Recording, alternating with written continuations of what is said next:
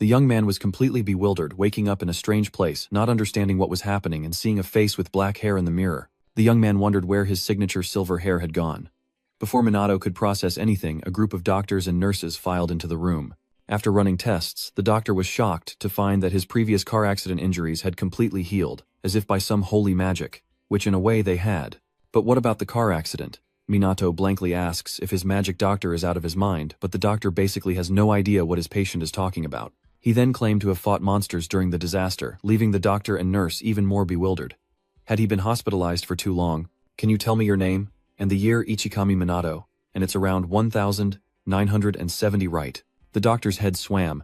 The boy was suffering from severe after effects. His name is Kusanagi Minato, and the year is 2022. Now it's Minato's turn to panic. I am Kusanagi Minato, and this is the year 2022. These two don't seem to be lying. And that TV is so thin and sharp. The calendar on the desk says 2022 as well, and I've never seen that little device the nurse is using before.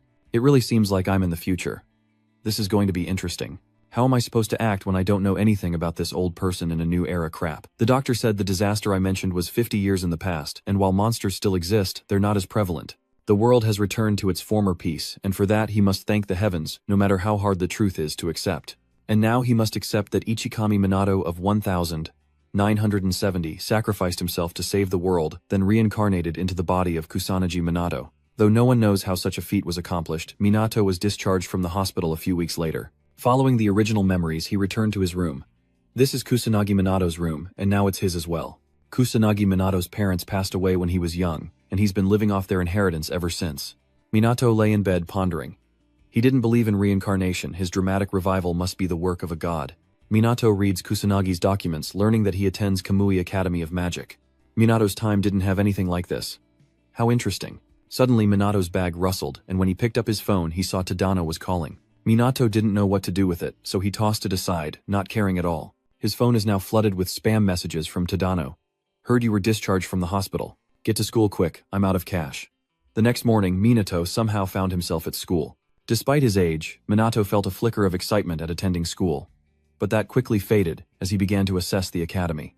A young man shouts, snapping off a weak fire spell at the wooden puppet before Minato, who surveys the room, noting the student's feeble magic. He clutches his head in disappointment, unable to believe his magical descendants are so weak, not even a fraction of what he was when he started. Minato trudges in, oblivious to the eyes following him, but his mood lifts as he enters the classroom. Sitting at his desk, he felt like he was back in the old days, full of excitement. Little did Minato know if the original body had any friends, but a group was already approaching. A loud stomp and booming voice erupted from behind him. You dog, you ignored my messages. Friends are naturally meant to help each other. Run shoves Minato's hand away. Who are you people? The redhead shouts, lunging to kick Minato. He kicked and screamed. How dare you forget the trembling Tadano? This useless trash. Minato recalls the name Tadano appearing on his phone. Oh, you remember now. So you're my friend. Run smirks and reaches out his hand. Finally remembered you, dumbass. Do you even know what it means to be a friend? Minato immediately grabbed Run's hand tightly. Friends are naturally meant to help each other. Run shoves Minato's hand away. He grabs Minato's collar, ready to devour him whole. Where's your money? Spit it out already. You still have plenty of your grandparents' inheritance, right? Minato sighed, finally understanding that Kusanagi Minato wasn't friendless but bullied. Jun was like a pufferfish, each word from Minato infuriating him, to the point of wanting to punch him. Just then the classroom door opened and a sweet, playful voice chimed, "Good morning." The blue-haired girl exuded charm, her face radiant, her figure graceful and her thighs full. Enough to make Jun drool, nearly drooling on Minato. Unable to act in front of his goddess, he could only scold Minato before storming off, and today's class just happened to be history. The professor recounts the tale of Ichikami Minato, the supreme mage who sacrificed himself to end the horrific event, as the class nods along, lulled by the professor's droning voice. You're just some guy from Kusanagi. How dare you? Minato calmly retorted. The professor asks if anyone knows exactly who Ichikami Minato was, and the blue-haired Mizuha jumps up to answer. The sole survivor of the first disaster, the first mage, and the reason this academy was founded. Mizuha's eyes sparkled with admiration for her idol Minato. The professor confirms Mizuha's answer is correct. Minato was the first human to wield magic. This magic academy was founded to train more magicians like Ichikami Minato, the greatest magician in human history.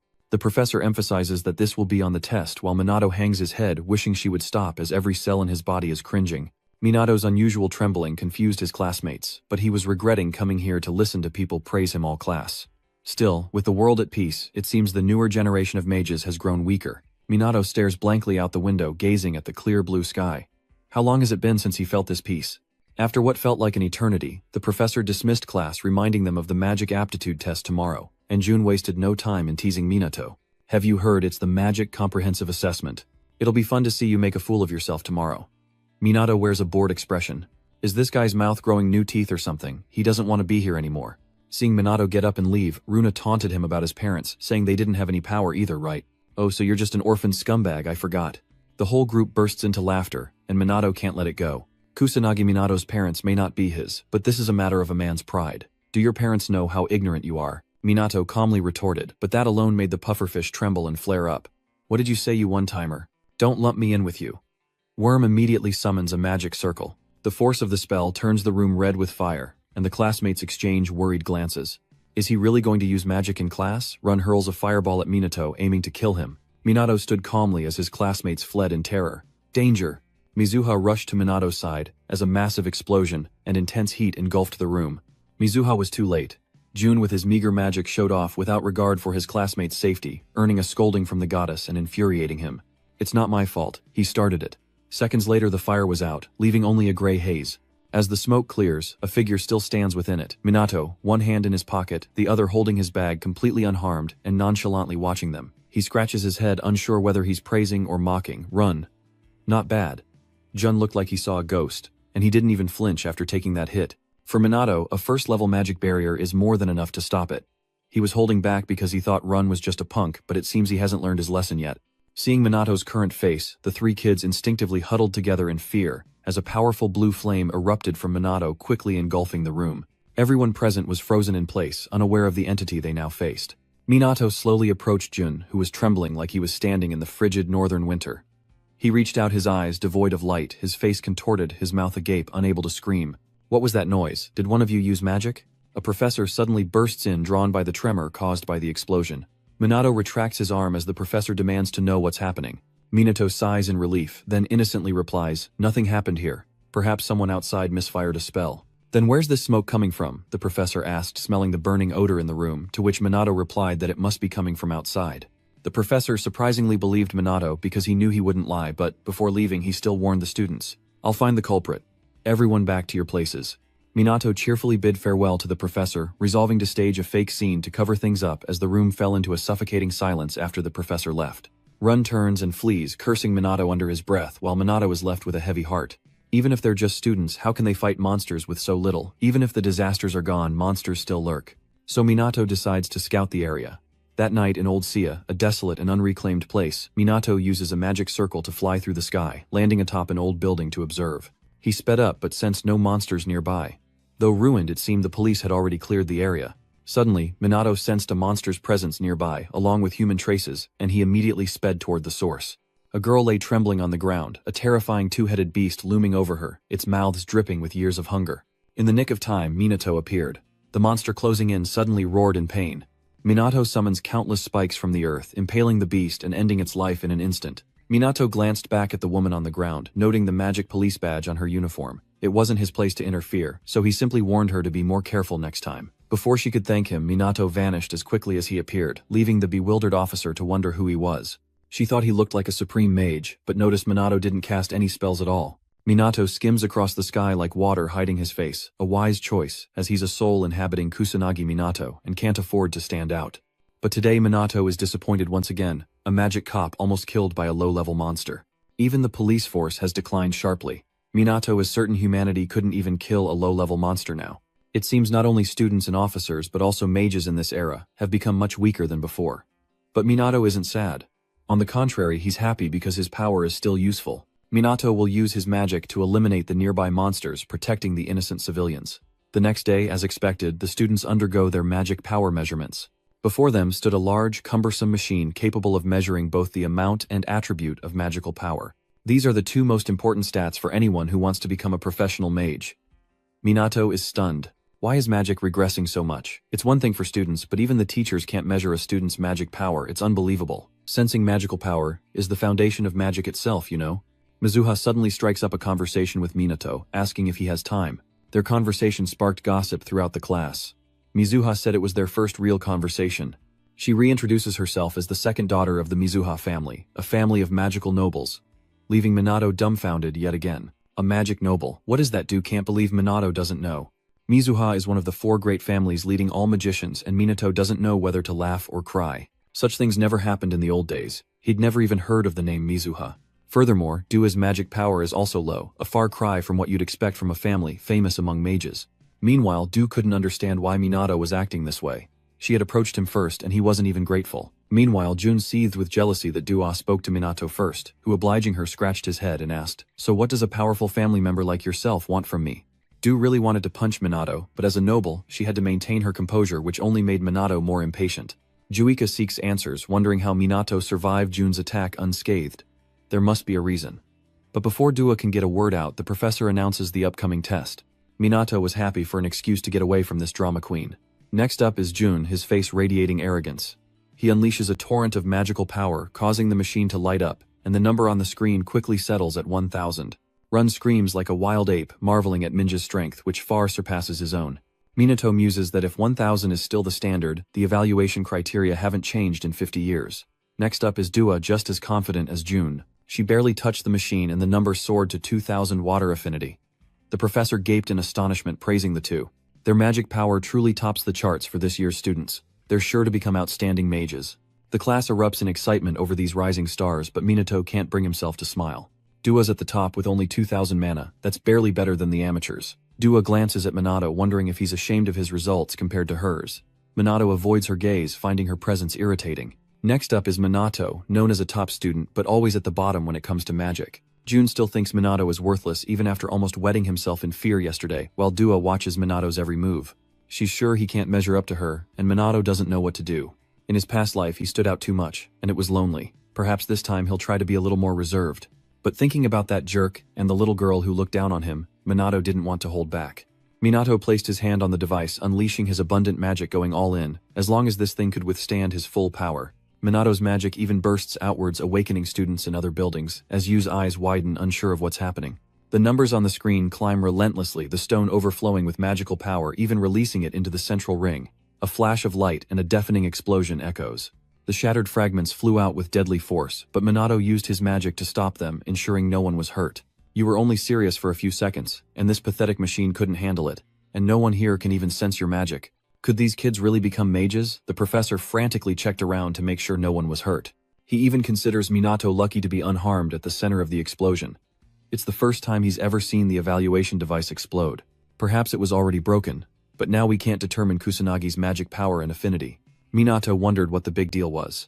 Apparently the academy would assign groups for practical classes, but now they didn't know which group to put him in. And so the professor assigned Minato to Jun's group, who glanced at his two underlings with a devious smile. Of course, Professor. In fact, the professor is extremely confident in entrusting Minato to Jun. Jun passed by Minato, putting on a villainous face to intimidate him. I'm looking forward to this, Professor.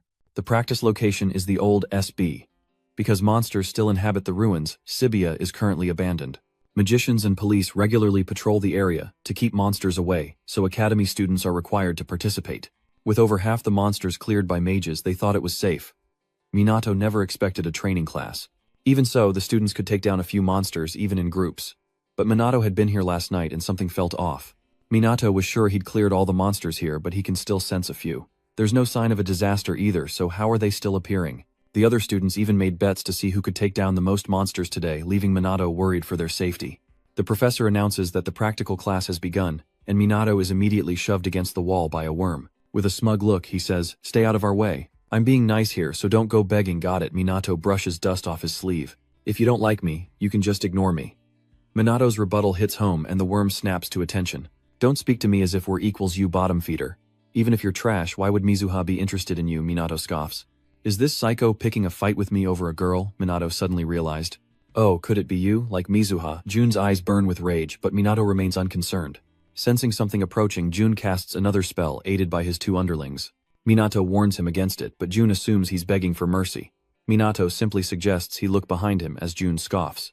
"You think I'd fall for your childish tricks?" A dark shadow suddenly looms over Jun, causing him to turn around. A massive two-horned monster has appeared. The three punks huddled together, trembling. What? What is that? Why is it here? Why is there a goblin here? Faced with a true monster, these three are nothing but fodder. His two subordinates beg, run to act, and despite his fear, he's confident in his abilities. Take this, you bastard. Run unleashes a torrent of flames engulfing the demon soldier, and when it doesn't move, he thinks he's won. Easy as pie, right? But no, beneath the flames, the demon soldier's body remains without a scratch. Minato isn't surprised. A level 1 spell couldn't possibly defeat a goblin soldier, but he's content to watch the show for now. The goblin soldier advances while the terrified man collapses, eyes wide, teeth chattering, and pants soaked from forgetting his diaper. The demon soldier lunged toward June, but stopped short upon seeing Minato. A flood of bloody memories overwhelmed him, and he immediately retreated. Minato calmly steps forward, remarking that even a demon soldier knows who's stronger. Yes, it can sense the immense magical power emanating from Minato. The demon soldier's arm trembled as it roared, summoning magic circles, while Minato raised his hand, summoning his own without incantation. How can you win with just level 1 magic? We're going to die. The brats behind him whined in fear, as the demon soldier cast second circle magic stone wall. Huge chunks of stone hurtled towards them, and Jun squeezed his eyes shut. Minato smirked, casting a first-level fire arrow spell, unleashing a fiery dragon from his hand, clearly capable of devouring the demon soldier's pathetic rock. Sure enough, the stone was incinerated, followed by the goblin, a massive explosion, creating a powerful gust of wind that billowed Minato's coat. The trembling man opened his eyes, wondering what the hell just happened. Did Minato just take down that goblin and save his life? Minato approaches the demon soldier's magic stone, wondering why it's in Sibia. He hunted them down one by one yesterday, yet they still reappear. Unless this is a sign of a pre-disaster, the current situation seems more tense than Minato anticipated. Recalling those tragic, death-filled memories, Minato couldn't help but shudder. But even if disaster struck again, he would save everyone. Meanwhile, Jun's two subordinates exchange glances. Did he just take down a goblin soldier? Is that really the Kusanagi? From before, Jun suddenly punches the wall in anger. How could he face Duika if she found out? Little did he know she was hiding behind a rock, witnessing his humiliation. Rewinding a few minutes, in another area, students faced magical beasts. But they were low-level, easily dispatched by Du with first-level magic. The students outside witnessing this eagerly praised her, saying amazing as expected of Mizuha. Hearing their praise, Mizuha sighed with exasperation. They're impressed by so little. These commoners are only good at flattery. Well, she is a genius after all, what can you do? But just then Du saw Jun's group dragging Minato away into a secluded corner. Remembering Minato's bullying, Jukyung frowned in silence before finally addressing the others. I'll leave the rest to you. She quickly followed after them, unable to ignore what was happening. Hiding in the shadows, she silently observed the group. But when she saw the demon soldiers appear, Juika's face instantly paled. This was something the others couldn't possibly defeat. Growing more frantic, Yu tightened her fist. She had to do something. After all, she is a member of the Mizuha family. Yu finally ran out and shouted, "Everyone run." But before she could finish, a magical ray struck her, leaving her stunned. With a deafening boom, an explosion erupts, filling the sky with smoke and fire. As the smoke clears, the scene is finally revealed. Juika saw Minato standing tall, and frowned in astonishment. Minato's magic. I remember him being shy and having no talent for magic at all. He's like a completely different person now. And she didn't even hear an incantation. Is Minato using incantation-free magic? And he took down that goblin soldier so easily with just tier 1 magic. A demon's power is determined by the number of magic stones it possesses. This is also the principle that determines their ranks. Normal magic beasts are rank 6, demon soldiers are rank 5, 1 rank higher. A rank 4 demon commander, rank 3 demon general, rank 2 demon king, and at the very top, the demon lord. The ranking that can inflict damage on each demon is fixed. Every modern mage knows this. You need at least 3rd level magic to take down a goblin soldier. So how could Minato's 1st level magic do it? Du truly couldn't understand.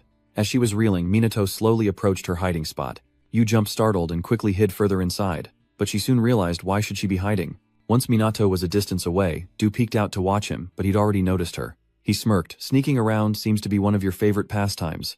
Du was stunned and furrowed her brow, asking, how did you know? With an indifferent shrug, Minato casually replied, it'd be strange if a self-proclaimed magician didn't. But after Minato said that, Du was even more confused. Seeing her reaction, Minato knew, and he sighed helplessly. You guys can't sense magic, can you? With that, he turned and left, leaving Duka standing there in confusion. By the time she reacted, she was chasing after Minato. She called out, wait, what is going on? Explain yourself. Unfortunately, he'd already vanished, leaving her all alone. The person she's looking for is on the roof of a nearby building, and seeing her search, Minato can't help but sigh. He scanned the area, muttering, might as well double-check. With that, Minato used his magic to survey the surroundings. There are no more demon soldiers, but quite a few magical beasts remain, much to his dismay. Even Jun, considered an excellent student, was terrified. The other students must be struggling. Minato frowned in silence. Should he lend them a hand, his barrier would cover the entire area around the Gasibia estate. Without hesitation, Minato summons magic into both hands, and in an instant 2 streams of magic appear in the air. They then began to surge forward, soon enveloping the entire Gasibia estate. Seeing the magical energy in the air, Jun's group was immediately shocked, wondering what it was. Even Du was no exception. She frowned and muttered, "Is that magic?" Versatile magic. Meanwhile, elsewhere, a horde of magical beasts swarmed 2 academy students, their numbers overwhelming. Just then, a monster lunged at a pink-haired girl, her face frozen in terror, unable to react. In that desperate moment, a surge of magic tore apart the attacking monster. The pink-haired girl, just escaping death, collapsed to the ground, her legs weak. The boy rushed to her side, asking anxiously, "Are you all right? Are you okay?" Meanwhile, atop a nearby building, Minato looks down as Hai-Long nods. Good, slaughtering them like that is entertaining. But he quickly noticed a problem with his magic, and cold sweat poured down Minato's brow. His magic didn't just kill the monsters, it tore them to shreds, scattering their remains in an instant. Witnessing this, Minato sighed in exasperation, realizing he'd gone a bit overboard. He ended up clearing out most of them. How will the class continue like this? Next time he'll have to hold back a little. After a moment of silence, Minato used magic to descend from above. He glanced around for a long moment, finally nodding in satisfaction. This area should be safe. After ensuring everything was clear, Minato landed in a secluded spot, knowing that while he didn't want to hide his abilities, completely standing out too much would be a headache. As he approached the other students, he saw the instructor examining the monsters' corpses, muttering in disbelief. How could so many monsters have been left behind? Their entire pack should have been wiped out. To take down this many with a single blow, it must have been a professional mage. Moreover, the unidentified magic deploying countless magic bullets like this, it can only be unidentified magic. He'd never seen anything like it. Without this person, the situation would have been beyond the instructor's control. Firing multiple magic bullets isn't the issue, but the fact that there are more than 6 here means it couldn't have been a student. As he pondered, a student unable to contain their dissatisfaction questioned him. "Why are there still so many magical beasts left?" "We almost died, Professor. It's your fault." The instructor didn't deny responsibility, bowing his head in apology. "I was informed that the police had cleared out the entire horde," he explained, biting his lip. "I should have double-checked with the school. I'm truly sorry for putting you all in such a dangerous situation." Hearing this, the students were at a loss for words, their faces filled with resignation. The rescued student hesitantly asks, "Someone came to save us, right?" But the guide shakes his head. "I don't know either." The girl sighed in resignation. "I just wanted to thank them." "You really don't know who it was. It couldn't have been the police or professional mages. Could it be some kind of rogue magician? But there's no denying the truth. That person saved his students from the bottom of their heart, and he's grateful to this anonymous mage." Minato, the anonymous mage the instructor was thinking about, stood at a distance, smiling silently, as the students safe from harm began to chatter about the magic they had just witnessed. Minato scanned the crowd, relieved to see everyone was safe. Meanwhile, Jun's gang is glaring at him with malice. These immature brats haven't learned a thing from their near-death experience. Minato sighs while elsewhere Yu secretly observes him. He defeated a goblin soldier with only level 1 magic. And was that limitless magic his doing as well? But fire magic and non-attribute magic, she couldn't believe any student was capable of wielding both simultaneously, least of all, Minato. Thinking this, Du felt a little relieved. She was just overthinking things. There's no way someone like him could wield 2 attributes at once. The magic user must be someone else, but that doesn't negate the fact that Minato defeated a goblin soldier. She wonders just what he is. Minato senses Du's gaze, but doesn't react.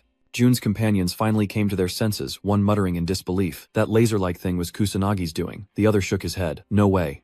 But the other man, still clinging to his theory, blurted out. He did take down a goblin soldier, though. This only fueled Run's anger, his face darkening with rage. He gritted his teeth. "Shut your mouths, or I'll kill you." The 2 men wisely fell silent. Run's eyes burned with rage as he roared. There's no way that Trashfly is that strong. Something shady is going on. He's definitely strange. Wasn't he just a coward? Jun, hearing this, smirked and coldly replied, "That dog is definitely up to something. You dare make a fool of me, I'll expose his true colors." Later, school finally lets out. Minato returned home as usual, only to be ambushed by a group of students, leaving him slightly bewildered, led by none other than Jun. He glared at him coldly, saying, "I've been waiting." Minato, exasperated with these immature guys, sighed and said, "Are you all deaf? Instead of running to mommy and daddy, why not use that time to learn magic? It'd be more useful." These words ignited Jun's rage, and he roared, "You have no right to speak, you deceitful bastard." Deceitful Minato was a little confused. "What does that mean?" Run scoffs, his anger rising. "Don't play dumb. How could you possibly wield that kind of magic? You're definitely plotting something behind my back." Minato stares at him, his eyes filled with confusion as he can't understand a word the guy is saying. Seeing his silence, Run coldly ordered, "Come with me. I won't let your cowardly rat escape." Typical bullies always ganging up. Minato shrugged indifferently at the sight of the thugs before him and scoffed, "Why would I run?" Provoked by his attitude, Jun angrily shouts, "Enough with the nonsense, you bastard. You can't use magic here, can you? As soon as he finishes speaking, he clenches his fist and lunges forward. Jun's fist is inches from Minato's face, but he doesn't react, and Jun's cronies pile on throwing punches. Without magic, what can you even do? Even if you lick my boots now, I won't forgive you. Jun sneered. Die, Kusanagi hissed, his smile growing more inhuman. But unfortunately for them, they couldn't even touch a hair on Minato's leg. Minato stood there calmly, his eyes full of contempt. Their pathetic attacks can't even touch him. Minato's magic is protecting him, they could hit him all day and do nothing. But these flies are so annoying. Minato considers just taking the hit. So he tried sitting down, pretending to be hit. But at that moment, a loud shout suddenly rang out. What in the world are you doing? Everyone turned around, startled, and saw Du standing behind them. Jun's face instantly fell, his lips trembling as he muttered, Duika, I'm afraid Miss Du will think badly of me. Jun quickly explained, no, we're just messing around. Unmoved, Du coldly states, I know you're all ganging up on Kusanagi, wearing Magic Academy uniforms, and yet you've become a pack of bullies. Are you not ashamed? Don't you feel ashamed? Hearing this, Jun's group immediately looked displeased. Jun's face darkened as he glared at Minato through gritted teeth. It's all his fault that she's treating him with such contempt. As Jun pondered this, Duika approached and took Minato's hand. Let's get out of here, Kusanagi. Seeing them hand in hand, Jun's rage reached its peak, and he began cursing Minato's entire lineage in his mind. Seeing Jun's expression, his henchmen were too terrified to intervene, and Jun finally snapped. Damn you, Kusanagi. Minato sighed helplessly. Is this guy made of glue? He just won't let go, will he? At that moment, Run, in a fit of rage, summoned his magic and roared, You son of a bitch, I'm going to kill you. Seeing this, Du cried out in alarm, Tanato, what are you doing? But he's gone mad, and he and his comrades unleash a barrage of magic towards Minato. Yu became increasingly anxious, urgently shouting a warning, it's dangerous. At that moment, an explosion erupted before them, smoke and fire filling the sky, forcing Yu to shield her eyes. Thinking Minato was buried in flames, Jun laughed triumphantly. 10 cheats wouldn't have saved you, kid. His 2 henchmen, however, were terrified, muttering in panic. Oh god, this is really bad. Is he really dead? He scoffs, feigning nonchalance. Idiots, what are you so afraid of? We just accidentally used magic outside of school, and lost control a little. Kusanagi just happened to be standing in the path of the magic, that's all. But as he gloated, a deep voice suddenly echoed from the smoke. You've gone too far. The thug turns to see a figure emerge from the smoke. It's Minato, unharmed, glaring at the punks. I thought you were just kids, so I was going to let it slide. Indeed, all foolishness is paid for with death. It's time I taught you all a lesson. Seeing this, Run's face immediately turned grim as he exclaimed, You're alive. You took that much magic and you're still alive. Even Yu behind him was shocked, still trying to process what was happening. Minato, not bothering to explain coldly, stated, I wouldn't mind if it was just me, but you dragged Do-hyung into this. You're rotten to the core, kid.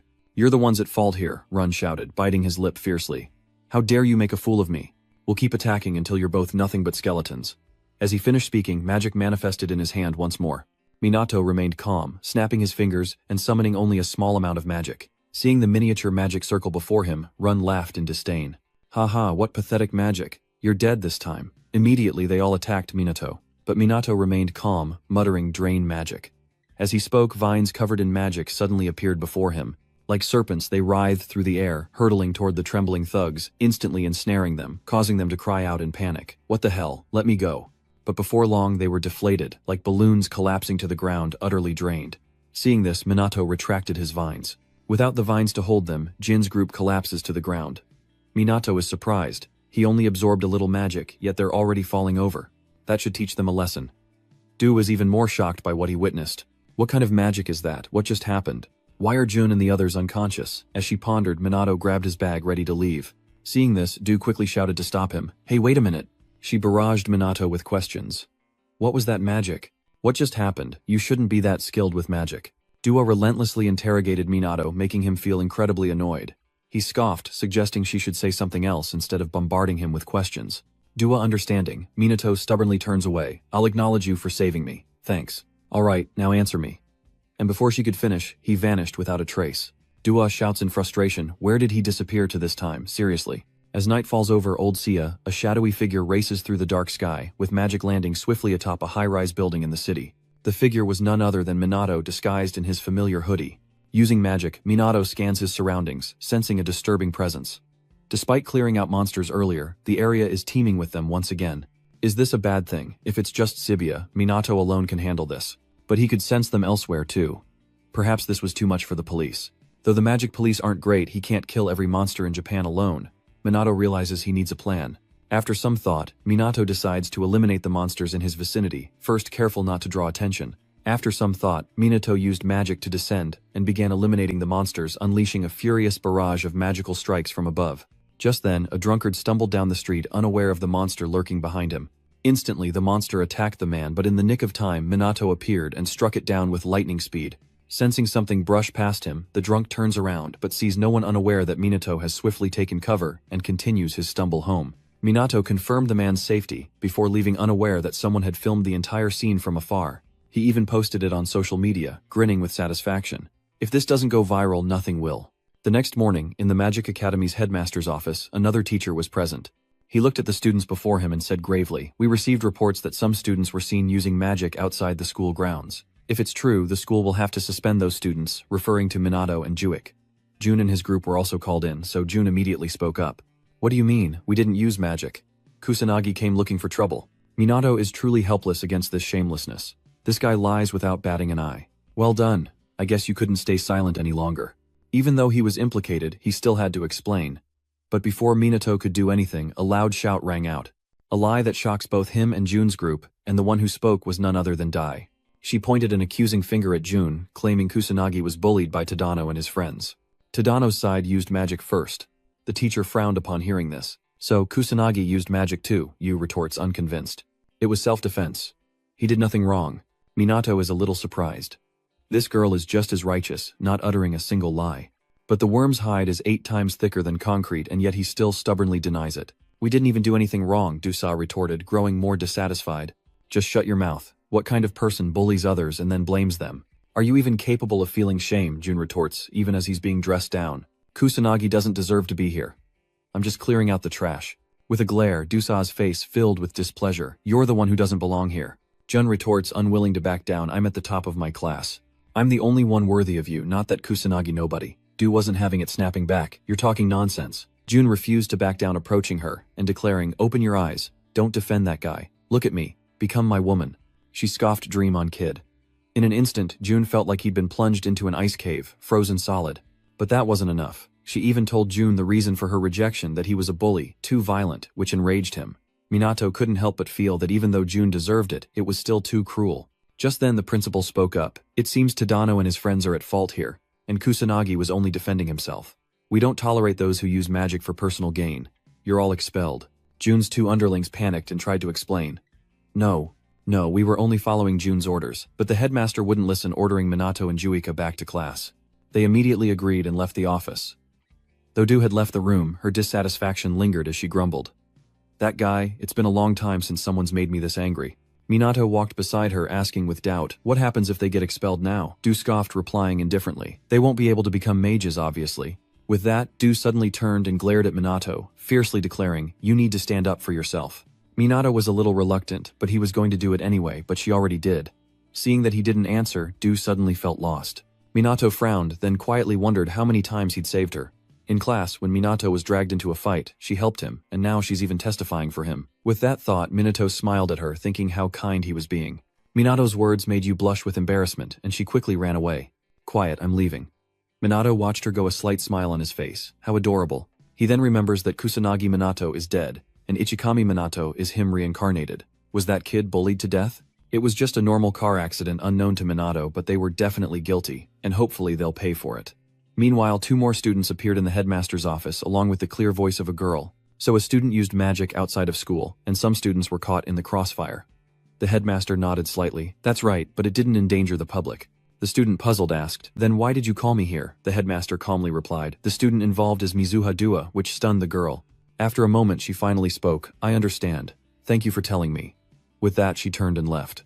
The headmaster didn't stop her, casually suggesting she send his regards to her 3 fathers, to which she calmly replied without turning back. Rest assured they'll continue to invest in the school. The 2 quickly walked out into the hallway, and the boy next to her finally spoke. "If what he said is true, then this Kusanagi guy must be really strong." The girl quietly muttered, "Fighting multiple mages at once is almost impossible for me. You wouldn't stand a chance unless there's a significant power gap. Do you think he's stronger than us?"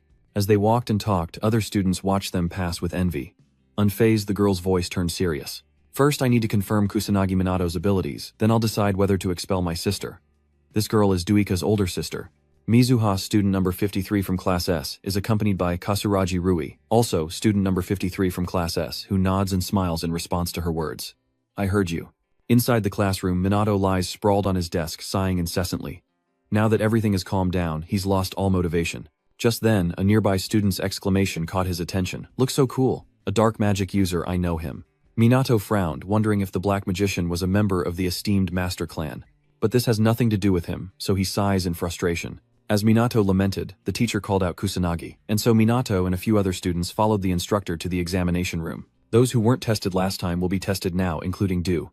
She narrowed her eyes at Minato, determined to uncover his true abilities this time. But at that moment her eyes widened in surprise, for she saw Ruka and Ryuji were also present. Du's eyes betray her worry. Why is she here? Regardless, the test began, and soon it was Minato's turn, who hesitated before the magic measuring device, frowning in thought. Last time he blew up the machine, so he's holding back this time. Minato summons just a bit of magic into his palm, then places his hand on the device. Controlling his magic to such a low degree left him sweating as the magic meter's numbers rapidly climbed. Before long, Minato removed his hand, panting as he rested his hand on his knee. The instructor asked suspiciously, "Hey, are you okay?" He shook his head, indicating he was fine, as the instructor glanced at the reading, hesitating to speak. "Looks like we have the final result. Kusanagi Minato's attribute is null." Hearing this result, Rika's eyes filled with disbelief, while Ruka and Ryuji remained unsurprised. They seemed to believe Minato wasn't that strong after all. But the surprises didn't end there, as Minato's magic power was revealed to be only 100. The students present immediately began to whisper, "That's the lowest we've seen in our class." But not being able to measure an attribute is rare, right? Ryuji sighed as he overheard the murmurs. Ruka, losing patience, immediately turned and left, saying, "Let's go, we're done here." The two quickly left and mocking laughter erupted. So much for re-evaluation. If his magic's weak, there's nothing he can do. The instructor, worried Minato might be discouraged, patted his shoulder in consolation, telling him not to overthink it as his mana capacity doesn't define him. The only one who didn't believe the results was Daika. Something wasn't right. Minato should have been able to take down demon soldiers with ease. He should have been able to use both fire and void magic. She's never heard of anything like adjusting the amount of magic released. What exactly did Minato just do? Contrary to everyone's reaction, Minato is quite satisfied. The results are excellent. As he wished, Minato only needed to control a certain amount of magic, but it was exhausting, and luckily he got past everyone. A moment later in the hallway, Minato walked alongside Dua, asking, "So were you at the evaluation too?" Mizuha Duika nodded slightly. "I was just a bit curious." Before they knew it, Ruka and Ryuji blocked their path. Minato, unfamiliar with them, muttered in confusion. "Who are you?" Ruka immediately introduced herself. "I'm the eldest daughter of the Mizuha family. This Mizuha is Kasaragi Ryuji, and they're both fifth wives." Minato frowned, confused, and hesitantly asked, "What do you want?" "I've lost all interest in you," Ruka scoffed, stepping forward. Dua trembles with worry as Ruka approaches coldly, remarking, "Looks like you're no better than those rule breakers." Dua lowered his head, unable to face his sister. Ruka pressed on, "I also heard you were saved by a demon whose power barely reached 100. Is that true?" Dua hesitates, then quietly confirms it's true. Ruka explodes, demanding he drop out of school, but Dua objects, asking why he should. With a cold huff, Ruka said callously, "Have you ever beaten me, even once?" Dua was stunned. Ruka was right. Whether in academics, sports, or even magic, Dua had never surpassed her sister. Ruka cornered Dua, saying sternly, "You're not cut out to be a mage. One of us is enough." Ruka remained firm, continuing her demands. "All you have to do is listen to me, leave this place and find some random school to attend." Dua trembled slightly, her eyes welling up with tears. She clearly wanted to object but lacked the courage. Seeing her silence, Ruka asked, "Do you understand?" Yuka clenches her fists, caught in a mental battle, until finally she's about to give in and agree, but before she can speak, Minato interrupts. "That's quite a loss." Ruka glared at him coldly, asking, "What did you just say?" Unafraid, Minato calmly retorts, "You're just talking without listening to what the other person wants to say. If that's not rude, I don't know what is." Ruka scoffed, speaking coldly. "This is a private family matter. Stay out of this, outsider." Minato retorts, "Is that what you call talking? You're ordering your own sister around." These words enraged Ruka, and she retorted with dissatisfaction. "What did you say, you little brat?" Minato calmly faces her, saying that forcing others to do what they don't want is a taboo that must not be broken. It's akin to telling them to give up their dreams.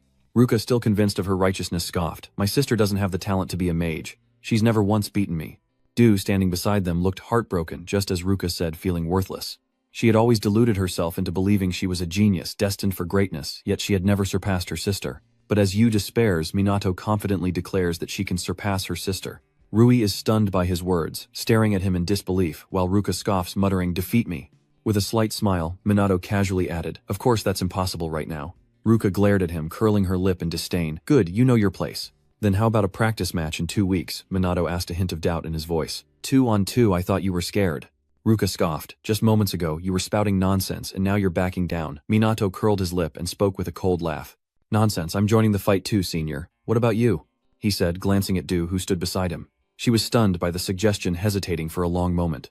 Yuka struggles with whether to abandon her dream or fight for it one last time. But after a moment of silence, she finally has her answer. She declared fiercely, I'll participate too.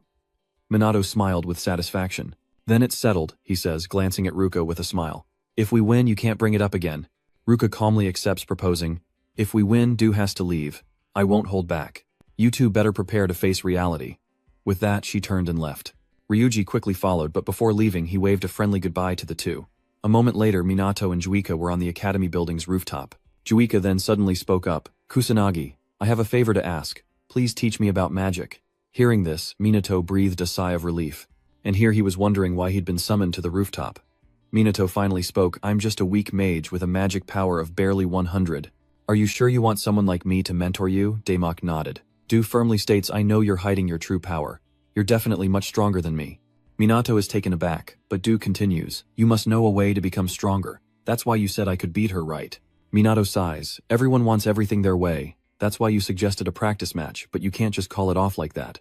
Seeing his silence, Du immediately bowed his head and begged him, leaving Minato no choice but to agree. Instantly, Yu excitedly asks if he's sure, to which Minato nods, warning her to follow his instructions and not give up halfway. Without hesitation, Du eagerly agreed, yes, of course I will. With a plea like that, how could I possibly refuse? Minato smiled. Plus, you'll need to prepare a bit more from now on. Teaching a mage shouldn't be too hard, right? Then let's begin today, Minato said slowly. Before he could finish about a training place, Yu hesitantly offered, how about my place? That afternoon, Dua led Minato to her home, a sprawling mansion, leaving Minato speechless upon arrival. This mansion is huge. Dua casually replies, my father is a noble mage, so this is normal. Come to think of it, this is the first time she's ever invited a boy to her house. Does Minato find it strange to be invited here? But she didn't have any strange intentions. It's just that the more Dua thought about it, the more embarrassed she became, unable to look Minato in the eye. At that moment, Minato suggested they get started calling her Dua, which startled her. Why are you calling me by my name? Minato unfazed replied. Well, your sister is Mizuha. How else would I know who I'm talking to? Hearing this, Dua realized she had been overthinking things. Seeing her reaction, Minato asked, if you don't like that, what do you want me to call you? Du shakes his head. No need, just call me Du. Seeing no problem, Minato suggests, then let's begin. First, I want to ask you, what exactly is magic power? Hearing the question, Du confidently replies, easy, it's the energy inside the body, the basis for forming magic. Minato, not confirming or denying, continued, and what about spells? Du calmly replied that they were a program that turned magic power into magic. Minato asks again, then can magic power be increased? Dai confidently shakes her head. Impossible. A mage's magic power is set at birth, and after a certain age it won't increase anymore. After answering, she smugly grins. Hee, how was that? I answered perfectly, didn't I? You're completely wrong, Minato scoffed coldly. Yuuka was immediately shocked, staring at him in disbelief.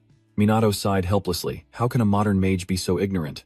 What happened 50 years ago? With no other option, he patiently explained. First, magical power isn't just inside you, it's all around us. Spells are simply tools to aid your magic, and you can absolutely increase your magical power proactively. Hearing this, Du cries out in disbelief. If that's true, then aren't the magic academies useless? Shrugging indifferently, Minato said coolly, you don't need to believe me right now. I'm simply going to teach you the 3 things I just mentioned. Sit down. Dua obediently sat cross-legged on the ground as Minato calmly spoke. I'll channel magic into you. Let me know when you feel it. Dua asked suspiciously, you can sense magic. Minato replied calmly, you can't get stronger if you can't. Close your eyes, here we go. No sooner were the words out of his mouth than Minato placed his hand on Dua's back. He began channeling magic into her body, but she didn't react, so Minato increased the flow. He thought Dua couldn't feel anything, but she suddenly cried out, my back is getting hot. I can feel something. Hearing this, Minato withdrew his hand and sighed. That was just a taste of basic magic. Du stared at him intently, muttering in confusion. So that's what you meant by sensing magic? Yes, remember this feeling, Minato said calmly. Once you can sense it, you can recognize it and find sources of magic in nature. Use it as your target. Du winks and says with a smile, I'm also a daughter of the Mizuha family, you know. I can do it right now.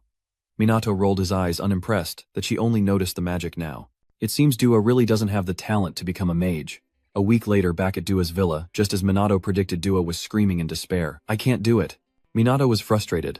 After a week of training, she was still so slow, but the competition was fast approaching. With that in mind, he offered, then I'll transfer more magic power to you.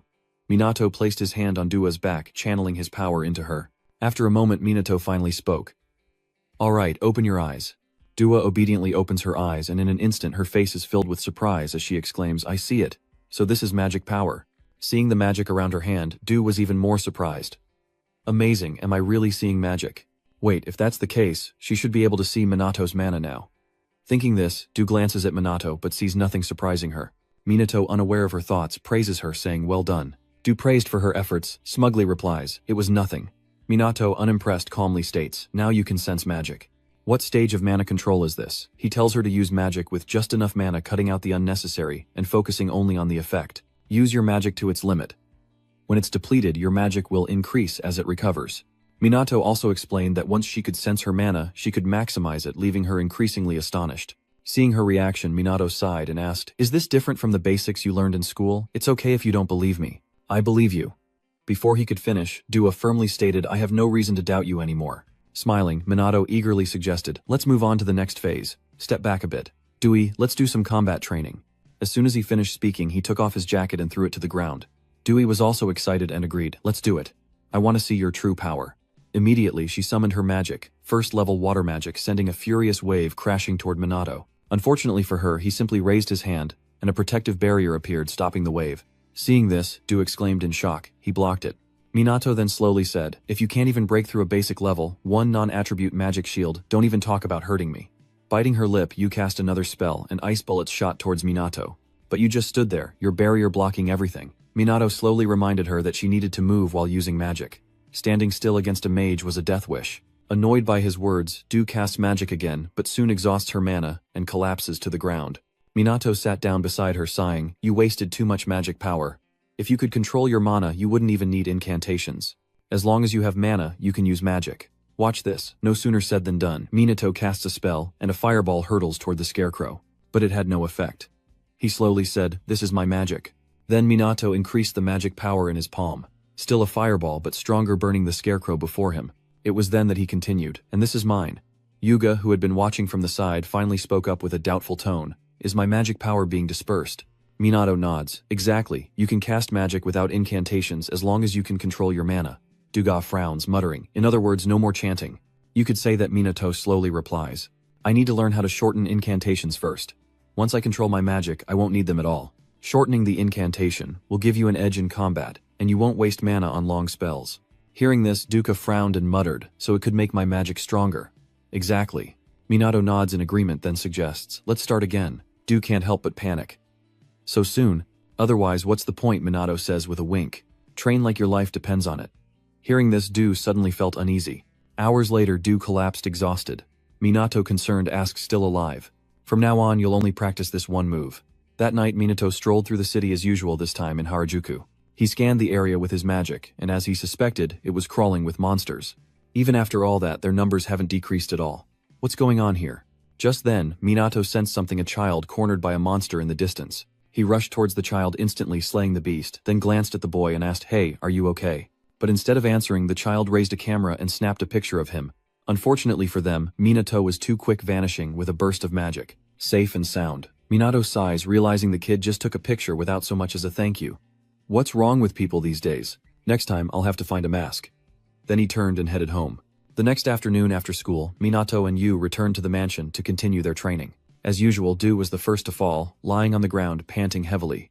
Minato stood by, helpless. The practice match was only days away. She's improving, but she's still no match for Ruka, in any aspect. At this rate, Yuka stands no chance of winning. Thinking this, he suddenly speaks up. Sometimes giving up is an option. Hearing this, Yuka lowers her head. But she quickly rose, thinking, "I'm always being compared to my sister. I can't beat her at anything. I've been forced to give up too much already, but magic is the one thing I refuse to relinquish." Minato narrowed her eyes, saying without hesitation, "But at this rate, you'll never win." Refusing to give up, Du suggests, "Then let's train harder." A smile creeps across Minato's face as he raises an eyebrow. "I won't hold back." Hearing that, Du excitedly agreed, never giving up. And so Minato taught Du even more. The two sparred relentlessly until Dua was completely exhausted. After a few days, Dua was finally able to hold her own for an extended period. Minato smiled with satisfaction, saying she'd passed. Hearing this, Du cheered with joy, finally having done it, and Minato praised him as well. "Well done, Du." He basks in the praise. All efforts had paid off. A few days later, the final rehearsal arrived. Minato and Duo stood before the training grounds, but the scene inside astonished them both. The training grounds were packed with people. and the reporters swarmed Duo, shoving microphones in her face and firing questions, leaving her stunned and confused. Minato frowned, realizing that a simple duel between students highlighted the importance of noble, magical blood. Not only reporters, but many students had come to watch. Seeing this, Minato couldn't help but speak up. Isn't this a bit much? Magic battles are rare, almost like a major event, but Minato spoke without getting a response. He turned to see Du huddled there just as a booming voice echoed from afar. The two competitors, please proceed to the arena. Yu immediately jumped up ready to run. Seeing her unease, Minato quickly called out to her. Dua, anxious and uncertain, asked, "What is it?" Minato smiled, encouraging her, "Good luck." Hearing this, Dua froze, then smiled, her confidence returning as she firmly replied, "Of course." She then headed towards the training grounds. As she walked, she thought Minato is truly mysterious. His words echoed in her chest. Soon, Rika stood before Ruka, who narrowed her eyes and said sternly, "So you didn't run?" "Of course not," Daisie said confidently. With a snort, Ruka curled her lip in disdain. "How quaint, you think you stand a chance against me?" She raises an eyebrow at Yuka, brimming with confidence. She seemed certain of her victory, but Duka wouldn't back down, roaring, "I will definitely win." Hearing this, Ruka clicks her tongue, impressed. "Looks like you've made some progress these past 2 weeks." Juika responds, knowing her sister is strong, and though the power gap is vast, she refuses to lose. Just then, a voice boomed out, signaling the start of the match. Immediately, both Mizuha sisters entered battle mode, with Juika summoning her magic first. She shortened the spell to conserve magical power, and Ruka was not idle either. She also summoned her magic, and Minato, observing from the outside, couldn't help but be impressed. Ruka knew the basics of a mage duel, but Rui was too anxious to move. She's lost the advantage of her quick incantation, and just as he thought, Ruka is already upon her. Both unleash first-level water magic, and 2 surging waves collide in an instant. But due to her weaker magic, Juika's wave was quickly dispelled, and she was attacked by Ruka's wave, though she managed to break through it. Rika couldn't help but be surprised. She dispelled it. She's getting stronger, even Ruka can't help but marvel. "In just 2 weeks, you've already grown stronger than before." Hearing this, Rika is immediately overjoyed. This was the first time she'd been praised by her sister. Seeing her reaction, Ruka couldn't help but ask, frustrated, "What's so great about that? It's just a comparison, not a compliment." Her eyes now filled with determination, she coldly announced, "I'll be upgrading my magic now." With that, she summons her water magic once more, and Dua dares not neglect it hastily, summoning magic to defend herself. In an instant, a second-level water magic spell appeared, dancing in the air, before splitting into small bubbles and hurtling toward Dua. Dua couldn't withstand the attack, and was sent flying by the water bubbles, crashing at Minato's feet like a broken kite. Minato glanced over, a sense of helplessness washing over him. Dua's casting speed was no match for an opponent who was simply stronger. As he pondered, Ruka approached coldly, remarking, "So much for forbearance. Aren't you going to help her? You protected her before, didn't I? No need." Minato replied without hesitation, shocking Ruka. Just then, Yu rose from the ground, though her body trembled uncontrollably. Ruka was stunned, crying out in disbelief, "How is this possible? How can you withstand my second-level magic?" Biting her lip, Du resolutely says, "I won't lose." Magic is all she has, and even if she loses everything else, she won't give up. With that, Du summons her magic. Ruka scoffed, and quickly summoned a supporting spell, and in an instant the 2 water spells clashed fiercely. But quickly Du weakened, repeating, "I will win, I won't give up." Then she collapses, defeated. The battle's outcome is sealed. Dua exhausted her magic, and Ruka claimed victory. Dua lay trembling on the ground, clenching her fists, muttering in frustration, "I can't do anything, nothing at all." Minato sighs, helping Dua up, explaining that while the battle hinged on magical control, she simply lacked the mana. Ruka then coldly asks, "Do you understand now? She has no talent whatsoever." "Kusanagi, you must think so too." Minato replies indifferently, "Indeed, she has no talent. Clumsy, slow to improve, inept, and even weaker in real combat." But Minato is pleased with Dua's diligence and her relentless training. Du is taken aback while Ruka simply scoffs, and this is the result. But before she could finish, Minato coldly cut her off. "Yes, I lost, but I prefer someone as diligent as Dua." These words brought tears to Du's eyes. It was the first time someone had acknowledged her efforts. Ignoring her, Minato continued, "Du is my student, and I don't appreciate you bad-mouthing her." Du was moved beyond words, tears streaming down her face. Ruka scoffs, "You're getting a little ahead of yourself for someone with a magic level of 100. Minato shrugs unfazed, "And that magic level of 100 is going to defeat you." Provoked, Ruka's face twisted with displeasure as she scoffed, "You've got a silver tongue, I'll give you that, but I'm not wasting my energy on the likes of you." Ryuji was thrilled, finally getting his chance to fight, as Ruka brushed past him, coldly ordering. Ryuji chuckled, nodding in agreement, "No need to tell me twice." Meanwhile, Minato carried the injured Yu back to her seat. He sets her down on the bench, saying coolly, "Focus on my match." Du nods, slightly acknowledging. It was only then that she realized something. She felt no pain, and her wounds had healed. Unaware of her thoughts, Minato slowly entered the arena, knowing that his earlier boast of defeating Ryuji, with only 100 magic power, would require him to give it his all. He'll maintain his magic at 100, using non-chanting null magic. And without a magic barrier, one direct hit might just knock him out for good. The thought only excites him more. As Minato steps into the arena, Ryuji exclaims with excitement, "Sorry kid, I'm not holding back." Almost smiling, Minato retorts, "Fine, I'll let you have this one." In an instant, the arena erupted, and cheers echoed. "Ryuji, don't go too far. Go easy on him." Above the arena, Ryuji unleashed his magical power. Minato estimates its power level around 8,000, a death sentence for his former self, but now he can only muster about 100 magic power. And just like that, the second match between Minato and Ryuji begins. Ryuji summons his magic, saying with a grin, "Don't hate me for this. Each strike will test if Minato is the one who defeated those expelled students." Ryuji wants to see if he can withstand his full force attack. Before he could even make a move, a bolt of magic struck Ryuji square in the forehead, and Minato scoffed. How slow. The students in the stands are stunned by this display. It hasn't even been 3 seconds and it's already over. With Rui unconscious, Minato is declared the victor. Ruka rushed to Ryuji's side, shocked that Minato had defeated him with a single blow. "She didn't even hear you chant. What exactly did you do?" As Luca pondered, Minato's mocking voice reached her ears. "I did as you wished and finished it quickly." Seeing this, Luca excitedly shouts, "Amazing, he actually took him down." Ruka glares at Minato and coldly says, "Looks like you've got some talent." Minato dismisses her with a playful laugh. "Just better than you. Can't you ever shut your mouth?" Ruka angrily grits her teeth, then unleashes her full magical power. Minato estimates it's only around 10000, but still stronger than Ryuji.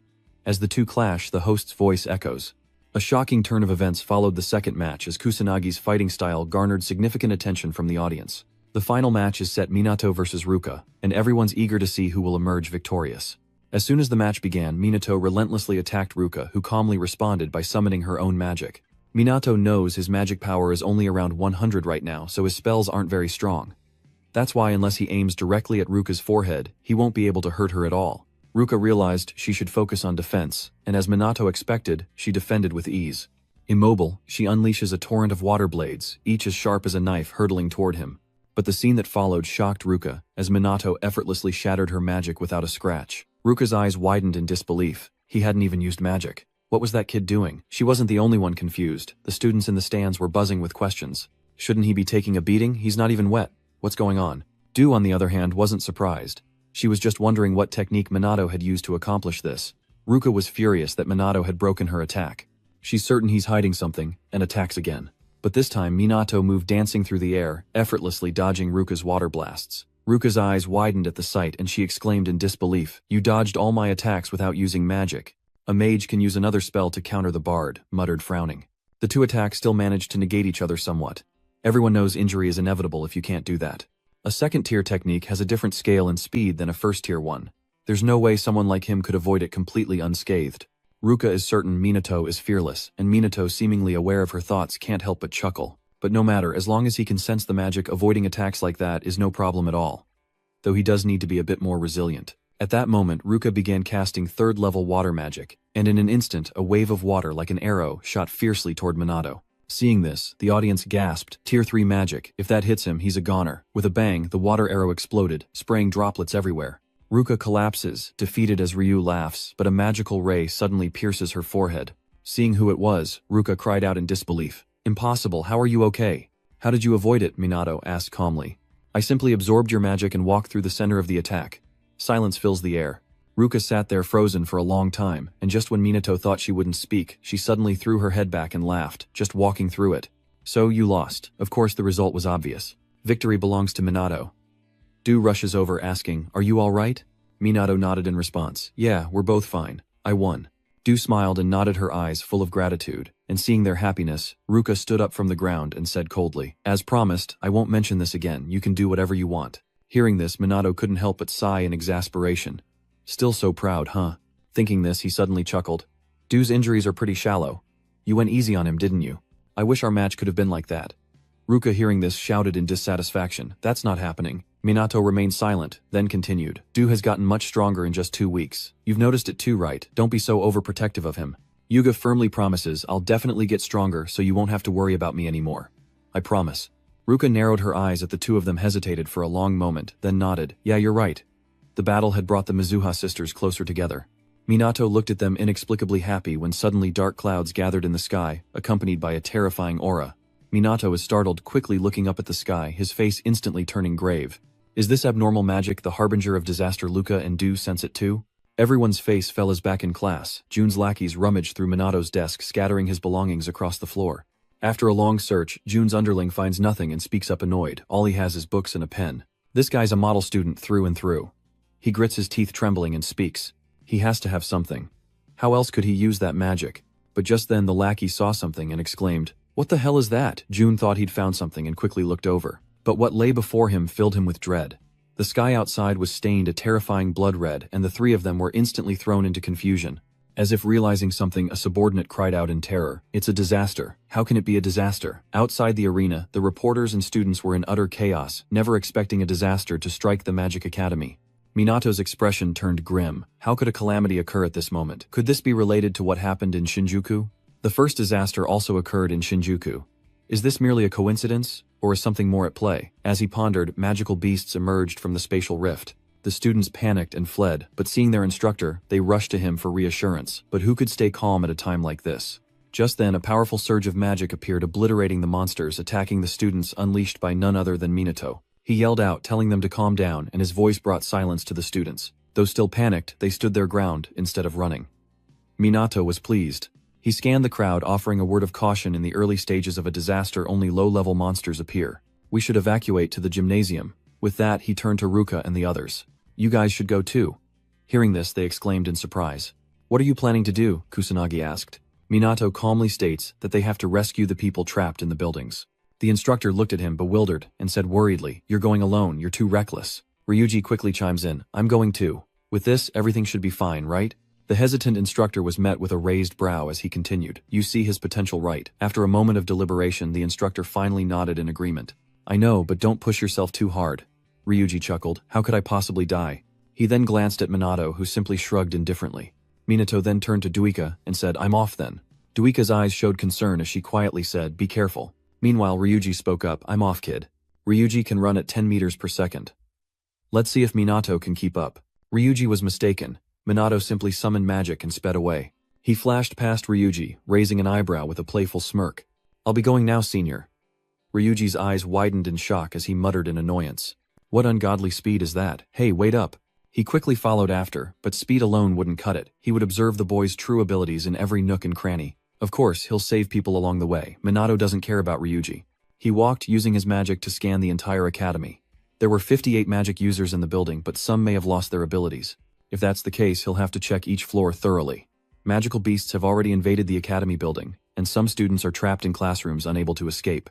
Minato leaps through the window, witnessing the scene, and without hesitation unleashes his magic upon the beasts.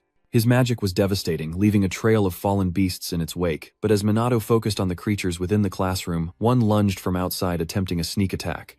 As if with eyes in the back of his head, Minato casually unleashes his magic, tearing the monster apart.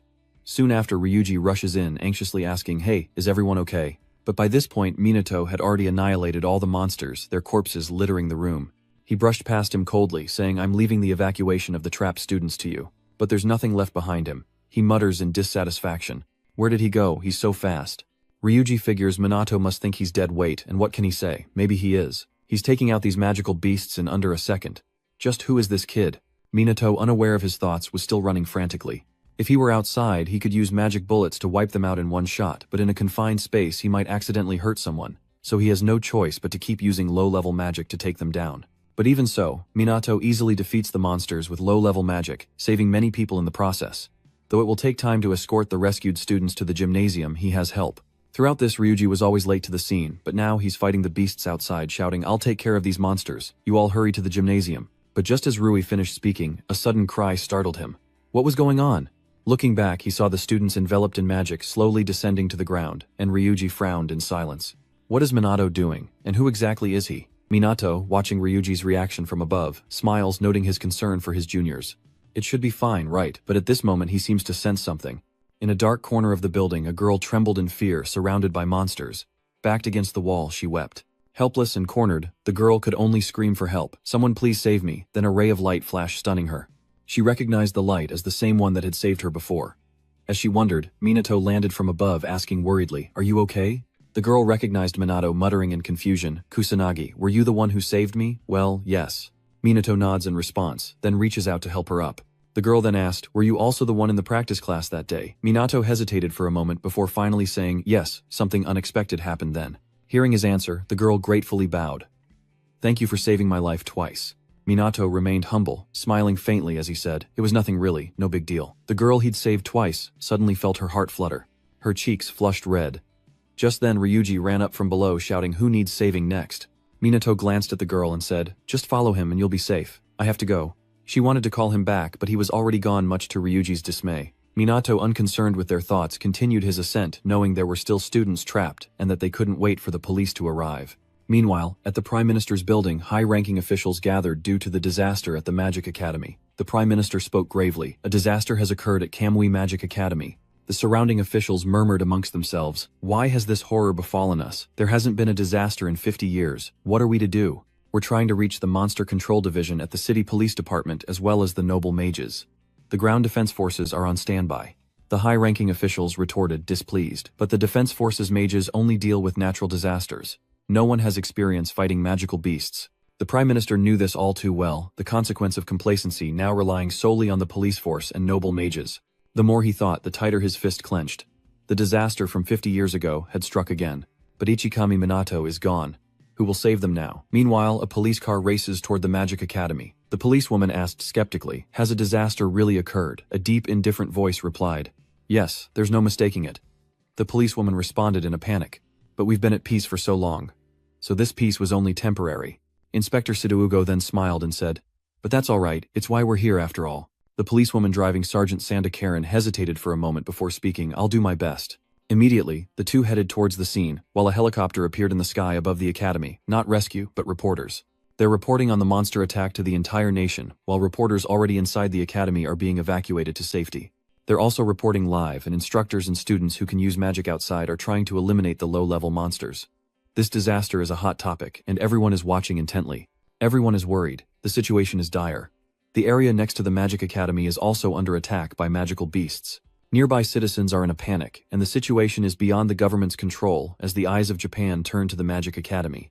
Everyone awaits news from the media, some worried about nearby areas, others fearing a repeat of the disaster from 50 years ago. In short, all of Japan is in chaos. At the Magic Academy, Minato continues to fight the monsters to save people, but they keep flooding the school in large numbers, and it's almost time to enter Phase 2. Each stage brings forth new, more powerful monsters, and no matter how many we slay, they keep coming as long as the core remains. The boss will reveal itself in the final stage. Minato must hold out until then. The more he thought about it, the more annoying it became. This disaster was truly a pain. After rescuing people from the monsters, Minato uses magic to teleport them downstairs.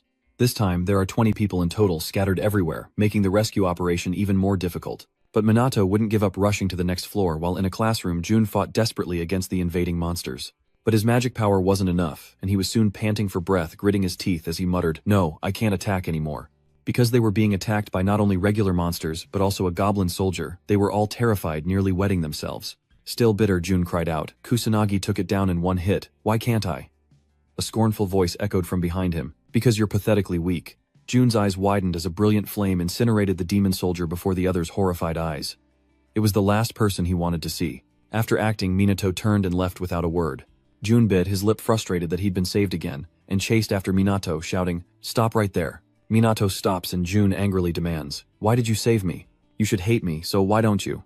Shrugging, Minato casually replies, "No reason. I saved you because I could. Just that." Hearing this, Jun's body trembled slightly. He bit his lip, muttering, "You saved me because you could, is that all you have to say?" But Run couldn't accept this reason, angrily shouting, "Stop joking around. You're just a weakling. How could you get so strong when he said you couldn't even use magic properly?" Minato narrowed his eyes at Run, speaking coldly, "Kusanagi Minato died in a traffic accident, and I was reborn into his body." Jun couldn't believe it and shouted, "What? Can a person become stronger after passing through death's door? I should have been stronger than you." "But why? Why would I lose to someone like you?" "Strong. A truly strong person doesn't oppress the weak." Minato scoffed, narrowing his eyes at him as he spoke coldly. "And the weak don't humiliate those weaker than themselves. You've been swallowed by your own arrogance, blindly believing you're strong." Jun wouldn't even dare to think about fighting him now. Minato finished speaking, and left, leaving Jun standing there alone. Before long, he collapsed to the ground defeated, knowing he'd been running from the truth that he hadn't grown stronger since middle school. Run took out his stress on the weak only to be saved by Minato, the one he considered the weakest, a truth he couldn't accept. Jun's two underlings were also in a bind, having been saved by Minato of all people. They wanted to ask Jun what to do, but he was even more broken than they were. Tears streamed down his face, tears of regret and humiliation. Minato, of course, doesn't know how they're doing. He's still frantically climbing to kill monsters and save people. The higher he climbed, the more high-level monsters he encountered. Demon soldiers appeared, but Minato remained calm, using magic to attack, though his first strike was dodged. Minato didn't stop there, unleashing even more powerful magic, and with a roar, flames erupted in an instant. The goblin soldier was quickly engulfed in flames, and Minato narrowed his eyes at the ashes before him, his face expressionless. He thought to himself that the increasing number of demon soldiers meant the boss would appear soon, and then he approached the huddled students, reassuring them to stay calm, that everything would be alright. Meanwhile, Rui stuck down below was fuming, yelling, "That little brat dumping everything on me," though he cursed his hands never stopped casting spells to destroy the monsters. The monsters are relentless, swarming and attacking the students, as Ryuji defends them while fighting back. He glanced at the students who spoke up. "I'll protect you all, so just follow me with peace of mind." The students were filled with admiration at their leader's cool demeanor. But even as Ryuji says that how can he possibly cope with so many magical beasts? As he panics, Minato descends from the sky, coldly saying, "Let me help you." Hearing the voice, Ryuji jumped in surprise, exclaiming, "Don't just suddenly appear out of thin air like that." Ignoring him, Minato casually says, "Run, as soon as I'm done dealing with these." Ryuji, hearing this, hesitates, confused. But how can you handle this many? Perhaps they should have taken another route, but as he spoke, a blazing inferno erupted, engulfing the demonic beasts in a sea of fire. Of course, it was Minato who acted a sight that stunned all the students, including Ryuji. Seeing this, Minato immediately reminded them, "What are you gawking at? Hurry up and go." Rui finally snapped out of it quickly, leading the other students away. Ryuji kept turning back to see Minato casually wiping out the pursuing monsters with a wave of his hand. The more Ryuji looked, the more astonished he became. Incredible. Amazing. That kid's seriously amazing. Minato remains focused on stopping the monsters. After wiping them out, he looks around. Everyone's gone. He should probably do another sweep of the area. Meanwhile, in another part of the academy, the instructor and students with mana are struggling to hold their ground. Du was also there, but she seemed to be running out of mana, weakened and staggering. Luckily, Ruka caught her. Ruka coldly stated, "If you can't handle it, go inside. You're just getting in the way." Du immediately refused. "I can still fight. We don't have time to rest." Ruka frowned, wanting to advise her, but unsure what to say, and could only watch as Duik struggled to attack the magical beasts with her magic, just as Rui arrived with the other students. "I've brought back the trapped students." The instructor praised him. "Well done, get them inside." Ryuji passed the task on heading to the Mizuha sisters to assess the situation. Ruka sighed. "We can't hold them back for much longer." Yu asked suspiciously, "Where's Kusanagi?" Ryuji chuckled, raising an eyebrow, as he said, "That kid's not even scratched. He's still breathing and going wild." "Really?" Hearing this, Du breathed a sigh of relief, while Ryuji, without much thought, began attacking the magical beasts with magic alongside everyone else, all the while chattering away. "Kusanagi, that kid's really something. With him here, getting through this disaster will be easy." Du nodded in agreement. "I think so too, senior. With Kusanagi, we're sure to..." But before she could finish, the ground began to shake violently, sending everyone into a panic. The instructor frantically shouts, "Evacuate, evacuate now, because before them are too many magical beasts, and not just low-level ones, but demon soldiers." Ryuji panicked, shouting, "Too many demons. We have to get out of here." Everyone turned and fled. Ryuji and the Mizuha sisters were no exception. They stood no chance against the horde of monsters before them. But before they could get far, you felt something glancing back to see the monsters assaulted by magic, their blood spraying like rain. Ryuji and the others were stunned, as the magic police arrived led by Inspector Sugo, who urgently ordered the monsters' extermination and the students' safety, and the other officers quickly engaged the beasts. Seeing this, the students behind breathed a sigh of relief. They were finally saved. "Don't worry, we'll get you out of here," Sugo shouted, slaying monsters as he spoke. "Evacuate immediately, as instructed." But she offered that we assist them. Sugo looked at her in surprise, firmly stating, "You civilians should evacuate to the gymnasium." Before Dua could respond, Ruka interjected, "We're not civilians, we're mages." Sugo hesitated, then finally nodded in agreement. "All right then, help us attack from the perimeter. Honestly, the reinforcements are too few, so we have no choice but to rely on them. Let's see how pathetic the police force is." Meanwhile, Karin tended to the injured students, and atop the academy building, Minato spotted the arrival of police vehicles. He sighed, whispering, "The police are finally here. Let's leave the rest to them." But it seems the police arrived before the ground self-defense force. It's a national disaster after all. How could the country be so unprepared? Then again, maybe they are. This country has grown complacent in its victory. For now, do what you can and see if any students are still trapped. Meanwhile, from a helicopter above, a reporter surveys the scene below, reporting that the police have arrived, but the number of mana beasts shows no sign of decreasing. The entire nation is waiting for the noble mages to appear. After all, these are the kinds of events that require their intervention, and everyone is hoping for their help. The people believe the noble mages will soon appear, and the reporter on the scene shouts into her camera, "Please, noble mages, show yourselves." But in the Fui Ua family head's room, upon hearing the butler's report, he coldly said, "Let them be." The butler hesitated and asked, "Are you sure?" The Fui Ua family head scoffed. "A few cops are enough to handle a small disaster like this. No need for a noble mage like myself to get involved." With that, he turned to leave. Seeing this, the butler asked suspiciously, "Where are you going?" "To sleep," the head of the fan family replied coldly. The butler offered no objection, bowing respectfully and wishing him good night. While at the Magic Academy, Sugo struggled against the magical beasts as the situation began to deteriorate. Thinking this, he glanced at his subordinate and asked, "Can we handle the ones near the entrance?" The man shook his head slightly and replied, "It's impossible. There are too many." Sugo's face instantly turned grim. They'd appeared faster than he anticipated, and there wasn't time to evacuate the civilians, and the outer support hadn't arrived. Now all that's left is to rely on the noble mages, and even they can't be contacted.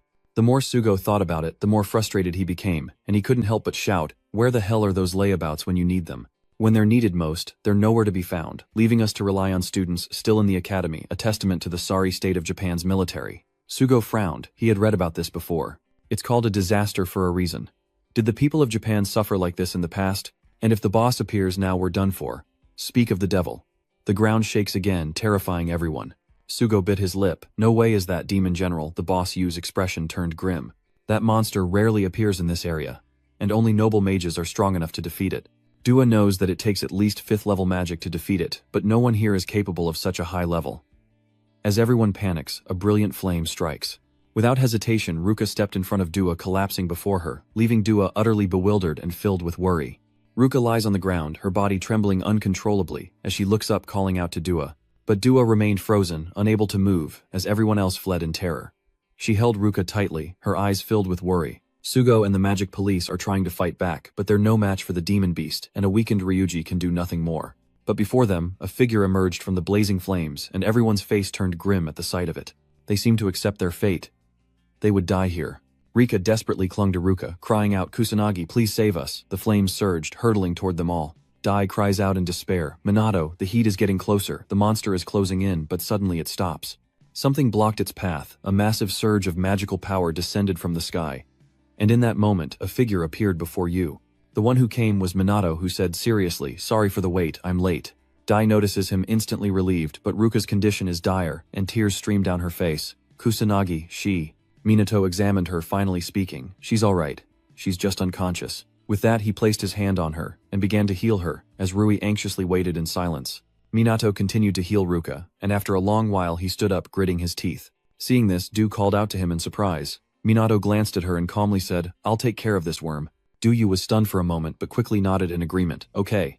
Immediately after, the entire area was protected by a defensive spell. Du gasped in astonishment. "What is this?" Ruka's wounds are healing rapidly. Du watched in astonishment, as the other students experienced the magic for the first time, utterly shocked. Karen emerges to this scene, her eyes widening in disbelief.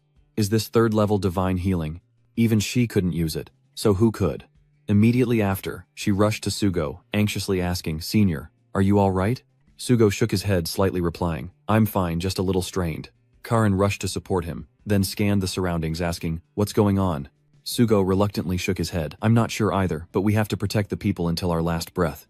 Karen was bewildered, and hesitantly said, "That's too dangerous. You could die out there." "Senior." Biting his lip, Sugo spoke with resolve. "But if we do nothing, everyone here will die." Karen knew this, but still worriedly said, "This was impossible to begin with. Everyone will. All of our forces have fallen." As she said, a corner of the academy was now engulfed in flames, and all the magic police had fallen. Sugo bit his lip, his eyes filled with anger. No defense force or noble mage had come, and they were powerless. The magic police force has given up the battle against the demons, worsens, and the fires rage on. The reporters on the scene are in a panic. Is this the end for them too? Viewers watching the live broadcast were filled with anxiety, on edge with worry. But at the scene, Minato walked alone toward the monster. Seeing this, Karine cried out in shock. A student was walking straight toward the demons. "Does he have a death wish?" Sugo, equally alarmed, shouted, "Hey kid, get out of there." Unfortunately, Minato didn't listen, and quickly stood face to face with the monster, coldly remarking, "You seem to like doing whatever you want, huh?" The monster narrowed its eyes, muttering, "Kill." kill, a terrifying sound that echoed through the area, sending the students into a panic. Even Sugo and Karen were terrified. Its pressure sent everyone into a panic. Just then, an earth-shattering explosion erupted. Minato coldly commanded it to shut its mouth, and the monster struck by his attack roared in furious defiance. The low-level magical beasts immediately attacked him, and Minato frowned in silence. Faced with the world's worst disaster, he unleashed his full power, but this time he had to hold back for the sake of those around him. As Minato pondered, lightning magic surged towards him, instantly engulfing him in its light. Sugo watches in horror, wondering if she's dead, as everyone anxiously awaits to see if Minato is still alive. As chaos erupts, a blinding magical force emerges from Minato himself. They began to dance in the air, furiously annihilating the magical beasts, and Sugo watched in stunned horror. What is this? Who is that student? Not only them, but the reporters on the scene noticed Minato's presence, though they couldn't see his face. The cameraman tried to get a better look, but was attacked by magic, foiling his attempt. Dua has revealed himself, and Minato, who has been trying to hide his true power, can now fight without distraction, unleashing dozens of magical beams from both hands that dance through the air. Everywhere he goes, monsters fall. The inexperienced students can only gasp in disbelief at the sight. He's amazing. Can we really be saved? He can do it. But they have no time to be distracted. Low-level monsters remain, but thankfully some can still use magic to strike them down. As Sugo attacks, he shouts a reminder there has to be something they can do. Help her out. Minato's fighting the boss. Hearing this, he couldn't help but smile. The cops of this era aren't so bad, it seems. Thinking quickly, he waved his hand, detonating the magical rays, enraging the boss, who swiftly summoned magic. Seeing this, Sugo cried out in panic. 6th-level magic. That's almost on par with noble mages. There's nothing we can do.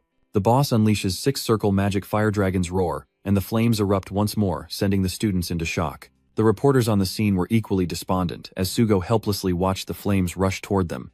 The flames burned so bright they threatened to consume everything, a terrifying crimson tide.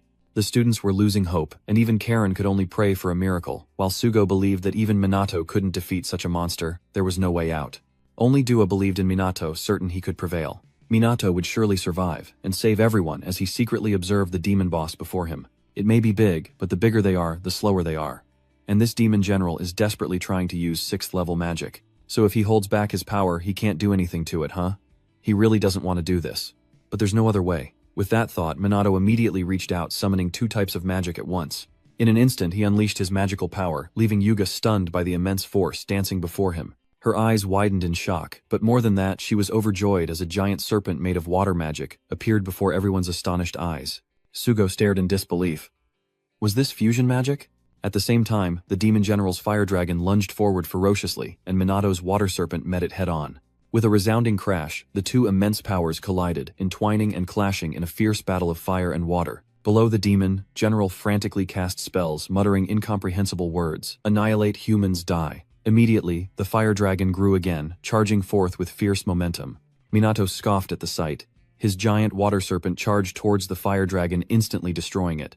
But it wasn't over. The water serpent continued its relentless path, quickly reaching the demon general. It was swallowed whole by the wave, only able to mutter why before its demise. Minato, unmoved, watched it fade away, scoffing lack of practice, that's why. Even so, Minato thought it could have done more, but it seemed weaker than he expected. With the boss defeated, the Magic Academy was bathed in sunlight once more. Minato looked up at the sky and smiled. The disaster was over, and they could finally enjoy a moment of peace. Only then did the students realize they had been saved. Immediately, the crowd erupted in cheers, celebrating their escape from the gates of hell. Even the reporters on the scene were moved to tears. Karin sighed in relief. The disaster was over, but Sugo was in disbelief that a student like Minato could defeat a demon general. Even noble mages couldn't have taken it down so cleanly and quickly. Just who are you? But before he could think, his legs gave way, and he collapsed, clicking his tongue in annoyance. Even his knees had given out. Meanwhile, Minato approached Daisy, smiling, and said, "I did it." Daisy looked up at him, eyes brimming with tears, and began to speak. "That's right, I knew you could do it. Thank you, Minato. It was nothing." Minato declined to comment, shaking his head with a smile. As they spoke, other students rushed toward them, startling Minato. Before he knew it, he was surrounded by a crowd of students singing his praises. Minato sighs, realizing he can't escape the attention, his future as bleak as the sky before. Dua can't help but smile at his reaction. He seems quite uncomfortable. The next day, the media reported on the Magical Academy's disaster, including the fact that it was quelled by a mysterious student. But those at the academy knew the mysterious student was Minato, and after the disaster he was constantly swarmed, plagued with questions every time he went to class. Of course, some were disgruntled, saying that someone was getting cocky from all the attention, and how could a student like him be so strong? And so the students began to argue amongst themselves, dividing into two factions, those who supported Minato and those who doubted him. Seizing the opportunity amidst the uproar, Minato slipped away, overwhelmed by the crowd. Just then, Yu appeared beside him, teasing, "Rough day, huh?" Minato scoffs, "Just stop talking." Du chuckles, teasing, "You're the hero who protected everyone, so there's no helping it, is there?" Minato dodges the question, "Change the subject." "You were also transferred to Class S, right?" Denmaka nodded, and Yu nonchalantly replied, "Probably because of that practice match and the recent incident." Minato frowned, asking suspiciously, "You don't seem happy about it." Du turned away, muttering, "Of course I am. At least someone's there." Minato didn't dwell on her words and continued to ask about Duuka's situation. Du smiles and replies, "She's doing well and we're closer now. Duuka is genuinely happy about this. It's all thanks to Minato." Her eyes sparkled as she looked at him, offering a sincere smile. "Thank you. Meeting you here was truly my good fortune." Annoyed, Minato flicks her forehead, leaving Duka bewildered, asking what that was for. Minato pouts, replying, "One thank you is enough. Why do you keep saying it?" Then he turns and walks away, leaving Daisuke to watch him go, a smile playing on her lips. It seems this young girl's heart has been touched. Meanwhile, in the Prime Minister's office, high-ranking officials gathered as he frantically made calls. After a moment, he finally spoke, officially ending the call with the other nations. Someone questioned, "Finding the cause of the second disaster won't be easy, will it?" The Prime Minister nodded slightly. "They're doing everything they can to deal with it." Rumors spread of the student who defeated the final boss, and they continued to discuss the disaster and Minato's defeat of the demon general. Meanwhile, on the Magic Academy rooftop, Minato was summoned. Ruka, Rui, and Dua were there, and the four stood in silence, the atmosphere heavy. After a long silence, Ruka finally spoke. "Kusanagi, I have a favor to ask. Please take me as your disciple." Her eyes were filled with determination as she made her request. A few days prior at the Mizuha family mansion, the two Ruka sisters sat outside. After a long silence, Ruka finally spoke. "During this disaster, Ruka suddenly spoke, startling you." But she continued calmly. "It seems Kusanagi was able to stop this disaster." Upon hearing this, Yu nodded. "Yes, Kusanagi defeated the demon general boss with 4th-level composite magic." Ruka stared in disbelief, questioning 4th-level composite magic, "You say? That's a level of magic even high-ranking mages can't use." "Did you know that?" "It's true." Yuka nodded with unwavering conviction. Seeing her reaction, Ruka hesitated, then said, "Then it must be true." "How could my dooley-doo?" A little surprised, asked. "Why do you believe I wouldn't lie?" With a soft chuckle, Ruka casually replies, "Because you've always been obedient since you were little. I figured a child like that could never be a useless mage, but it seems I relied too much on violence." Hearing her words, Du suddenly looked a little sad, but she immediately stood up and declared, "I'll definitely become stronger, so you won't have to worry about me, so please believe in me." Du was more determined than ever. Her reaction stunned Ruka, but she quickly smiled and said, "You've really grown up, Du." Joy flickered in Du's eyes. Ruka remained silent, contemplating Minato, whose power far exceeded that of a student, perhaps even surpassing her own father. Thinking this, Ruka looked up and said, "Help me with something." Back to reality, Ruka silently awaited Minato's answer. She knows that if things continue as they are, she can only become a high-level mage. To become stronger, she needs Minato's help. Taking a deep breath, Ruka spoke again with sincerity. "I apologize for insulting and looking down on you. I'm truly sorry." She knew how selfish this request was, but she was willing to abandon her pride to ask Minato. Ruka's tone was now pleading as she lowered her head and quietly asked, "Please allow me." But before she could finish, Minato coldly cut her off. "Okay." The sudden answer stunned Ruka, leaving her speechless, but Minato repeated himself. "I said I'll take you on as my apprentice." Still confused, Ruka asks, "Why now, Minato?" He replies, puzzled, "What do you mean?" "I'm the one who wanted this," Ruka quickly replies, "but I've done so many terrible things to you."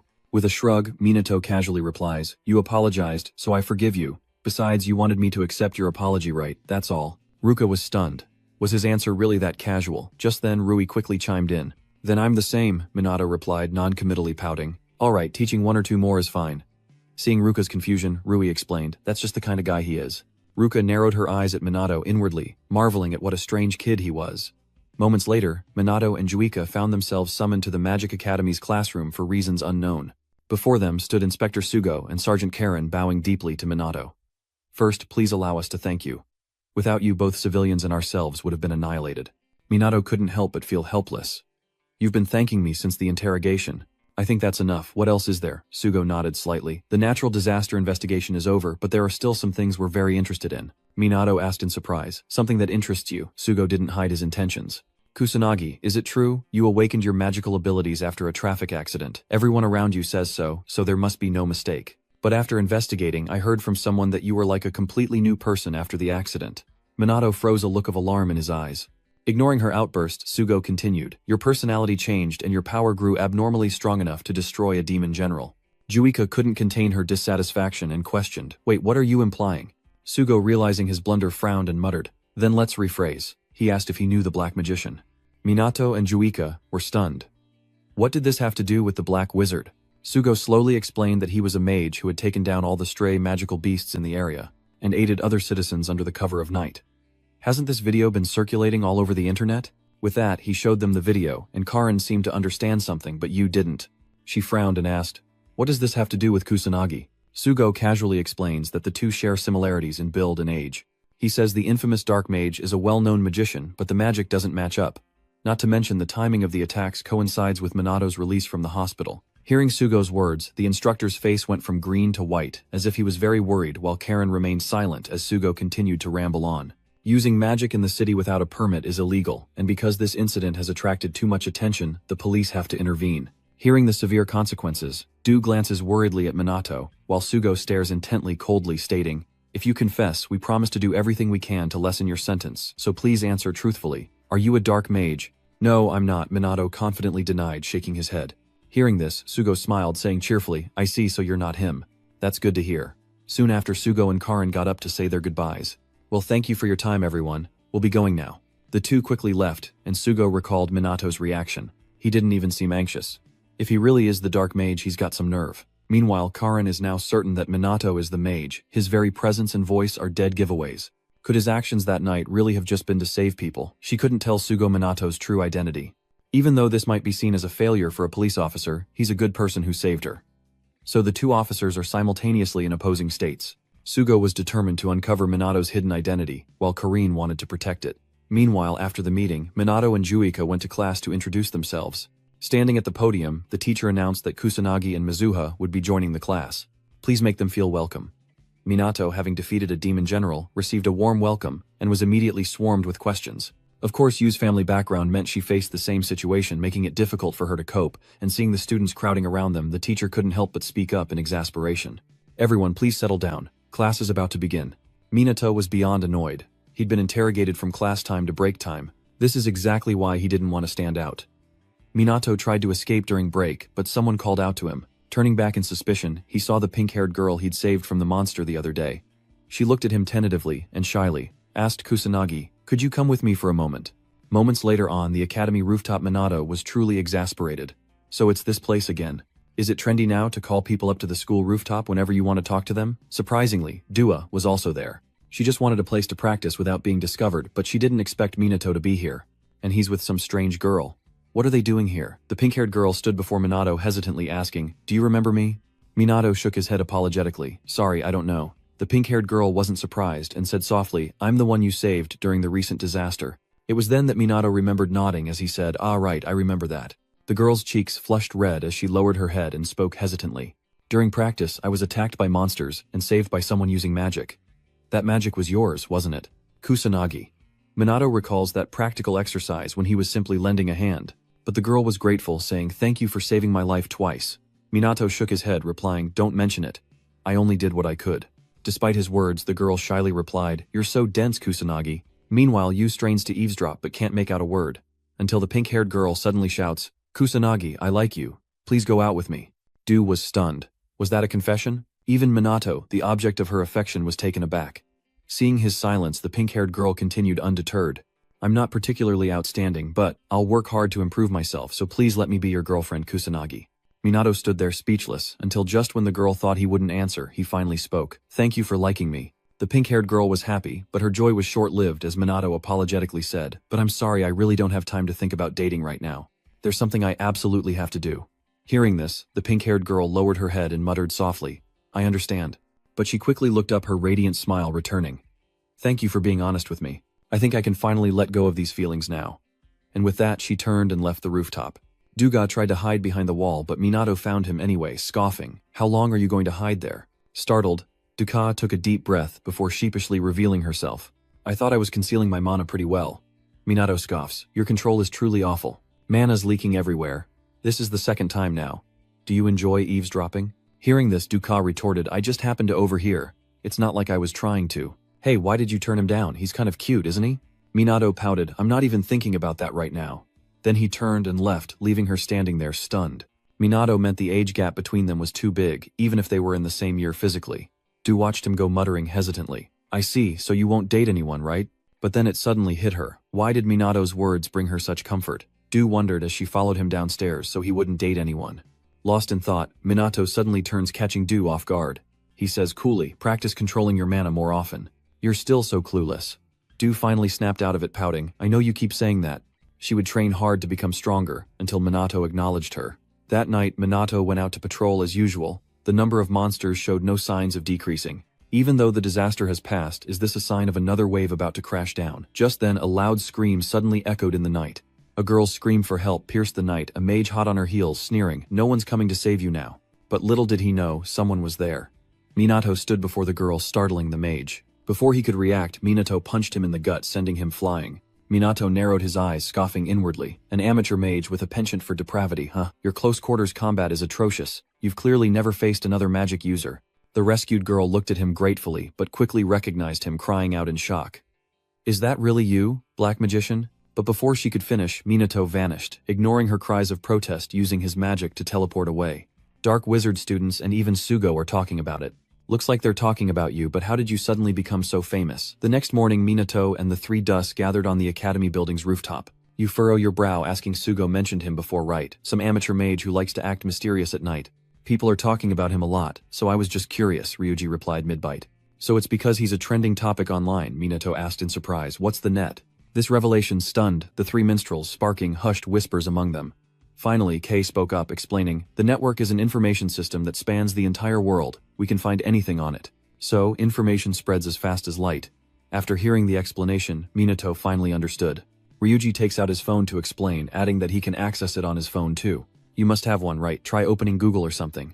Minato fumbled around, finally succeeding, and excitedly shouted that he'd done it. Yuga and Ryuji chimed in, clapping. "You did it." Minato scoffs, "This is nothing." Ruka, seeing their childishness, can't help but sigh in exasperation. She cuts in sternly, "By the way, you promised to help us train. When do we start?" Minato is happy to start right after school today, and since they taught him how to use a smartphone and this thing called the internet, he'll do his best to help them out. Hearing this, Yu suddenly felt a chill run down her spine, and as she suspected, that afternoon after school, the four of them arrived at Yu's mansion for training. Before long, all three had collapsed. Minato shook his head in dismay. "Come on, we haven't even warmed up yet, and you're acting like your lives depend on it." Those words struck a nerve with the three of them, and they immediately stood up, each declaring their resolve. "We can still go, don't underestimate us." Minato nodded in satisfaction. "That's more like it. Now come at me." Immediately, the three Vuka charged towards Minato, while near the Tokyo Tower, an anomaly emerged. A nearby observer cried out in disbelief. Just moments ago, everything seemed normal. What on earth is happening? The sight before them sent shivers down their spines as hordes of magical beasts appeared near the Tokyo Tower. Meanwhile, at Dua's mansion, the Juka trio quickly fell before Minato. Seeing this, Minato raised an eyebrow and asked, "What's wrong? Have you given up already?" "Not yet, eat this." The three immediately rose up fiercely, using their magic to attack Minato together. But Minato simply conjures a protective shield, blocking everything, and flicks Ruka and Ryuji on the forehead, sending them reeling in pain. At that moment, Du seized the opportunity to strike Minato from behind, gloating, "I've got you now." Minato smirks, dodging Daika's attack with ease. Caught off guard, Du exclaimed in disbelief. He dodged it. Before she could recover, a spark of magic flicked her forehead. Minato defeated the three of them again, then sighed. "All right, let's take a break." With that said, the three of them went to sit down for a water break, already drenched in sweat. Wiping away sweat, Ryuji remarked, "You're a little too strong, aren't you?" Ruka nodded in agreement. "Even I, the top student in the academy, couldn't land a single hit." Yuga sighs. "That's right, he's no longer on the level of an ordinary student." Then she glances meaningfully at Minato. Minato finds her gaze a bit annoying, and tired of explaining, he decides to reveal the reason once and for all. "I almost died in that accident, and when I regained consciousness, I had this power. I don't know why, so please don't ask." Ruka frowned, piecing it together. So his near-death experience was the trigger for his powers. Seeing their reactions, Minato breathed a sigh of relief, thinking how easily fooled they were. Little did Minato know, Du didn't believe a word of it, suspecting he had a real reason to hide the truth. And since he's gone to such lengths to keep everyone in the dark, he better not get too involved. Minato narrowed his eyes at the three people sitting there in silence. He really thought they were all too easily fooled. A while later, they finally finished training. Everyone heads home, Ryuji muses as he walks. "The training was amazing," Minato couldn't help but say as he walked beside him. "You're really something else." "That's because I'm always training," Ryuji said with a smirk. "But I'm starving now, gotta get home and cook for the little ones." Minato, hearing this, asked suspiciously, "You cook?" "Even though I look so big?" Ryuji asked, displeased. What's that supposed to mean, kid? The two continued to talk as they walked. Ryuji asked suspiciously, do you always eat out? Minato shakes his head, replying no. I mostly eat instant noodles. Taken aback, Ryuji exclaimed in surprise. Instant noodles, that's all you eat? Minato shrugs dismissively, pouting. The world has become so convenient. Ryuji glared, a hint of annoyance in his voice. How can your body handle eating such nutritionally void food? Minato, displeased by his outburst, frowned. He's just like my dad. But Rui didn't care, throwing an arm around Minato and dragging him along. Alright, let's go to my place. I'll treat you to a meal. Minato wanted to refuse, but Ryuji was too stubborn, and so they ended up at his place. The introverted and greedy Minato is swarmed by the three kids, leaving him unsure of what to do while Ryuji takes on the responsibility of cooking. This giant of a man wearing a bear apron brings out 2 plates of food. Rui says apologetically, sorry for making you watch the kids. Don't worry, Minato said with a smile, using his magic to levitate the children in the air. Seeing this, Ryuji was helpless. That's what I'm worried about. I hope that crazy kid doesn't use magic in the house. He sets 2 plates of food on the table, grumbling as he works. I've never heard of anyone using magic to play with kids. Unfazed, Minato smiled down at the little girl beside him, saying, I got scolded. The 3 children continued to play around Minato, leaving Rui in awe. But it's surprising you're not bad with kids. Minato suddenly remembers the many children who died in natural disasters in his past life. After a long silence, Minato sighed. Children are the future of the nation. Hearing this, Rui couldn't help but feel dissatisfied. Sounds like my grandpa talking to me. Minato scoffed and scolded, then happily played with the 3 children, and soon dinner was ready. The kids eagerly dug in, and Minato happily joined them. Barely taking his first bite, he exclaimed, delicious. It's been so long since Minato had a proper home-cooked meal. He's been so caught up in protecting the country that he's forgotten to take care of himself. Remembering something, Minato asked with a hint of doubt, where are your parents? Ryuji shook his head. I don't have a father and my mother works late, so I take care of the housework and babysit these kids for her, and work part-time when I have time. Hearing this, Minato couldn't help but sigh. You must be very busy. Rui chuckled softly, then said calmly, it's hard work, but I don't hate it. I see the harder it is, the more you want to do it right. Minato nods in understanding, as Ryuji readily admits it, not forgetting to flex his muscles. Minato couldn't help but sigh, brave but reckless. After dinner, Ryuji, Minato, and the 3 kids played together before going to bed. Lying next to Minato, Ryuji quietly says, sorry for the kids' request that made you stay. Minato gently shakes his head, replying, it's okay, it's nice to have moments like these. A smile crept across his face, as Ryuji gratefully said, thank you. Minato demurs, saying casually, I didn't do anything to warrant such praise. But Rui shakes his head, saying, no, it's about Ruka. She seems more alive than before. I think it's all thanks to you. Minato was taken by surprise. Don't tell me it's some kind of love thing. What are you getting at? Minato frowned, asking, do you like her? Ryuji couldn't help but laugh. What? Ruka and I never. We're just kindred spirits, that's all. Minato was taken aback, thinking they were outcasts, just like him. The next day, Minato and Ryuji walked to school together, where the Mizuha sisters were already waiting at the gate. Seeing them, Yu says with displeasure, seriously, you're late. Ryuji quickly explains, cut us some slack. Kusanagi's not easy to get a hold of, the Mizuha sisters asked in surprise. Did you two have a sleepover? A slumber party, perhaps? Minato is confused, hearing them talk about practicing in secret without the others. How did they all happen to meet so early in the morning? But whatever, he doesn't care. But just then, Inspector Sugo and Sergeant Karin approached. Sugo looked at Minato and said, could we have a word? Kusanagi. Minato sees in resignation.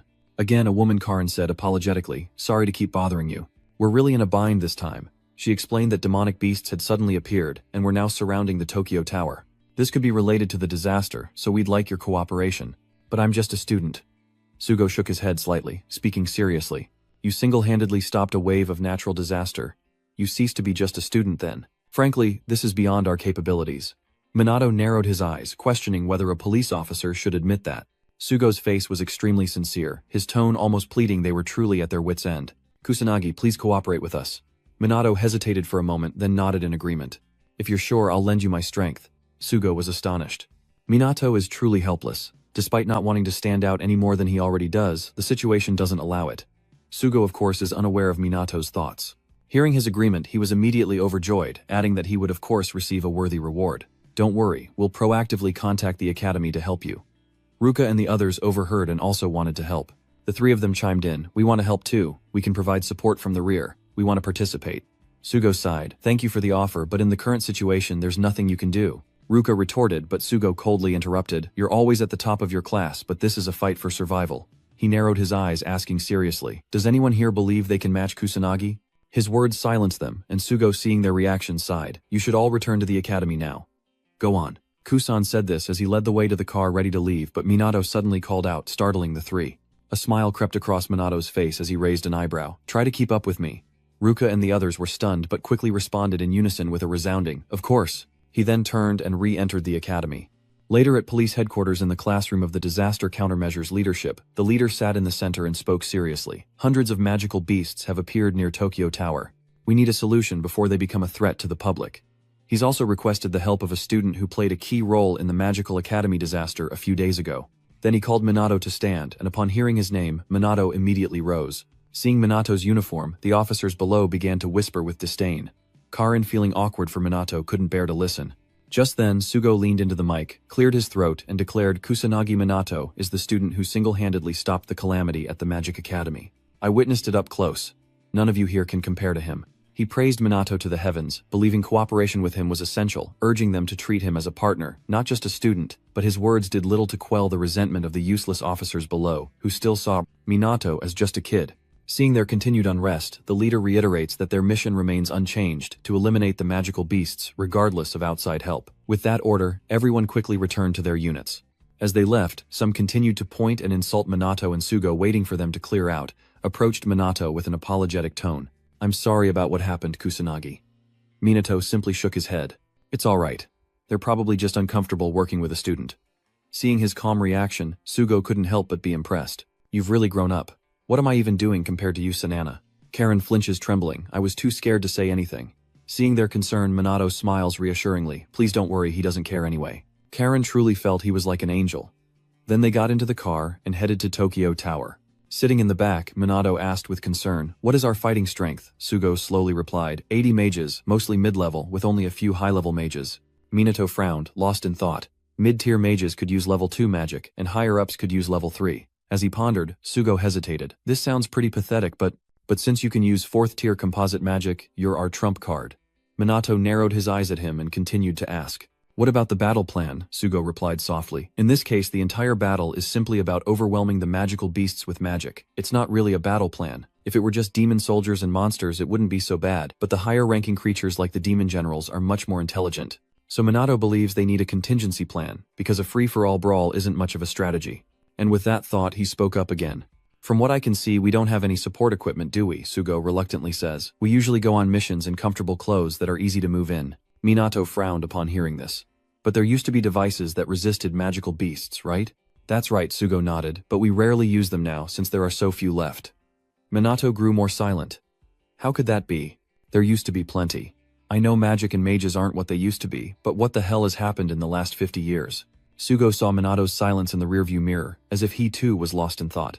Moments later, the police car arrived at its destination, the Tokyo Tower district now overrun by magical beasts. Stepping out of the car, Minato surveyed the scene, struck by the unusually large number of magical beasts even before the disaster.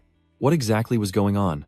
The officers paled at the sight, trembling as they muttered, Is this real? There are even more than the report said. But to their shock, a demon general was among them. How could they possibly win? They had to call for backup from private organizations or noble mages. Sugo sighed in resignation. Reinforcements had been requested, but they couldn't arrive in time. With the recent surge in monsters and rogue mages, they were stretched too thin to help. Hearing this, the police officers were immediately confused and worried. Was there really no other way than to defeat all those magical beasts themselves? Isn't that just asking for death? Sugo glanced at Minato and asked Kusanagi, Can you do it? Yes, I can, Minato answers without hesitation. But the cop scoffed. Stop playing hero, kid. What can you possibly do against them? Minato, unconcerned, coldly stated. Something's not right, leaving them bewildered. At that moment, the monsters stirred, and the blue sky was suddenly stained crimson. Karin, horrified, cried out, The sky is a disaster. Immediately, emergency alerts were issued as an unprecedented disaster engulfed the nation. Panic grips the people of Japan, as Minato narrows his eyes at the monsters below. In contrast to his calm demeanor, Sugo's group looked ghastly, and the police couldn't help but cry out in alarm at the sight before them. Another disaster. How could something so absurd happen? Minato was lost in thought. Disasters were supposed to occur naturally. But it seems the monsters from before are the cause of this disaster. Have they found a way to cause natural disasters in just 50 years? Seeing the situation worsen, some suggested they couldn't handle it without backup and needed to regroup, but as Sugo hesitated, Minato suddenly spoke up. They're moving, just as you said. The beasts are heading for the city. Panic spread among the officers as they scrambled for a solution, some wanting to fight, others to flee. Minato scoffed, disgusted by their cowardice. What are you saying, Okan? How can we possibly deal with a demon beast fortress like that? One disgruntled officer retorted. Minato smirks confidently before leaping down without hesitation his target, the horde of monsters below. He quickly descended into the heart of the horde, Minato now dancing alone amidst the monsters and goblins. The beasts went wild at the sight of him. The police panicked, thinking the kid was done for, and quickly fled. But no sooner had they spoken than a powerful magical storm arose, claws of wind lashing out, a force that shocked the officers. Sugo was equally surprised, but more so with delight, as with a single wave of his hand, the low-level monsters around him perished. Enraged by this display, the goblin soldiers unleashed a barrage of magic upon Minato, only to be met by an invisible barrier that stopped them cold. Perhaps a simple magic barrier will suffice, especially with so many eyes on Minato. Better to be safe than sorry. He then used magic to destroy the demon soldiers before him, leaving Sugo in utter shock. What kind of monstrous power is that? Can Yamato use multiple magic attributes? Just as he suspected, it could only be him. Sugo shouted a reminder, "Follow him." Karen quickly followed, determined to help, while the other officers remained frozen in fear, hesitant to advance. But they quickly regained their composure, hurrying after Sugo and Karen. While their magic isn't as strong as Minato's, dealing with low-level monsters is no problem. Seeing them begin to fight, Minato smiles with satisfaction, thinking they're not so bad after all. But quickly, the demon general appeared before them, its massive form terrifying the officers. They're like insects to it. Only a legendary mage could defeat it. But just then, a water serpent appeared, swallowing the demon general whole. Minato coldly stated, "I'll handle this one. Leave the rest to you." When the waves subsided, a large trench had appeared in the ground, shocking the officers present. That kid took it down. What terrifying power. Sugo urged everyone, "We must continue to eliminate the magical beasts until the boss appears. Leave the demon generals and anything stronger to Kusanagi." As Minato slays demon generals, he reflects on the calamity that struck 60 years ago, the first of many disasters meant to destroy the world. If the disaster of 60 years ago repeats itself, it will engulf the entire world. But this time, Minato is here, and he won't let them erase humanity. Meanwhile, a demon soldier appeared beside Corinne as she treated the wounded, startling her. It raised its hand to crush her then and there. In the nick of time, Minato appears and slays the demon soldier. Behind him, Corinne sees Minato's reliable back, just like back then when the black mage saved her. After eliminating the demon, Soldier Minato turned to Karen, asking worriedly, "Are you alright?" Karen finally regained her composure. "Oh, thank you," Kusanagi says. Minato narrowed his eyes at her, wondering if she'd noticed the similarities to their last encounter, and as he suspected, Karen had. She wondered why Minato chose to become a dark mage, and why he was so absurdly strong, but Karen thought Minato would hate her if she asked such questions. Thinking this, she suddenly felt that she was acting inappropriately. He's just a student, she shouldn't be having such improper thoughts. As she was reeling, a magical beast attacked, but luckily Minato pulled Karen aside and used magic to attack the beast. Karen looked at him apologetically. "I'm sorry, please stay close to me." Minato, unfazed, muttered, "It seems she can't use any offensive magic." Karen was startled but quickly nodded. "Okay, but I have a thought. Is Minato really a student? He's even more mature than she is." At that moment, a terrifying scene unfolded. The officers' faces paled as they muttered in a panic. "What is that? I can't stop shaking." The demon general was now enveloped in an immense amount of magic, causing Sugo to cry out in alarm. A mutated demon general. Why is such a high-ranking demon general here? The officers, paralyzed with fear, slumped to the ground, muttering in despair. "I don't know if even a noble mage could win against that thing. The only one who isn't afraid is Minato," and he steps forward. Seeing this, the two officers shouted a warning. "Are you crazy? Stop. No matter how strong you are, you can't win against that monster." But Minato just smiles at them, confidently saying, "I can do this." His words leave the police speechless, and the trembling in their bodies quickly subsides. Karen silently prayed for Minato's victory against the mutated demon general, while Sugo watched with anticipation, believing Minato's strength rivaled that of a noble mage, making victory within reach. Thinking this, Sugo grinned with excitement. "Show me what you've got." Minato's true power. To let him focus on the mutated demon general, Sugo ordered everyone to eliminate the demon soldiers. Meanwhile, Minato narrowed his eyes at the mutated demon general, falling into silence. He stood face to face with it, and as Minato pondered, the mutated demon general attacked. Blazing flames rushed toward Minato only to pass through him and explode behind. Smoke and fire filled the sky, and the police behind him couldn't help but marvel, and this was only the first level. What kind of absurd power is this, these cruel monsters? Meanwhile, Minato calmly brushed dust off his shoulder, as the mutated demon general stared at him, its deep voice slowly echoing. "What are you?" With an indifferent shrug, Minato sneered. "Just a normal student, at least for now." This confused the demon general, and while it was still bewildered, Minato's magical power erupted violently. Sensing the immense magical power, the demon general immediately sensed danger, muttering about killing the powerful human. Then a great flame appeared before Minato, and in the distance the police watched in horror. Rank 6, it can't be. But Minato stood there calmly contemplating his next move. Even if he dodges or attacks, those behind him will be engulfed in flames, while the monsters attacking the police suddenly turn their magic towards Minato. In an instant, a barrage of magic converged, creating a terrifying spectacle, and Sugo's expression turned grim. Are they working together? That's absurd. Meanwhile, Karen panicked and screamed Kusanagi run, but Minato stood calmly, single-handedly, facing the onslaught of magic. At the same time, a blazing inferno hurtled toward him, but before it could reach Minato, a massive wave of water erupted. The flames are extinguished by the water, and Minato effortlessly blocks the other beast's magic. But before they could reach him, they collided with an invisible barrier, shocking the mutated demon general. Minato raised an eyebrow looking at it and asked coldly, "Are you done?" Even Sugo over here is stunned. Just what kind of monster is this kid? Karen was no exception, gasping in utter disbelief. What just happened? Sugo truly felt this was beyond his imagination. He couldn't believe what he was seeing. This unbelievable event unfolds before his very eyes. Karen marvels that only noble mages can wield 6th-level magic. That's a special technique on par with remote manipulation. Kusanagi can actually do that. Sugo bit his lip and muttered, even more surprised that she could use a second spell simultaneously. Normally, one can only use one type of magic at a time, and there's a waiting period before using another, yet Minato used 2 different magics almost simultaneously. This truly surprised Sugo. Just one type was already incredibly powerful. To use more than one type of magic at the same time, Sugo believes Minato might even surpass a noble mage, and he grows more excited. His intuition couldn't be wrong. Minato was indeed the one he was looking for, a second Ichikami Minato. Little does Sugo know Minato is the reincarnation of that great mage.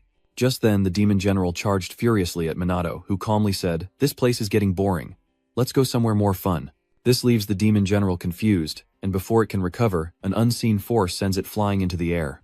Minato used magic to throw him into the air, but he quickly used magic to regain his footing. Immediately after, Minato flew up to face the demon general. He smirked. "Looks like you can use spatial magic too, huh?" The demon general narrowed his eyes at Minato, his voice dripping with malice, threatening further campaigns. But before it could finish, Minato coldly cut it off. "I don't give a damn about your pathetic tactics." Because up here he no longer needs to hold back. Seeing his lack of cooperation, the demon general lunges to attack, but Minato easily dodged its attack. Of course, the demon general didn't give up and frantically attacked again, forcing Minato to slide back, giving it the opportunity to summon magic. Minato frowned as he looked up at the sky. A fireball had appeared, its intense heat radiating through the air, and at that moment the demon general closed in on him, striking a fierce blow that sent Minato crashing to the ground. The demon general looked down from the sky, and with a crash, the ground was shrouded in dust, only to be shocked when the dust cleared. Because Minato stood there unscathed. The demon general cried out in disbelief, "How is this possible?" Minato, of course, wouldn't explain himself. He surged from the ground, instantly appearing before the demon general. He smirked. "Looks like magic's off the table. Guess it's close combat now, but it's still useless."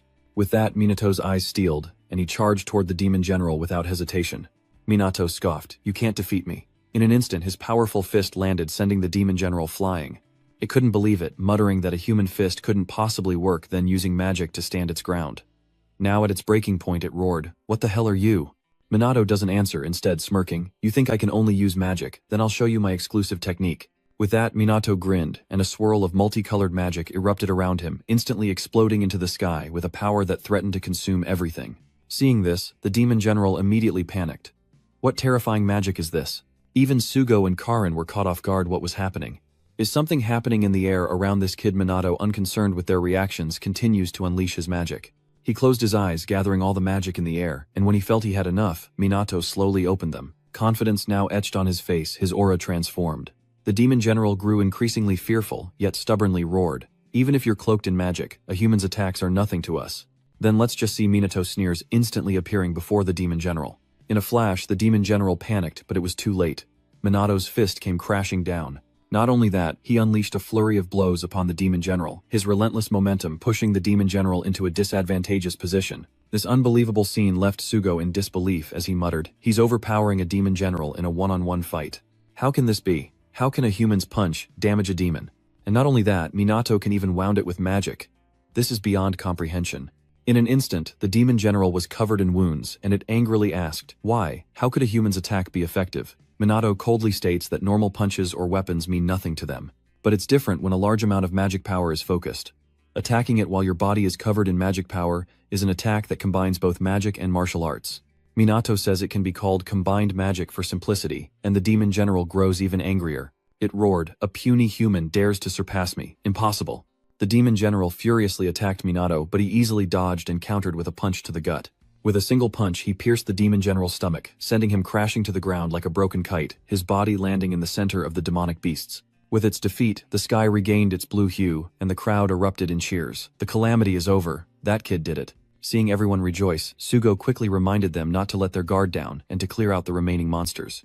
Looking down from above, Minato smiled with relief, thinking that the rest could be left to the police.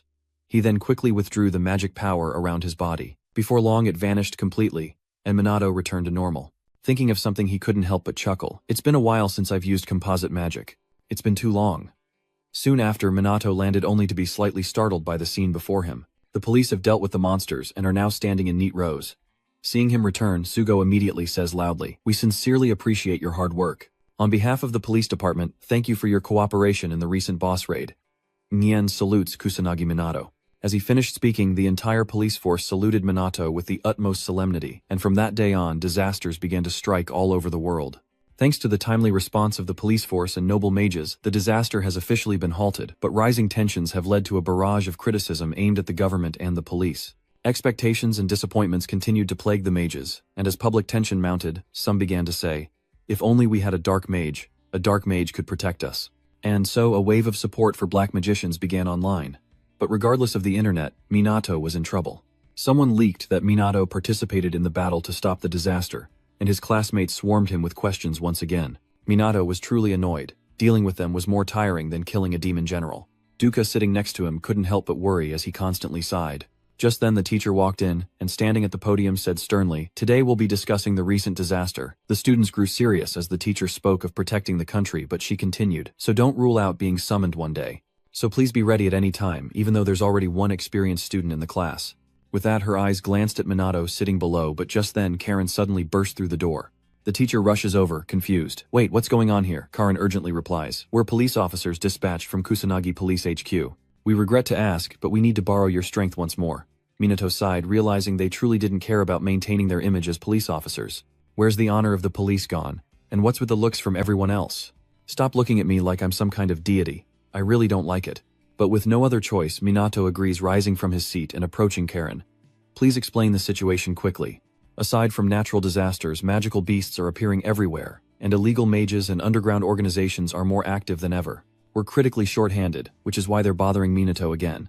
She sighed apologetically. "I'm truly sorry for troubling you time and again, but there's really no one as trustworthy as you, Kusan." Minato remained silent, took out his phone, and said, "Then please contact me next time." Karen, now realizing her mistake, quickly apologized. "Sorry, I'll learn from this." She received Minato's contact information, stunned into silence.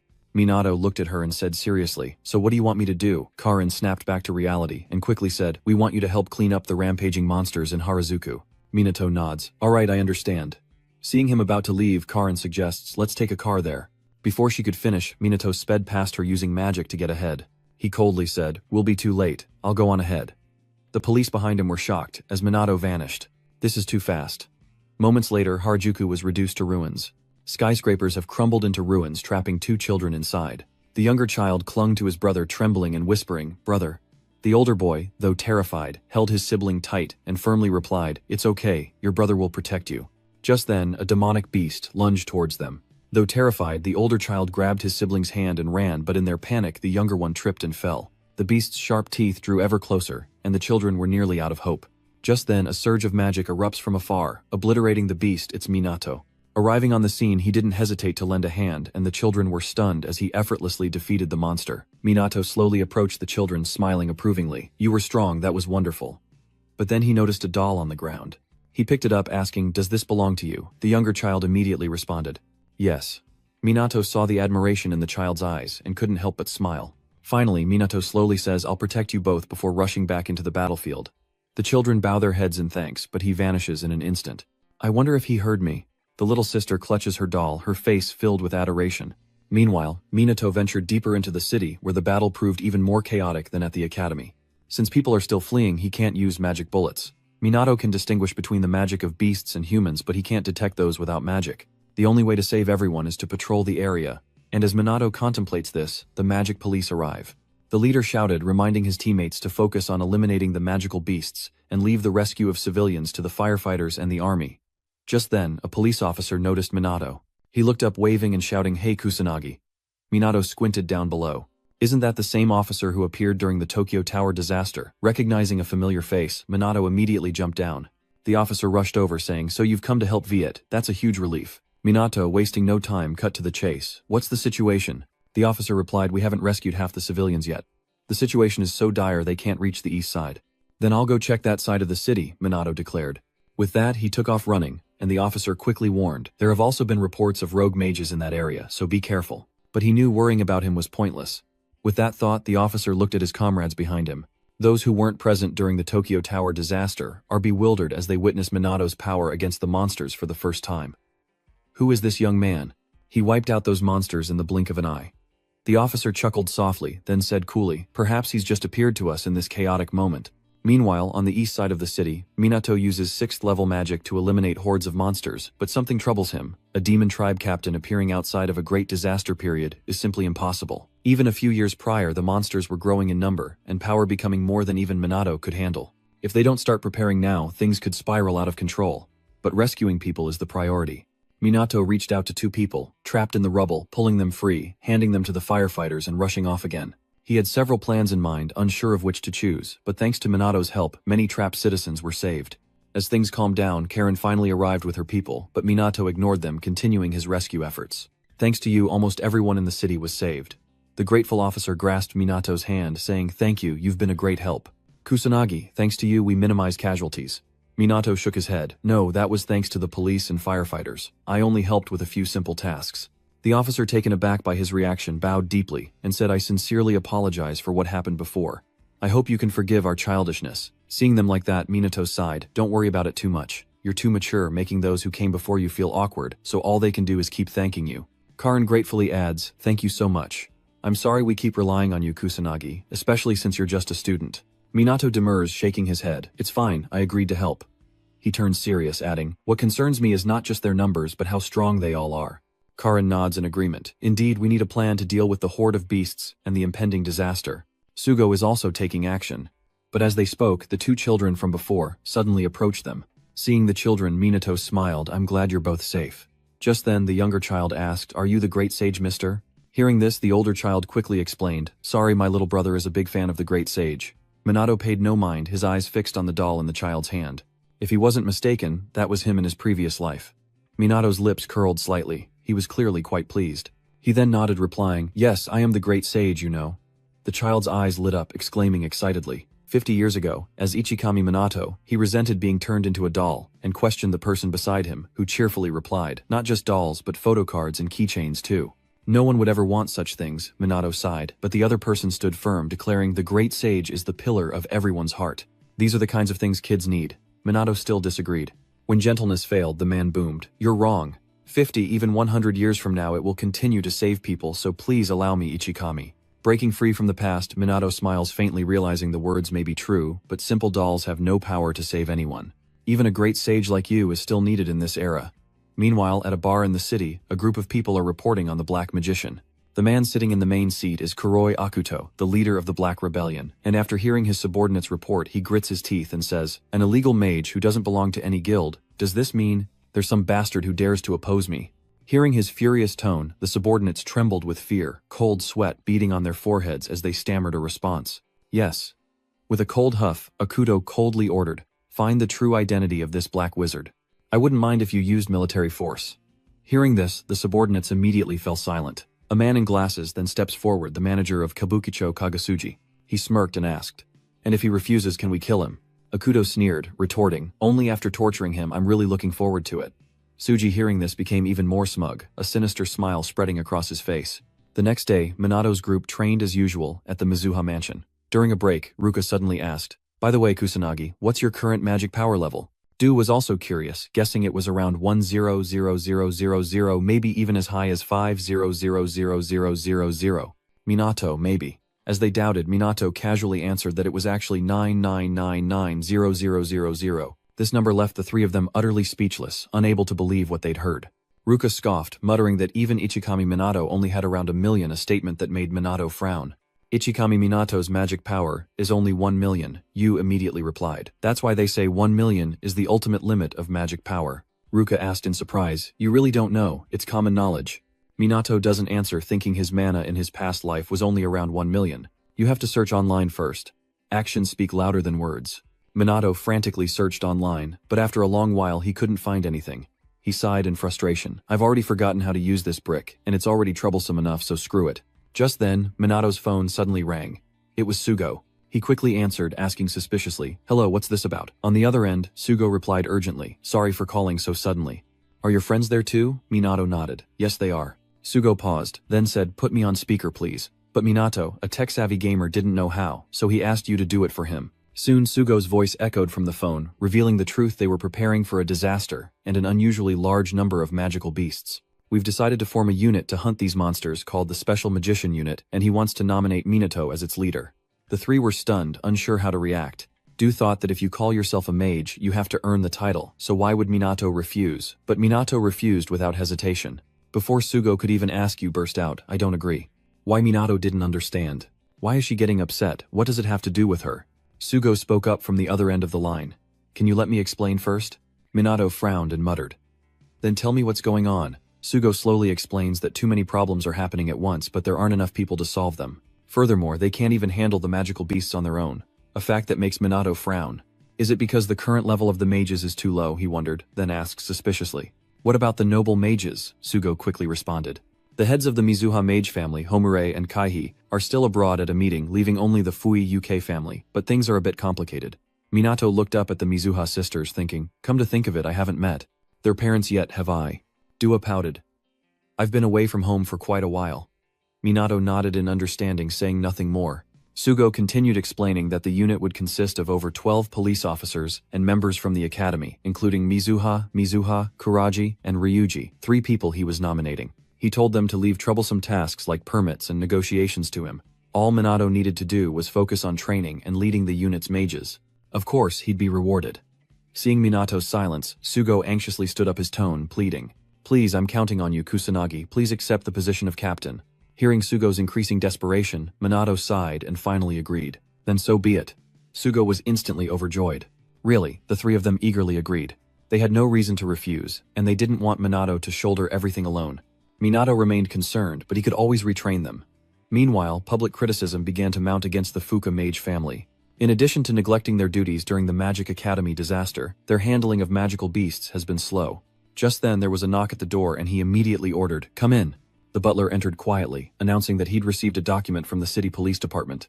The head of the Fuiua family frowned at the document, muttering about the announcement of a special mage squad, and how the incompetent loved meddling. But as he said that, he suddenly thought of something, sneering. "Wait, that's enough to silence those commoners. Call my idiot son here." The next morning at police headquarters, as Sugo suggested, a meeting was held by the joint division of the special unit, and of course Captain Minato was present.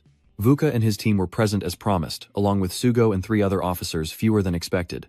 Minato narrowed his eyes at Sugo, disgruntled. "Is that all 12 people?" Sugo apologetically explained. "Sorry about that. Initially there were volunteers, but no one applied in the end." Minato sighed. "Well, you can guess how it went. Who wants to feel uneasy with an ungraduated kid as their captain?" As Minato pondered, Sugo placed something in his hand, saying, "And this is for you." "It's a temporary mage badge," Sugo explained slowly. "This is an outer rim operation, but since you're still students, show this when necessary. It's temporary, because you're not considered full-fledged mages yet." He then handed badges to Ruka, and the others patted Minato's shoulder and said, "My job here is done, the stage is yours." Team leader, Kusanagi. Minato smiled. It had been a while since he'd addressed people like this, but he didn't hesitate, stepping forward. Minato declared, "I'm Kusanagi Minato, and I'll be your Special Operations Unit captain. I promise to make you stronger than those magic family heads." With that, he flashed a confident smile, but his words left Ruka and the others stunned, and even the police officers present were utterly bewildered. Seeing their reactions, Minato wasn't surprised and calmly spoke up. "Looks like no one believes me, huh? Then let's put it to the test. Sidu, do you have a magic power measuring device here?" Sugo, still confused, stammered, "Of course we do," but the magic measuring device was quickly brought out. Minato glanced at the group behind him and calmly suggested, "First, let's have Ruka and Ryuji measure their magic power." Oblivious, the 2 agree immediately. Ruka steps forward, places her hand on the device, and unleashes her magic. Ryuji went next, and Minato explained Ruka's magic power was 10000, and Ryuji's was 8000, but now Ruka's is 30000, which shocked her, and Ryuji's has risen to 28000, which he finds hard to believe. Upon hearing Minato's words, Sugo's group cried out in shock. Impossible. Isn't that the magic power of a top-tier mage? Seeing their reaction, Minato pouted and said, "Why are you all making such a fuss already?" "It's your turn, Yu," he says, and Yu freezes at the sound of his name. She takes a few steps forward but hesitates to place her hand. What if the gap between her and Ruka can never be closed? Rika has tried so hard but she's no Ra and she's worried. What if she fails the test? Taking a deep breath, Du forces herself to calm down. She won't run anymore. Then she quickly placed her hand on the examination machine, and Du's magic power erupted. Whatever the result, she wouldn't deceive herself any longer. But her score stunned Sugo and Karen. Rika couldn't bear to look at the machine, but the number far exceeded expectations, reaching 26000, leaving Sugo in utter disbelief. According to previous records, her magic power should only be around 2000. There's no way it could have increased so dramatically. Minato retorted, "That's wrong, we can definitely improve our own magic power. All it takes is natural talent, relentless effort, and never giving up." He then looks at Du and praises her. "I'm so proud of you. You did great." Then he reached out and stroked her head, and upon seeing the results, Du burst into tears. Her efforts had finally paid off, and Ruka looked at her sister with pride in her eyes. She hid the emotion in her eyes, maintaining her cool demeanor, as Minato approached with praise. "You two also performed admirably," Rui says smugly. "Of course we did." Ignoring him, Minato turned and said, "Just as I expected from Ruka." Ruka, unfazed, replied, "As a member of the Mizuha family, this is nothing. I don't need your praise. But I want to, you did great." Minato insisted on praising her, even patting her head, leaving Ryuji stunned. At first, he thought Minato was just an emotionless kid, but now he's sure the boy doesn't even know how to spell fear. Even Du is completely bewildered. Heaven help us, his sister's about to blow. But contrary to their expectations, Ruka just swatted Minato's hand away, saying in a slightly annoyed tone, "I'm not a kid." Minato, oblivious, simply nods in agreement, and Du and Rui breathe a collective sigh of relief. Luckily, Ruka didn't freak out. She was just thinking this was the first time anyone had ever patted her head, not even her own father. As everyone enjoyed the moment, a shrill voice cut through the air. "So this is where you've all been. I tore up the police station looking for you guys. Why haven't you greeted me properly yet?" Seeing the newcomer, Sugo rushed to explain, "I was told you wouldn't be coming." But before he could finish, the man interrupted, clearly displeased. "So now I'm allowed to come." Sugo was truly annoyed by this man, but with no other choice he had to yield. "Allow me to introduce Mr. Shu, a noble mage from the Fuka family." After the introductions, Sugo whispered to Minato, "We had no choice but to ask a noble mage for permission, so I had to gather your information and send it to them." "I'm sorry." Minato asked suspiciously. "The Fuka family ignored the school disaster, didn't they?" Sugo nodded slightly. "That family prioritizes maintaining their power over following the government's requests." As the two whispered to each other, Shu suddenly spoke up with disdain. "I heard this is supposed to be Japan's top magic unit. How disappointing. Why do I only see a bunch of immature brats sticking their noses where they don't belong?" Based on his achievements, he's been appointed as the unit's leader. Shu narrowed his eyes at Minato upon hearing this. After a long observation, he curled his lip in disdain. "Stopped a disaster, huh? Just a commoner, not even a noble mage." As soon as he finished speaking, Shu stomped hard on Minato's foot. He scoffed in displeasure. "How dare you not bow before me, you piece of trash. Don't get smart with me. You're just garbage." This act infuriates the three Ruka, who begin to berate Shu, but he just smirks. Commoners are so easily agitated, aren't they? "Aren't you two the Mizuha sisters? Well, it seems you're not a complete waste after all." The Juka sisters glared at him, their faces etched with disgust, but Shu's shamelessness knew no bounds. He smirked, then boldly declared that he would be the unit's captain, a decision. Sugo immediately protested, reminding him that Kusanagi had already been appointed by superiors. Shu, ignoring them, scoffed and proposed, "Then let's fight it out. Whoever defeats the next disaster's final boss becomes the leader." Sugo, feeling guilty, quietly apologized to Minato. "I'm sorry I couldn't stop him." Minato, unfazed by the outburst, calmly replied, "It's fine. Your words are meaningless. All that matters is victory." The three were resolute. They wouldn't let that fool become captain, and with that they left the room still seething. Minato watched them go, a little helpless. Were they even more eager than he was? A while later, outside the police headquarters training grounds, Minato gathered everyone unsure of where to begin. But with the officer's magic power around 10 newtons, he decided to stick to his original plan and talk about magic power first. Thinking it over, Minato spoke clearly. "First, I have something to announce to everyone: the importance of magic. Magical power is the name of an energy used to synthesize magic, but it also has many uses." Then he called Ryuji to his side, who approached with a confused look. Minato calmly suggests that Ryuji hit him with all his might, leaving Ryuji confused but urged on relentlessly. Finally, Ryuji relents, clenching his fist and shouting, "Don't come crying to me if it hurts." With that, he threw a punch at Minato's face, but before it could land, an invisible barrier stopped him. Minato slowly speaks, "This is the power of a magic barrier. With a vast amount of magic power, one can easily unleash it. And if your magic power is even greater, you can even unleash it unconsciously." Minato says. In short, it's automatic magic. Ryuji bites his lip fiercely, wanting to break the barrier, but he can't. Ultimately, he had to give up. Seeing his disappointment, Minato spoke up again. That's why improving your own magical power is the most important and fundamental goal for a mage. Remember that. Immediately after, he called each of them in to teach them how to sense magical power. Just like Ruka and the others' reactions to learning this skill, the officers were all astonished. With the first task done, Minato had them practice real combat, and so the day passed. After training, Minato returned home, still troubled by the team's situation. Besides magic training, they'll need equipment, preferably some that can resist magical beasts. Judging by Sugo's reaction, borrowing equipment won't be easy. Minato sighs. There probably aren't any skilled craftsmen left in this era. I guess I'll have to make it myself. He's never tried it before, but it can't be that hard. Then he starts rummaging around the house for anything he can use. Minato finally found a ring that looked cheap, but it was so new it must be important. This will have to do for now, but it's still not enough. Where else could he find something? Just then, the phone on the bed suddenly rang, startling Minato. It's Ruka calling out of the blue. That's rare. Minato answers immediately, and Ruka's voice comes through. It's me, Minato asked in surprise. What's up? But the other end of the line was silent for a long time before finally speaking. You're the only one fit to be our captain. Minato couldn't help but chuckle. Are you trying to encourage me? Ruka answers without hesitation. That's right. Minato laughs. How sweet of you to say. But thinking that he asked, if you're free tomorrow, could you go shopping with me? Ruka frowned slightly. Shopping.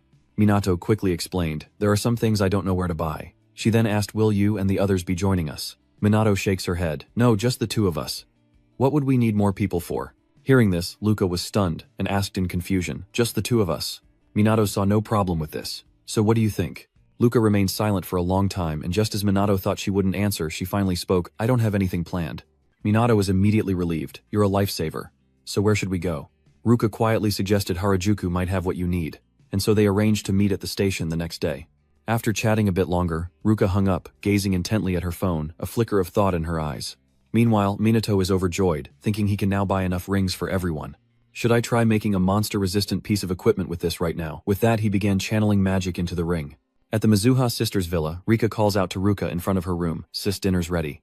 But there's no answer, and she immediately frowns, muttering, no response. Is she asleep? That's not like her at all. After a moment of hesitation, Du decided to open the door and step inside. I'm coming in. But as she stepped inside, she saw Ruka trying on clothes, leaving Du confused about what was happening. Ruka heard the noise and turned to see Du standing there dumbfounded. Frowning, she asked, what's wrong? Du snapped back to reality and stammered, I'm sorry, dinner's ready. Ruka nodded slightly, cutting her off. I'll be right there. Du hurried out, lost in thought, never having seen Ruka so eager before.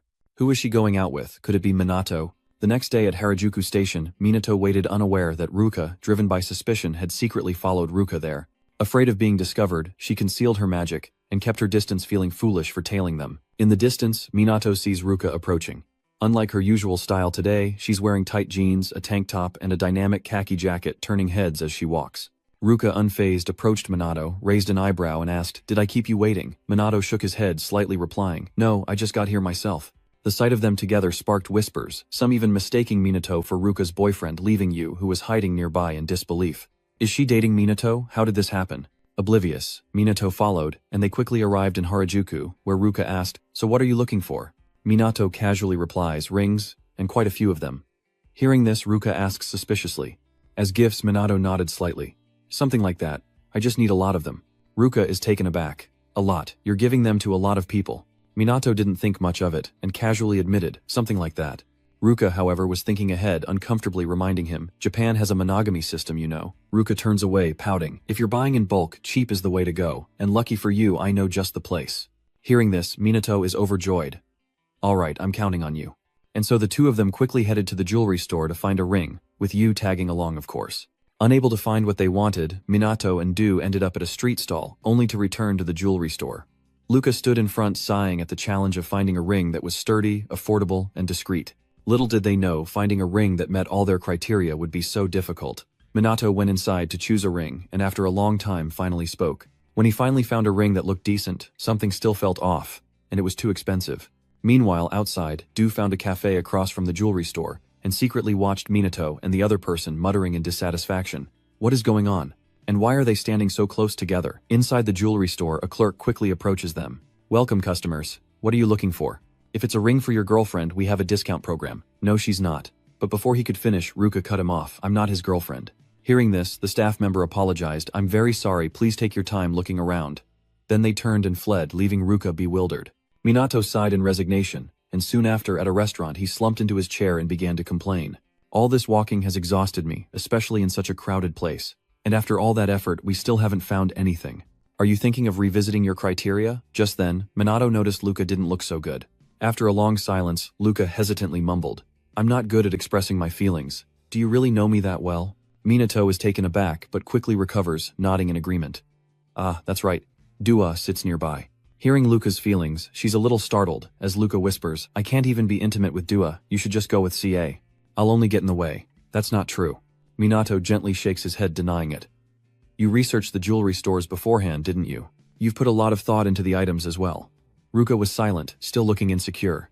Minato continued, "Even though I'm the one shopping, you're taking it so seriously, like you're buying it for yourself. I mean, you've been a great help." Ruka stared intently at him, then suddenly became shy, lowering her head and twirling a strand of hair as she whispered. "Is that so?" Yuka couldn't help but step out after hearing their conversation. She'd never seen Ruka look like that before. What was she even doing here? Perhaps it's time to go home. And so she turned and headed back. Minato and the other person searched a little more and finally found what they were looking for. Minato excitedly exclaimed that they had finally found it. Ruka walked beside him, puzzled, and asked, "But why buy 5? Minato calmly replies that it's 1 for each person. Ruka, growing more suspicious, stared intently at Minato, then quietly said, "They're sure to love your gift. You put so much thought into it." Minato glanced at her and said matter-of-factly, "This is equipment for our entire unit, so they're bound to be happy." Ruka was taken aback, then nodded in understanding. "Oh, I get it. So that's how it is." Minato doesn't seem to notice what she's thinking. Grateful, she reflects on the day, admitting she doesn't know what she would have done without her sister. "Thank you," Minato said, but Ruka brushed off the idea. "There's no need. Just knowing I could help you is enough." But Minato still wanted to thank her hastily, saying, "I should repay you with something, right?" Ruka pouted slightly, saying it wasn't necessary. But just as she finished speaking, Minato suddenly produced a ring, stunning Ruka. Ignoring her surprise, Minato urged, "Give me your hand." Ruka, now even more confused, muttered, "What are you doing? Just give it to me." Growing impatient, Minato took her hand, slipped the ring onto her ring finger, winked, and said, "This is the first piece of equipment I've made, so take good care of it." Ruka realizes the significance of his gesture, and her cheeks flush crimson, as she avoids Minato's gaze and flees in a panic. "I'll treasure it. See you later then." Minato, a bit bewildered, wanted to call out, but it was too late. "You were still explaining its use." "Oh well, maybe next time." Meanwhile, Ruka had already run off, putting a good distance between herself and Minato. Then she paused for a moment, Ruka staring intently at the ring on her ring finger. Suddenly struck by an idea, she clutches it tightly to her chest. The next day at the police headquarters training grounds, Minato gathers everyone and speaks clearly. "I'm distributing equipment now. Please each of you choose one." He then distributed rings to everyone, holding one in his hand, leaving them all astonished. Karen muttered in alarm. "A magical reaction. Could this be the enchanted beast resistance gear?" Minato nods, confirming, "That's right, these are anti-monster equipments, enchanted with wind magic. If you use them with your own magic, they can be upgraded to first-level wind magic." Sugo, even more shocked, asked in surprise, "Where did you get these?" Minato casually replied, "I made them myself." Sugo is stunned. Only the most skilled artisans could craft anti-magic beast equipment, and they're all but gone. Yet this kid can produce so much. He couldn't help but marvel at her endless surprises. Meanwhile, Minato distributed rings to everyone but skipped Du, leaving her surprised. But then she noticed a ring on Ruka's ring finger, and Du was shocked as she'd never worn that ring before. Could it be from yesterday's date? Did something happen after she got back? "What's going on?" Minato has no idea what she's thinking. After distributing the gear, he spoke again. "All we're missing now is a means of transportation. We can't rely on cars, they're just not fast enough." Sugo found that reasonable. "They're always later than usual." Minato then uses magic to lift himself into the air, calmly explaining, "With this equipment, anyone can use wind-based balance magic. This will minimize our travel time, but remember, it's just a simple spell. The magic required to use it is low, so don't use this for attacking." With that, he tells everyone to give it a try. Everyone quickly followed, but they still couldn't maintain balance while standing on it. Minato slowly reminded them, "Balance requires both flight and maintenance, so try imagining yourselves jumping forward." With that, he glanced at Dai-Ca.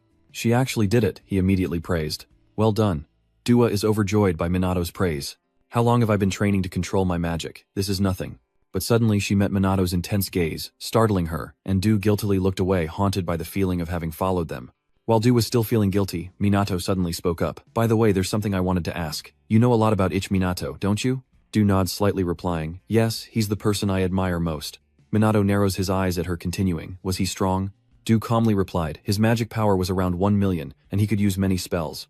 He sacrificed himself in the battle against the Demon Lord during the Great Disaster. Minato then wondered what happened to the mage after his death, and Yu slowly explained. At that time there were few mages left who could fight, and the Mizuha family made an enormous contribution. At that time almost all magic-related documents and data had been destroyed, leaving nothing behind, forcing their ancestors to rebuild the magic system from scratch. Minato frowned. As far as he remembered, while the number of mages who died was relatively high, there should have been plenty of documents and data left, since he had stored them everywhere as a precaution. But modern magic knowledge is still too crude and full of holes, and the amount of magic power is unbelievably low.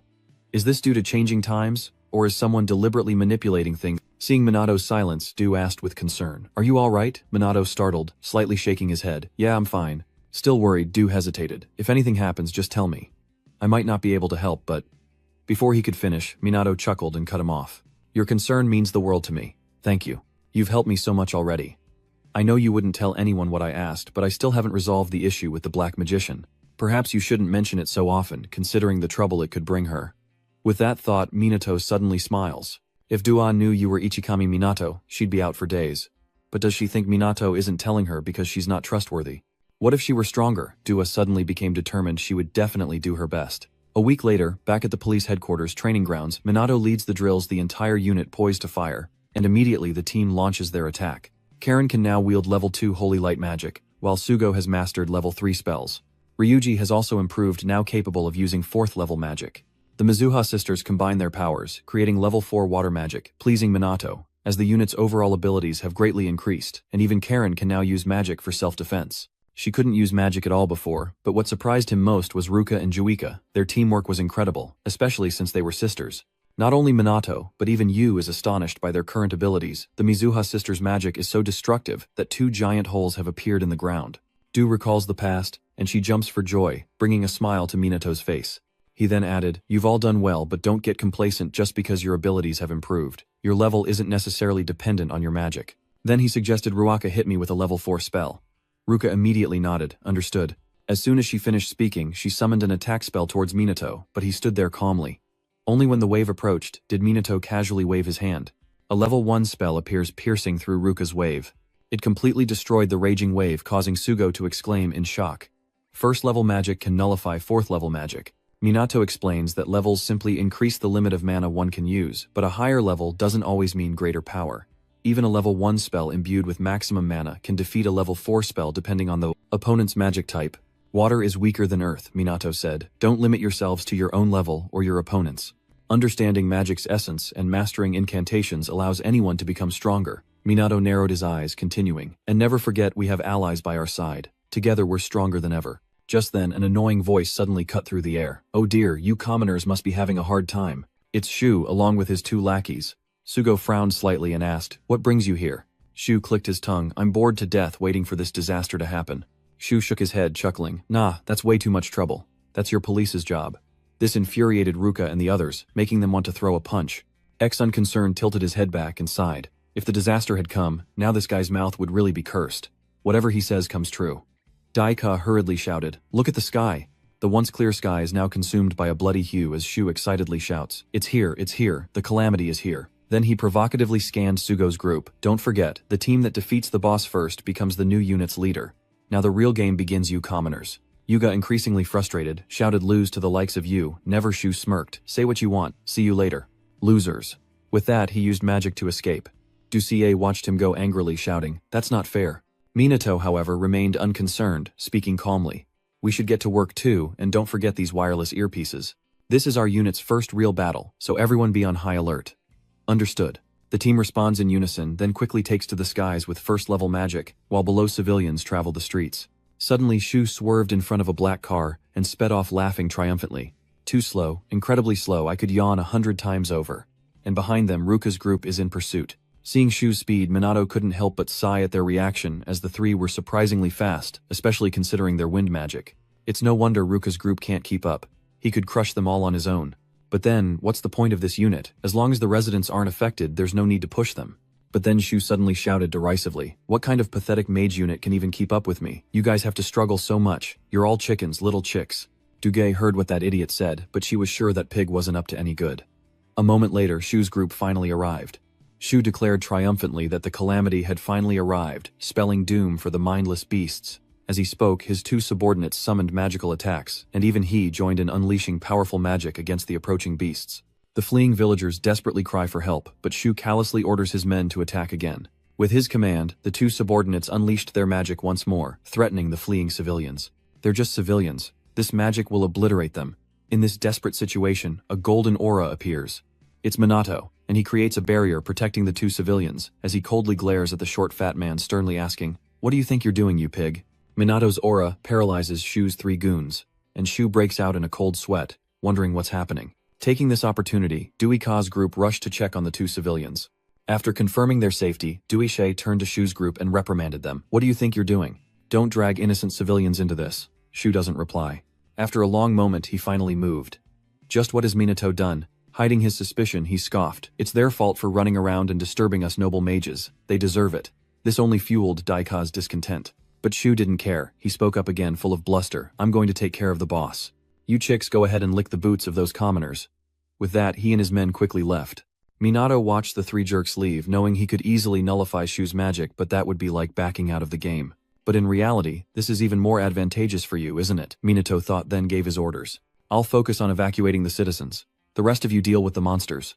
Sugo voiced his concerns, wondering if he alone could face him. "Even for me, rescuing and evacuating citizens could lead to unforeseen complications." Minato smiles confidently. "I am the captain of this special unit after all." Stunned, Sugo suddenly burst out laughing, then awkwardly said, "That was a stupid question, wasn't it?" Du then roared, "We can't just rely on Minato. Let's take down these monsters together. Go forth and bring us victory." With his command, they charged ahead, unleashing their magic upon the lesser demons. Du was now extremely confident in her abilities, easily dispatching low-level monsters and goblin soldiers. Du once cowered in fear, unable to do anything, but now she can eliminate goblin soldiers on her own. She's truly become stronger. Meanwhile, Minato uses his magic to scan a rooftop, finding a chaotic mix of magical energy from both allies and monsters. It seems many citizens couldn't escape. Rescue operations are difficult, but not for him. Without hesitation, Minato leaps from the rooftop, dashing off like a gale. Meanwhile, Shu's group was busy eliminating demon soldiers, as was Ruka's team, who were also highly focused. But then a powerful surge of magical energy suddenly erupted, causing Dai Ca to exclaim in alarm, "What is this magical power?" As everyone panicked, a demon general approached from afar. Shu sensed the magic and rushed over with his men, declaring, "The final boss is mine. I'll show you the true power of fourth circle magic." Shu's men immediately advised him, "But the opponent is a demon general. You can't defeat it with just fourth level spells." Unfortunately, Shu was arrogant and boastful, saying, "Who says I can't? No one's ever really faced a demon before. Why are you all so sure I'm a noble mage? Victory is inevitable." But as soon as he finished speaking, he unleashed fourth level magic, and a wind attack which the demon general didn't even flinch at. It summoned its own magic, and a brilliant flame quickly materialized. The flames grew fiercer in the wind, and the palace was engulfed. Seeing this, Shu turned pale as a ghost. He trembled, muttering, "My ultimate magic has been nullified." But the flames rushed towards them, and seeing the dire situation, Shu turned tail and ran. Rushing past the fleeing citizens, the flames drew ever closer, but before they could be consumed, Minato appeared, only to be preempted by a surging wave of water. In an instant, it extinguished the flames. Luca's group was responsible. Minato smiles with satisfaction. Not bad at all. The short, fat Shu scrambled away, finally collapsing into a seat, but it wasn't long before someone approached him. It was Dai, and she looked furious as she gritted her teeth and questioned him. "Why did you involve the commoners?" Shu scoffed. "I already told you, who can they blame if they didn't run? If you dare hinder a noble mage, you must be prepared to pay the ultimate price, death." But before he could finish, Yu raised her hand and struck. A resounding slap echoed, as Shu was sent flying several meters. Dewey-cha, still annoyed, scoffed, "Noble mage, my foot. You're just a fat, shameless pig.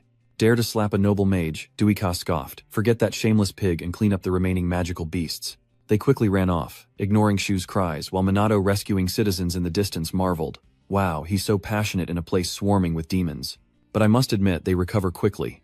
That's probably a good thing. It seems there are still many citizens who need help, and you must also keep an eye on the young master. A demon general has truly appeared here. We must deal with it to end this disaster. Meanwhile, inside a dilapidated house, Shu and his two men hid as one of them pleaded, "We can't possibly win against those demons. We should retreat." The young master bit his lip, thinking to himself that even he would have trouble defeating them all. But then Shu had an idea, blurting out, "Wait, what if we wait for them to weaken all the demons out there, and then we wipe them all out?" Young Master Shu smugly declared, "This is nothing. For now we just rest and wait for our chance." Outside, Ruka and the others were facing the demon general. Its magical power is immense. Du doesn't know if they can win, but they have to.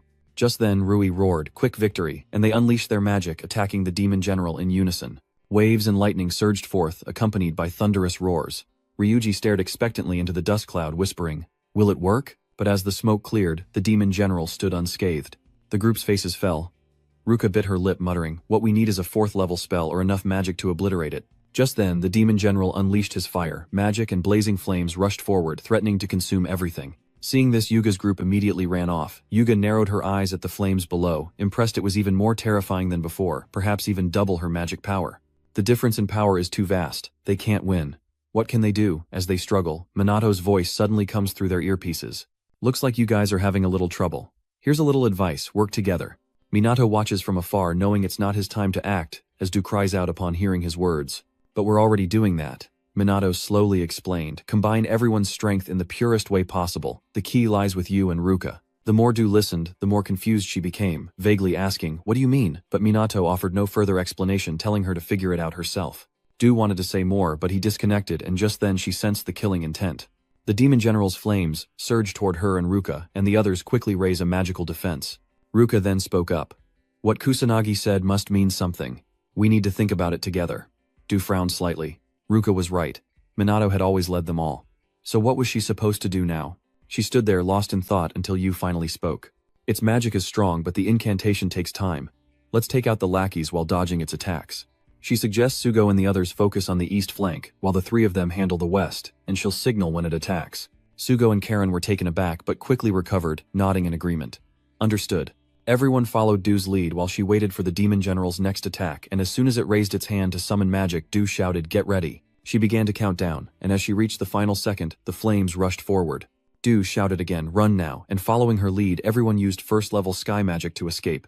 From afar, Minato observed the scene, surprised. So Du is taking command. He thought Rui or Ruka would do it.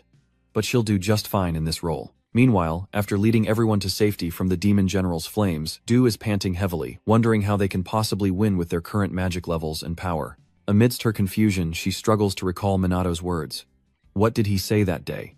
Or has Yu misunderstood? But she's not sure if this will really work. After hesitating for a long time, she decided to take a gamble, stepping forward and firmly requesting, "Everyone, please lend me your strength."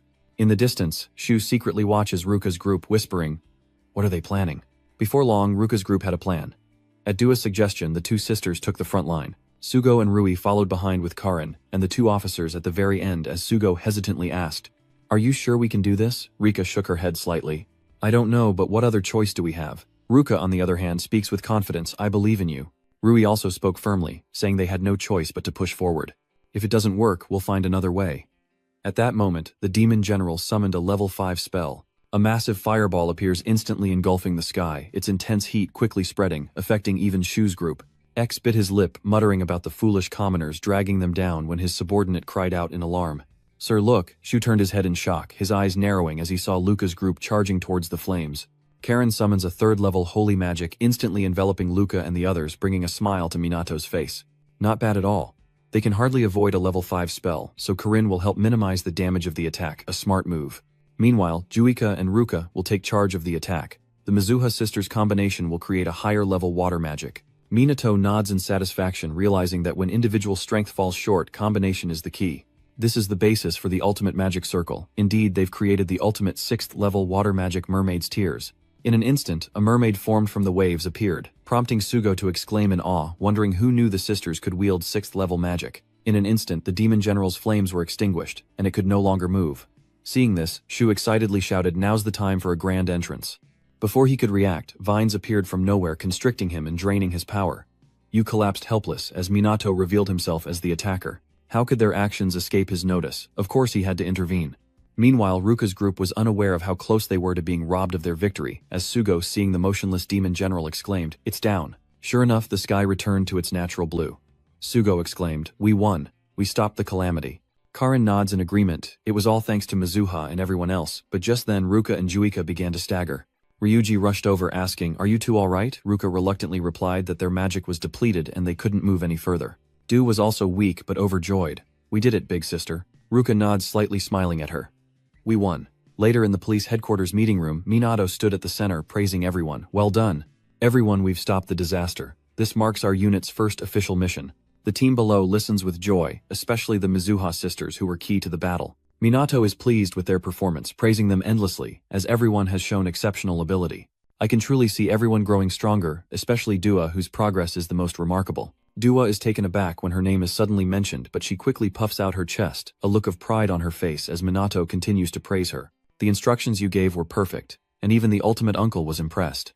You had that tactic in mind from the start. Du shook her head slightly. No, I had no idea.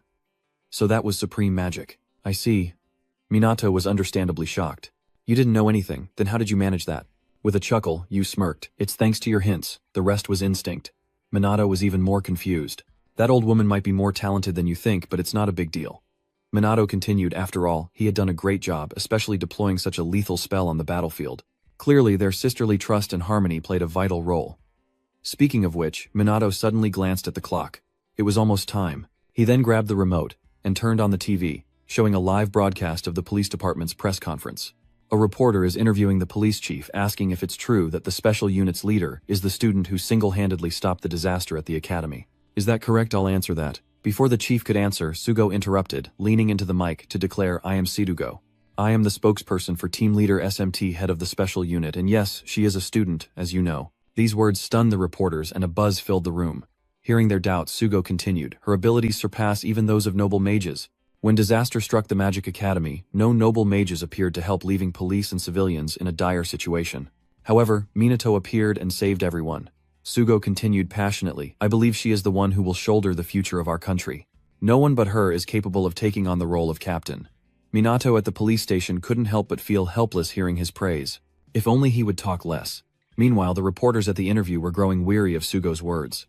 The questions and rumors swirled, mentioning the heads of the noble mage families, especially the Fuyu family, leaving the chief sweating bullets. He hastily interjected, we are currently at the police station. Please refrain from asking intrusive questions about the noble mages. Just then, a commotion erupted outside. As everyone looked, they saw the fatso standing outside with his two henchmen swaggering into the hall and declaring, your current little captain is nothing to brag about. Only a noble wizard like me can truly be happy. Then Shu aggressively questioned him, saying that holding a press conference without informing him was a breach of protocol. Sugo glared at him, questioning his audacity. Why are you here? You lost the bet, didn't you? The shameless trio, including Shu, denied everything, claiming ignorance, infuriating Sugo, but Shu pressed on. The words of a noble mage like myself are absolute. The commoners should simply obey. Just then, a reporter stood up and spoke. I have a question. Zhu glanced at the reporter, smirking. A pretty lady has a question for me. A new team leader, perhaps. All right, let's hear it. The reporter's tone turned serious. We've received information that you not only failed to rescue trapped citizens, but even implicated them in the process. Is this true? Zhu was startled by this, and shook his head in denial. What are you asking? What are you talking about? But another reporter presented video evidence. We've received similar information, including videos and photos. Immediately, many reporters began to criticize and condemn Shu. Shu grew more and more frustrated, his face alternating between green and white. He yelled, shut your mouths. It's their fault for getting in my way. Keep your mouths shut, you lowly commoners, Sugo finally roared. As you can all see, the age of the noble mage has come to an end at the hands of people like these.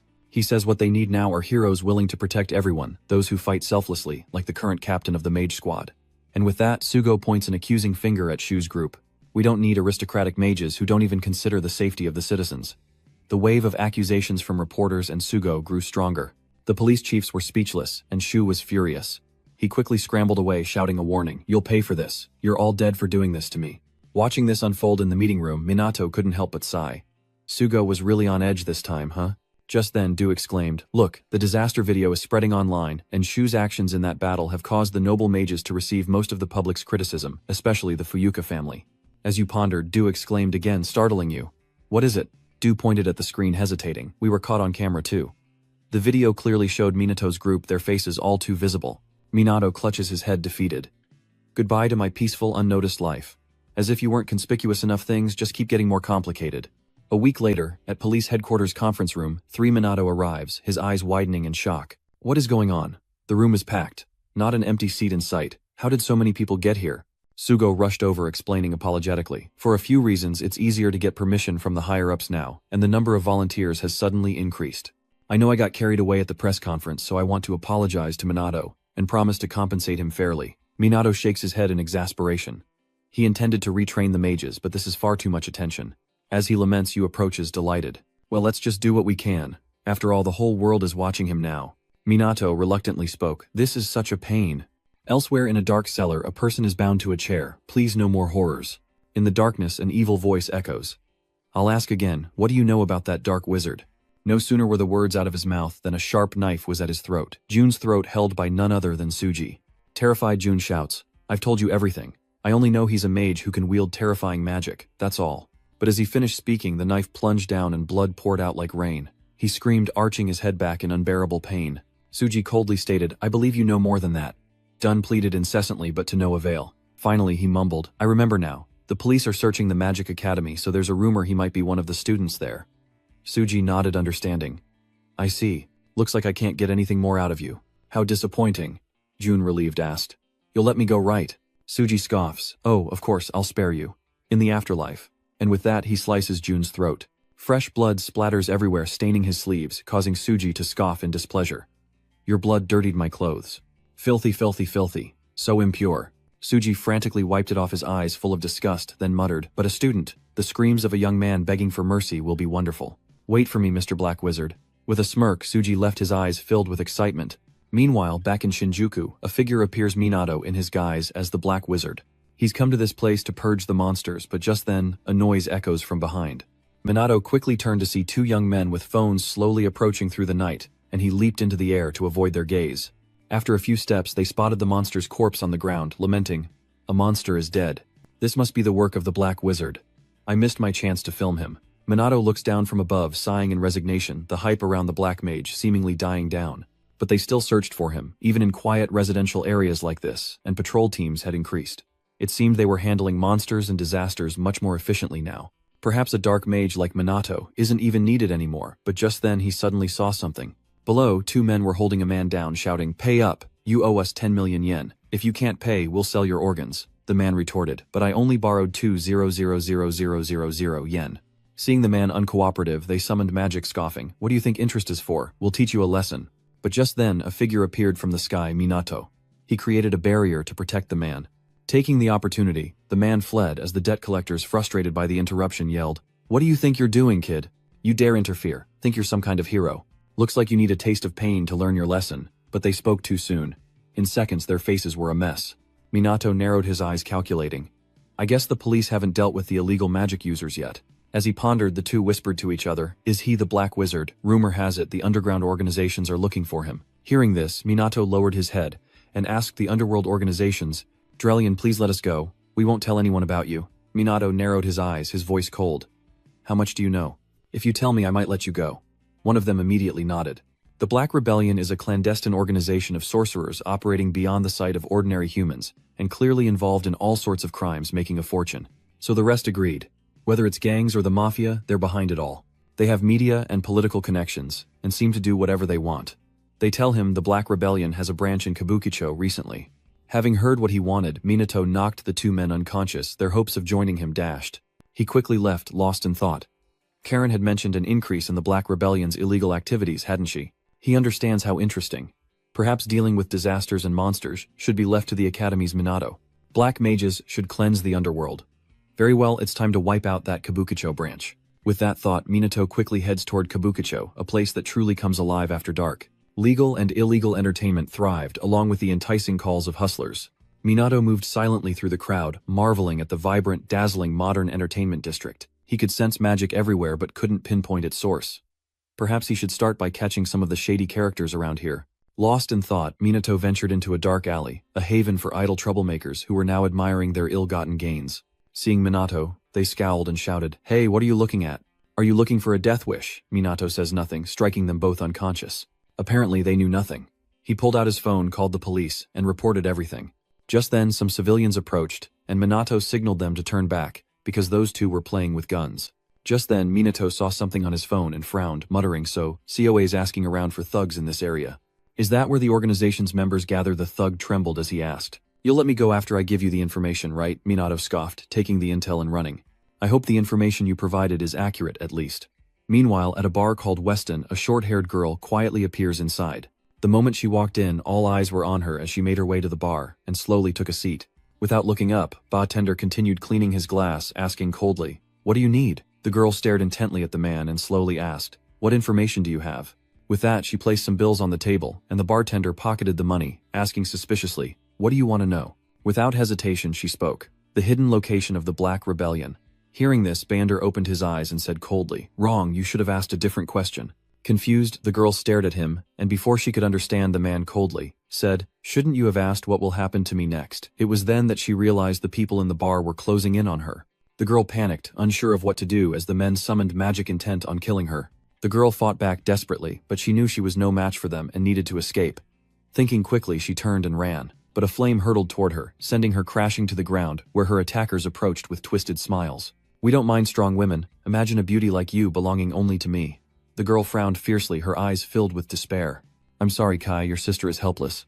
Just then, a hand reached out to grab her head, but at that moment Minato pushed open the door and entered, freezing the men in their tracks. Ignoring them, Minato slowly walked into the bar, coldly asking, "Are there any members of the underground mage organization here?" This question leaves the others dumbfounded, but one of them recovers, stepping behind Minato, and coldly asking, "Are you crazy?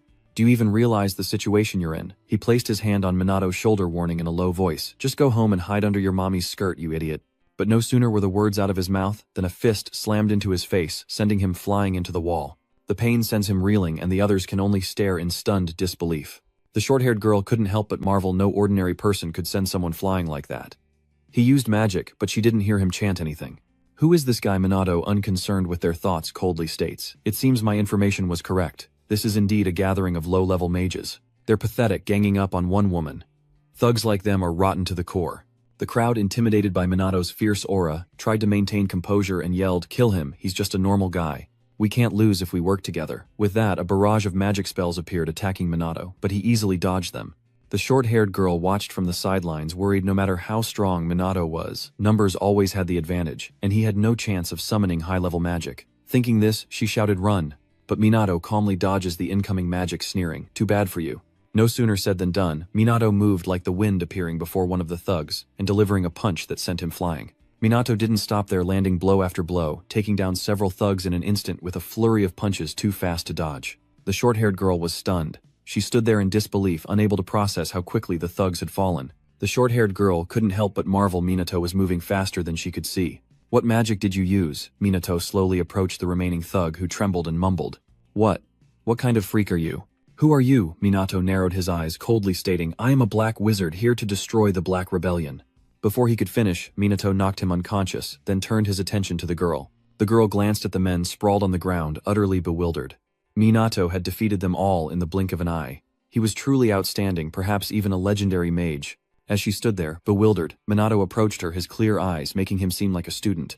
Minato helps her up, whispering, "Looks like you're not hurt." Snapping back to reality, the woman nodded. "Huh, oh right."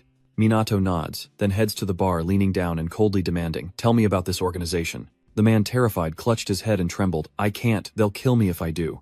But as soon as he finished speaking, Minato slammed his fist on the table, narrowed his eyes at the man and coldly warned, "This is your last chance. Tell me about the organization." Seeing Minato's terrifying gaze, the man quickly shouted, "I'll talk, please don't cut me." He told Minato that the organization's base was in Tokyo, with branches in places beyond Kabukicho, and the head of the Kabukicho branch was a tough customer. Hearing this, the leader was said to be an influential sorcerer in the underworld, rumored to be manipulating Japan from behind the scenes. Minato coldly asked, "And where is this branch?" The man waved his hands, shaking his head. "I really don't know. They don't tell low-level guys like us. They just give us the dirty work." Minato frowned. This guy didn't know where the branch was, putting him back at square one. Perhaps he'd hunt down more illegal sorcerers. With that thought, Minato turned to leave, only to be stopped by the girl's voice. Minato pauses, and the grateful woman says, "Thank you for saving me. I can't imagine what would have happened if you weren't here. Don't worry about it. I just happened to be passing by. If you know this is a dangerous place and still walk right into it, only you can save yourself." Hearing this, the girl couldn't help but chuckle. "You're quite harsh with adults, aren't you?" She asked if Minato wasn't looking for the Black Rebellion branch, and what he planned to do when he found it other than destroy it. Minato responded coldly, a simple statement that revealed his true intention to destroy Black Rebellion. Minato is strong, no doubt, but he can't do it alone. And perhaps neither can she. After a long silence, the girl proposed, "Could we work together?" Minato frowned, slightly muttering to himself in doubt. The girl nodded, introducing herself. "I'm a detective. I have access to more information and connections than you, but I lack your power." Hearing the offer, Minato hesitated, then coldly replied, "So you intend to trade your information for my power? Let's combine our strengths." The dark mage Minato stared intently at the girl before him, silent for a long moment. He certainly needs information, but can he trust this girl? If he goes too far, he'll be affected. After a long silence, Minato finally spoke, hoping for a fruitful partnership, a sentiment that visibly elated the girl. She quickly introduced herself. I'm Leona. Minato greeted her as well. I'm the Black Wizard. Leona frowned, muttering that it sounded ostentatious and long-winded, asking if he had a shorter name. Minato shook his head, replying, no, that's what everyone calls me. Seeing this, Leona anxiously thought of a name for him, and after a long moment hesitantly asked, how about Chrono? Sounds good. Minato agreed without hesitation, then asked suspiciously, so why did they attack you? Leona casually replies, I'm looking for the Black Rebellion's hideout. Minato sighs, how reckless. Leona retorts, aren't you the same? He pouted, I can protect myself. Leona sighed, finding Minato's words reasonable. I know I'm weak, but I have no choice. No one dares stand against them. And the noble mages don't care. The police are busy with the disaster, so the Black Rebellion runs rampant here. Minato had heard about it from Karin, but why did Leona tremble as she spoke? He narrowed his eyes at her, finally speaking. You're helpless too, aren't you? Leona lowered her head, her lip bitten raw. After a long pause, she finally spoke, her voice filled with rage. My brother was attacked by a mage. Leona had cared for Kai since their parents died years ago, working tirelessly to support him. Though alone, Kai never complained, until the day their home was invaded and he witnessed everything. Then the boy was attacked with magic by the thieves. Too young and defenseless, Kai could only run, but it was no use. As Leona recounted the story, her face filled with rage. Minato noticed and asked suspiciously, so he was injured? Leona shook her head, replying, not injured, but unconscious. Minato was shocked. Could magic not heal him? At that moment, Leona cried out in outrage. The doctor said, he'll wake up, he's only 9 years old because of them, they were caught, but it's not enough. Leona's eyes were filled with hatred, resentment, and helplessness. Minato realized this, asking suspiciously, so you want revenge, I want justice. Leona declared fiercely, I want to stop others from suffering the same fate. I'm powerless, but you aren't, are you? Minato remained silent, contemplating her words. She seemed genuine, and this story was certainly designed to get him to cooperate. But Minato didn't dislike it. After a moment he coldly replied, if you can help me, then okay. Leona grinned triumphantly. Investigative information. I've looked into a few things, but not much. They're Yakuza or Mafia, so I'm looking into them carefully. Minato, unfazed, seriously suggests, give me their hideouts. Leona was stunned. What are you planning to do? Minato replied calmly. Infiltrate. Leona, alarmed, pleaded, that's too dangerous. You're strong but not immortal. But Minato confidently declared, I won't die. I'm a dark mage. Leona hesitated, then finally agreed. Okay, I'll go with you. Minato, slightly surprised, says, you know you could die. Leona shook her head firmly, I don't care. Minato narrowed his eyes, asking sternly, what about your sister? Biting her lip, Leona whispered, if I die, he'll have the insurance money. Minato was suddenly reminded of those who died in natural disasters in his past life. He sighed, resigned, money is useless, it's a pointless death. But Leona shouted back, resolute, how can the strong understand the weak's need to live meaningfully, to fight even if it's a losing battle? With that, tears streamed down her face as Leona trembled, struggling to speak. My sister, we made an agreement. Leona wept, her heart, aching, tears streaming down her face as Minato watched in silence. Just as Leona despaired, thinking he wouldn't agree, Minato suddenly spoke. Just tell me what to do. Take me there now. Minato walked towards the door, gazing intently at her, and declared, we will defeat them. Leona smiled, wiping away her tears, and confidently said, of course. The two quickly left the bar, and Leona began to complain about the walk, but Minato shook his head, saying, we don't need to walk. He then walked straight to Leona, and without hesitation embraced her, leaving Leona wide-eyed and bewildered. Meanwhile, in a high-rise room, a group of thugs gathered, and the lookout by the window suddenly cried out, startling the others. Before they could understand what was happening, the window shattered, as Minato burst in with Leona kicking the guard by the window for good measure. This chaotic scene left the men in the room bewildered, as Minato set Leona down and surveyed the room. Is this a Black Rebellion hideout? Leona didn't answer. She was catching her breath, still terrified. She thought she was a goner. Just then the men in the room drew their weapons, guns, and swords. They point their weapons at Minato, coldly warning. Who are you? Do you know where you are? Unfazed, Minato coldly remarks. So this is all there is to the Yakuza. A bespectacled man approaches Minato, coldly asking, who the hell are you? Minato coldly replies, a dark mage. Upon hearing this title, the Yakuza shouts in anger. Are you crazy? Kill them. Instantly, the thugs surrounded them. Don't stray too far from me, Minato muttered. Leona nodded in agreement as a thug charged at them with a sword, only to strike an invisible barrier, shattering his blade. The man panicked, trembling and muttering, what is this? Seeing their swords fail, the thugs quickly opened fire. Unfortunately, the result was the same. They only touched an invisible barrier and vanished. This scene terrified the thugs, who cried out in disbelief. Swords and guns are useless. Ignoring the thugs, Minato heads straight for the chubby, bespectacled leader. He coldly asked, are you the boss? Is this group connected to Black Rebellion? Those words froze the man in his tracks, and after a long moment his body began to tremble. He roared, you think you're going to live through this? Don't you know what the Yakuza are? As soon as he finished speaking, the leader and his men opened fire on Minato. Unfortunately, it was as useless as before. Minato thought calmly. Good, so they're just underlings. Leona, drenched in sweat, trembled as she asked, Aren't you scared? Why aren't we affected? Minato remained silent. He sensed the magical energy in the room, and after a moment spoke. There's no magic here, so they're not related, meaning we don't need to be here. At that moment the leader roared, You're dead meat! Die! Minato, not wanting to waste words, swept his leg in a circle. With a single sweep, the group is plastered against the wall, defeated. Minato didn't even need magic. They were weak. Leona watched in stunned silence, her eyes wide with disbelief, as Minato spoke coldly, offering no explanation. They have no information. Let's move on. Leona watched Minato, intently, silently impressed. You're so strong.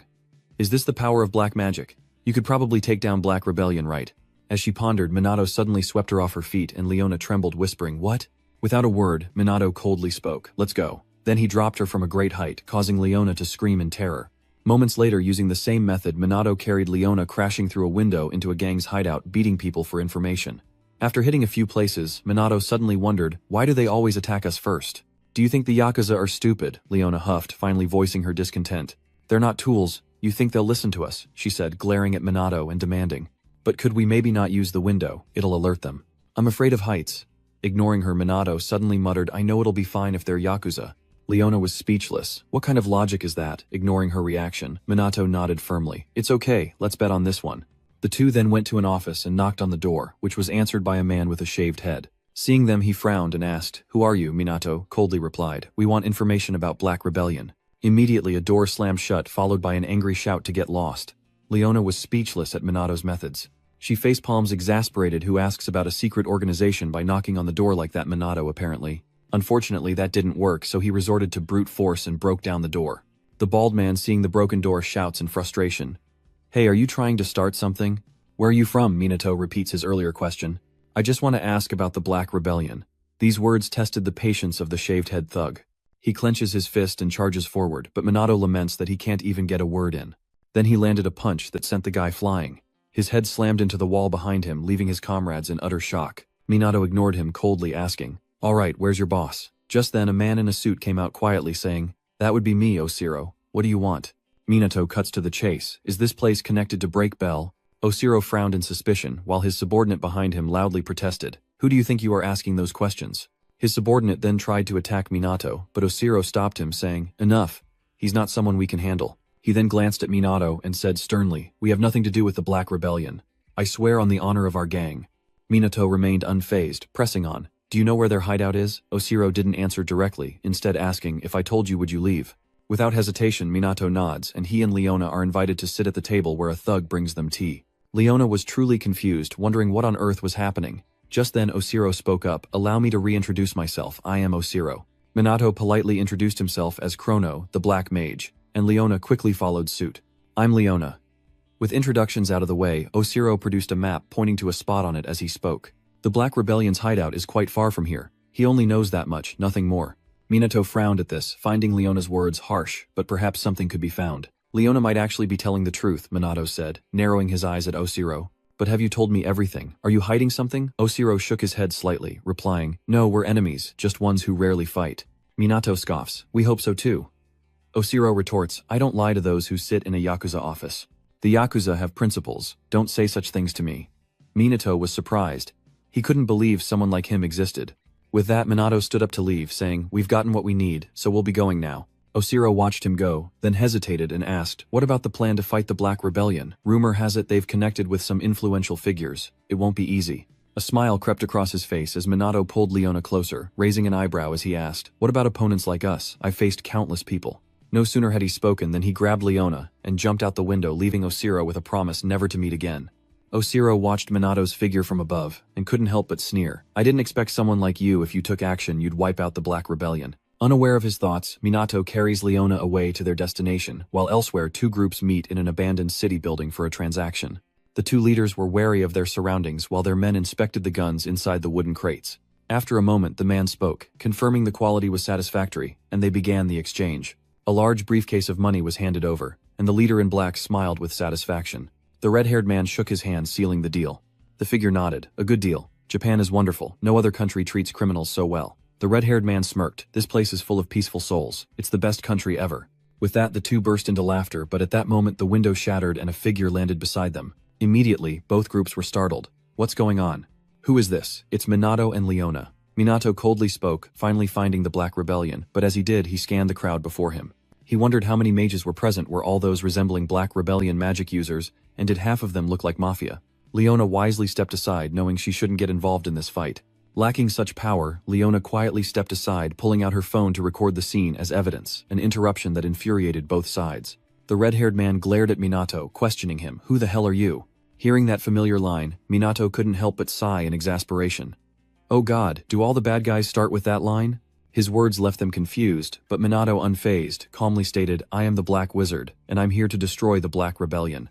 The Mafia leader, unfamiliar with the name, asks quietly, a dark mage. The red-haired man stares blankly, muttering about destroying Black Rebellion. But soon after, the whole group burst into laughter. The red-haired leader sneered, what can a brat like you do alone? But no sooner were the words out, than a flame shot from afar, exploding in a burst that sent the mob flying. Minato scoffs, I'll take you down. Ambushed, the two leaders are enraged and immediately give orders. You have a death wish. Kill him. Immediately they unleashed a barrage of magic upon Minato. They simply can't touch him.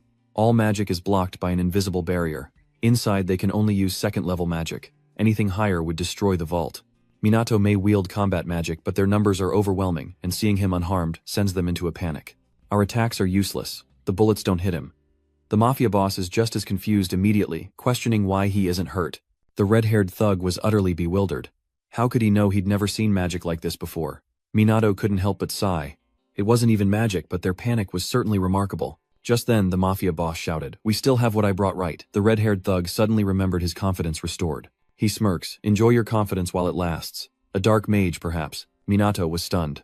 Looks like they've regained their composure. As he hesitated, one of them approached with a smoke bomb, prompting Minato to shout, Leona, get out of here now. Leona, obedient as ever, immediately turned and fled towards the door, just as the man hurled the canister of poison gas. Minato, not daring to falter, quickly used his magic to pull it back, and in an instant, all the poisonous gas was released. The two leaders, now wearing masks, smirked at the sight. They laughed. Too late, fool. Not even you can withstand this poison. Game over. He's finally dead, right? As they spoke, they moved forward, eager to see Minato's demise, only to be met with a shocking sight that widened their eyes in disbelief.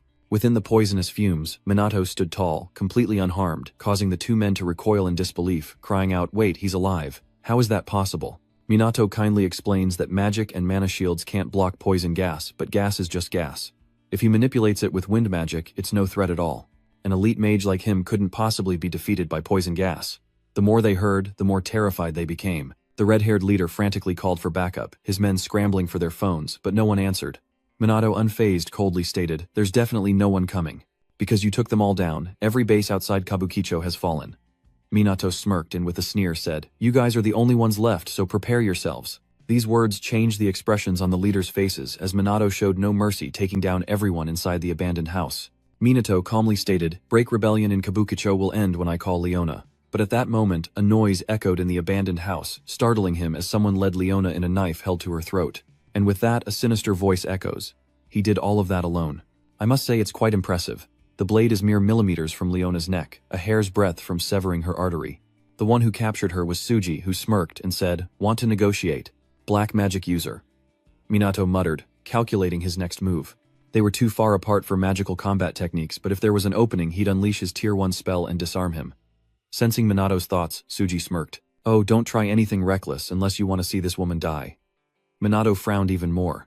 He can see your magical power. It seems there are still mages who can sense magical power in this day and age.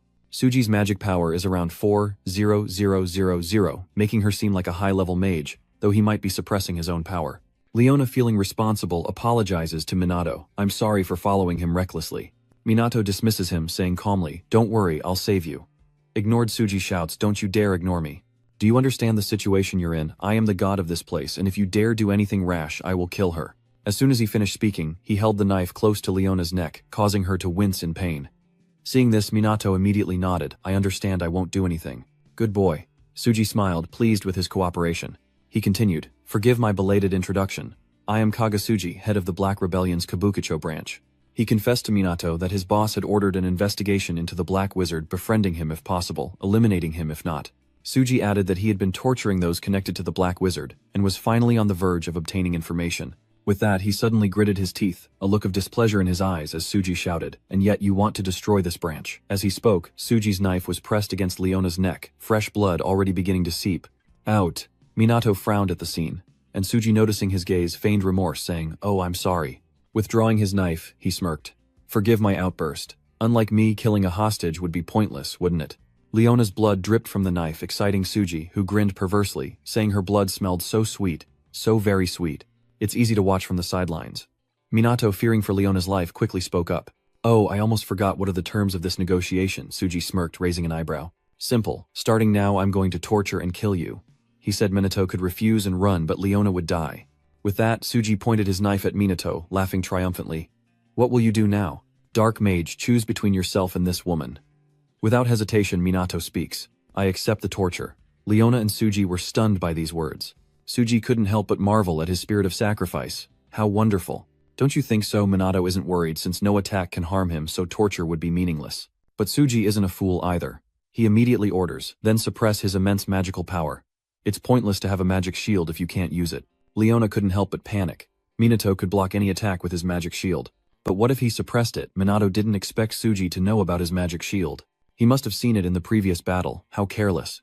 With no other choice, Minato suppresses his magic, then raises an eyebrow and asks, "Are you satisfied?" Suji sneered, summoning his magic to attack Minato, laughing triumphantly as he commanded him to stay still. Instead of killing Minato, he tortures him with his first-level magic, and Leona cries out in horror for him to stop, but Suji won't listen.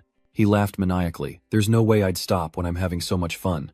In an instant, Minato was beaten to the ground. Leona panicked, screaming Chrono, her eyes filled with regret. It was all her fault. She resolved to destroy them even at the cost of her own life, but her uselessness dragged him into it. And now Suji seemed to have victory within her grasp. "Too bad," he maniacally shouts, "but this is the end for you. Thanks for the fun while it lasted. Goodbye, Dark Mage." Leona bit her lip fiercely. She wouldn't let him kill Minato, because he was her only hope. Thinking this, she struggled to escape, summoning her magic. But Suji saw through Leona's clumsy attempts. He scoffed, throwing her to the ground, and sneered, "I can see right through you. If only you weren't here, he wouldn't have been caught off guard. A great man like him is going to die, a death fitting for a foolish woman like you." With those words, Suji lunged at Leona, blade in hand. But in that moment, Minato suddenly acted, landing a punch on his face that sent Suji flying. Minato scoffs, coldly retorting, "The pathetic one here is you." Leona, seeing Minato unharmed, cries out in astonishment, "How could you? Weren't you suppressing your magic shield?" With a chuckle, Minato casually replies, "Simple, just before his magic hit, I erected a small magic shield so Suji wouldn't notice." Hearing this, Leona felt as though she'd witnessed a miracle, exclaiming, "That's not simple at all. Only you could pull off something like that." Minato ignored her calmly, stating, "Anyway, we're safe now, so don't worry." "Then you healed Leona's neck." Only then did Leona breathe a sigh of relief. "Thank God." Suji, on the other hand, was furious, shouting aggressively. Thank God for what Minato was a little surprised. Even though he used magic combat focused on speed, he's pretty good to not be knocked out. Suji glared at Minato, disgruntled. "How dare you hurt me? Even torture didn't faze you, so I'll just burn you to death instead." No sooner were the words out of his mouth than his magic began to erupt, causing Minato to frown. Suji's magical power is surging just as he suspected he was hiding it. At that moment, Suji's eyes burned with rage as he roared, "Burn to ashes." In an instant, blazing flames engulfed the abandoned house. Seeing the fire rushing towards them, Leona panicked. A 4-star spell. "We can't withstand this," but Minato stood there calmly without moving a muscle. In an instant, flames engulfed Minato and Leona. But then Minato finally moved casually, waving his hand, creating a barrier that stopped the raging fire. Seeing this, Leona cried out in disbelief, "Level 1 magic, completely blocking. Level 4 magic, how could this be?" She stood behind Minato, intently watching his steadfast back. What was this sense of relief Leona was feeling? Was she expecting him to succeed all along? Just who is this person before Leona, and what is he capable of? Seeing Minato block the attack, Suji wasn't flustered. He suddenly threw his head back and laughed, then coldly said, "Very well, I knew it, you're strong. I figured my magic wouldn't work on you, but I have a trick up my sleeve." As soon as he finished speaking, Suji solidified his magic, causing Leona to cry out in surprise. Why wasn't there any sign of the magic disappearing? His magic should have dissipated by now. "It's persistent magic," Minato slowly explained, further confusing Leona, before calmly speaking. "Normally she can't cast multiple spells at once, and after a while the magic fades and eventually dissipates. However, if she reactivates the magic with force, it will be sustained. That's the same principle Leona uses to fly with wind magic." Otherwise, she wouldn't be able to. Hearing Minato mention flying, Leona shouts in frustration, "Thanks for the explanation, but who has time for that now? The barrier is about to." It was then that she realized the barrier hadn't disappeared, and her eyes widened in shock. Seeing her reaction, Minato calmly replies, "If I can understand it, it means I can use it. So naturally I can use permanent magic too, and it's a piece of cake." But Suji was in disbelief, shouting, "No way you can use sustained magic too." Leona, regaining her confidence, declared, "Your magic is useless against him. I advise you to surrender while you still have the chance." Suji, upon hearing this, lowered his head, his body reflexively trembling, but he quickly looked up, a sinister smile spreading across his lips. "Just kidding," he says, and Leona is stunned by his smile. "What's the meaning of this?" Suji sneers coldly, stating, "Yes, he's strong and I'd be in trouble playing fair, but I told you I have a trump card." He then manipulates the flames before him. Immediately, Leona felt incredibly unwell. Struggling to breathe, she trembled, whispering, "It's so hot. I can't breathe. Why is my body so heavy?" "Do you know what happens when you set up a barrier in an enclosed space surrounded by fire? Naturally, there's no oxygen and the temperature will keep rising," Suji said with a smug grin. Now Minato has two choices: suffocate inside the barrier like Leona, or dispel it and face the flames outside. That might be true for normal people, but not for Minato. In an instant, Leona's suffocation vanished. She cried out in astonishment. The stuffiness was gone, replaced by a cool breeze. Suji watched, his eyes wide with disbelief.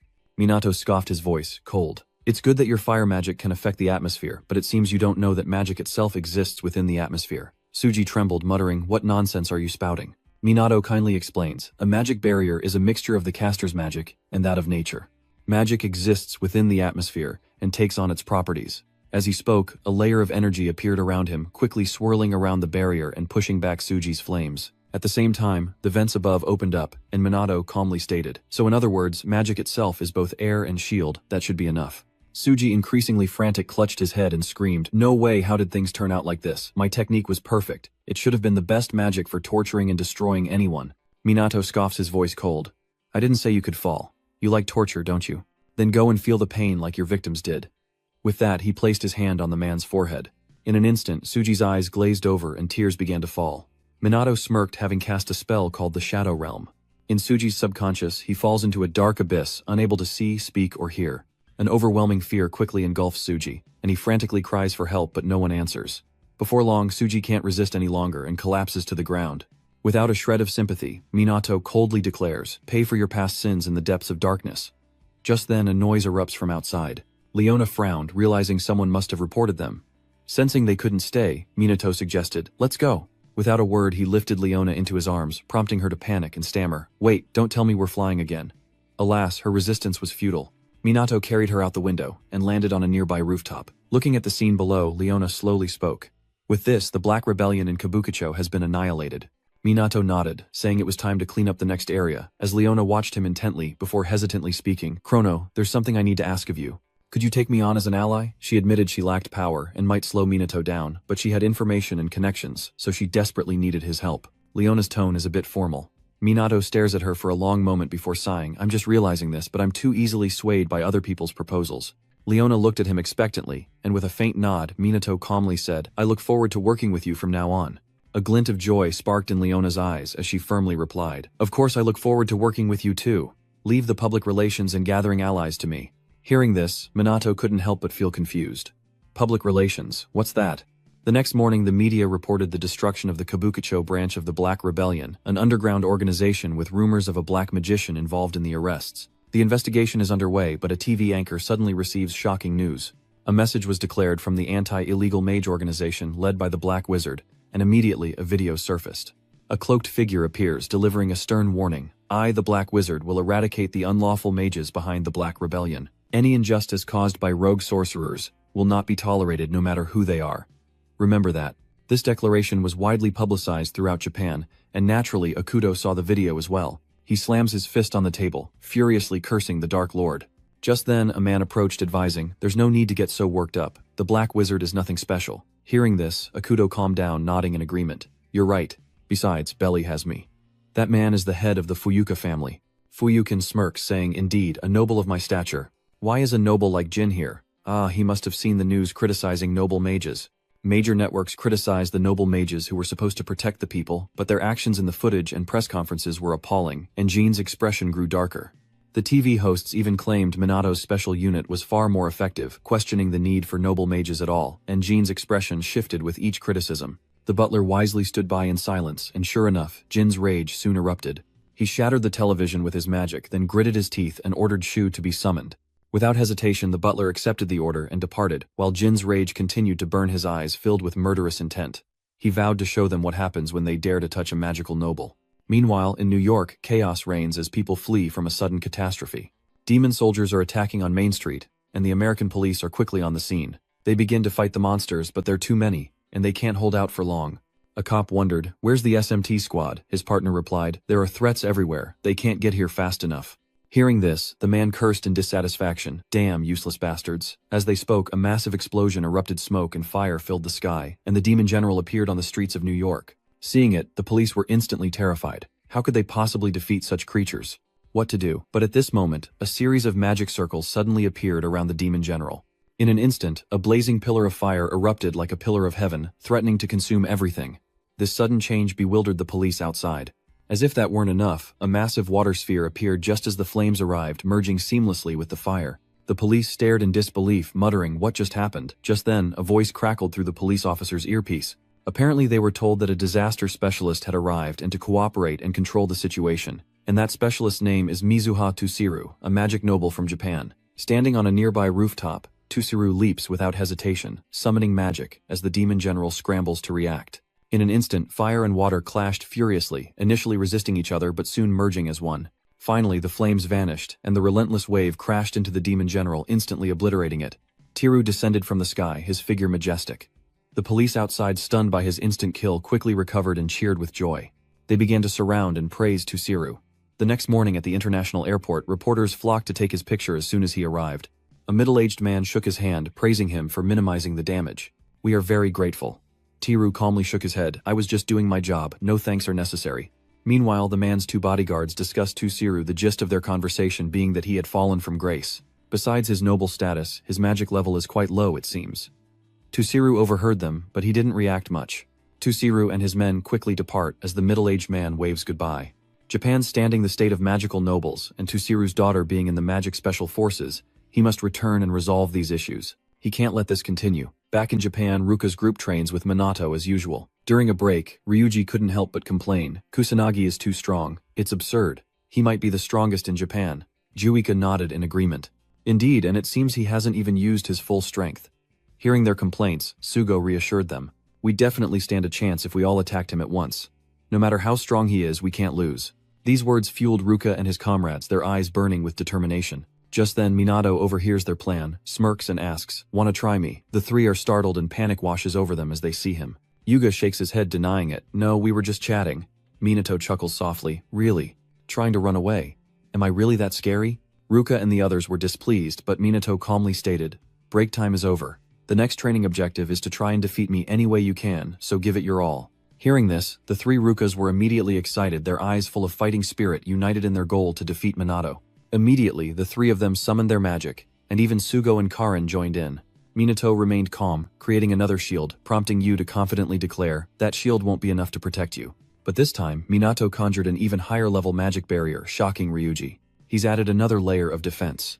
Ruka frowned, urging them to focus and break through. In an instant, a barrage of powerful magic hurtled toward Minato, only to vanish upon striking his barrier, leaving him completely unscathed. This scene left them utterly dumbfounded. Minato smirked, dismissing the barrier before him. Dua rushes forward, shouting defiantly, "But we hit you with level 6 magic. I knew you were strong, but not this strong." Ryuji voiced his displeasure. "I swear, what's wrong with him?" Seeing their reaction, Minato couldn't help but smile, thinking it was his turn, then summoned magic in his hand. Seeing this, everyone's expression froze, and they knew their chances weren't good. Sure enough, it wasn't long before they were all defeated. The disgruntled crowd thought to themselves that Minato was a monster. Just then, the Mizuha sisters' phones rang, startling them. They rushed over to see their expressions instantly freezing. Minato, confused, asked, "What's wrong, you two?" Du looked at him and whispered, "Our father. He's coming home." Later at the Mizuha family mansion, the Juka sisters returned, and sitting before them was Tusiru. Faced with their long-absent father, the Du sisters were uneasy, and Tiru's silence only deepened the awkwardness, until he finally spoke. "I hear you've both joined the magic task force." Ruka and her sister paused, then quickly nodded. "Yes, we have." Tusiru narrowed his eyes at his daughters, before finally suggesting, "Tell me more." Hearing this, the Du sisters' expressions immediately changed, their eyes filled with joy. Du was the first to speak, saying that the Magic Special Operations Team was making great contributions to society. They've resolved countless disasters, and everyone there is wonderful. Ruka chimed in, adding that they've both matured significantly, their magic power has more than doubled, and they can now use high-level spells. They told Tusiru that this was largely thanks to Minato, and took the opportunity to praise him. Tsuru frowned, then spoke in a low voice. This Kusanagi seems to be quite the individual. But in a place where no one could see, his eyes were a little gloomy, even as the two sisters continued to gush about Minato's strength. Tusiru calmly takes a sip of tea, sets the cup down and coldly says, "Leave the special magic unit." The Ruka sisters, who were just happy, are stunned and ask, "Why?" Tusiru coldly stated, "I'm sure you've noticed, the reputation of magic nobles is plummeting, and it's severely affecting Japan. The magic nobles are the ones who support this country." He says the magic special forces aren't helping, and are only making things worse, a statement that darkens Ruka's expression, her eyes filled with resentment. But Tiru didn't care, continuing sternly, "Especially that Kusanagi Minato you mentioned. From now on I forbid you from associating with him." The Ruka sisters immediately protested, "This isn't fair. It's just what you want, father." Tusiru narrowed his eyes at his daughters, coldly declaring, "You have always obeyed me, and you always will. But now things are different," she defiantly declares. No, Duca declared, refusing to leave the Magic Task Force or abandon Minato. He saved the world, and they've been training non-stop ever since the Magic Task Force is doing what the Magic Nobles should be doing. They were willing to cooperate if Tusiru wanted, but before they could finish, Tiru coldly cut them off. "Then we're done. Don't ever call yourself a Magic Noble again." "Understood." Duha remained firm, coldly replying before turning to leave, but as she reached the door she turned back, offering a genuine smile. "I'll be operating within the Special Magic Squad, not as a Mizuha Dai Noble." With that she turned and left, prompting Tusiru to speak as he watched Dua's retreating figure. "I didn't think Dua would go this far," Ruka said softly. "Dua has changed, father, and so have I." Ruka then walked to the door to state her position, prompting Tiru to narrow his eyes and say coldly, "If you go with Dua, you can no longer use the name Mizuha Ruka." Without hesitation, Ruka replied, "I know. If severing ties is the cost, so be it." She bowed to Tiru, adding, "Thank you for everything. Farewell." Tiru sighed. They don't understand the importance of magical nobility. He was truly helpless, his eyes filled with worry. Meanwhile, the Du sisters dragged their suitcases as they left home, Du muttering in dissatisfaction, "Father is so stubborn. We and even Minato have been working so hard." Ruka nods in agreement. "That's right, we decide our own lives." But before long Du hesitates. "But are you sure about this, us running away from home?" Ruka smiles and shakes her head. "Don't worry, I understand you. Besides, I can't let my little sister go alone." "I'm your sister," Ruka said, and Du was deeply moved. She rushed over, clinging to Ruka's arm and pleading with her. Afterward they searched for a hotel, but they were turned away everywhere they went. After a fruitless search, Duan sighed in frustration. Every hotel, motel, even internet cafes were going to be homeless. Ruka, sitting across from him, also sighed. They all refuse minors immediately. She could lie about her age to get into a hotel, but Du probably wouldn't dare.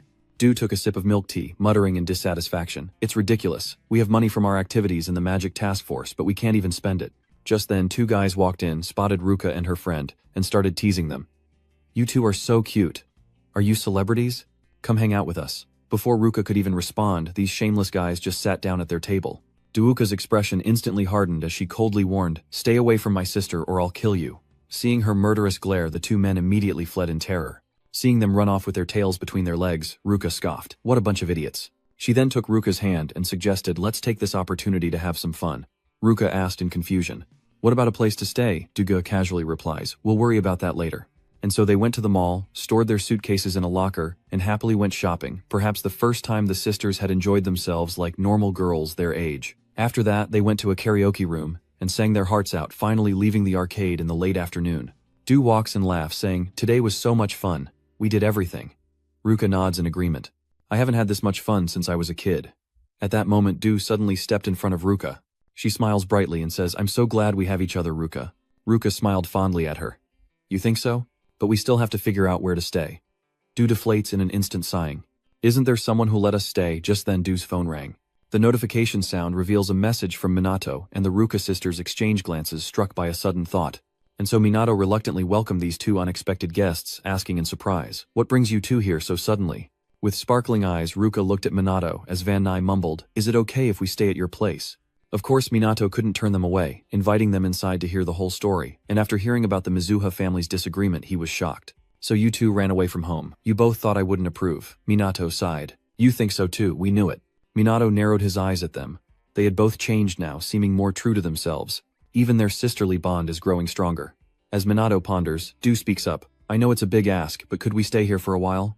Ruka pleaded as well. Please, we have nowhere else to go. Minato didn't answer right away, lost in thought. He knew they were girls, but that didn't mean there was anything romantic between them. After a moment, he finally nods. Alright, you two can stay for a while. Hearing this, the Ruka sisters were immediately overjoyed, prompting Minato to set some ground rules. Just so you know, it's pretty cramped here. The Ruka sisters shook their heads unconcerned. We don't mind, we love it. Minato sighed, exasperated. You two are such a handful. It was then that the Juka sisters realized the problem with this arrangement. Dua blushed with embarrassment, feeling different about Minato than usual. They would be together from now on, and she thought they were doing something crazy. Ruka's heart pounded as she struggled to understand this unfamiliar feeling, but before they could overthink, Minato spoke up. Do you two want to take a bath? The words take a bath seemed to hit Dua's sister's G-spot, startling them. Minato looked at them in confusion, asking what? You don't want to, Du quickly shook her head in response. No, we'll take a bath. And with that, she went into the bathroom to wash up first. After a long day, the cold water refreshed Du. Meanwhile, in the living room, Minato said to Ruka, anyway, you two did a very brave thing. I never thought you'd run away from home. Forced into a soft laugh, Ruka whispered, I'm just as surprised as you are. This is the first time Du and I have ever gone against our father's wishes. My father was always strict, never allowing anyone to act freely. Hearing this, Minato frowned and hesitated, but he seems to have a bad impression of the special mage team. He might do something against us, who knows. As the two talked, Yu emerged from the bathroom refreshed. Chi, you're up next. Ruka nods in response, yeah, thanks. Then she heads into the bathroom. The shower washes over Ruka, bringing her a sense of satisfaction, while outside Rika happily chats with Minato. You know, it feels so strange. Inside his room, Minato nods, saying, this is the first time someone stayed at my place. Du smiles gratefully. Thanks, Minato. Without you, we'd be on the streets. Casually shrugging, Minato demurred, don't worry too much, it's not a big deal. Hearing this, Du couldn't help but laugh. Minato looked at her confused and asked, what is it? Du just shook her head and replied, no, it's just that you always say things like that, you know. Minato saw no problem with it, casually stating that the Special Sorcery Squad was his unit. You're both a member of the team and a friend, and I'd never abandon you no matter what. Minato's words made Du's cheeks flush with embarrassment, her heart pounding as if it would burst. Just then, Ruka came out of the bathroom, startling Du out of her embarrassment, and calmly asked what was wrong. I'm done.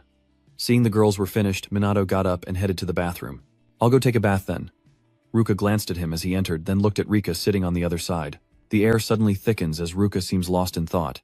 The next day at the police station's meeting room, Sugo hands Minato a document and speaks. Here's our training schedule. Minato scans the document. Hai Long nodded. Good for you. Seeing that he had no objections, Sugo continued. Then our regular meeting is adjourned. With that, he moved to get up and leave. But Minato stopped him, saying, by the way, I have something to report. Juika and Ruka are now living with me. This revelation left Sugo frozen in disbelief, blurting out, so the three of you are living together? Minato nonchalantly confirms, yes, that's right. Sugo was speechless. You live with not one but two girls. How can you be so calm? Is this normal for young people these days? No, Minato's too clueless. I guess I have to teach him a few things.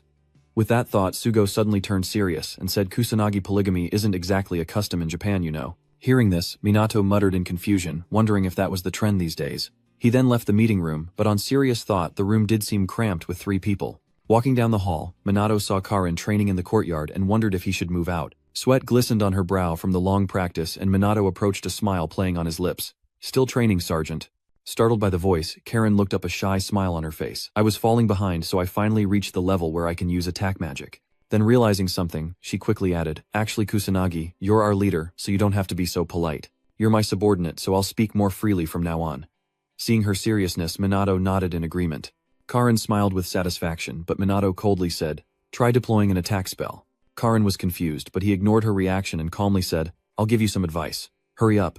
Karin then began to unleash her magic, as Minato observed, and offered praise after a time. You seem to be improving quite a bit. Keep at it and you'll get stronger. Karin is happy to be praised, but quickly murmurs with sadness, but compared to others, I'm still so weak. Minato narrowed his eyes, quietly reassuring her, don't put yourself down. I can see how hard you're trying. Karin smiled at him, sighing. The reason I joined the police force is because they said holy mages are rare. How could someone like me ever compare? She knows she's the weakest in the unit and hates feeling that way about herself. Realizing she's being pessimistic, Karin waves her hand, saying, sorry, I'm making you feel weird. Minato, unfazed, calmly asks, why did you want to become a police officer? Karin hesitates, then frowns and murmurs, my grandmother was a holy mage. She helped so many people during the previous disaster. She wanted to be like her grandmother, so she joined the police force. But now her grandmother is gone. Having said that, Karin turned away, hiding her emotions. A trivial reason, isn't it? She lacks the ambition or grand goals of others. always feeling inadequate and incapable. Minato stared intently, coldly, asking, "Is that what you think?" Karin didn't answer, and Minato slowly approached her, smiling, as he said, "Sonata, you have your own strengths. You can heal people, and you even learned attack spells. That's wonderful. It doesn't matter why Karin chose this path. What matters is what she does, her hard work and passion." Minato placed a hand on her shoulder, sincerely praising her. "You've improved so much, and it's clear to see." Hearing these words, Karin was moved to tears, and the two then went to the stairs to talk. Karin looked at Minato apologetically and said, "Sorry about that, I must seem like a pathetic adult in your eyes." Minato demurred, "I don't think age is the issue." Karin chuckled softly, "You're right, I felt that way when I saw you." "Thank you, Kusanagi." Minato had saved her time and again. To her, he was a hero. As the long day fades, night descends, and Minato dons his familiar hoodie, stepping out into the darkness. Standing on a rooftop, he calls out to someone in the distance. Why the sudden call? Leona's the one who wanted to meet. She raised an eyebrow, smiling at Minato, and said, "I have information I think you'll be curious about. It concerns the dark rumors surrounding the magical aristocracy." Minato frowns, lost in thought, before finally smiling. "Impressive," he says. "Tell me more." Leona unhurried points at Minato, saying, "Just a reminder, wear your black magic sorcerer uniform." Minato retorts, displeased, "You think I'd wear that every day?" With a soft humph, Leona got straight to the point. "I've been investigating." Using her connections, she learned dark rumors about the magical aristocracy, illegal mages and underground magic organizations, money laundering, collusion, embezzlement, an endless list of crimes, especially by the Fuya family. They seem to have ties to the Black Rebellion. Minato frowned. "Who's the leader of the Black Rebellion?" Leona casually replied, "Rumor has it that it's Kuroya Kuto, a former noble wizard. Apparently he was quite unruly during his time there, and was eventually expelled. It even made the news for a while." Minato nodded, understanding. That further confirms their shady connections with the magic nobility, right? They can be threatening. Be careful if you want to dig deeper into this. Minato, unfazed by their threat, calmly requests, "Send all the information to my terminal." Leona asks suspiciously, "What are you planning to do?" "To serve justice." Minato chuckled, then used magic to leap from the building. He has countless ways to deal with enemies, and he will never show mercy. Minato quickly returned home. Rika and Ruka were each in their own world, paying no mind to the other, as Ruka sat on her bed focused on meditation. Ruka diligently studies while Minato plays on his phone, deciding to investigate Ichikami Minato. He's also learned how to use a phone, researching disasters and 50 years of history. Next, Minato begins digging into information about Ichikami. Minato quickly finds information online and scrolls down to read it. Ichikami Minato's history is consistent until his death, but modern mages are described as far weaker, with false rumors of magic noble ancestors. Much about noble mages remains vague. Their high magic levels and how they cultivated them are still unknown. If his magic book hadn't been lost, the mages wouldn't have declined. But according to DUICA, there don't seem to be any books or data about it. It's as if someone is plotting to weaken the mages. Perhaps Ms. Duha's predecessor knew something, but meeting him now would be difficult. Information about the disasters is scarce. Minato struggles to understand why they recur, why they happen in the first place, and what they even are. Minato sat there, lost in thought, leaving Du a bit bewildered. The next day at the police station's training grounds, Minato trained the others as usual. Suddenly, an urgent report crackled through the wireless earpiece. "All police forces be advised, a calamity has been detected. All units move to the designated location immediately." Minato received the information and quickly ordered, "Let's move out." The team mobilized, but upon arrival, Minato saw something unexpected. It was that noodle vendor.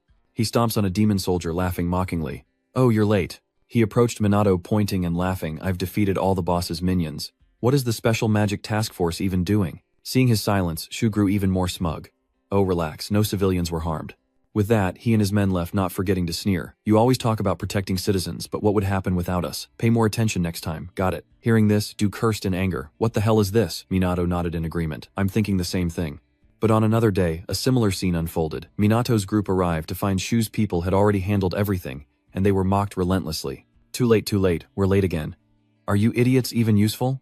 Ruka's group was furious, itching for a fight, but Shu quickly led his men away. "Seriously, what's the point of the magic special forces? Clearly the world still needs us magic nobles."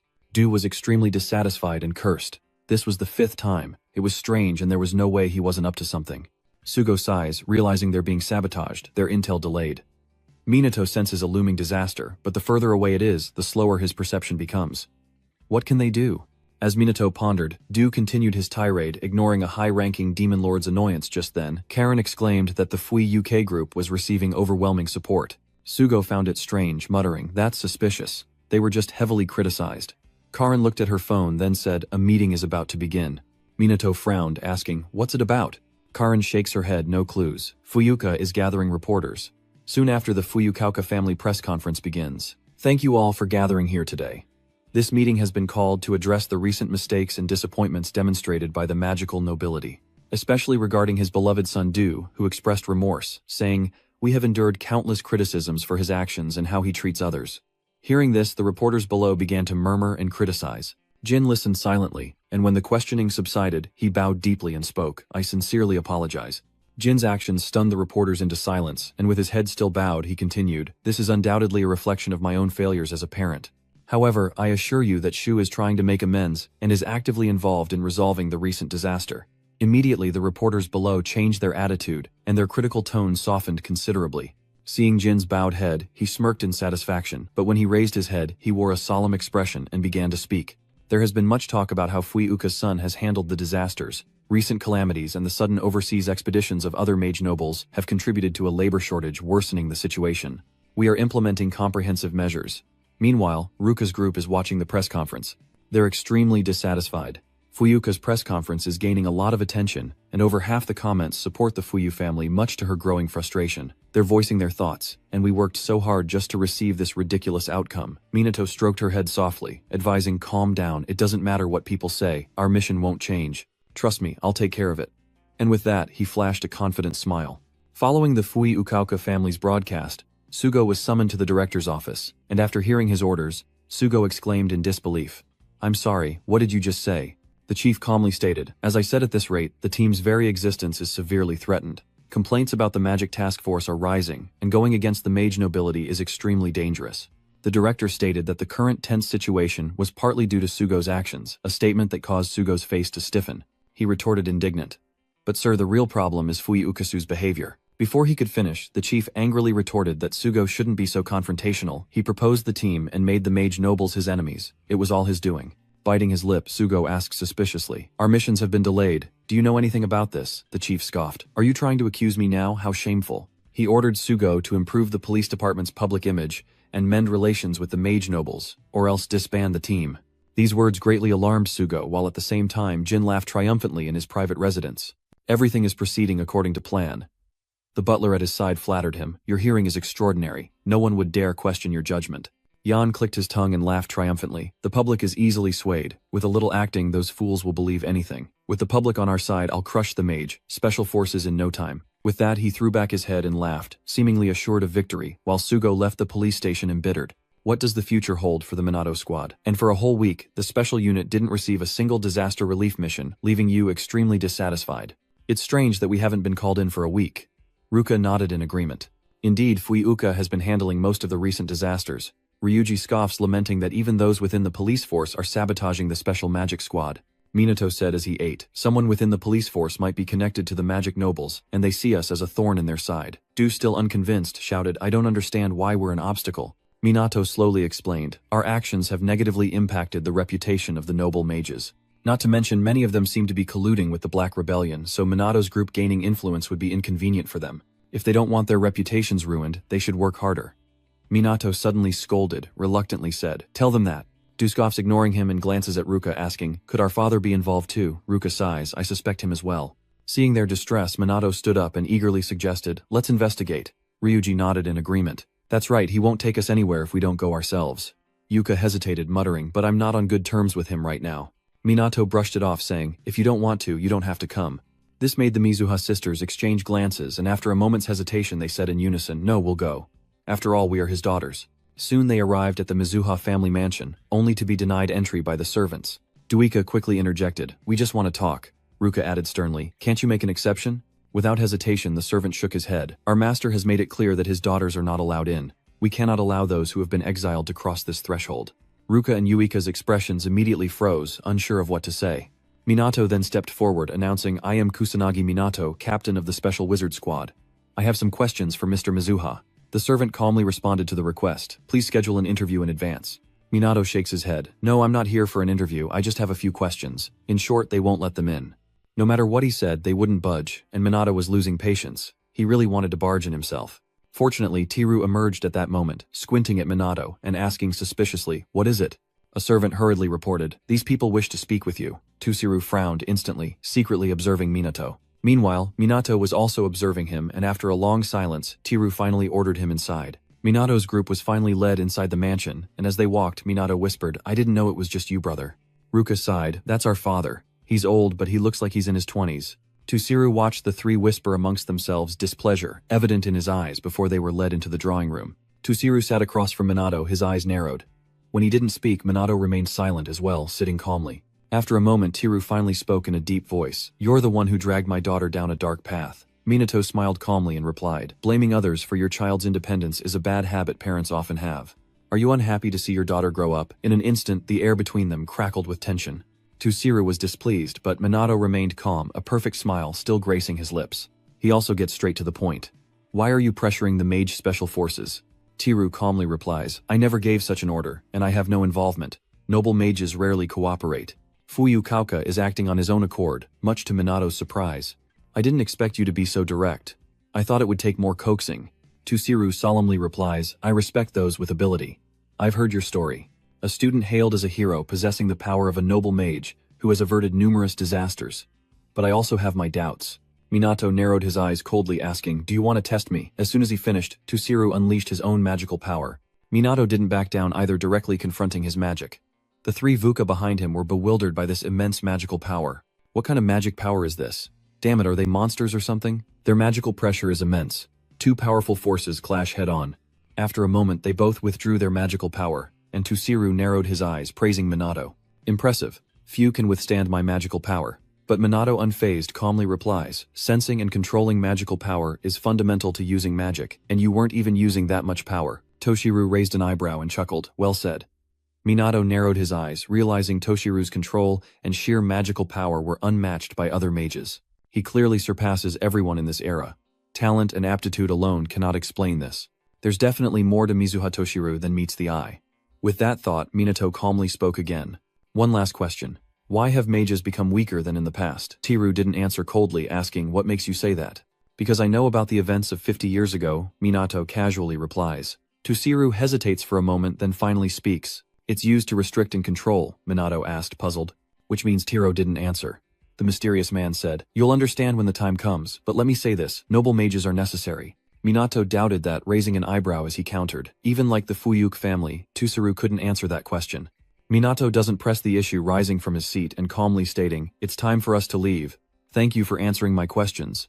He could stand, but Ruka and the others couldn't, Du shouted hastily. "Hold on, we can't move because of the recoil from earlier." So Minato had to help them up. Before leaving, he said, "To be honest, I might have hesitated if the Mizuha family was involved. I'm relieved to know you're not like that. After all, you and Ruka were important friends." Tushiru narrowed his eyes at Minato, asking suspiciously, "What are you talking about?" With a shrug, Minato quipped, "Who knows?" Days later at the police station, a large delivery of boxes arrived, prompting cheers of, "Our uniforms are here, anti-monster gear resistant to magic." Sugo nodded with a smile. "With this, we can finally get to work." Minato, unconcerned, murmured while looking at his phone, "Looks like all my preparations are complete as well." Sugo, hearing this, asked suspiciously, "You've been preparing?" Damaku nodded, and Minato mysteriously smiled. "Let's begin. We have a debt to repay."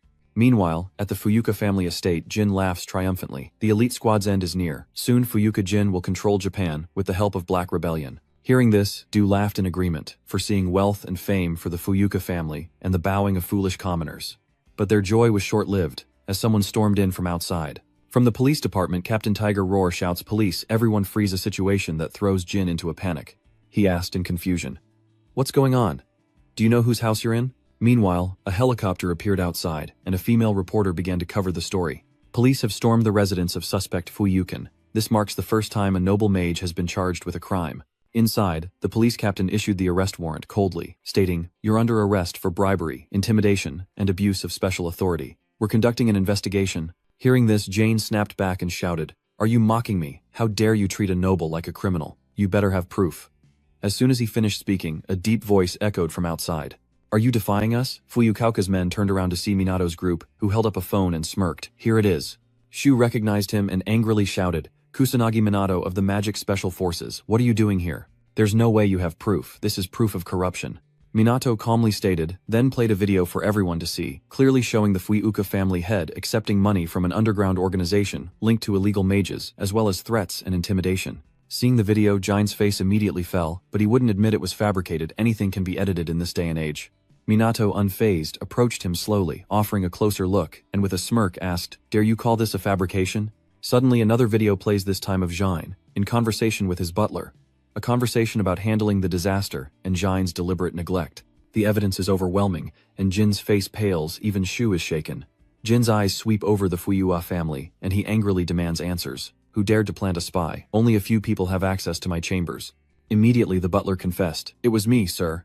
Jin couldn't believe his eyes, and he grabbed the butler's collar, shouting furiously, "How dare you? You're just a butler. How could you do this?" The butler felt helpless. He had no choice. Rewind a few days to a night, when Minato, as the Black Wizard, sought the butler's cooperation in exposing Fuyuke's crimes. At first, the butler refused, saying, "I cannot betray my master."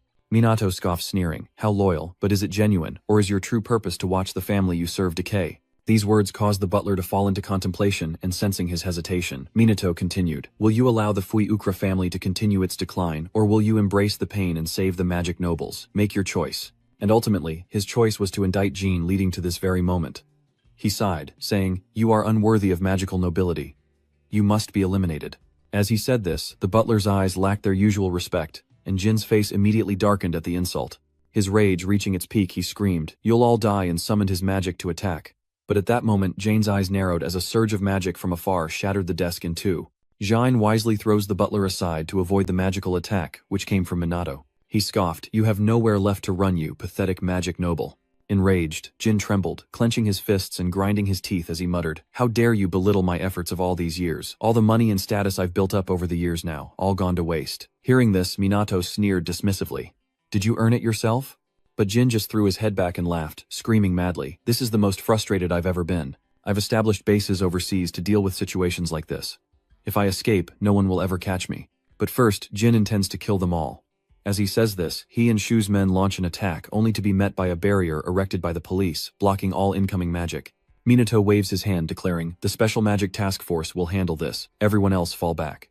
Outside reporters on the scene witness the magic power permeating the air. She immediately reports and unleashes her magic. It seems the Fuyuka family is fighting back. Are magical nobles involved in these crimes? In this chaotic era of disasters and monsters, they only think of their own interests. Meanwhile, the live broadcast reached every corner of the nation as the people of Japan pinned their hopes on the magic special forces. Let's hope they can deal with the magic nobles who are corrupting Japan. And now they face Shu. And of course Minato, the most powerful among them, will take on the greatest responsibility, facing the noble mage, the head of the Fuyu family.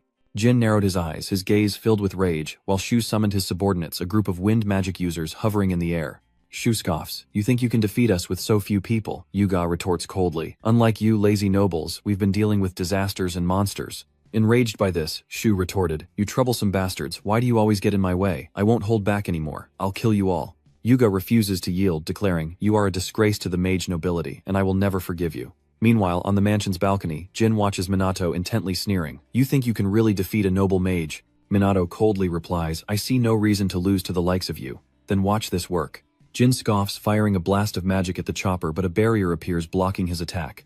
Minato scoffed, "Could you sink any lower?" Jin shrugged, nonchalantly smirking, "As long as I get paid, being low is a necessity." As they spoke, a free-for-all erupted below. Of course, the magic special forces were no pushovers, and soon some began to fall. Seeing this, Shu's face immediately turned grim, but it didn't stop there, as his subordinates fell one by one. Shu's face froze. This couldn't be happening.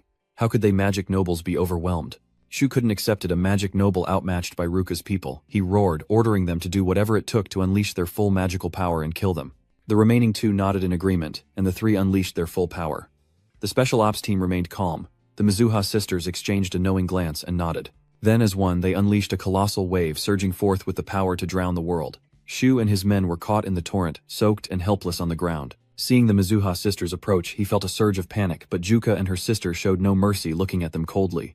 Seeing the tables turn, Shu and his men groveled, begging for their lives, claiming it was a momentary lapse in judgment and promising to change. "Spare us," they begged. Dai hesitated, then nodded. "I understand. If you truly intend to change, then we may have no choice but to forgive you." With that, she turned to leave, but Shu sneered, "Fool, watch this." As the three attempted a sneak attack, the special ops team simultaneously summoned their magic, aiming it directly at them. Shu's legs buckled, and he collapsed to the ground, trembling as he muttered, "You said you'd spare me." With a cold humph, Yuga coldly said, "Did you think we'd forgive someone who isn't sincere about changing?" Hearing this, Shu and his men burst into tears. Meanwhile, on the balcony, Minato seemed to know they had won. Hailong smiled, a smirk playing on his lips. Guess they've taken care of it. Looks like your precious son has met his match in my comrades. Jin bit his lip, his eyes filled with rage, and he screamed, "You dog!" Minato remained unfazed, standing calmly, his composure, fueling Jin's rage. Unable to contain himself, he attacks Minato, but Minato easily dodges his level 1 magic attack. His attack fails, and Jin resorts to second-level magic, but the result remains the same. Minato's speed is too much. Even wind magic can't keep up. Jin doesn't give up, pouring more magic into a level 3 attack. Minato remained calm, dodging each magical attack with ease, all captured by the reporter's helicopter camera. The female reporter marveled at the incredible magic, noting Minato seemed unfazed. After a series of failed attacks, Jin unleashes even more magical power, escalating his magic to level 4. Minato stood tall, his face serene, as if he were merely strolling through this battle. Jin bit his lip fiercely, summoning even more magic circles. A whirlwind appears in the sky, instantly engulfing Minato as if to swallow him whole, causing Du to cry out in alarm.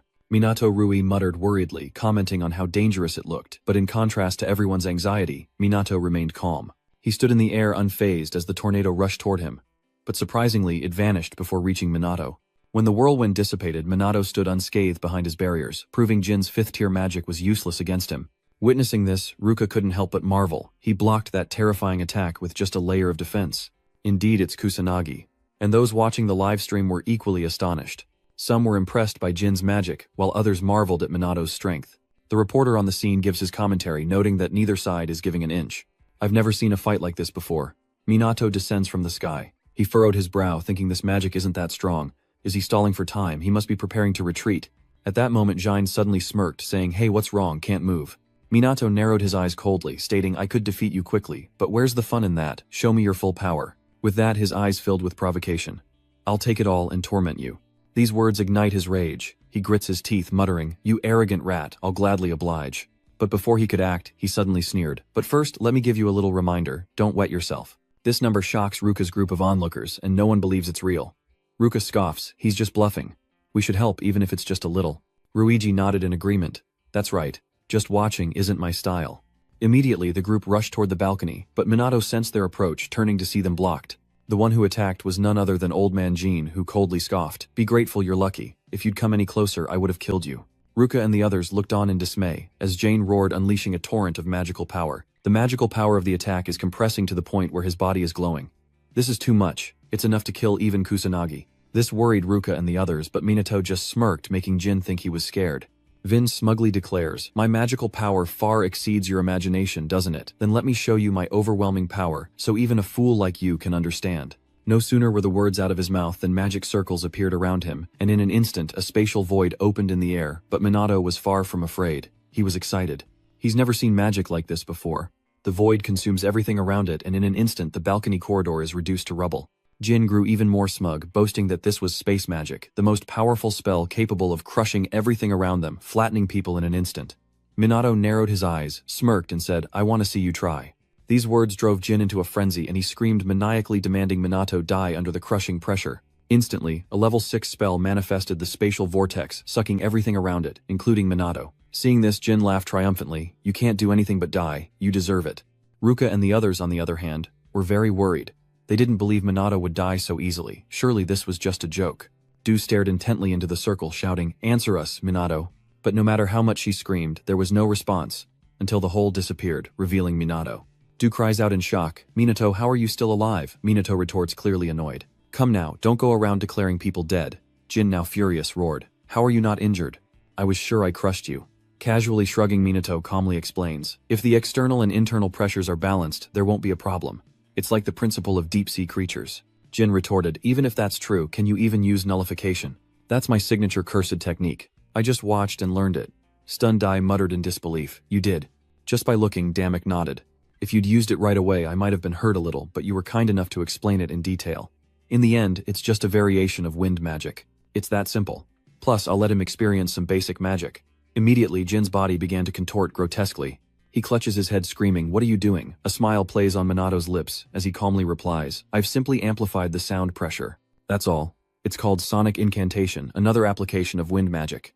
Yuuka was stunned, as if she understood something. But Jin was even angrier, grinding his teeth as he roared, "You dare mock me? Enough, I've had it, I'll kill you with everything I have." And with those words, Jin unleashed his full power. He claims his magic power is at 200 newtons, but that's only the present.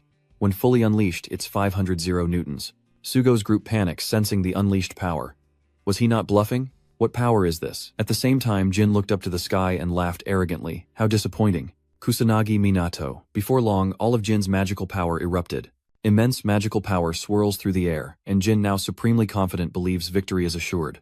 Ruka and the others were terrified. Was this the true power of the magic nobles? With such immense magical power, they were no match. Even Sugo was panicking, muttering, "We underestimated the power of the magic nobles. We can't fight that." Seeing their reaction, Jin sneered, "This is my full power. There's no chance left to beg for your lives."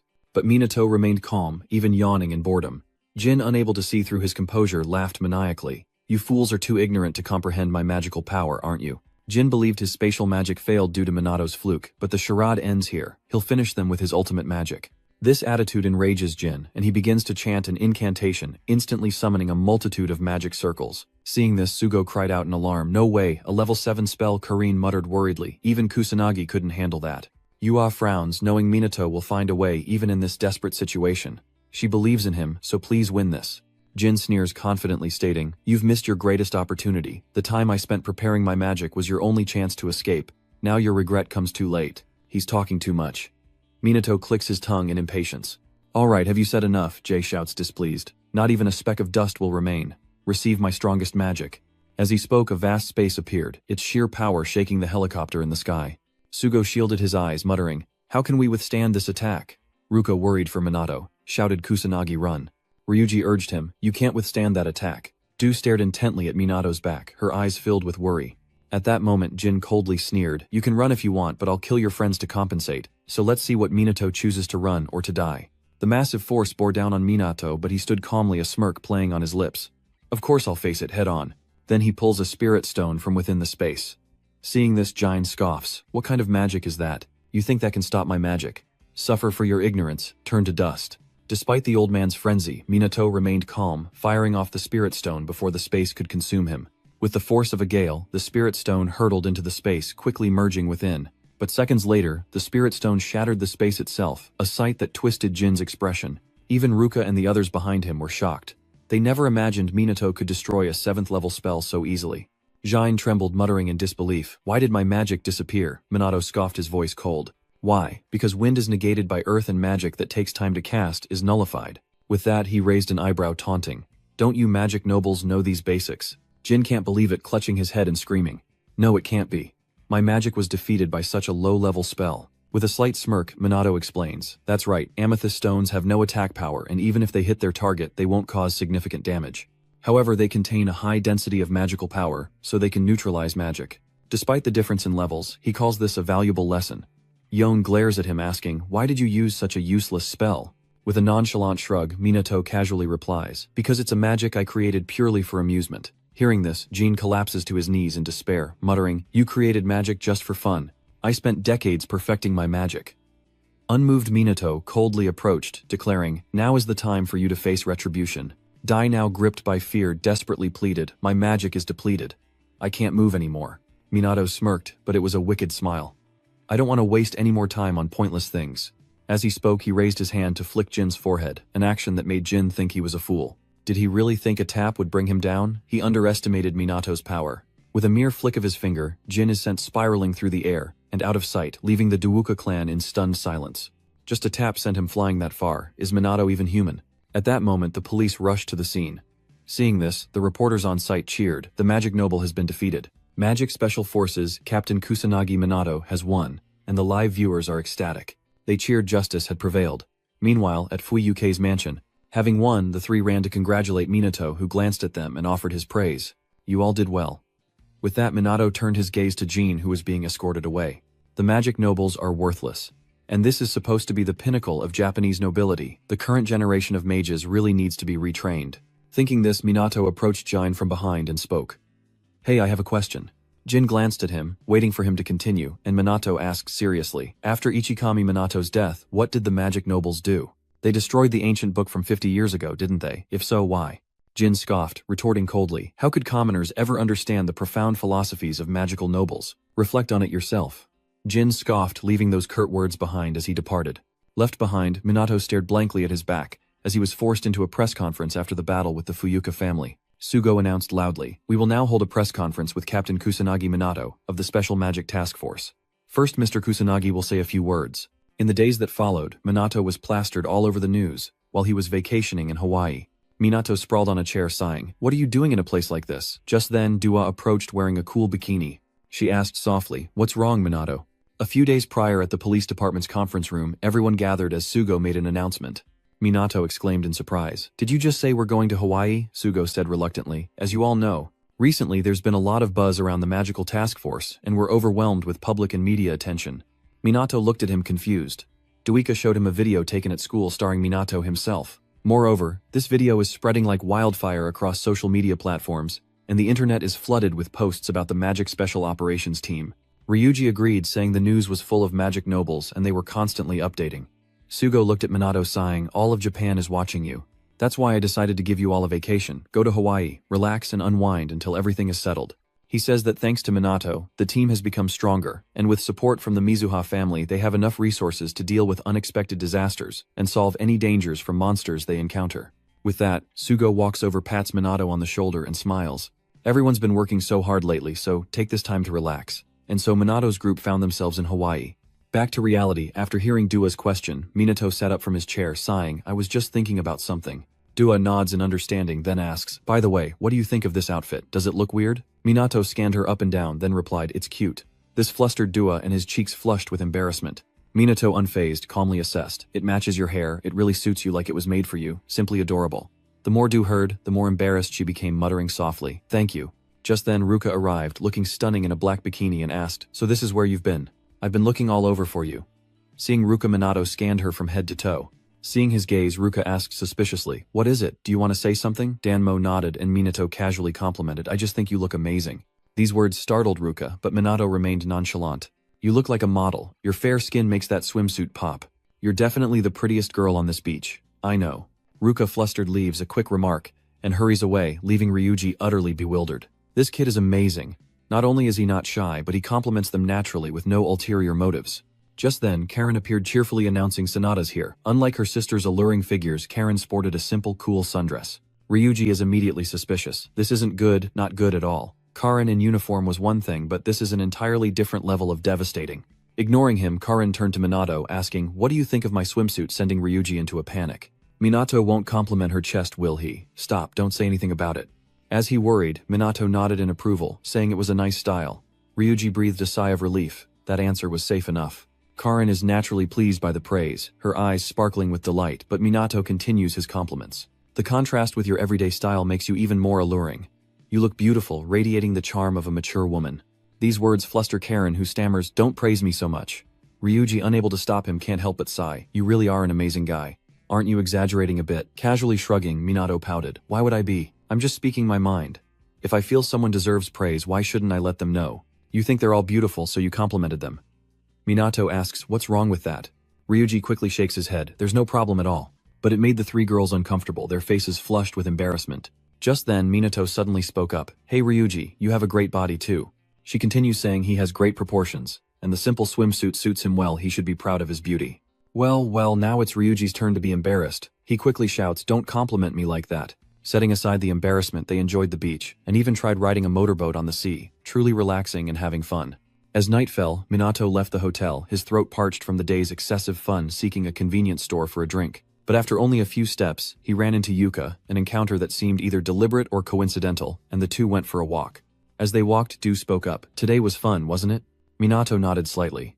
"I didn't think we'd get to enjoy something like this.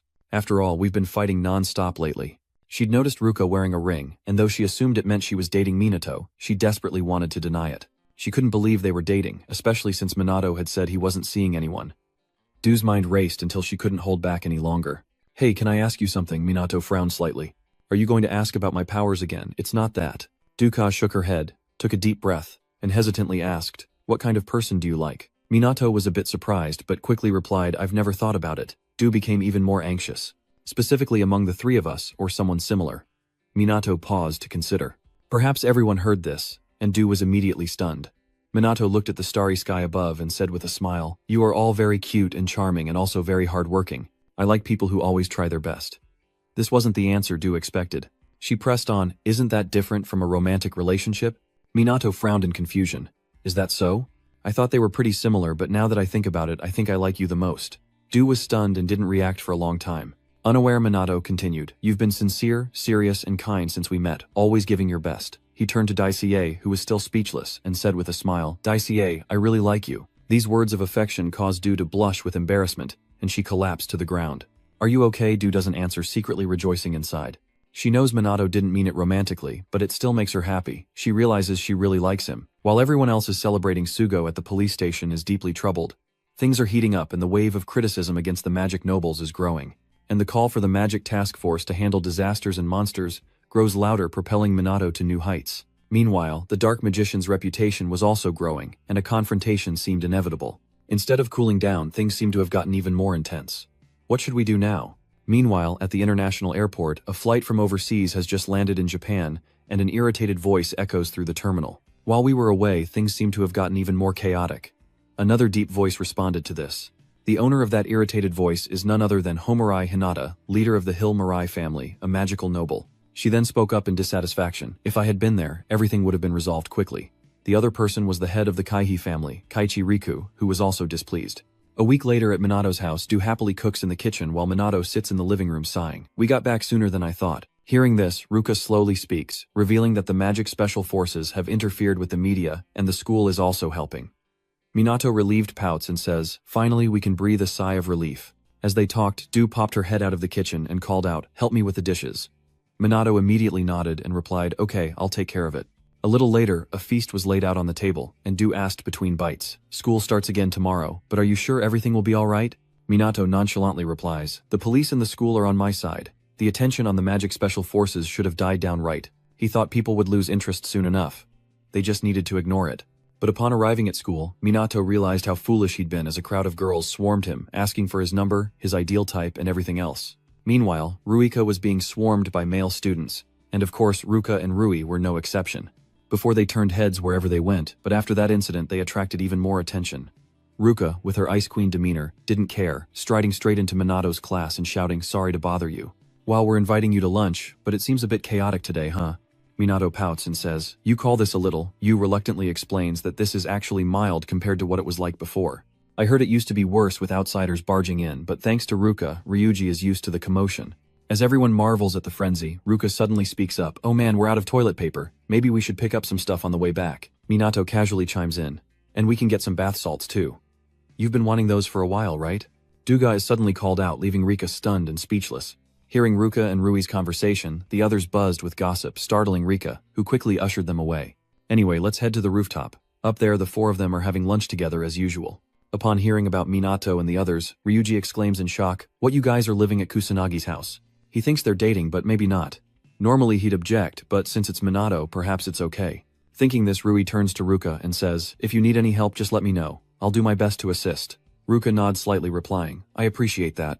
Du also expresses her gratitude, and then Ryuji glances at Minato, saying, hey Kusanagi, let's drop the formalities. Can I call you Minato? Without hesitation, Minato agrees. Sure, call me whatever you like. Du is happy to talk about it, but also confused, unsure how to address it, while Dua is thinking this is a big deal living together and all. But she quickly shook her head, realizing they hadn't done anything wrong. Thinking this, Dua glanced at Minato, her eyes filled with embarrassment. She wondered if Minato ever felt awkward about it, but he was happily chatting with Ryuji, unaware of Dua's inner turmoil. And so another day passes. The three of them eat, work, and sleep crammed into one room as usual. Of course, the Dua sisters take the bed and Minato sleeps on the floor, but even though it's late, Dua's eyes are wide open. She can't sleep. Dua glances at the two beside her. How can they sleep so soundly? Is she the only one troubled by this? The more she rested, the more frustrated Dua became. She turned away, increasingly annoyed, closed her eyes, and tried to fall asleep. Before long, Dua drifted off to sleep, but as she did, Ruka opened her eyes, unable to sleep either. Ruka shares Dua's question, why can the two beside her sleep but not her? Is she the only one uncomfortable? Ruka is still not used to sleeping in the same room as Minato. With that thought, she sat up, unable to understand why she was so tense, why this bothered her so much. Ruka glanced at Minato, sleeping soundly on the floor, her cheeks instantly flushing red.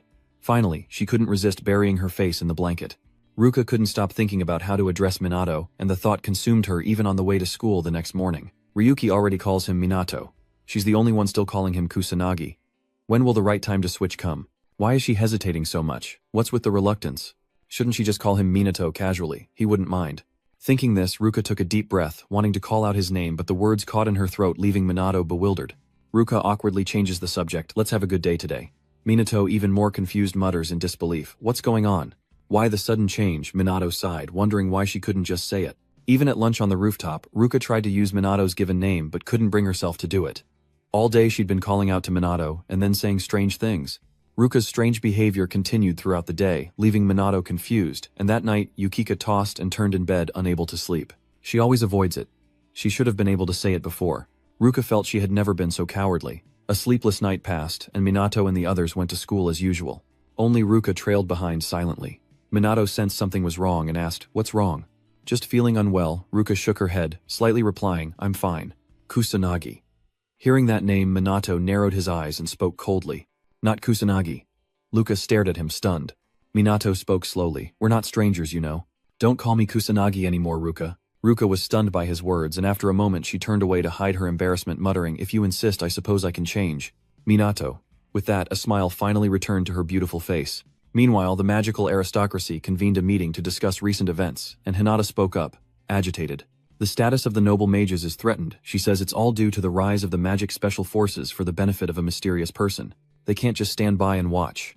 Riku frowned, hesitating as he muttered, "But how do we deal with their captain, Kusanagi Minato?" Hinata nodded slightly, glancing at the person beside her. "I agree. What do you think?" Tusiru, also present, pondered for a moment before speaking. "I only follow my master's will." This attitude caused Hinata to shout in dissatisfaction. "You're as taciturn as ever, aren't you? Don't you have anything to say?" Tiru hesitated for a moment, then finally spoke. "It seems Kusanagi Minato doesn't recognize me." Hinata was a little surprised and speculated in a low voice. "Could it be that he doesn't even know we exist?" Tusiru nodded slightly. "That's likely the case." Riku narrowed his eyes, hesitating. "Then we need to test him. He might be valuable."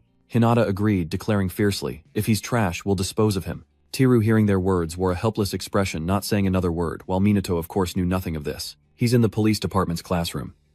Minato points to a map and speaks. "The next disaster will strike Osaka, following a pattern similar to 50 years ago, but with fewer minor incidents." Hearing this, Yu frowned, saying that it had already been spread through the media.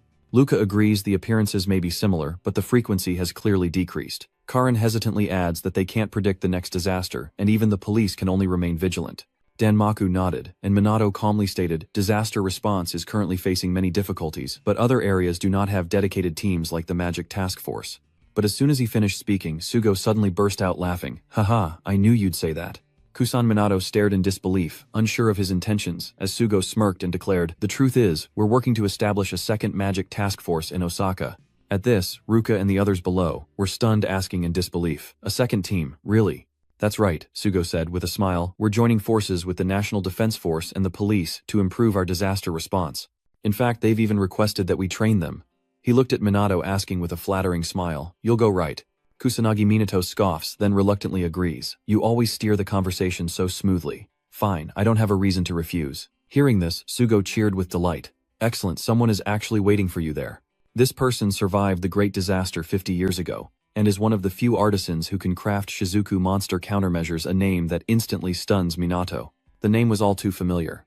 Oblivious to Minato's change in expression, Sugo continued, "She's very interested in you and wants to meet in person, so don't feel too pressured." Minato shook his head slightly, and calmly said, "No, I'll go see her." Sugo smiled with satisfaction. "It's good to hear you say that. After all, Takagami designed the uniforms for the Magic Special Forces." Minato remained silent, lost in thought about the name Shizuku. Sugo finally noticed Minato's odd behavior but couldn't figure out why. That afternoon, Minato packed his suitcase and headed to the airport, ready to fly to Osaka. The three of them came to see him off, and at the airport Minato smiled and said, "All right, I'm off." The three of them nodded slightly, then each bid him farewell, but Minato suddenly remembered something and quickly said, "Oh right, I almost forgot to give you this." He then pulled out some bracelets from his bag and handed them over. Ruka and the others were confused, but put them on as Minato asked. Minato narrowed his eyes, instructing them, "You need to wear these until I return no matter what. Don't take them off." The three quickly replied, "Okay." Minato nodded, satisfied but still a bit worried. "You guys will be okay without me, right?" Yu chuckled. "We've gotten stronger, you know. You can head to Osaka without worry." Ruka and Rui agreed, and with that, Minato departed with peace of mind. He waved goodbye to the three of them, saying, "All right, good, I believe in you guys." Soon after, Minato boarded the plane, plopping into his seat with a sigh of relief, finally able to rest. Everything was just like the flight to Hawaii, but the security was tight. Still, never mind that something about this seat feels strange. Sugo truly arranged everything perfectly. Minato could travel to Osaka without a worry, just grabbing his suitcase and going. At that moment, Minato noticed two people boarding the plane, Hinata and Rika, who were coincidentally or not on the same flight as him. Though seated far away, their eyes are fixed on Minato, making him suspicious. Who are they? Are they mages? They seem quite strong. There are quite a few like them on this flight, but with security this tight, nothing should happen. And soon after, another group of elites boarded the plane, but Minato paid them no mind. Before long, the plane finally took off, and Minato was served a lavish meal in business class. His eyes lit up instantly. The food looked absolutely delicious.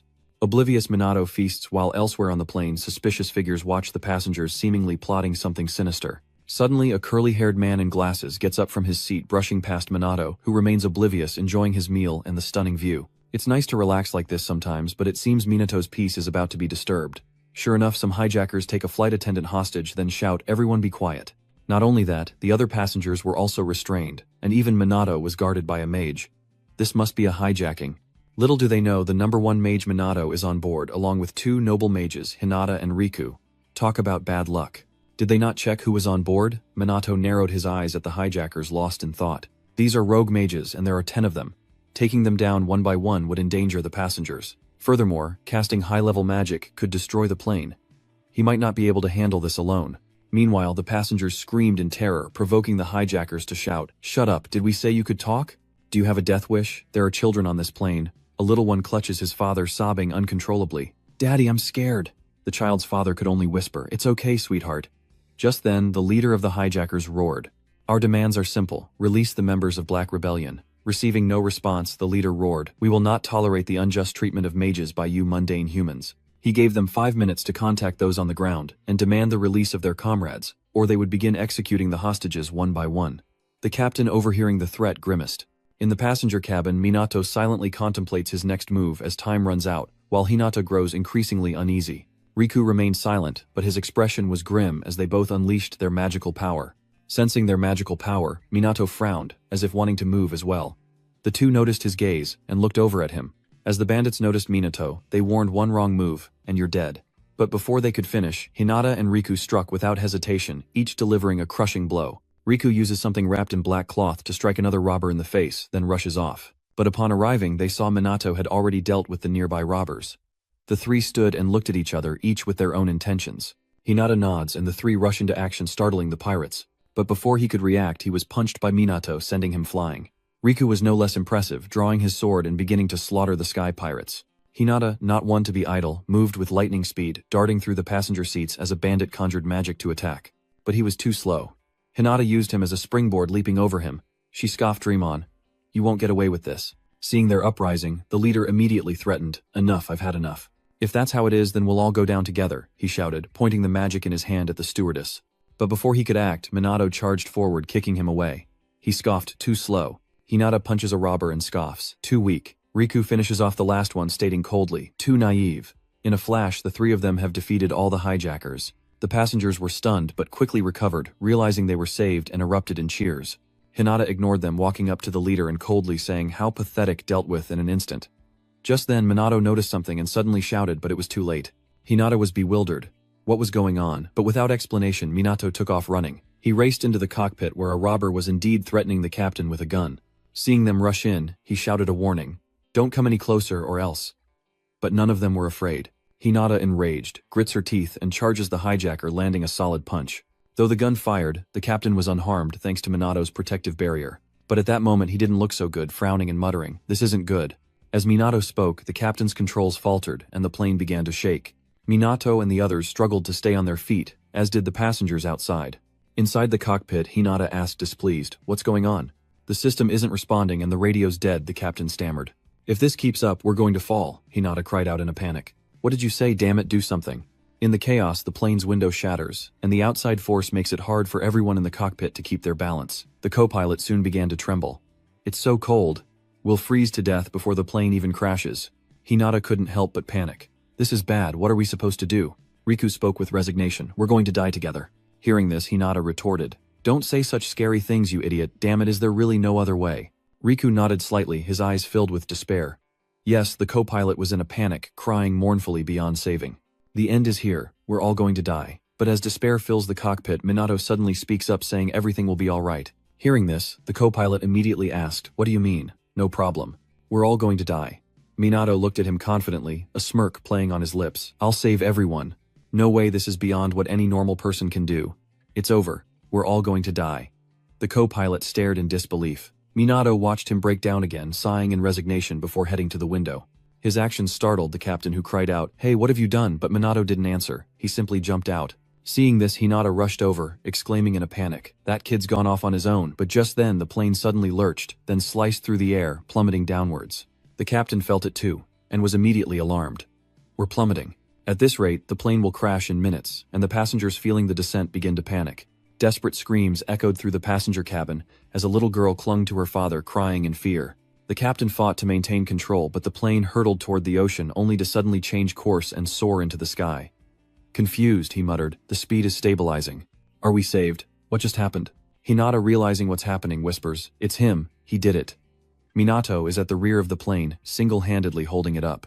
Minato created a shield. With his immense magical power, enhanced his physique with mana force, and used the wind element to adjust the plane's trajectory.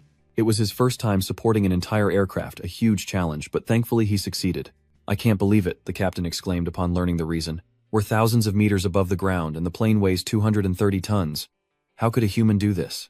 Hinata couldn't help but marvel. Special Forces Captain Kusanagi, Minato, was truly an unfathomable monster. After the chaos, the flight attendant finally announced that the passengers were safe, and everyone on board breathed a sigh of relief, finally rescued. The little girl, still shaken innocently, asks, "Daddy, are we safe now?" Her father immediately nods reassuringly, "Yes, don't worry anymore." But at this moment the captain, still worried, muttered, "We can't rest easy yet. The landing system is still offline." The safe landing now rested on him. And of course Minato supported the plane from behind, all on his own. As it neared the ground, he created a barrier, finally allowing it to land. Minato bit his lip hard, his limbs trembling slightly as he skidded across the runway, a rough but safe landing. Minato breathes a sigh of relief, finally landing the plane. The passengers, narrowly escaping death, embrace in joy. The captain, deeply grateful, looked down from the cockpit and spoke with a smile. "Thank you, Captain Kusanagi." Hinata and Riku secretly watched Minato from the plane, their thoughts unknown. Moments later, a swarm of reporters ambushed Minato at the airport exit, bombarding him with questions. He sighed helplessly. It was the same kind of trouble as always. Fortunately, airport security helped hold back the reporters. Only then could Minato escape, the reporters guided by security to meet Shizuku. But before he could, Hinata and Riku blocked his path. Hinata raises an eyebrow at Minato, pouting as she speaks, impressed by his actions. With an indifferent shrug, Minato declined to comment, saying, "Not exactly." But before he could finish, Hinata scoffed in dissatisfaction. "Are you mocking us?" Riku complimented them again. "That was quite the impressive magic," Minato said, praising them. "You two aren't bad either." The conversation grew polite and Hinata grew impatient. She waved her hand, saying, "Very well, just do your best. Special Magic Task Force Captain Kusanagi Minato, we shall meet again." Hinata and Riku then departed, leaving Minato to silently watch them go. A few hours later, in a mansion in the heart of Osaka, an old woman stood pensively by the window, gazing at the photos on the shelf. Just then, a knock came at the door, followed by an announcement, "Madam, you have a visitor." "Come in," the old woman said softly, setting down the photo. Immediately, the servant led Minato inside, and the old woman greeted him with a smile. "I've been expecting you, Kusanagi Minato." The two then sat at the table, and the old woman slowly began. "The reason I wanted to meet you is simple. I'm interested in you. Minato's achievements are truly impressive, and his magic is so similar to that person, her teacher, and Ichikami Minato's ally. Void magic is a rare art, one that Ichikami Minato wielded expertly, yet it's difficult to cast with few mages able to do so properly, often deemed impractical. But Minato can use that magic." The old woman asks who taught it to him. How could he use the same magic as Ichikami Minato? But at that moment Minato suddenly burst out laughing, confusing the old woman. Minato narrowed his eyes, chuckled, and said, "You haven't changed at all, Shizuku. If something piques your interest, you jump right in, don't you?" "So this old woman is Shizuku, the one Minato needed to meet in Osaka. Have we met before?" Shizuku asked, confused. Minato smiled calmly and replied, "Yes, more times than I can count. It's only natural as I wield Ichikami's magic." Minato doesn't hide it, admitting he is Ichikami Minato. This left Shizuku stunned into silence, but she quickly recovered, sighing wearily. She spoke slowly, explaining that there had been similar cases before, people claiming a connection to Ichikami Minato trying to get close to him. Relatives, friends, lovers, even illegitimate children. But Shizuku never imagined someone would claim to be Ichikami Minato. With that, she rose from her seat, speaking with disappointment. "I apologize if this seems rude. I took the initiative to contact you, so could you please leave first?" Minato asked calmly, remaining seated. "Recently I met some siblings, and the younger one had an Ichikami doll." Shizuku looked at him suspiciously. "So what?" Minato smirked. You're the one who said it right. That you wanted to make a doll like me. Shizuku recalled the past and asked in shock, how did you know that?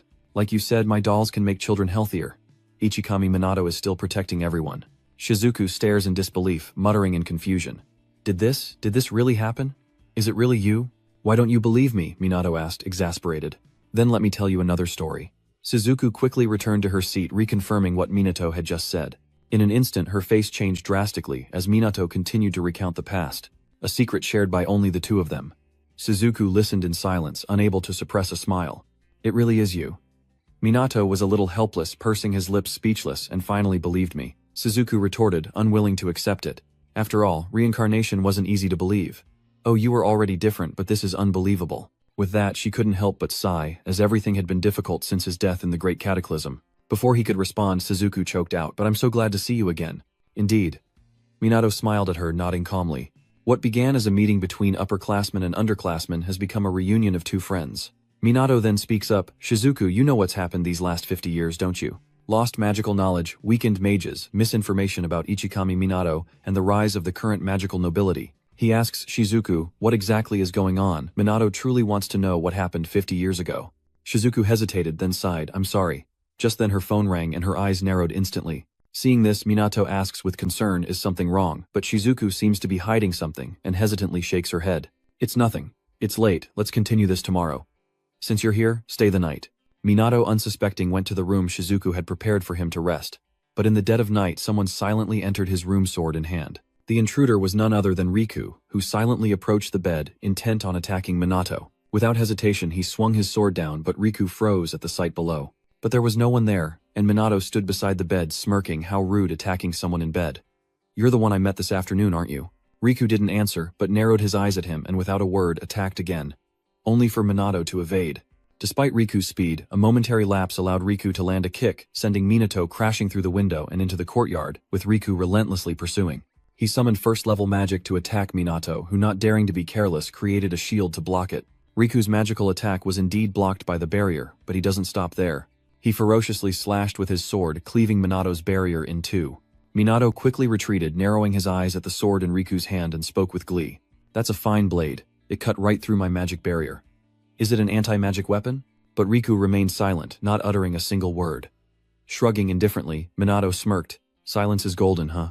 I suppose asking why he's attacking is pointless. I'll just play along then. With that, he unleashed his own magic, but Riku stood his ground, gripping his sword and charging forward. A glint of excitement flashed in Minato's eyes. He wanted to play too, but before he could, a shout rang out. Enough. It was Hinata's voice. She was there too. Unsurprised, Minato calmly spoke. I knew you were involved. Hinata narrowed her eyes, a cold smile spreading across her face. Don't resist, Kusanagi Minato. We have hostages. You have many friends in Tokyo, don't you? With that, Hinata showed him a video of Ryuji's house and Minato's family, where the Mizuha sisters were staying guarded by men in black. Minato frowned seeing this and asked suspiciously, what do you want? Hinata smiled calmly and said, first, allow me to introduce ourselves. I am Homurai Hinata, a magic noble, and the leader of the Homurai family. With that, she gestured to Riku, who slowly introduced himself as a magic noble and the head of the Kaihi family. Kai Riku. With the introductions over, Hinata quickly states her purpose. We have a request, join us. As a magic noble, Minato would gain fame, status, wealth, power, and even women. Anything he desires, but most importantly, he can protect his friends. After all, their orders are absolute. She tells Minato to think carefully. Even if he escapes this time, he will be hunted by the magic nobles for life. Minato didn't answer, listening in silence as Hinata continued her threats. You may be the strongest in the world, but can you protect them while you eat, bathe, sleep, or when you're away from your friends? Like now, answer me. Without hesitation, Minato replied, I refuse. Hearing this, Hinata remained calm, issuing a cold warning. Is that so? Sacrifices must be made for the greater good. Teach him a lesson he won't soon forget, so he never dares to be arrogant again. With the order given, the intruders targeting Ryuji and Ruka's home moved at once. As if in unison, all three bracelets glowed, unleashing a surge of magical power. Seeing this, the men in black couldn't help but panic as the magic transformed into a phantom in an instant. The figure was clearly Minato, and it began to loom over the intruders. On the other side, there was no movement, and Hinata finally panicked, shouting, Hey, what's going on? Answer me. But alas, there was no one left to answer. The surge of magic seized the black-clad figures, crushing them instantly and silently. Riku quickly realized what had happened, muttering, They've been wiped out. Hinata stared at Minato, asking in confusion, What have you done? Minato shrugged dismissively, saying, You guys foresaw this unless you're all idiots. Hearing this, Hinata's eyes flared with anger, and she retorted, "What an annoying pest, but I must admit, improvising with the robbery and hostages wasn't bad. Looks like you passed the first test." Minato frowned at this, asking suspiciously, "The robbery was your doing too?" Hinata shook her head. "That was unexpected. We'd never do something so foolish. So let's move on to the second trial." As she spoke, Hinata and Riku unleashed their magic. Minato narrowed his eyes coldly, stating, "I'd like to withdraw if I could. Don't even dream of it." With a cold snort, Hinata quickly charges forward, Riku right behind her. Hinata furiously kicks at Minato, but to her surprise he blocks it, sending her flying backward. Hinata doesn't relent, summoning her fire magic for an attack. A fiery explosion fills the sky. But when the flames died down, Minato was still standing there unscathed. Just then, Riku charged in with his sword. The blade aimed precisely for Minato's neck, only to be stopped by a barrier. He smirked, "Oops, anyone else would be dead by now." This nonchalant attitude fuels Hinata's anger, and she roars, "Don't get cocky." Immediately, a pillar of fire erupts, threatening to incinerate everything. But Minato remained unfazed, calmly retaliating with a surge of water, a smirk playing on his lips as he dismissed her spell as decent. A deafening clash ensued as their powers collided. But as nature dictates, the fire was quickly extinguished by the water enraging Hinata. She gritted her teeth, saying it was true what they said, he could cast spells without incantations, and had dispelled hers with a third-level spell. "Are you mocking my magic?" Just then, Riku rushes forward, swinging his sword at Minato. But she's too slow. Minato dodges with levitation magic, mocking her relentlessly. She can't unleash her full power on the ground, can she? Then how about trying it in the air? You're getting too cocky. Enraged, Hinata shouts, then quickly takes to the skies with Riku right behind her. Hinata, facing Minato, gritted her teeth and muttered, "Perhaps we underestimated you. No more holding back." As soon as she finished speaking, she and Riku summoned their magic. In an instant, fire and earth magic manifested as they roared. "My attack annihilates all." Blazing magic flames rushed toward Minato as a massive boulder threatened to crush him. Seemingly assured of victory, Hinata smugly declared, "This magic has the power to destroy half a city. Do you think you can withstand it?" In an instant, the demonic flames and the giant rock merged, resembling a meteorite about to crash into the earth. But Minato remained unfazed, smirking. He then summoned a 7th-level void magic called Annihilation to intercept. In an instant, a powerful surge of magic enveloped the demon flames and the giant rock, and in less than 3 seconds they vanished completely into thin air. This scene left Hinata and Riku speechless. With a smirk, Minato quipped, "Of course, I simply dissolved and dispersed the magical energy." Hinata stared in disbelief, crying out, "Unbelievable, this is cheating, I won't accept this. You're out. Everything up until now has just been a game. Now I'll show you my true power." With those words, she unleashed her magical energy once more. But Minato ignores her, sensing something else entirely. Even Hinata and Riku feel it, crying out in alarm. "This energy. It's here." Minato looked up to see the sky stained blood red, signaling a looming disaster. He frowned, silent. Too much was happening at once. It couldn't be a coincidence. The three of them head towards the impending disaster, Minato so eager he doesn't even change his clothes. But Hinata retorts, "Are you kidding me? Who cares about some disaster? I'll crush you right here, right now."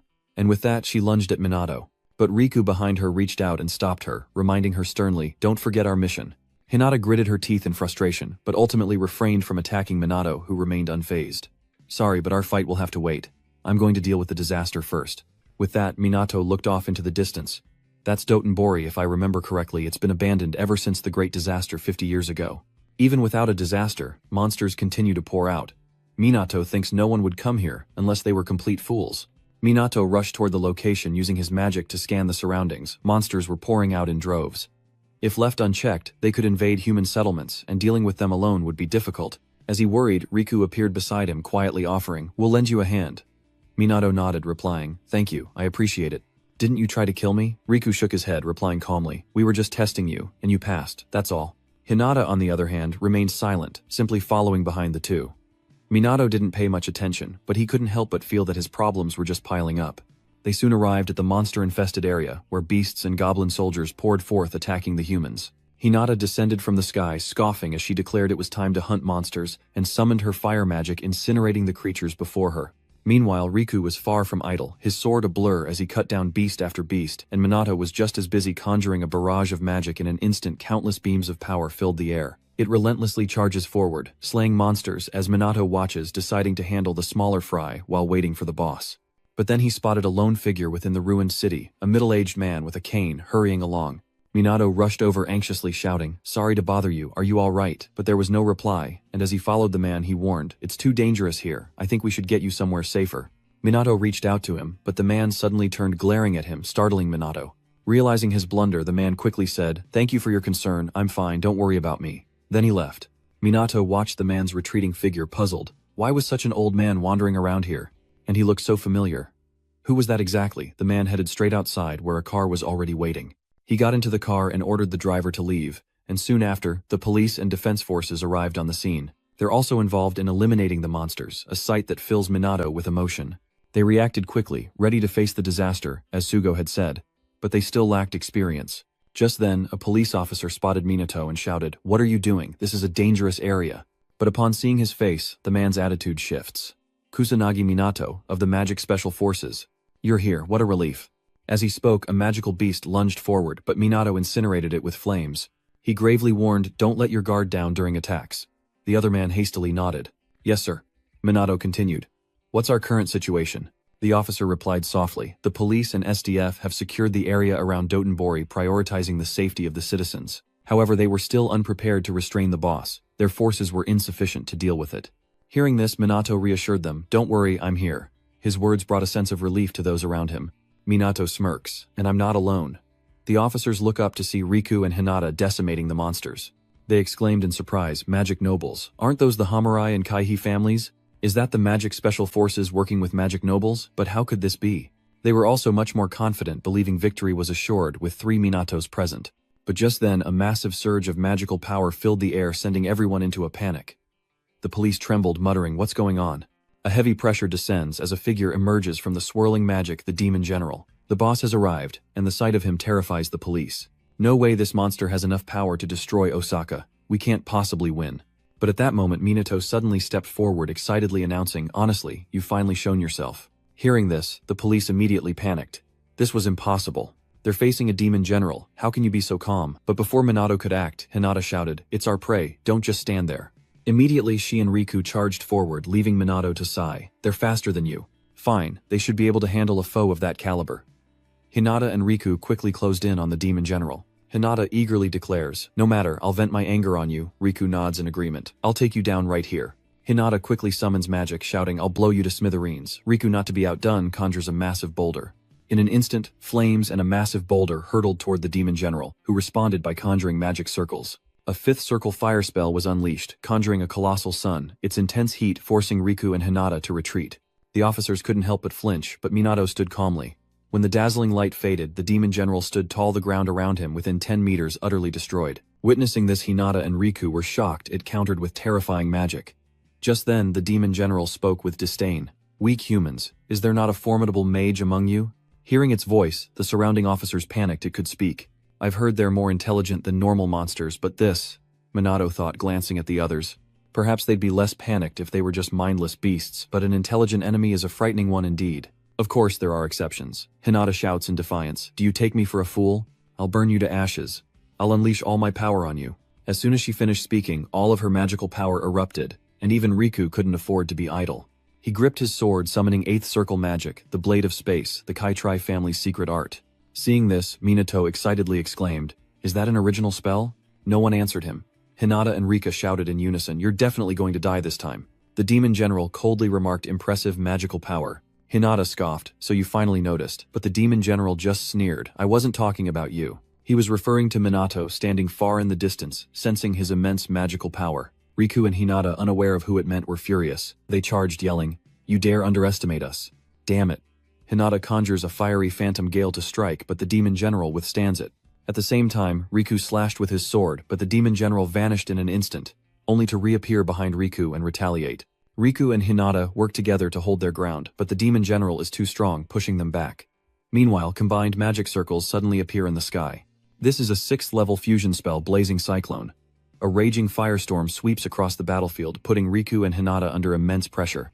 Before long, they fell to the ground, but biting their lips, they quickly stood up, ready to attack again, only for Minato to step forward and say he'd take it from here. Hearing this, Hinata retorted, "You can't possibly stand against it. Even we noble mages couldn't." Riku narrowed his eyes, suggesting that running away wouldn't be a bad option. But Minato paid them no mind, slowly walking forward, and coldly stated, "Calm down, a monster like that is no problem for me." These words stunned Riku. "Can't you see that immense magical power?" Hinata shouted, running alongside him. "Damn it, this can't be happening. I won't accept it." She had to prove her worth no matter what. Riku watches on helpless. Minato, unconcerned with their thoughts, approaches the demon general, a smirk playing on his lips. Looks like I've kept you waiting. The demon general stared intently, then coldly stated, incredible magical energy. So who are you? With a shrug, Minato smirked. Do I really have to answer that? The demon general, unfazed, calmly replied. Perhaps not. Bartering with the likes of you is worthless to us. Hearing this, Minato couldn't help but smile, his eyes full of excitement. The demon general didn't back down either, slowly saying, then show me what you've got. No sooner were the words out of her mouth than she lunged for Minato, but he calmly unleashed his magic. The demon general relentlessly attacked, but its claws struck an invisible barrier, unable to touch Minato. Unseen by Hinata, who mistakenly believes Minato has been hit, she smugly says, see, I told you, you can't do anything. You can't win against the demon general. But as soon as she spoke, she saw Minato strike back, landing a punch on the demon general, standing tall and coldly saying, that was annoying. Riku and Hinata were stunned. He hadn't taken a single scratch from all those attacks. But Riku quickly realized that defense alone was useless.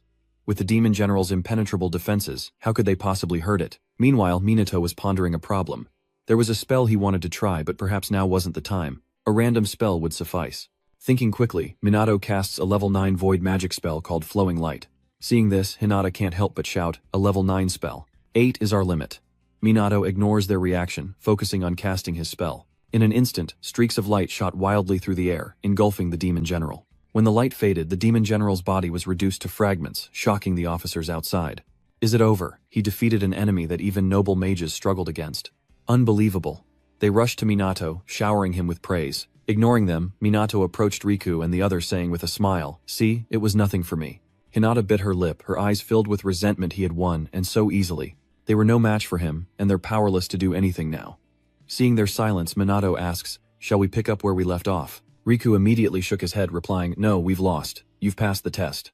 You'll explain everything now, right? Riku nodded slightly. Yes, of course. We need one more person for this. Hearing this, Minato glanced back, only to see Shizuku approaching. Shizuku looked at him, asking suspiciously, you knew all along? Minato nodded slightly. Of course you know, you can't hide anything from me. Minato says, you need to explain why you tried to test him and why mages have been weakening for the past 50 years. And why did she decide to cooperate with the noble mages? Shuku heard Minato's relentless questions, a helpless look in her eyes. A moment later, Shizuku brought Minato and the others back to her home, where Minato sat opposite her, and coldly said, all right, tell me the whole story. Shizuku, you know about these people, don't you? Shizuku nodded slightly. Yes, I even knew you were going to be attacked. Minato frowned, asking, tell me why.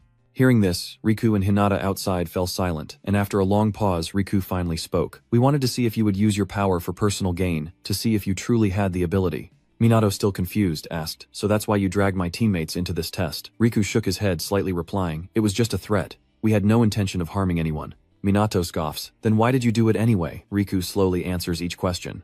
You and your team could have become a threat to the magical aristocracy, a dangerous situation for Japan. Minato retorted, unimpressed. That's the consequence of your irresponsibility. The special magic unit never intended to offend the magic aristocracy. You interfered with our work. Hearing this, Hinata was frustrated and wanted to lash out, but Riku quickly stopped her. No, he's right. He knows the nobility turned a blind eye when the first disaster struck. He had to admit their response was careless, but the world still needed the magical aristocracy. Minato squinted at Riku, neither refuting nor agreeing, as Shizuku interjected, stating that the root of the problem began 50 years ago. It began with his death, leading to Japan's current state, and the birth of the magic nobility. With the loss of many mages, including Ichikami Minato, and the disappearance of most demon generals, the number of illegal mages in Japan increased. In the disaster, both the people and the self-defense forces were exhausted, making control impossible, and Japan became an autonomous country. Legal sorcerers fought bravely to stop the evil ones. But Japan was on the verge of collapse, everyone was exhausted, and they lost faith in the future, all triggered by Ichikami Minato's death. He was the people's hope, but now he's gone. Shizuku sighed, helpless. The remaining mages pondered how to rebuild Japan and restore faith to its people, a look of sorrow washing over Shizuku's face. Minato understood, stating coldly, so the magic nobility was formed. Shizuku nodded. Exactly, they created a clear power, the magic nobility, to regain the people's trust. They believed that with a new hero, like Ichikami Minato, Japan could return to peace. The power of wizards at that time was dangerous, so the magic nobles confiscated all spellbooks and related materials throughout the country. They took in talented mages, and if they weren't, they'd kill them all to monopolize magical knowledge and skills.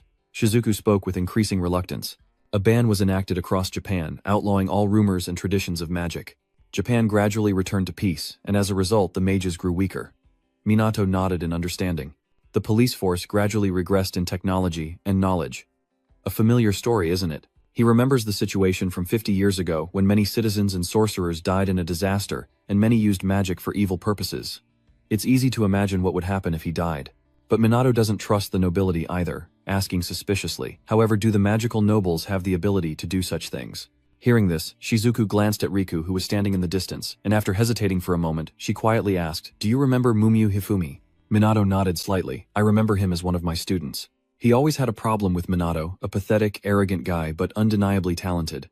Shizuku quietly reveals that he's now the president of Mumil, a major corporation in Japan initially known as the heir to the Mum Group. He's been supporting the magical demon race ever since. Hearing this, Minato nodded knowingly. "I see, connecting to the world economy, then influencing politics, but I didn't know he was the heir to the corporation." Smiling wryly, Shizuku said with a sigh, "Haha, you haven't changed. You have no interest in wealth or fame, only magic and the people." Shrugging nonchalantly, Minato lightly pouted, "I don't see much of a problem with that." Shizuku glanced at the two Rikus again before continuing. "Japan's magician count is the lowest in the world. They were once at the top when he was Ichikami Minato, but not anymore." Hinata retorted with dissatisfaction. "Japan became peaceful thanks to our predecessors. That never changed." Minato glanced at her and asked with a sneer, "So what's your plan if disaster strikes again?" This question leaves Hinata stunned, and after a long pause, Riku speaks up. "Back then we thought disaster wouldn't strike again, or even if it did. We thought the police could handle it, or in the worst case, the magical aristocracy would take care of everything." With a snort, Minato grumbled in dissatisfaction.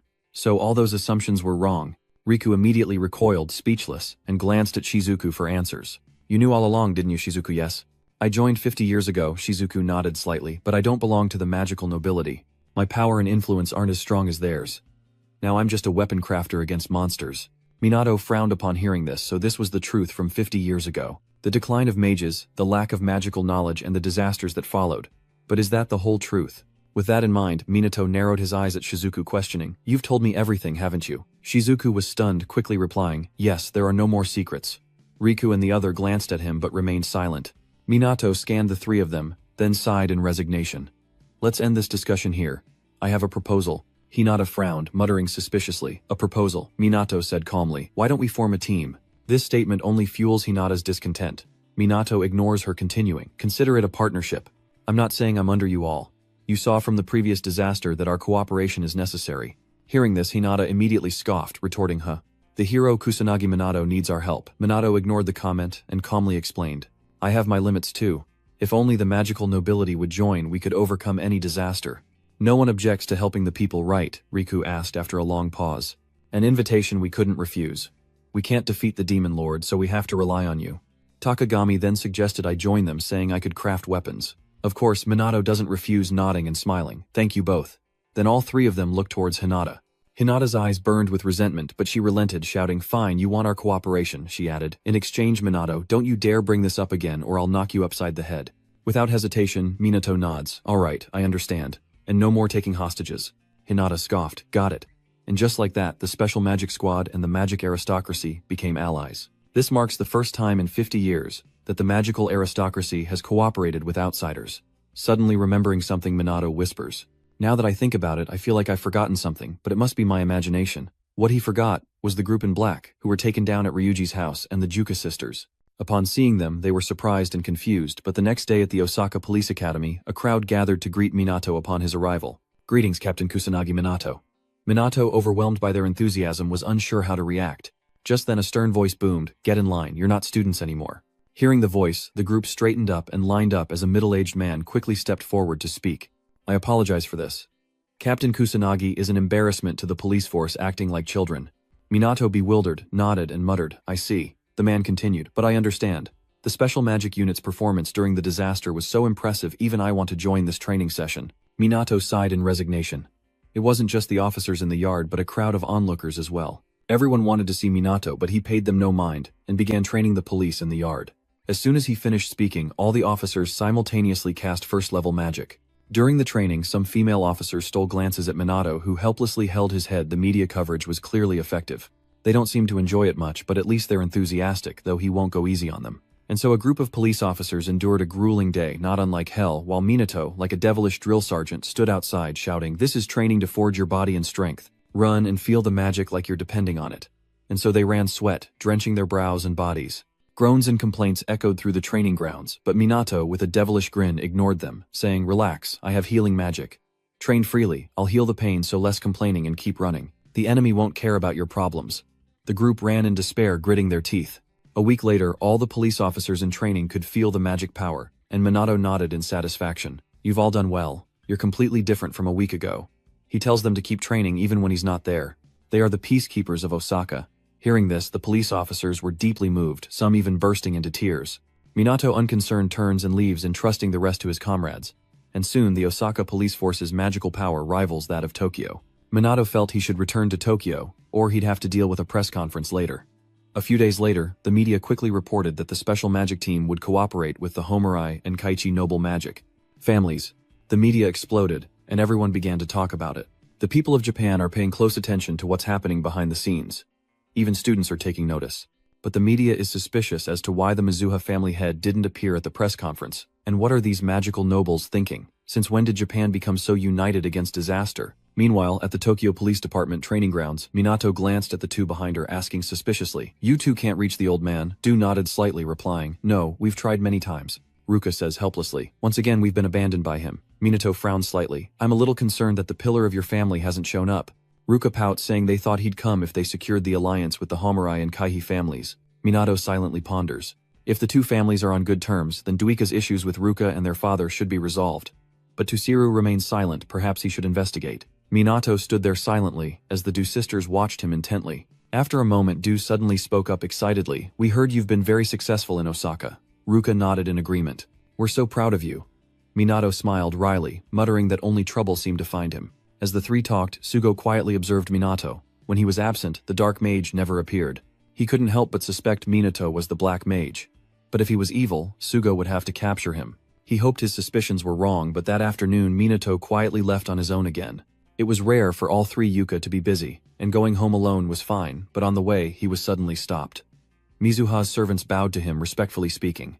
"Kusanagi Minato, we're here to bring you home." Moments later, at the Mizuha family mansion, Tusaru glared at Minato, asking with displeasure, "I hear my daughter is living with you. If you have any ill intentions towards her, I'll end you right here."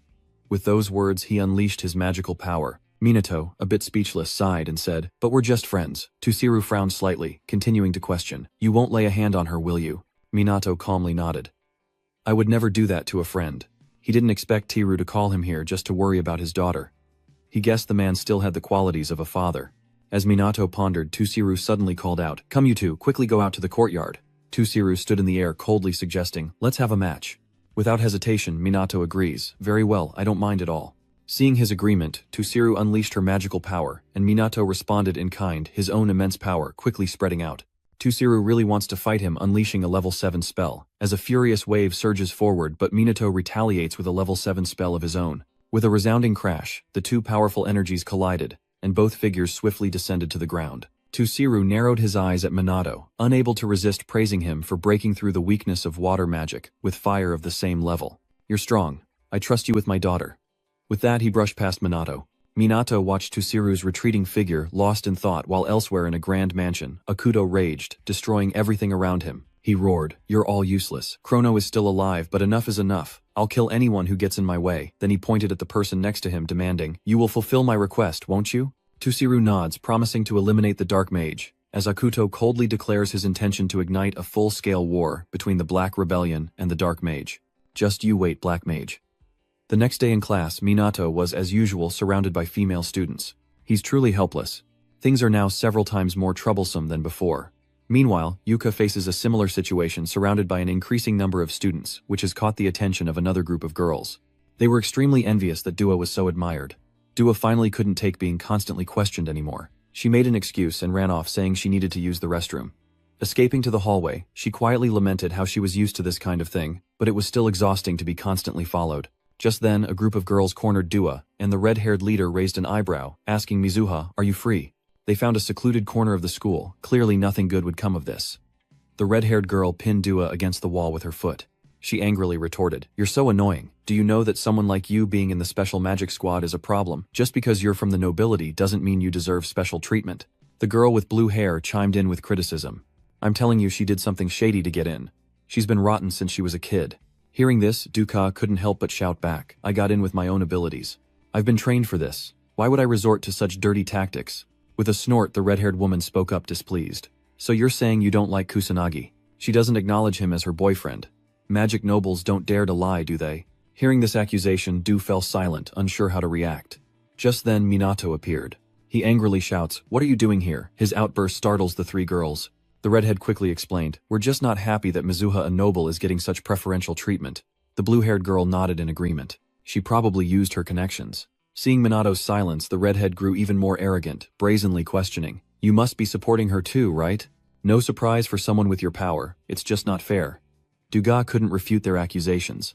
She was always like this, always shrinking from challenges to her ability. Minato frowned at her, silent for a long moment. The three women, now even more smug, laughed. "We might even do better if we were in the group." Hearing this, Minato couldn't help but sneer. Immediately he spoke coldly, "I see you all have a lot of enthusiasm. Fine, I'll let you join the Special Magic Squad's training.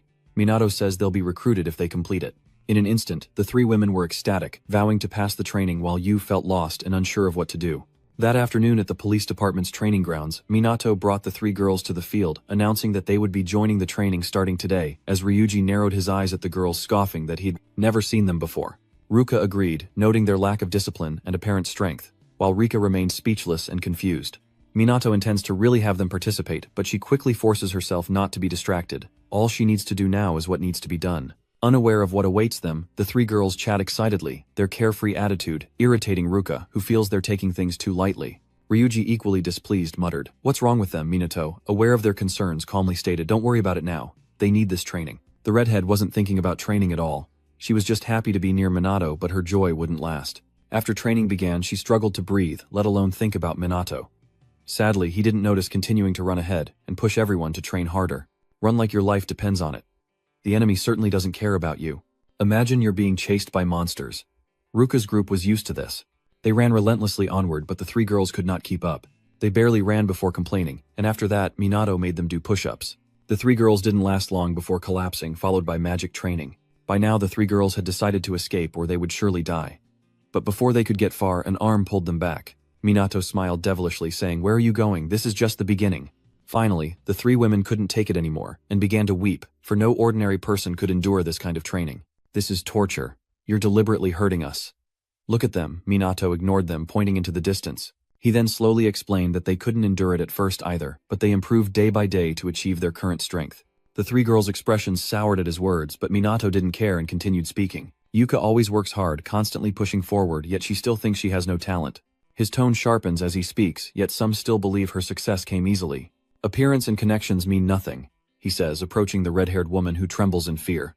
Minato, showing no sympathy, continued coldly, "Yuga is a very important friend to me, and I won't forgive anyone who tries to hurt her." Minato watched them go, sighing in exasperation. God, they're so pathetic. They could have stayed if they'd just trained.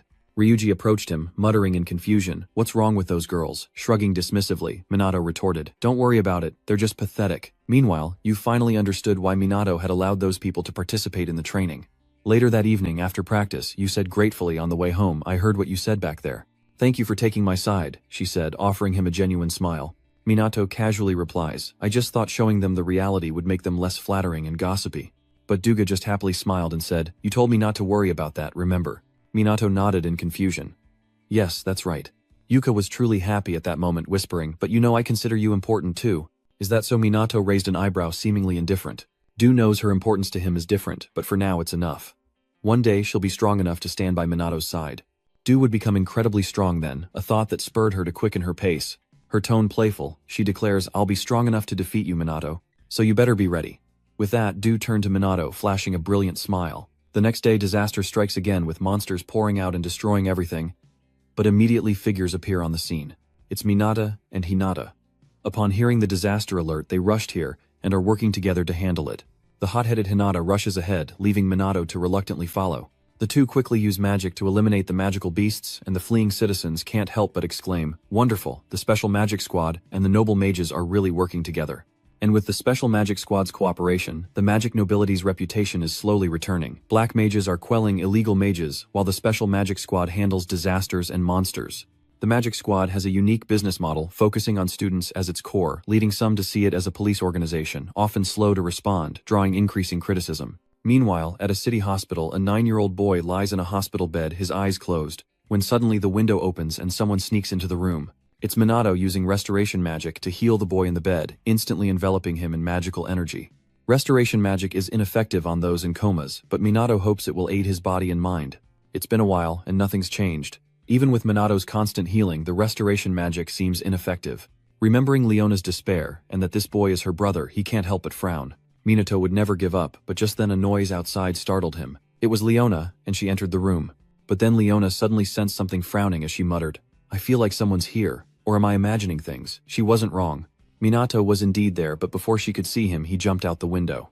Leona went to her brother's bedside, whispering, "How are you feeling? I probably don't even need to ask." Then she began telling Kai about the Dark Wizard, describing him as a wonderful person. His magic is absolute. He's proactive and reliable. She'd never met anyone like Minato. After praising him, Leona began to complain, "But you know he could be a little mean sometimes." She says this because Minato forced her to train for long periods of time. He was strict and fierce. At this, Leona suddenly burst into laughter, but a hint of sorrow lay hidden within, and the hand on the bed trembled uncontrollably. Leona bit her lip, muttering, "I won't give up. I'll make sure no one suffers like you." She vowed to overthrow Black Rebellion at any cost. Leona lowered her head, a picture of utter desolation as she caressed Kai's pale skin. After a long moment she whispered, "I'm sorry, Kai." Leona stayed by Kai's side all night. Minato quickly left the hospital, and the next evening found them at a warehouse. As promised, Minato arrives to meet Leona, only to be greeted by strangers, leaving him confused. Who are they? Leona cheerfully explains that these are his teammates, which leaves Minato disgruntled, wondering where he found these guys. Leona shrugged, pouted, and replied with a smile, "I didn't find them. They found each other. I uploaded your pictures and videos online to see if they would contact me." Minato nods in understanding, realizing that's how it is. Seeing his silence, Leona continued, "Don't worry, I've already verified their identities and taken photos. They're trustworthy individuals, and the others present cheer with excitement." This was really Chrono, the flesh and blood black magician. Minato was dissatisfied with this sight. He coldly stated, "I'm here to train you. I won't hold back, so prepare yourselves." Hearing this, they eagerly shouted, "We're ready. No matter how we look, we're confident in ourselves." Minato smiled involuntarily, then pouted and said, "I'm looking forward to it." And in less than 2 hours they were all collapsing, as Minato's hellish training proved too much, even to his own dissatisfaction. "You're all useless. Train like your life depends on it." Though the recruits started out enthusiastic, their passion was clear. Under Minato's guidance they improved dramatically, and a new strategy team specializing in information theft and manipulation was formed. The action team targeted and destroyed Black Rebellion's bases, and with the Dark Mage's support from underground organizations, Minato's power grew. At the police station, this information naturally reached their ears, and they couldn't help but discuss it during their break. Black Rebellion's dens have been hit hard. Is this a feud between illegal mages? Some see black magic users as neutral, a sentiment that darkens Sugo's expression. "Neutral my ass. Those illegal mages are nothing but criminals, and I won't let them continue like this." Meanwhile, Akuto is furious, gritting his teeth and cursing. He dares to challenge and look down on us again. "I'm not the same as before." Just then, his subordinate arrived to report, "Boss, everything is ready." Akuto fumes, "Too slow, you useless lot. I'll close in and kill them myself." "Just you wait, Kusanagi Minato Chrono." Despite the shocking news spreading, everyone at the police station continued to train diligently, while Sugo secretly observed Minato. He wants to believe in Minato, but he can't shake the suspicion that he might be Chrono. Minato's age, abilities, and the timing of his appearance make it hard for Sugo not to suspect him. He wants to believe Minato isn't a Chrono, but as Sugo contemplates this, Ruka and the others stand before Minato full of apologies. Minato looked at the broken bracelets in his hand, slightly panicked, as Yu hurriedly explained, "We tried to fix them." But before she could finish, Minato coldly interrupted, saying it was fine, and not to worry, it was just pushed past its limit. "It seems rookies like you can't craft weapons to defeat monsters. You should ask Shizuku." But Rui voiced his discontent. "I can't say I like this." Ruka grumbled unhappily, "I think they'll raid us at night to test us." You couldn't accept sneaking into houses at night either. Seeing their discontent, Minato quickly spoke up. "I'm uncomfortable too, but thinking about future cooperation with them, it's necessary." "Sorry, but could you all just overlook this?" he asks. Without hesitation, Ruka and the others agreed, but then Ruka suddenly remembered something. The magic nobles were acting strangely then. "I wasn't attacked, but they didn't seem to grasp the situation." Minato slowly explains. "It's a magic that drains you. Magic absorbs power and memories. They don't remember what happened after the magic was used on them." Seeing they were all right, he quickly suggested, "All right, practice is over, let's head back." However, Ruka and the others claimed to be busy, and went their separate ways, leaving Minato slightly disappointed, but he said nothing. Just then, Sugo offered Kusanagi a ride home, which Minato accepted. Sugo in the driver's seat slowly began to speak. "Lately, the Black Wizard has been expanding his influence." Minato frowned. "Are you still suspecting me?" Sugo neither confirmed nor denied it, simply smiling faintly as he said Chrono is an outstanding individual. I think you'll realize that someday being in the same position. Shrugging indifferently, Minato retorted, I don't know anything. Sugo narrowed his eyes suspiciously asking. What's wrong? Minato calmly replied. Is this Chrono guy a bad person? I've never seen or heard of him doing anything bad, Sugo replied without hesitation. As far as I know he's a good person but he's still a criminal. Minato confused asks why. Sugo hesitated for a moment, pulling the car to the side of the road as silence filled the vehicle. After a long pause, he finally answers, My father was a police officer, a man of justice. He was an outstanding man, and I once had a happy and proud family. Sugo's father used to say that criminals were still human with a conscience, and if you were honest with them, they would understand.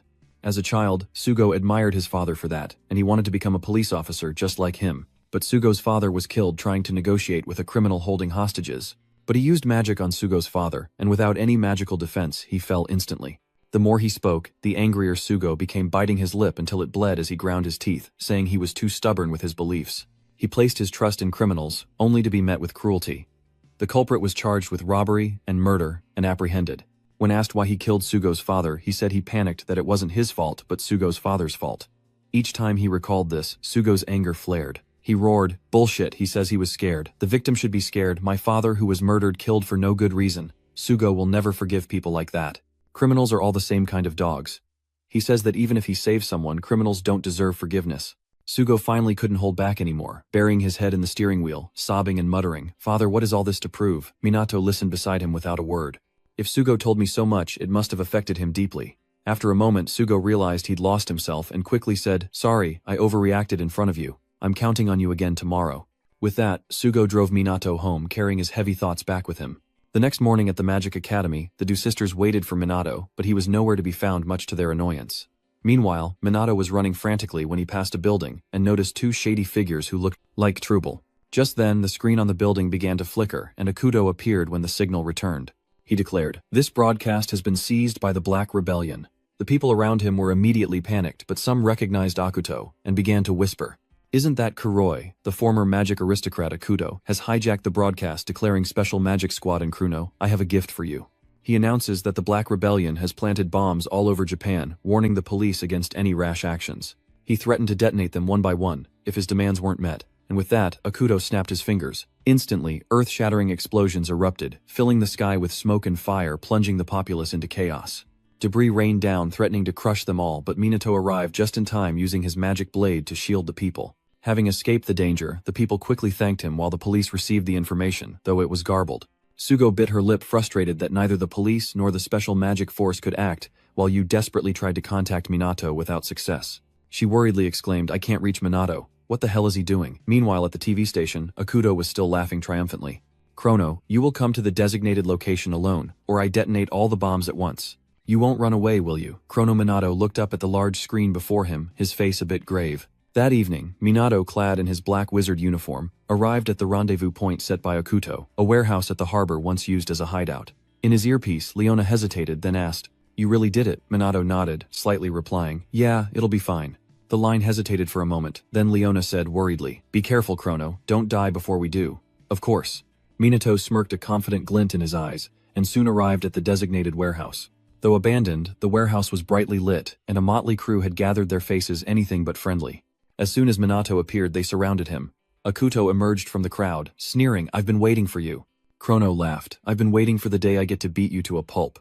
He claimed those present were top-tier mages with overwhelming power. So if I take down everyone here, will the Black Rebellion be destroyed? Minato coldly asks. Hearing this, Akuto burst into laughter as if he'd heard a joke. His men mocked, Are you stupid? As if you alone could win. Akuto bit his lip fiercely, a murderous aura emanating from him. He gritted his teeth, Shut your trap, you bastard. That's how you treat the underdogs, they're defeated. But I'm not like that. I won't hold back. I'll kill Chrono and never let my guard down. Minato sneered. You think you can? With that, he immediately tried to rush forward, and seeing this, Akuto laughed. Come now, you can't resist, you know. Otherwise I'll bomb the city. I wonder how many people will die. Minato suddenly stops in his tracks, and Akuto, seeing this, smugly shouts the order to kill him. In an instant, a barrage of magic hurtled towards Minato, only to be stopped by a barrier. This made Akuto grit his teeth in frustration. A magic barrier, that annoying pest. His subordinates targeted Minato, but they were exhausted in no time, while Minato remained unscathed. He coldly stated, Useless. Third-rate magic has no effect on me. Akuto grew angrier, punching his subordinate and yelling, "You're all useless. You can't even make him bleed." Seeing this, Minato couldn't help but curse trash. Akuto didn't back down either, coldly retorting, "This trash is about to kill you brutally." He admits Minato is strong with vast magic and high-level spells. Normally he wouldn't stand a chance. But then Akuto pulls out a gun, smirking, "How about this?" Unconcerned Minato calmly states, "Guns won't work on me." But as soon as the words leave his lips, a bullet grazes his face, drawing blood. Akuto laughs triumphantly, "I wanted to see that look on your face. This thing is enchanted with magic that nullifies all kinds of magic. It can pierce through anything, even the strongest magical barriers." Then he started shooting at Minato, who, no longer careless, quickly dodged. Akuto grumbled in dissatisfaction, saying it had been a long time since he used a gun and his aim wasn't great. But then he saw a surge of magic around Minato, and in an instant the wound on his face healed. And not only that, but the other wounds on his body vanished as well. Akuto's face darkens. "You bastard, you're using recovery magic, aren't you?" Minato calmly replies, "Don't lump them together. This is natural magic. It activates automatically without my consent. I'm not resisting it. Never mind, it doesn't matter anymore."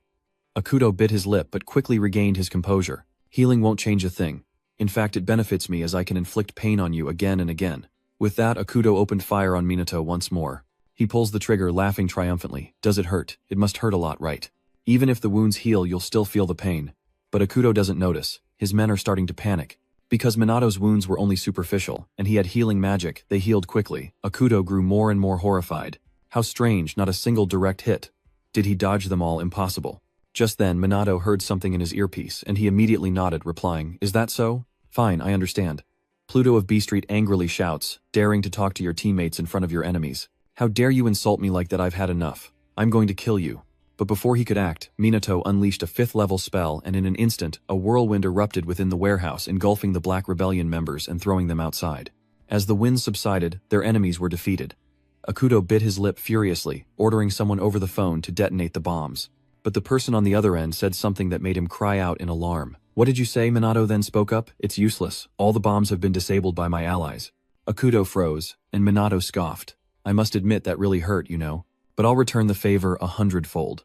Akuto, increasingly enraged, grit his teeth and roared, "You bastard, I'll kill you." Just then Sugo arrived, with his men shouting, "Enough!" You glared at Akuto, speaking coldly. "All the bombs have been disarmed." Ruka warned, "Stop this pointless obstruction." Minato couldn't help but frown. They were fast. "Were they waiting nearby without being detected?" Ruka whispered, watching his back. "That's the Dark Mage, Chrono, right?" Ryuji exclaimed, excitedly, noting his powerful strength. Only Karen knows that the person before them is Minato, and she's a little worried. "You really came here alone. They have to help him, and fast." Seeing them arrive, Minato immediately spoke up. "The tables have turned." Akuto bit his lip in anger as a figure emerged, their deep voice echoing. "Looks like you've been having a hard time." Seeing him, Du's sisters were immediately horrified because that man was Tusiru. "Why are you here?" Du demanded. Ruka's father asks, displeased, "Why are you with that, Kuroi?" A smirk crept across Akuto's face as he smugly declared, "Of course it's because we're friends." This leaves Ruka and Juika in disbelief, as they desperately ask, "What reason could there be for this, father? What's going on?" Teru remained aloof, coldly, stating, "I have no obligation to tell you to." But Sugo, oblivious, rushes towards Minato, attempting to seize him. Minato frowns, displeased, and asks, "Is this really the time to treat me like an enemy?" Karin interjects, "Kusanagi isn't here. We should cooperate." Ryuji nods in agreement. "Fine, there's no time for misunderstandings right now." Sugo bit his lip, hesitating before agreeing. "Fine, we'll cooperate just this once." But just then Minato suddenly shouted, "Get down!" As if on cue, grenades rained down before Sugo's group. A deafening explosion ripped through the air, and smoke billowed. Fortunately, Sugo's group managed to dodge in time. Ruka bit her lip and muttered, "That's terrifying power. These aren't ordinary grenades." Minato couldn't help but speak, surprised that in addition to guns, they also had anti-magic devices that could nullify magic. But Akuto just continued to laugh. That's not all. With that, he revealed an arsenal of smoke bombs and other weapons hidden beneath his clothes, while the Ruka sisters secretly observed their father. Ruka hesitated, then spoke. "I never imagined I'd have to fight my own father," Dua reluctantly added. "How did things come to this?" As the two stood in shock, Tusiru unleashed a torrent of water magic upon them. Seeing this, Ruka immediately jumped in front of Dua, casting a counterspell. The two waves of water quickly collided. But Ruka's magic was weaker than Tusiru's, and her wave was shattered, leaving Tusiru's wave to crash towards them. Luckily, Rui summons a stone wall just in time to shield them, and Ruka gratefully glances at him. "Thanks," Ruka added. "Thank you," she says, but Tusiru shows no concern for his daughters. He coldly states that while they've grown stronger and their teamwork is decent, they're still nothing compared to him. As soon as he finished speaking, Tusiru's magical power erupted, and Ruka couldn't help but panic. Incredible power, Ryuji muttered in shock. Is it on par with Minato? But just then a defiant step emerged as Du confidently strode forward, declaring boldly, "Now we can act." Before we were powerless, but now everything has changed. Ruka nodded in agreement. Yes, we're stronger now, there's no need to hesitate. Ryuji exclaimed excitedly, "We've overcome those harsh training sessions." Du narrows his eyes at Tusiru, confidently declaring, "I will defeat you and then ask you about everything." Immediately, the Ruka sisters combine their magic. A level 7 spell manifested, and a pillar of water surged forth. Too naive Tiru scoffed disdainfully. He then conjured an 8th circle water magic, unleashing a tidal wave. A pillar of water clashed against a tsunami. With a resounding crash, an explosion turned everything into droplets, showering Ruka and the others. Standing in the rain, Tiru coldly stated, "You can nullify my magic, but not completely. You're still far behind." Lying on the ground, Ruka stared in disbelief. "He can cast 8th tier magic. He's too strong." Akuto, seeing this, laughed triumphantly. "This is truly a one-sided battle, isn't it, for both them and us?" He stood opposite Minato, gun in hand, and confidently spoke. "Looks like the great Chrono is useless against anti-magic devices, huh? You've never had to face a gun before. And Akuto has a seasoned warrior on his side, so he believes Minato stands no chance, and demands he beg for his life." But Minato remained calm, standing his ground, leaving Akuto confused by his actions. Ignoring him, Minato glances back at Ruka and the others, and Akuto, enraged by this dismissal, shouts, "Don't get so cocky." Akuto fires again, but this time Minato doesn't just stand there. He swiftly dodges the attack. Akuto's eyes widened in disbelief at the sight. He dodged them all. No, it was just luck. A normal person couldn't dodge that. How about this? Seeing that guns were useless, Tusiru cast 8th circle magic to attack, and a powerful tidal wave rushed towards Minato. At the same time, Akuto joins the fray, pulling out a knife and casting the dark magic 5 Nights Raid. In a flash, Akuto appeared behind Minato, and without hesitation he swung his blade only to be dodged. Refusing to give up, Akuto opens fire again. Minato dodges once more, the bullets unable to touch him, but Tusiru's tidal wave awaits. Daring not to falter, Minato quickly conjures a barrier to defend himself as Tusiru relentlessly maintains the spell. Minato stood firm, shielded by his blade, as the tsunami failed to reach him, leaving Vuka's group in awe of the battle. Are they monsters? Just watching makes me feel pathetic. In this state, they can't face Minato, but Sugo is still determined to capture him. They have no chance in a direct attack, but he's not paying attention to them right now. If the Dark Mage is dominant, they might find a chance to control him. Reinforcements will arrive soon. After that, Akuto and Tushiru will be taken away. They'll never have this chance again if they miss it. Thinking this, Sugo immediately looked at Karin and spoke. "Sanada, we're going to attack Chrono." Karin looked at him confused. "But why?" Sugo coldly stated, "He's only fighting for himself. He's a mage committing crimes. This is our chance to capture him." Karin hesitated, wanting to speak, but Sugo coldly interrupted her. "Please, this is our chance." Karin frowned, her eyes darting around as if deep in thought before suddenly standing up. Sugo excitedly asks, "You'll do it right," and as expected, Karin unleashes her magic. A surge of divine magic floods Minato, sending him flying from his fight with Akuto, who laughs triumphantly. Unsurprisingly, those cops are useless as ever. And seeing this, Sugo smiles with satisfaction. "Well done, now it's my turn." But upon closer inspection, he sees Karin using magic to heal Minato. Akuto shouts in frustration, "Are the police helping Chrono, an illegal mage?" Minato is also taken aback. He can heal himself and recover stamina with passive magic. He doesn't need Karin's holy magic. Perhaps she's trying to express her feelings. Sugo questioned Karin in disbelief, asking why she healed him. Karin coldly replies, "Because he's fighting to protect us." Sugo, hearing this, shouts in dissatisfaction, "What the hell are you talking about?" Karin retorts, "Can't you see? We can't even move yet, we're still alive. Why do you think he's standing his ground? It's because he's trying to protect us." She was right. Minato was indeed trying to protect them, but fearing Sugo still wouldn't understand, Karin continued, "If it weren't for him, we'd already be their targets. That's why we can't run away." Sugo stubbornly shook his head in denial. "That's impossible. He's an illegal mage. There's no way he's trying to save the police." Karin grabs his collar, retorting fiercely, "Have you forgotten why he's even here? He came here alone to save everyone. He's always fought for others." Hearing this, Sugo fell silent, glancing over at Minato, who didn't seem to be moving much. So that's why he's covered in wounds. Did the Dark Mage really do that to shield them? The more he thought about it, the more unbelievable it seemed. Had he misunderstood? Though Minato is an illegal mage, he's not like the others. Sugo is likely running from the truth. At that moment, the 3 members of Duuka struggled to their feet. They cared nothing for their allies. They were dark mages, and they had to fight. Akuto continues to laugh triumphantly, but nothing will change. "Your power is fading." But the 3 Rukas don't care and immediately summon their magic. Yu roars, "We may not have much power left, but this is all we can contribute." Tusiru, who is facing Minato, suddenly sees a wave of water rushing towards him mixed with shuriken-like stones. Tusiru was stunned and barely dodged the attack before preparing to retaliate, but before he could act, a fire demon charged towards him. Not daring to be careless, Tusiru cast a 7th level spell, creating a raging torrent to block the fire demon. Tusiru frowned in silence.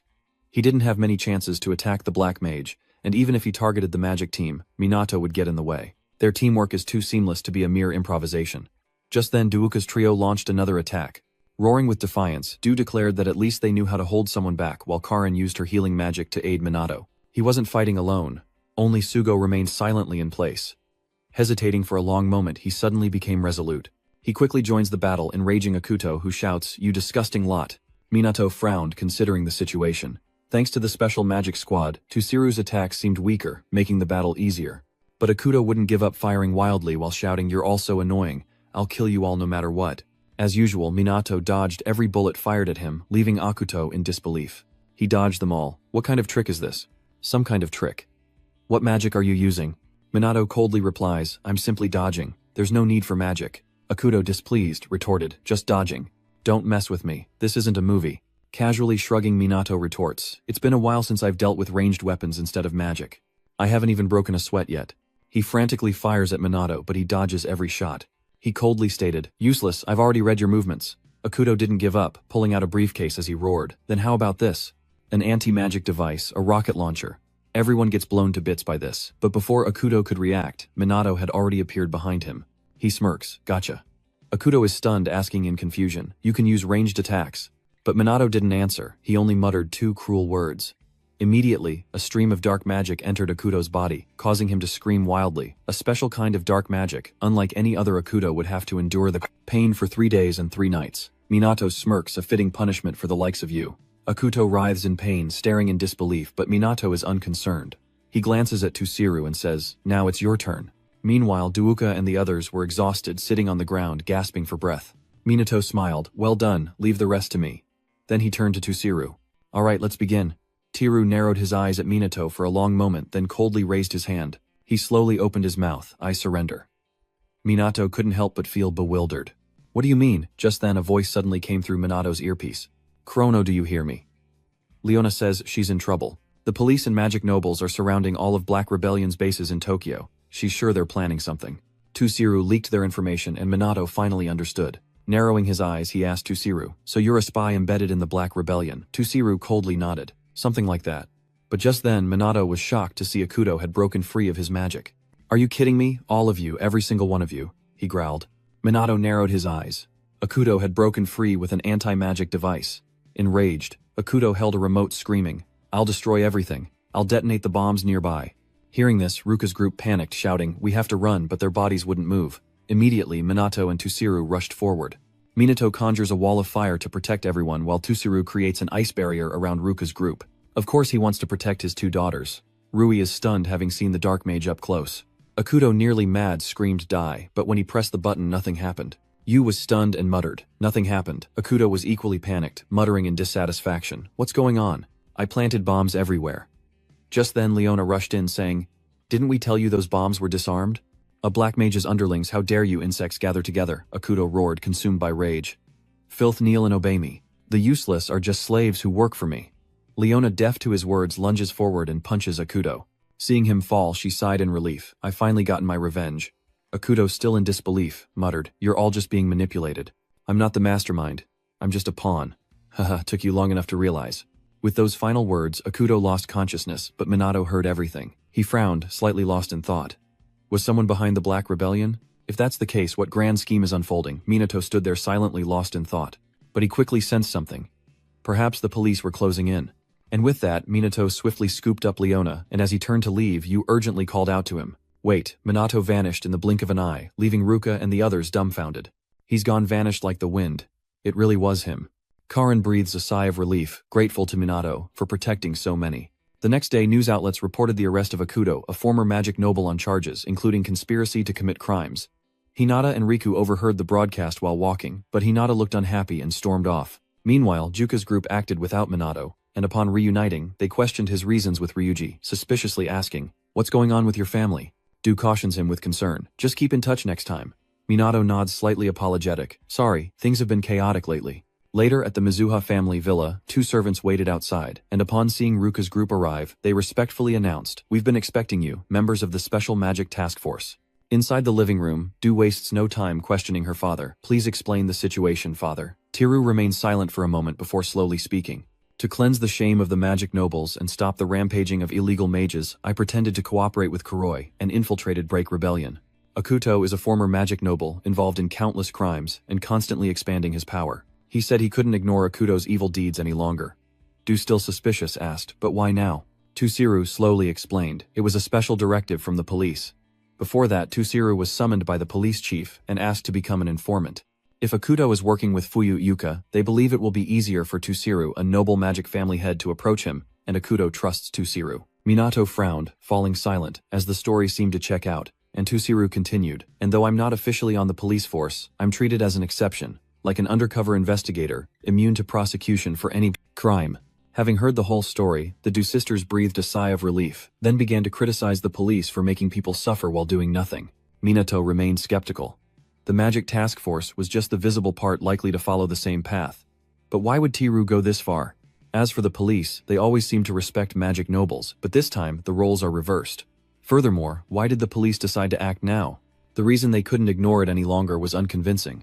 Above all, that night after leaving the warehouse, Minato had asked Leona about the police acting first. Leona firmly agreed. Exactly, the police, with their inferior information gathering, acted before us, and more than half the bombs were fake. Minato frowned, speculating. They didn't prepare enough real bombs. With a nonchalant shrug, Leona pouted. That's a possibility, but they're too careless to be a real threat. The police acted too fast, like they knew what was coming. Something's fishy about this. As Minato pondered, Tusiru continued. Following Homurai and Kaichi, I will also publicly cooperate from now on, and I will revoke the order to strip your titles. I acknowledge my sins. Please forgive me. Hearing this, both Ruka sisters were overjoyed, and seeing them like that, Minato felt much more at ease. And after the conversation, they quickly left the villa. Ryuji walked and laughed. The Mizuha family has reconciled and promised to cooperate with the Magic Special Forces. With Black Rebellion destroyed, and the problems resolved, Karen secretly watches Minato, her heart filled with joy. The Black Mage, she knows, is the same person and her hero. Meanwhile, Sugo is lost in thought as well. The Black Mage is an outlaw mage, but he saved them. If the Black Mage is Minato, should he arrest him? What should he do? Jika is also confused about the Dark Wizard's identity. She'd caught a glimpse of the Dark Wizard's eyes. They were just like Minato's, making her suspect they were one and the same. Minato, sensing the eyes of the crowd, sighed inwardly, realizing the situation was spiraling out of control. That night, Minato went to the hospital to heal Kai as usual, but the boy wouldn't wake up, making him a little anxious. As Minato healed him, Leona entered, interrupting the treatment, forcing Minato to quickly hide by the window. Unaware of all this, Leona went to Kai's bedside and murmured, "We defeated the bad guys together, so there's nothing to worry about." Then she stroked his head and whispered, "No one will hurt you again." But before Leona could finish, Kai began to stir his lips, forming a word.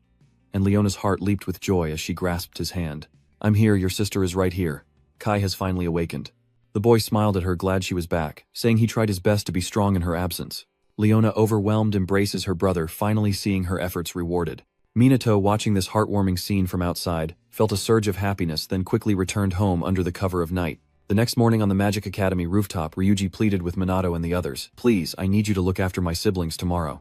Hearing this, Minato asked suspiciously, "What's wrong?" Ryuji quickly explained, "The problem is, my shift lasts all day tomorrow, and I'll be home very late." Ryuji usually participates in the Special Magic Task Force, and goes to work whenever his mother isn't on shift, but it seems like neither of them will be available this time. Rui says he can't leave his siblings home alone until evening, so he hopes Minato can watch them. Minato agrees without hesitation. "Okay, I like kids anyway." Ryuji was delighted. "Really, thank you so much." Du then apologizes, saying, "Sorry, I don't think I can make it. I'm moving." Ryuji remembers and nods. "Oh right, you're moving back to your father's house, aren't you?" Juika shook her head, replying, "No, we're moving to a bigger place. Just confidently assert yourself and go out into the world as long as Kusanagi Minato is by your side." "That's what our father said," Ryuji replied somewhat helplessly. "Your father is still the same as ever, huh?" Du scratched his head sheepishly. "We're lucky to have him provide for us so well." Minato frowned slightly. If his father truly wanted to encourage independence, then having Dua and Ruka live together would make sense. "But it seems he has his own reasons for keeping me close," Du says quietly. "So Minato and Ruka will be accompanying him." Though the sight of the two figures on the couch fills his eyes with the words domineering and foolish, Ryuji quickly changed his tune, realizing it might be better for Du to go alone. Seeing this, Minato asked, annoyed, "Why the hesitation?" But Ryuji didn't answer. Minato glanced at Ruka, asking, "What about you, Ruka? I can probably handle this myself." Ruka hesitated for a moment, then finally spoke, "I want to help too." Seeing them agree, Ryuji happily says, "Sorry for the trouble, I'll pay you back." Minato shakes his head, then looks at Ruka, who sits beside him, hesitant. The next day, as promised, Minato and Ruka took the three kids to the amusement park where he cheerfully said, "It's been a while since I've been to one of these." The three kids were ecstatic, clamoring to try every ride, and Minato agreed without hesitation. "Alright, we'll try everything," he said, leading the three children inside, only to realize Ruka wasn't following. Minato frowned, asking, "What are you doing? Let's go." Ruka narrowed her eyes, her aura a bit frightening, as she coldly said, "Oh, alright, I'm coming." Her presence made the children cling to Minato and cry. Minato sighed, "Hey, you look scary. Try smiling a little," Ruka apologetically apologized. She then forced a smile, but it looked even worse than crying, sending the kids into another fit of tears. She looked so scary. Minato felt helpless and tried to comfort the children. Ruka was also helpless. Her face was so stiff that even a smile didn't improve things much, but this was quickly forgotten. Minato took the children to ride the carousel, then the Ferris wheel, and the kids were overjoyed. And that's not all. Minato takes the kids on a roller coaster. They play all day long and the kids can't get enough. Only Ruka quietly trailed behind a detail Minato noticed. Seeing his gaze, Ruka could only force a smile indicating she was fine. Just then, two of the kids needed to go to the bathroom, and Minato quickly cautioned, "Be careful, don't bump into anyone."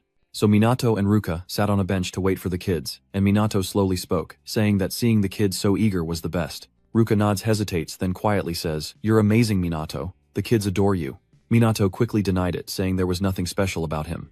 But Ruka doesn't think so, as she sighs and speaks. "You see, I'm not good with kids. It's not that I hate them, I'm just not good at interacting." Minato smiled faintly and replied, "I know." The more Ruka spoke, the more melancholic she became, muttering, "I'm sorry. I once told Dua that she could never beat me, but that wasn't true. She said she couldn't cook, wasn't as perceptive as Dua, wasn't good at socializing, and was even being surpassed in magic." Ruka sighed, resigned. "I'm not perfect, I'm just a clumsy girl who can't do anything right." Minato listened in silence without a word. Realizing she was being overly melancholic, Ruka immediately changed her tune, putting on a cheerful face and saying, "I'm not usually like this, sorry, forget what I just said." Minato remained silent as the children returned. Just then, a group of influencers filming a video started yelling, "Those noisy kids are so annoying, we're catching your stupid faces on camera." At the same moment, a child running towards Minato bumped into one of them. Seeing this, Minato was stunned, but before he could react, Ruka dashed forward like the wind. In an instant, she embraced the child, and they slid across the ground. Once safe, Ruka quickly pulled the child from her embrace, anxiously asking, "Are you all right?" The child, now remembering what had just happened, burst into tears. Seeing the child was unharmed, Ruka breathed a sigh of relief. "Thank goodness you're not hurt." Just then, the couple caught up to Ruka, scolding her harshly. "That's not right. You bumped into someone and didn't even apologize. How rude." Hearing this, Ruka glared at them indignant. "We did nothing wrong. You're the ones who should be apologizing." This attitude enraged the thug, who clenched his fist and charged, cursing, "You think you're so special just because you're pretty." But before he could reach Ruka, his fist was stopped. Minato gripped the thug's hand, sneering, "You scum only cause trouble for others. Don't ruin a place that brings people joy." With that, he twisted the thug's arm behind his back, ignoring his futile struggles. Minato scoffed, then released him, and the thugs immediately ran away with their tails between their legs. Minato, unfazed, glanced at Ruka and asked, "What about you two? Are you all right?" Ruka shook her head, but the child clung to her leg, crying, "I'm so scared." The other two children were the same, leaving Ruka at a loss, and she hesitantly looked at Minato as if asking for help. Minato simply stood there smiling, leaving Ruka no choice but to embrace and comfort the three children. "They're safe now." And with that, they returned the children home. As night fell, Ryuji rushed home. "Sorry I'm late. Did the kids cause any trouble?" He breathed a sigh of relief. Apparently not. Minato and Ruka were fast asleep on the floor, with the three kids looking every bit like a family. Darkness and light, the mage duo captivating Japan. Yet the police force's reputation continues to plummet. Despite their quick response to the Black Rebellion explosion being praised, the Magic Task Force's achievements overshadowed the police, barely improving their reputation, ultimately leading to a meeting to discuss how to deal with black magic users. "They cannot tarnish the honor of the police force," the police chief declared firmly. "They must capture those criminals posing as knights." Meanwhile, at the Kaiichi family dojo, Minato has been training with Riku ever since partnering with the Kaiichi family. And now he prepares for another sword fight with Riku, who stands opposite him unflinching as he draws his sword. In a flash, he darts away like the wind. Riku's sword dances, relentlessly attacking Minato, but his speed is not bad either, calmly responding to each strike. Riku doesn't attack directly, instead targeting Minato's lower body, but Minato is quick enough to evade. The attack fails, and Riku strikes again. The two traded blows for a while, until the tip of the sword stopped in front of Minato, ending the match. Riku narrowed his eyes at him and spoke calmly. "The match ends in a draw." "Why a draw, you ask?" "Because Minato's sword was also pointed at Riku's stomach." They quickly lowered their swords, and Riku couldn't help but exclaim, "Impressive, you can hold your own against me." With a slight smile, Minato pouted, "When it comes to swordsmanship, I'm no match for you." Hearing this, Riku was even more impressed, nodding and smiling. You're humble and talented. I'm truly impressed. Minato politely replies, you flatter me. Riku said nothing more, walking to the wooden shelf to store his sword, but as soon as he let go, he collapsed. He muttered in frustration, this is too much trouble. Minato couldn't help but ask, bewildered. What happened to you? In such a short time, Riku listlessly explained. Holding a sword gives me some motivation, otherwise I don't want to do anything. I wish I could disappear or become a tree. Minato approached him slowly, advising, let me tell you this, even if no one asks, don't die. It's okay to do nothing. Just live. If that makes you happy, then nothing else matters. Riku couldn't help but be moved. He really was an interesting person. Minato gently shakes his head, refuting that it's not alienation but rather his own uniqueness. Riku, now doubtful, muttered to himself, special. No one has ever told me that before, Minato whispered with a sigh. I had a similar experience. You faced unimaginable horror and near death, a past life as Ichikami Minato, during a natural disaster, fighting back against attacking monsters. As a result, you awakened your power. Riku frowned upon hearing that. According to the investigation, Minato changed after an accident. He thought that was the reason, but little did he know, Minato was talking about a different experience. From that day on, Minato learned to use magic by mimicking the spells of monsters, and now he's even developed his own magic. But on that day, Minato was the only survivor unable to save anyone. Thinking this, Minato clenched his fist and spoke with resolve. Everyone saw me as a freak, but now my power, my ability has saved someone. He then looked at Riku and asked, don't you have anything to protect? Isn't that why you fight? Riku paused, then nodded slowly. I understand. You're right. There are things I want to protect. Hearing this, Minato smiles and says, then use your power for that. You have something special, don't you? Riku finally regained his confidence. He smiles gratefully, saying, yes, thank you, Kusanagi Minato. Immediately they shook hands with sincerity, as Minato cheerfully said, I look forward to working with you. Riku nodded in agreement. Yes, I hope so too. With that, Minato left the Kai family's dojo. Riku watched him go, lost in thought, while Minato pondered his own impressions of Riku. As the head of a noble mage family, he's actually quite kind. Despite his quirks, Riku is far better than the arrogant, wicked, or simply incomprehensible. Lost in thought, Minato bumps into a figure with striking red hair. Minato quickly reached out to help her up, asking, I'm sorry, are you alright? She didn't answer but grumbled, that hurt, watch where you're going, kid. Hearing that voice, Minato was stunned. It was Hinata who asked him with suspicion, what are you doing here? Hinata quickly stood up, grinding her teeth in annoyance. I ran into a troublesome guy today. Minato scanned her up and down, smirking.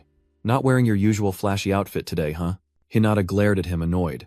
Who wears flashy outfits all the time? I only wear them on missions, kid. It's magic-resistant gear after all. Shrugging indifferently, Minato casually remarks, I thought that was your style. Hearing that, Hinata turned away in silence, prompting Minato to mutter in confusion, so she really does like it. Growing more displeased, Hinata snapped, be quiet, it's my decision, okay? Her outburst drew the attention of those nearby. Hinata immediately muttered, we're attracting too much attention. Spotting a cafe, she hurried inside, urging Minato to follow. What are you waiting for? Hurry up. Minato was truly helpless. She always did as she pleased. Despite his thoughts, he followed them and found a secluded table. Still, people noticed Minato, and whispers began to spread.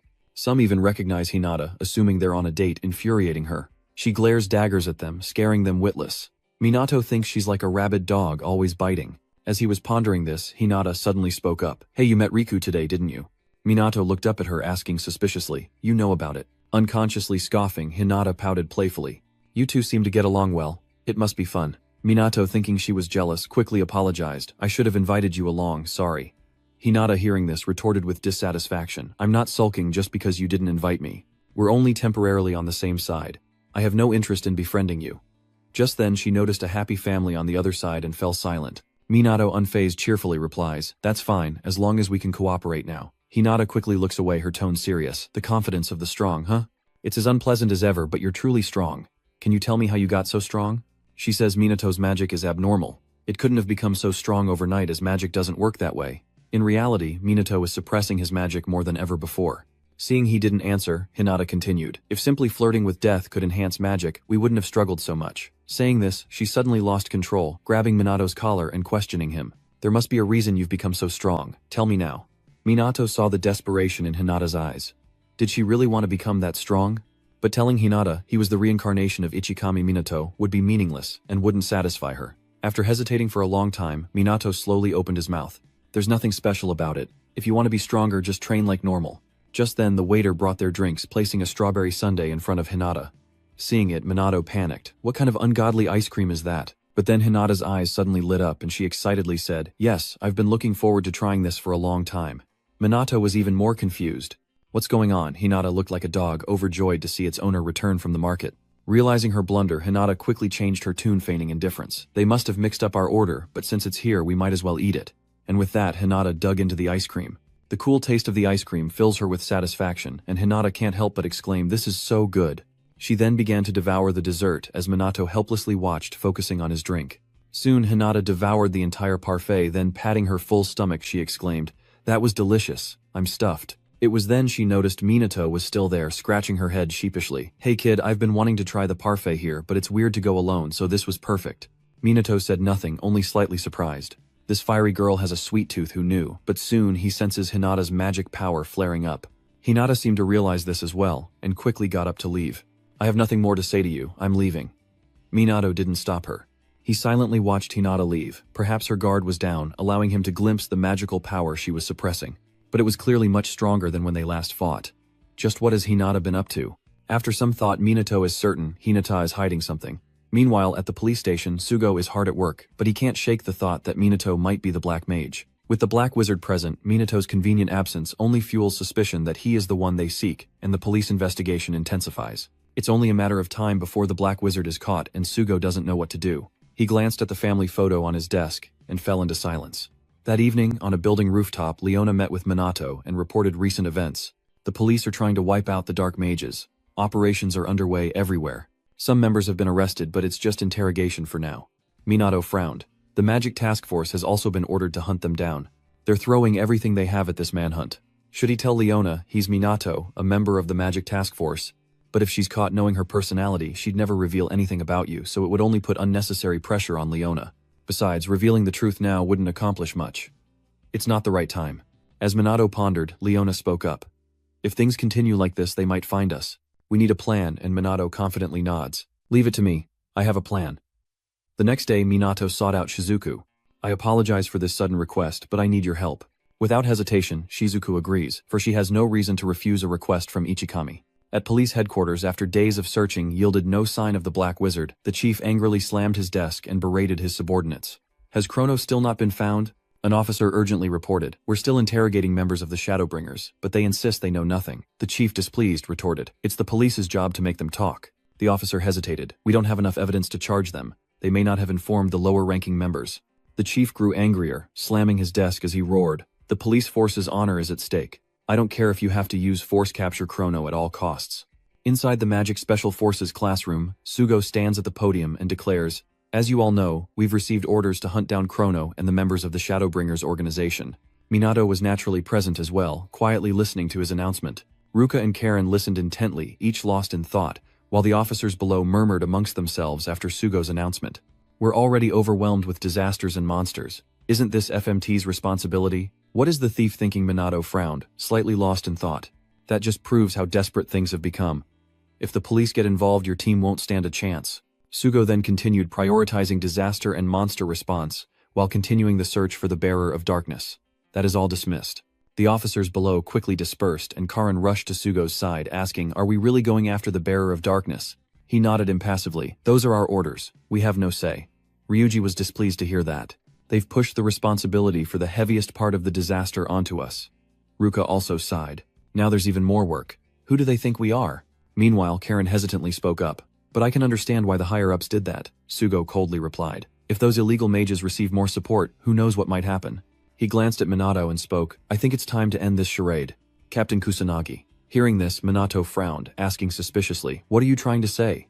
Sugo narrowed his eyes, sternly advising, "If you're Chrono, surrender now." Karen and Juka were instantly stunned by his words. Even Ruka and Rui were utterly confused, not understanding what Sugo was saying. By the time they reacted, both Karin and Juika were already arguing back. "Kusanagi isn't Chrono. I've told you that so many times." "There's no way Minato is Chrono," Sugo said coldly, his voice strained.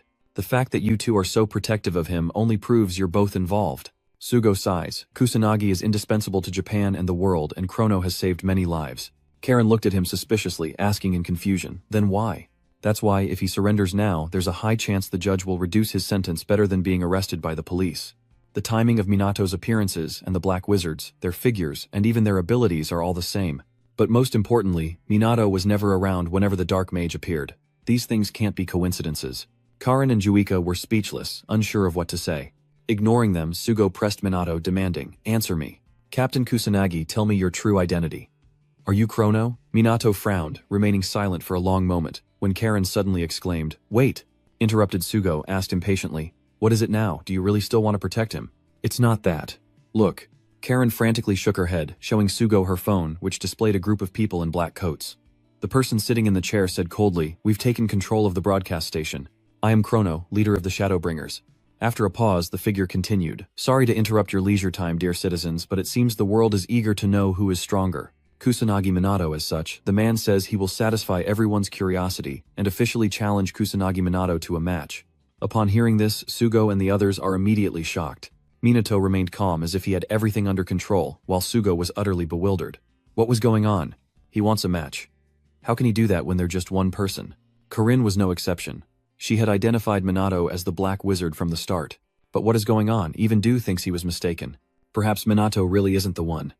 Not knowing what everyone is thinking, Ryuji raises an eyebrow and asks Minato, "So what do you intend to do, Minato?" Luca smirked.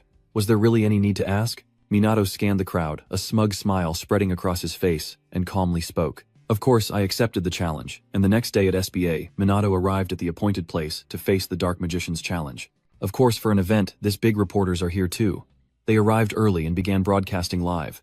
The battle between Kusanagi Minato and Chrono is about to begin, but Chrono is nowhere to be seen. A huge crowd is gathered. It's as if this is a large-scale event with police deployed due to its dangerous nature. They could also be lying in wait to capture the Dark Wizard. The crowd outside is chanting Minato's name.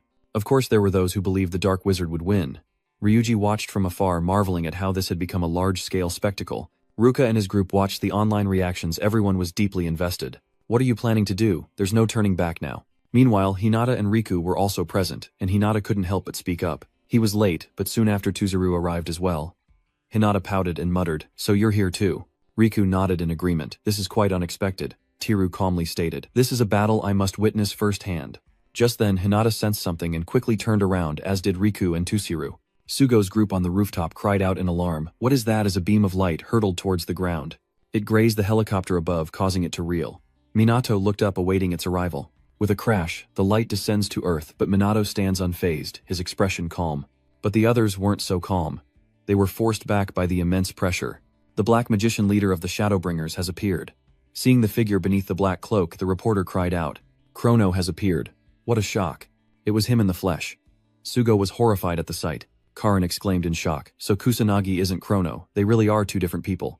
Below the arena, Minato scratched his head, muttering, "I don't usually like to show off, but it seems I have no choice." Chrono, on the other side, remained silent, adopting a fighting stance. Minato raises an eyebrow, smirking, "What's wrong, cat? Got your tongue?" "Alright, fine by me, let's just end this." Immediately both took their stances, as those watching eagerly anticipated the fight. Sugo's group also watched the two below, concerned for Minato. As for Tushiru and his group, they too eagerly anticipate this epic battle as Minato summons his magic to attack. Chrono doesn't yield as dark magic manifests in his hand. Minato fires a sharp golden beam while Chrono conjures a phantom of a massive bird cloaked in terrifying darkness. With a thunderous boom, the two powers collided, creating an earth-shattering explosion. The helicopter above, rocked by the blast, caused the reporter to cry out, "If we keep this up, we're going down. Let's get out of here." But below, the climax is at hand, and they don't want to miss it. Just then, Chrono arrives like a whirlwind. Minato refused to yield, clenching his fist, and charging forward, their fists colliding in a brutal clash. Their speed is imperceptible to the naked eye. In an instant, they've exchanged several blows. Chrono unleashed a furious barrage of punches, and though Minato initially held his own, Chrono suddenly struck his abdomen, unleashing a level 9 lightning magic spell. With that, Minato was sent flying, crashing into the buildings behind him, and Chrono smirked as if he had already won. Minato rose from the ground, complaining, "Seriously, couldn't you hold back a little? My clothes are all dirty now." Chrono didn't answer, casting another spell, and in an instant, a giant boulder hurtled toward Minato, who remained calm and cast his own spell. Instantly, a shield materialized above Minato, and once again the two powerful magics collided. But this time, the giant rock shattered against the shield, and Minato sighed in relief, reaching out to pluck a mana spirit from the air. He smiled, pleased. For a new magic, that's pretty good. Seeing his magic, the onlookers were stunned but quickly reacted, erupting into cheers. Who cares about magical nobility anymore? These two are on a whole other level. The female fans were endlessly praising Minato, while Hinata grumbled unhappily. Those nullification magic users are always showing off. They're just ignorant fools. Riku marveled that they both wielded 9th tier spells, while Hinata scoffed, begrudgingly admitting their mana reserves were immense, allowing them to cast high-level spells with ease. Tusiru joins the discussion, but Kusanagi Minato's magic stands out the most. His chain magic moves as if it has a will of its own. Hearing this, the three of them fell into contemplation. After activating a spell, if reactivated within a very short time, the magic's effect would continue. That's chain magic, but Minato is far superior. After a moment, Hinata spoke again. Very few mages can use chain magic right. Tusiru nodded slightly, adding that even fewer could combine it with auto magic. And then there's Minato's extraordinary physical strength. He seems to be using magic to enhance his body, strengthening both his attacks and defenses. Hinata glanced at Tusiru frowning, as she asked if Minato was essentially a wall of magic. Danmaku nodded, and Tusiru calmly replied, perhaps. It's because their magic is so irregular that they've surpassed us magic nobles in every way. At this point, he truly believed that both Minato and Chrono were monsters. Unaware of everyone's thoughts, Minato and Chrono were still frantically fighting below. The magic they wield is all high-level, astonishing magic, and with a cold snort Minato appears before Chrono in a flash.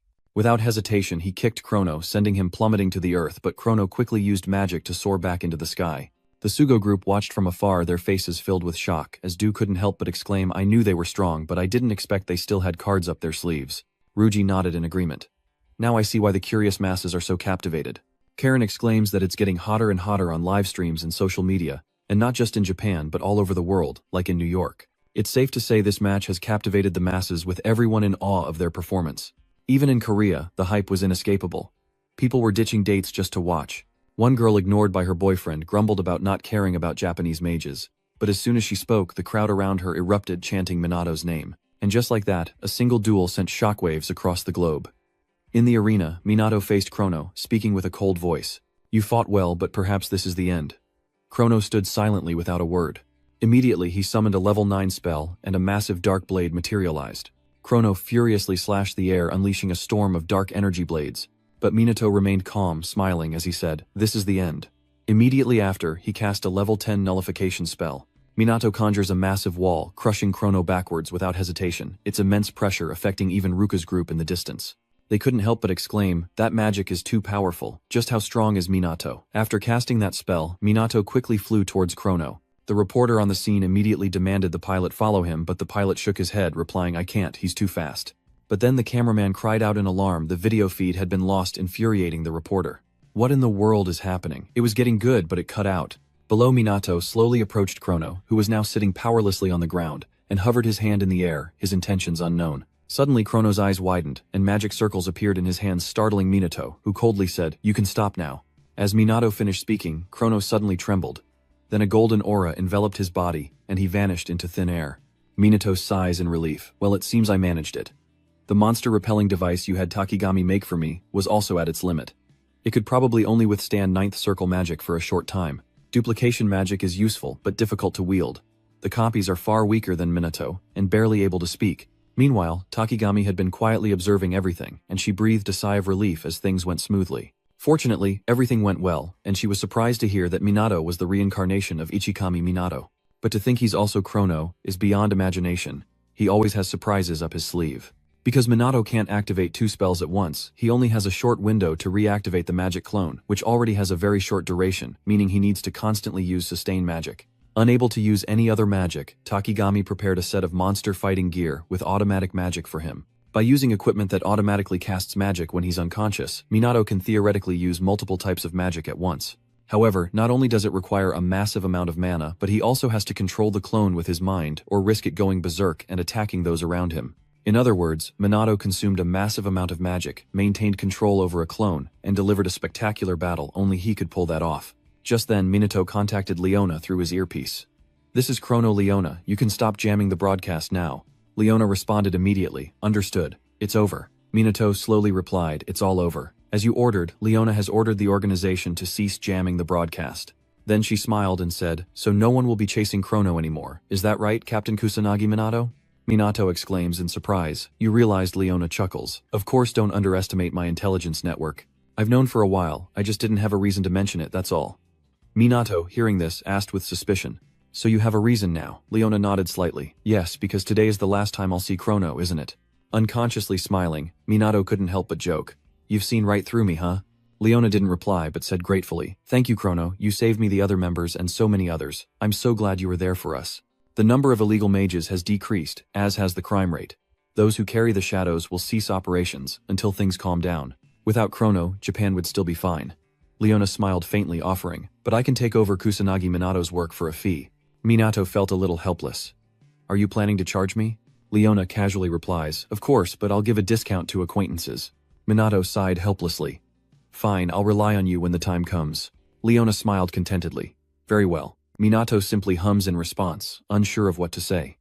Leona hesitates for a moment before finally speaking. Goodbye, Chrono. Minato didn't respond and disconnected his headset.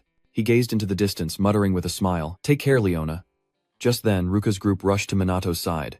Du urgently asked, What happened with Chrono? Are you hurt? Minato calmly replied, It seems he escaped, but he was severely injured. I doubt he'll show his face for a while. As he finished speaking, Sugo bowed his head apologetically, saying, I'm sorry I mistook you for Chrono, I'm truly sorry. Karin chimed in hesitantly, Me too, I started to doubt you. Please forgive me. Seeing this, Du quickly apologized to Minato, who didn't know what to do. He felt guilty, but there was no other way his master could deceive everyone. Minato, feeling conflicted, waves it off, telling them not to blame themselves.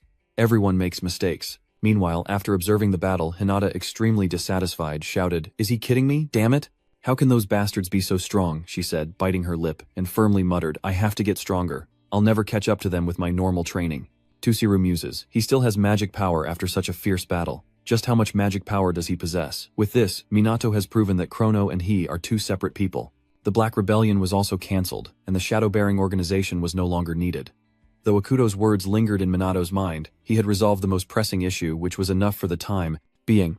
And so in the days that followed, Minato was everywhere in Japan, even branching out into beverage commercials. Minato's commercials went viral, and even his training videos were shared across social media. Minato was swept up in endless interviews, and magazine covers becoming so popular that they sold out in an instant. Moreover, Minato became the most popular figure at the Magic Academy, drawing crowds of female students wherever he went. Minato felt like a trendy item, leaving him utterly helpless, and Yu's group worried about how he would cope. The answer, of course, is no. Minato is going out of his mind. Finally, he couldn't take it anymore, slamming his hands on the table and standing up. Without hesitation, Minato jumped out the window and ran. Only now does he regret blindly listening to Sugo. Minato is beyond saving, as everyone will chase after him on sight. Back home, Minato was completely drunk, and Ruka anxiously asked, Are you okay? Minato reluctantly nods, I'm fine, but more importantly, are you done packing for the move? Though, if you look closely, the current house is already spotless. Ruka happily boasts that while he was running away, she worked with her sister Du did most of it. They've now moved into a 3-bedroom apartment, so they'll each have their own room. With this much space, they won't feel cramped at all. Du's sisters are a little disappointed. With separate rooms, they won't be able to see Minato's sleeping face anymore. Thinking about that, the two immediately turned away in embarrassment, leaving Minato bewildered, but he didn't pay much attention. Drawn by the ringing phone, he steps onto the balcony and answers. Hello, Takigami. Takigami's voice quickly came through the line. Do you have time to talk? I was just wondering if everything was all right after that incident. Minato replied cheerfully, Everything went smoothly thanks to you. Though it seems to be backfiring on me now. Takigami couldn't help but smile. It must be tough being famous, Minato remarked, casually oblivious. Don't hesitate to ask for help if you need it. After all, you're an important friend, and the only one who knows my real identity. Takigami hesitated for a moment, then nodded and replied, If anything happens, I'll call you first. After a brief chat, Takigami hung up. She collapses to the ground, clutching her family photo. Takigami whispers mournfully, Ichikami, what should I do? The next day at the police department training grounds, many eager recruits arrived early, buzzing with excitement. The male students were excited to train with the Dua sisters, while the female students were eager to meet Minato. Du, seeing the long line of people on the training ground, couldn't help but sigh, noting that there were more recruits than she thought. It's all because of Minato, Sugo sheepishly explains. Whatever their motives, at least, they're enthusiastic. Ruka clicked her tongue and shook her head. I just hope they can endure it, Du agreed. Right, this is hell. Just then, Minato emerged from the police station. Seeing him, the crowd erupted in noise, and Minato sighed in exasperation. Good grief, this is never going to end. With that thought, he unleashed his magical power. In an instant, the rookies felt an immense pressure, unable to even move. And just like that, the noise was silenced. Minato smiled, pleased that he had silenced them all. These new recruits seemed quite resilient. I was going to take it easy on them for the first training session, but I guess that's not necessary. Vuka's trio, upon hearing this, helplessly clutched their heads, suddenly filled with a foreboding feeling. As expected, a group of eager rookies entered, only to be worn down by Minato's harsh training. They attacked him with magic, but his shield blocked it all, and they had to endure his taunts. With magic like that, you'll never defeat a monster. And before long they all fell. Disgruntled murmurs filled the air, but Yu suddenly roared, I'm not done yet. Suddenly a massive wave of water surged toward Minato, and Ruka and Rui joined in the attack. Seeing this, the recruits panicked, shouting, "What the hell? That's beyond the scope of training." But what's even more surprising is that Minato uses a single shield to block all 3 of their magic attacks, and then they all collapse. Minato waves his hand and says, "Alright, that's enough for today, we'll measure your magic power later." Everyone head to the examination room after a 5-minute break. With that, Minato turned and left. As the rookies watched him leave, one couldn't help but grumble. He just walks away like it's nothing. What a monster. But then they overheard Ruka and the others talking, sending them into even greater shock and confusion. Later in the magic power testing room, Yu's magic power reached 1200000, Ruka's hit 118000, and Ruji's climbed to 105000. Karen reached 100000, and Sugo achieved an impressive 112000 magic power. Seeing these numbers, the new recruits behind them are shocked over 100000. That's the level of noble mages. Is everyone in SNT this strong? Minato spoke coolly, recalling that Yu's magic power was once 2000, but she had grown to this extent. A rookie asked doubtfully, "Can we really become that strong?" Minato nodded without hesitation, replying, "Of course, if you're serious." Hearing this, the rookies behind them suddenly became resolute, feeling that the hellish training they just went through was worth it. Minato then said nothing more silently, thinking that with her current abilities Yu could take down a demon on her own. They could even take down a demon general if they fought together. They've all grown stronger, but Minato still feels it's not enough. The Demon King and Demon Gods still exist. As he pondered, Sugo approached, patting his shoulder, and saying, "Captain Kusanagi, may I have a word?" Minato frowned displeased. "Do you have a bad feeling about this?" As expected, Minato was forced to attend a party, and since it was a formal occasion he had to wear a suit. Minato was beyond annoyed, and wanted to escape when Sugo approached him gratefully, saying, "Thank you for joining us." Captain Kusanagi, Minato muttered unhappily. "Cooperating with noble mages is good, but do we really need a party like this?" Sugo quickly explained. "They want to use this opportunity to celebrate their restored power." Minato reluctantly held his head. As captain, he really couldn't ignore this, and it was no longer a question of standing out or not.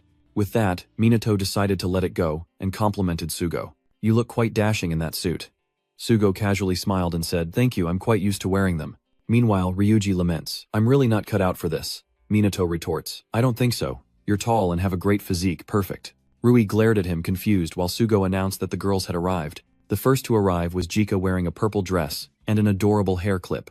In contrast to Dua's innocent beauty, Ruka donned a halter dress of dark blue, exuding allure and grace, while Karin charmed with a girl-next-door vibe in a lovely blue dress. The 3 of them looked different from usual, and Dua approached Minato cautiously asking, "Does it look weird to see me dressed like this?" Without hesitation, Minato nods, saying, "You're right, you look cuter than usual."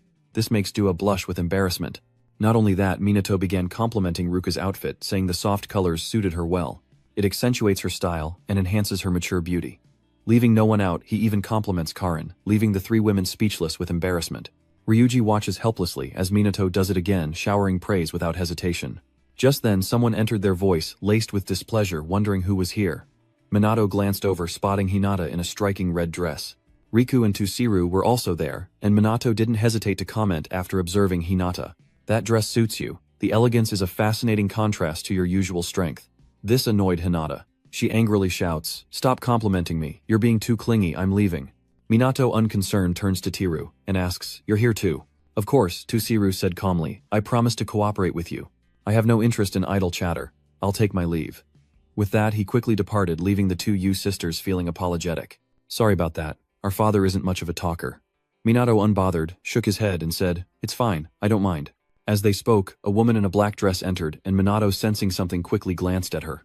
The party quickly begins as the host's voice booms through the hall. "Thank you all for being here today. Let's give a warm round of applause to the main figures of tonight." Tsuru's group quickly lined up, and the 3 heads of the magical aristocracy prepared to step onto the stage. The host also introduced 2 others, Mumiyu Hifumi, director of the Magicians Association, and his daughter Mumi Chloe. Minato was stunned to see the same man he'd seen in Dotonbori. So, that's him. And there's the mysterious girl Minato saw earlier in the black dress. So she's his daughter. Hifumi quickly takes the stage, smiling as she speaks. "Thank you for the introduction. I am Mumiyu Hifumi. Our country is currently facing a crisis due to the emergence of disasters and monsters," Hifumi declared. "But if the noble mages and the SMT join forces, the monsters will no longer be a threat. We noble mages vow to do our utmost to protect world peace." The 3 Tushiru behind him felt helpless upon hearing this, but remained silent. The crowd below immediately applauded Hifumi's words. Minato was impressed. It was straightforward, clear, and easy to understand. A truly excellent speech. He's nothing like those politicians who always beat around the bush. As he pondered this, Chloe's gaze suddenly snapped toward him, startling him. Caught peeking, Chloe doesn't flinch, but instead offers a knowing smile as Hifumi continues. From now on, we will work closely with SMT, as we both strive to maintain public safety in Japan. With that, he turned to Minato with a smile. I look forward to working with you, Captain Kusanagi. Minato politely returned the gesture. Yes, the pleasure is all mine. Immediately after, the two shook hands, and Minato quickly sensed Hifumi's immense magical power, realizing he must have maintained his training all these years. Thinking back, Minato smiles contentedly. It seems Hifumi hasn't changed. About 50 years ago at the mage training facility, the great sage Ichikami Minato arrogantly provoked the new recruits, saying, "Attack me however you like, even all at once." Back then, Hifumi was still a rookie, and upon hearing those words he retorted with dissatisfaction, "Don't underestimate me." Damn it. Takigami was naturally there as well. At that moment she reminded him that such schemes were disrespectful. You're talking to a living legend, a great sage, but Hifumi was young and headstrong back then. He scoffed, "You think I care who he is? I'll grind that smug look right off his face." Immediately, Hifumi attacked Minato with magic, and despite his distaste for Hifumi's words, Takigami joined the fray. Seeing the two streams of magic heading his way, Minato curled his lip in disdain. Such crude magic. Then he unleashed his own magic, prompting an indignant Hifumi to shout, "You're using a one-star spell. Don't insult me." But Minato didn't care, as small throwing stars made of earth appeared. They shot forward like the wind, tearing through the two streams of magic, and striking the recruits behind them, leaving them injured. Takigami couldn't help but marvel, overpowering a 4th-level magic with just a 1st-level spell. What terrifying power! Minato sighs as he sees them fall. You've held back quite a bit. Many give up after the first training session, and this time may be no different. But at that moment, Hifumi suddenly roared, "I'm just getting started, you bastard." Soon after, he shakily rose from the ground. Minato was slightly surprised. "You can still stand." Hifumi scoffed, "Of course I can, that was nothing." Soon after, Takigami also shakily stood up. "I can keep going too." Minato surveys the two fighters. Hai Long smiles. These two have potential, finally a good harvest. But this smile only fueled their resentment as Dong Than shouted, "Wipe that arrogant grin off your face. I'm going all out now." But in the end, Minato still defeated them. Hifumi, unwilling to accept it, clenched his fist, muttering, "Damn monster." Minato glanced at the two, noticing all the other recruits had already left, only these two remained. He was impressed they'd made it this far and said, "That's enough training for today, go home and rest." But as Minato turned to leave, a dark magic spell tried to strike him from behind. He narrowly dodged it. The attacker was none other than the stubborn Hifumi. Gritting his teeth, he muttered, "It's not over, it's not finished. I will defeat you before collapsing face first into the dirt." Even so, Minato saw the determination in Hifumi's eyes before he felt certain that he would one day become a great mage. And behind him, Takigami also tried to exploit Minato's openings to attack. It seems the Mage Association will have some promising new recruits. Back then, Hifumi vowed to surpass Minato, who simply smiled and replied, "Of course I'll be waiting." And that boy has now become an outstanding man. Minato thinks it might be okay to tell Hifumi that he's Ichikami Minato, but on second thought, never mind. Takigami told him not to tell anyone as it would only cause chaos. Soon after, the introduction ceremony began. After introducing the main characters, the host announced, "That concludes the introductions. Please enjoy your time mingling." Minato breathed a sigh of relief, thinking his role was finally over. But just then, Chloe approached him smiling and said, "Excuse me, are you free? I'm Mumi Chloe." She says she's had her eye on Minato for a while and hopes they can chat. Minato replies without hesitation, "The honor is mine. You seem to be a mage as well." Chloe covered her mouth and giggled, "That's right, but I'm still far behind you." As Chloe said, she didn't have much magic power and didn't seem to be able to control many attributes. But somehow Minato senses something is off. What is this strange feeling? As he pondered, Chloe chuckled, "I hope we can become good friends. I have a pretty good intuition about these things." Meanwhile, the two sisters were secretly observing Minato, and they didn't seem too pleased to see him talking with Chloe. Unaware of prying eyes, Chloe cheerfully chatted with Minato, expressing her eagerness to work with him, to which Minato politely replied, "Yes, me too." Immediately after, they shook hands, and in that moment, Chloe seemed to sense something, her eyes momentarily contracting. But she quickly regained her composure, smiling as she said, "You are just as I imagined. I'm glad to know you're a good person." Without waiting for Minato's reply, she turned and left, leaving behind an ominous message, "We'll meet again soon." Kusanagi Minato remained unconcerned, his mind preoccupied with the handshake from the other day.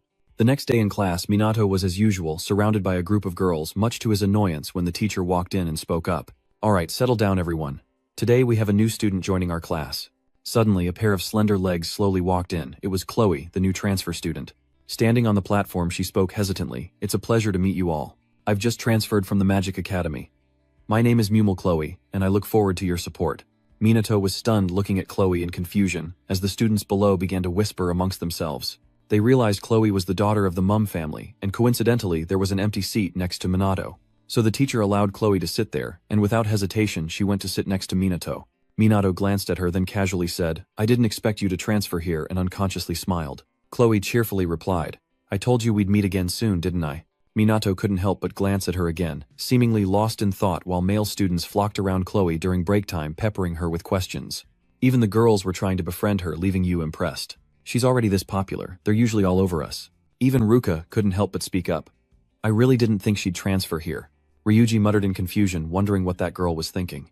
The three of them gathered, beginning to speculate why Chloe transferred here. Minato glanced at them, unable to suppress a smile, while Chloe remained unfazed by the crowd surrounding her. She calmly responds, a faint smile always on her lips, while after school, Ruka and her friends await an even more unexpected event.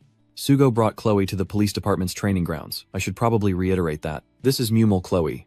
She'll be joining FMT from today. The trainees below were immediately confused by this statement. Isn't she the daughter of the Mum group? Why would she join? FMT Sugo explained that to strengthen cooperative ties with the mage nobles, they decided Chloe would act as a bridge between the two sides. That's what we've learned. Chloe then stepped forward to introduce herself. My name is Chloe Mumi.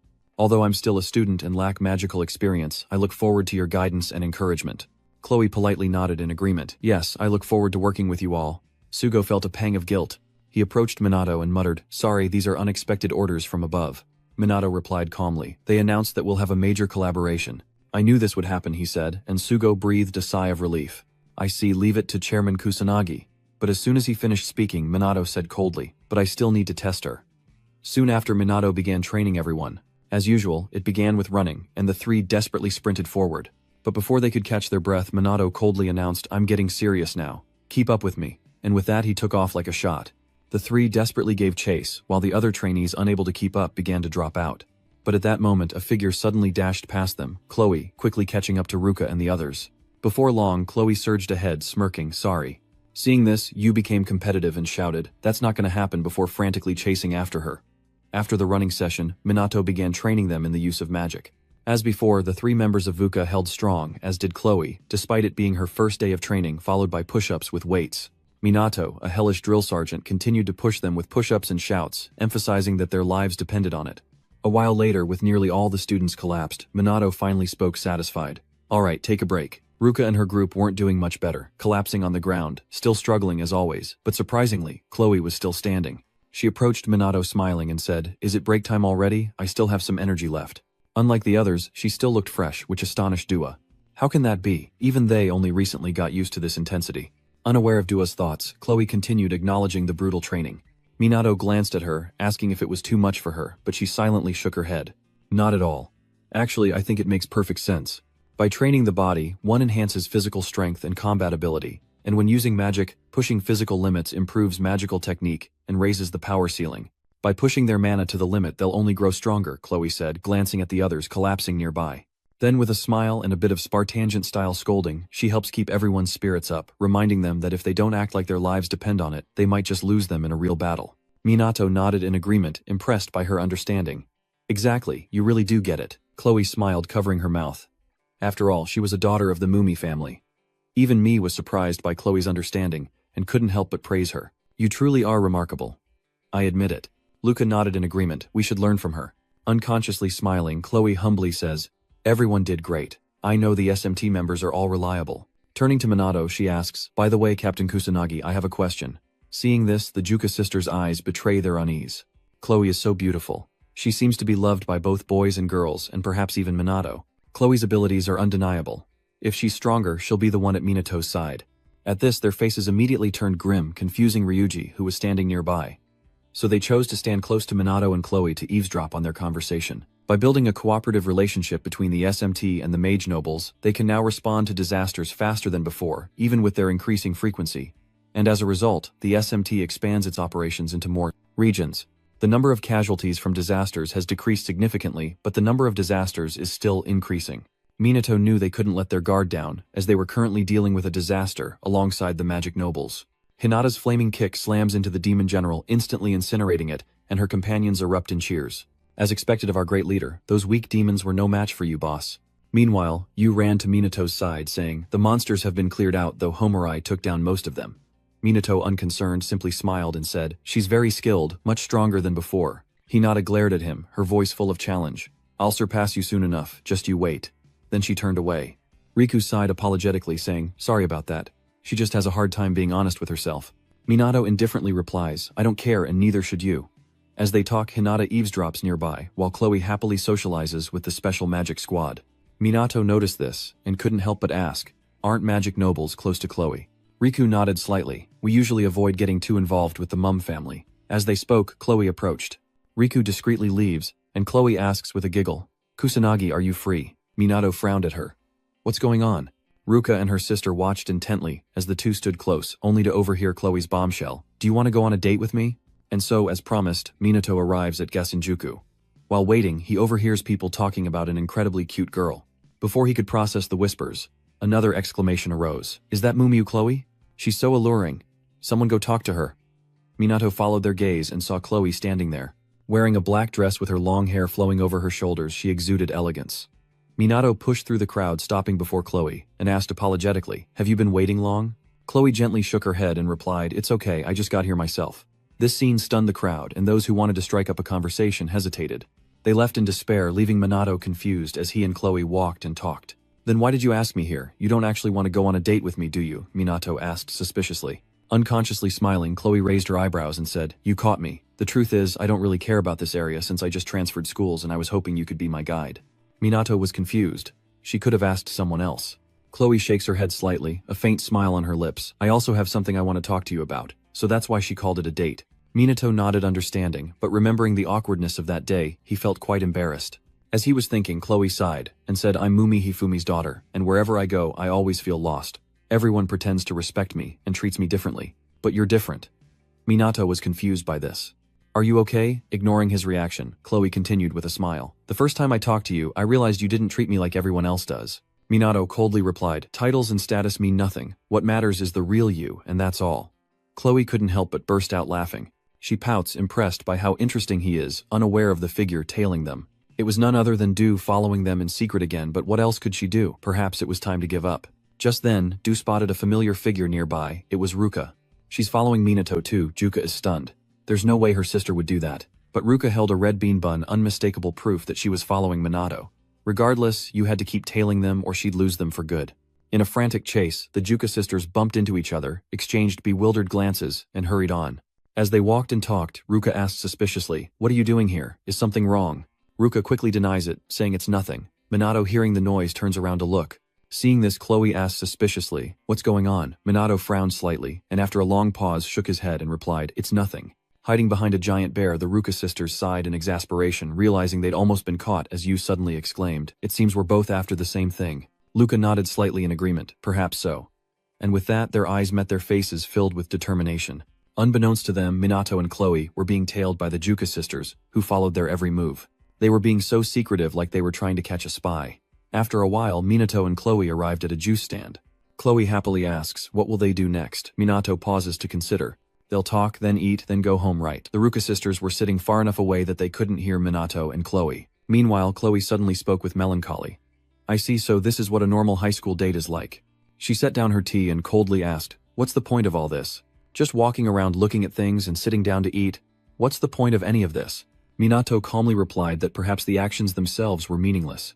Chloe asked, confused, but people still do them even without a specific reason. Minato nodded, explaining that it's about who you're with. Even a walk becomes special with the right person. That's why time with them becomes precious even without a clear meaning. Chloe listened in silence, finally asking, and that's called a date? Minato shrugs, pouting, I think so. What about you? Was our time together today valuable? Chloe hesitated, then nodded after a long moment. I think it was. Minato smiled, softly pleased. Hearing you say, that makes me happy. Chloe suddenly lowered her head, muttering, I often surprise people with my words or actions, but you never flinch. She complimented Minato, calling him a very lovable person. Of all things, the Du sisters overhear this, and they're both stunned. Could Chloe be falling for Minato? But Minato, not thinking much of it, simply smiles and says, I'm flattered. Just then, someone in the restaurant recognized Minato and Chloe, and they began to whisper. Minato, wanting to avoid trouble, quickly stood up and suggested, we should go. Chloe nods slightly, replying, good idea. The two quickly leave the restaurant and head back to the train station. Chloe happily told him, today was truly meaningful for me. Minato casually replied, I'm glad to hear that. Chloe hesitated, then cautiously asked, could we hang out again sometime? Of course, I wouldn't mind at all. Without hesitation, Minato agreed, saying he wanted to know more about Chloe. In the distance, the two sisters overheard this and were shocked, while Chloe, slightly surprised, smiled and spoke. He's so straightforward, but I feel the same way. Well then, see you later. With that, she turned and left Minato, waving goodbye. Do watch them leave, her heart heavy with worry, unable to believe what Minato had said. Ruka was equally troubled, wondering if Minato was truly serious. Minato turned and walked away, the four of them left with a tangle of emotions as they headed in different directions. The next day, in the Special Magic Squad's classroom, Rui approached Minato, raising an eyebrow with a smile. So how was your date yesterday? Yu, overhearing, seemed a little annoyed. Why do you ask? Ryuji pouted. I'm just curious about your friend. It wasn't a date. I was just showing her around. All we did was walk, shop and have tea. What you just described is called a date. The sisters don't look too happy, but Chloe's chatting happily with Karin, seemingly oblivious to yesterday's events. Rui sighed, hoping it wouldn't cause any trouble, then patted Minato's shoulder, warning, be careful. Minato looked at him confused. What are you talking about? A moment later, with everyone assembled, Sugo began the meeting. Now, allow me to explain our current situation. To this point, they've seen a significant drop in casualties related to natural disasters and monsters within Japan. Since the Black Rebellion was abolished, there's been a similar decline in the number of illegal mages. Furthermore, there have been no appearances of Shadowbringers or Chronos, Karin added in agreement.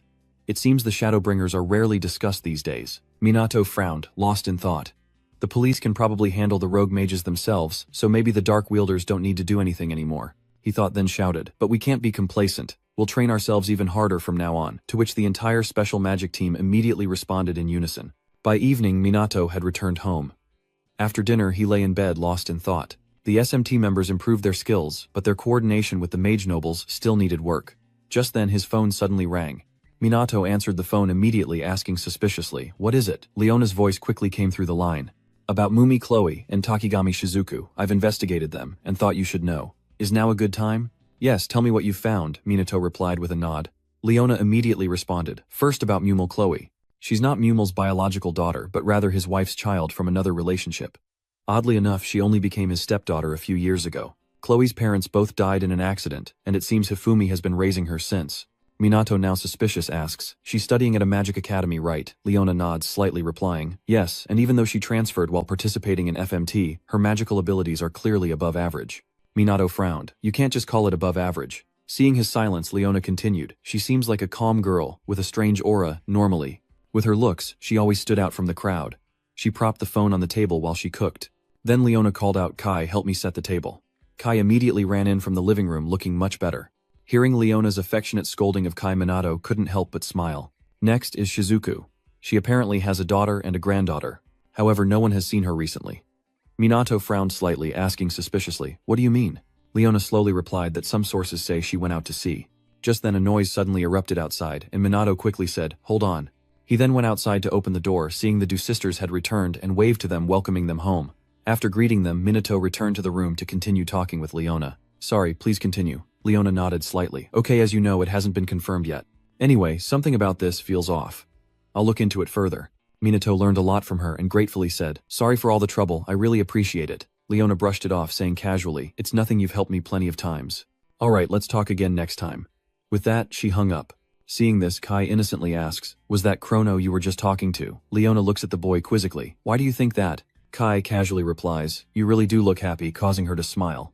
Leona was stunned by this. After a moment, she ruffled Kai's hair and said with a smile, I see I look happy, huh?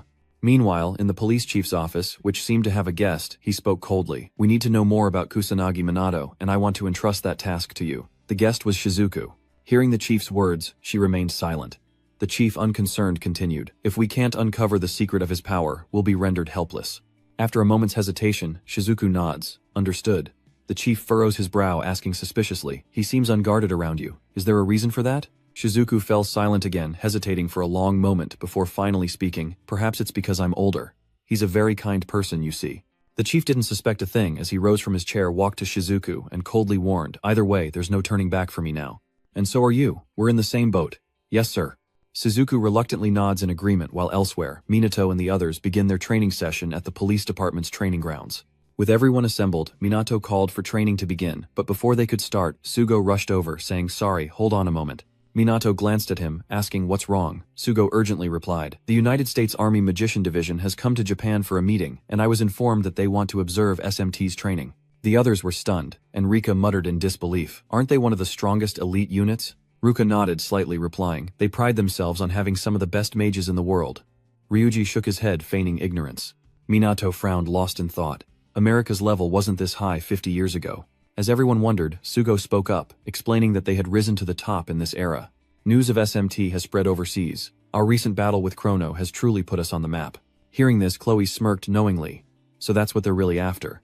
She paused and everyone fell silent, afraid to speculate. Minato remained silent, lost in thought as Sugo continued. "There's another reason they're visiting Japan. Who needs countermeasures?" The sudden declaration startled everyone. In this day and age, with disasters erupting worldwide, like they did 50 years ago, the Americans might come here looking for a solution. But as soon as he finished speaking, a boisterous voice rang out. "Who needs countermeasures?" he boomed, startling everyone. Turning around, they saw a man in a suit approaching, his physique powerful and unlike that of the Japanese. Behind him was a group of soldiers in U.S. military uniforms, prompting a member of the SMT team to exclaim, "Is that the U.S. Magic Division?" They looked terrifying. The American group approached Minato with a menacing aura. Two powerful magical forces clashed in secret, the immense pressure forcing those behind them to retreat, struggling even to stand. Just then, the muscular man narrowed his eyes at Minato and immediately reached out with both hands. Witnessing this, Ruka and her sister immediately grew worried, but the man simply embraced Minato and laughed heartily. "We finally meet." Kusanagi. He barely finished speaking when he sensed something. Immediately, the man curiously examined Minato, squeezing his abs and flexing his biceps. He muttered in disbelief, "You're toned but too thin. Can you really fight to the death with a body like that?" Minato, growing displeased with the man's constant touching, finally spoke up. "Could you let go?" The man, realizing his blunder, quickly released Minato, apologizing, "Forgive my impudence."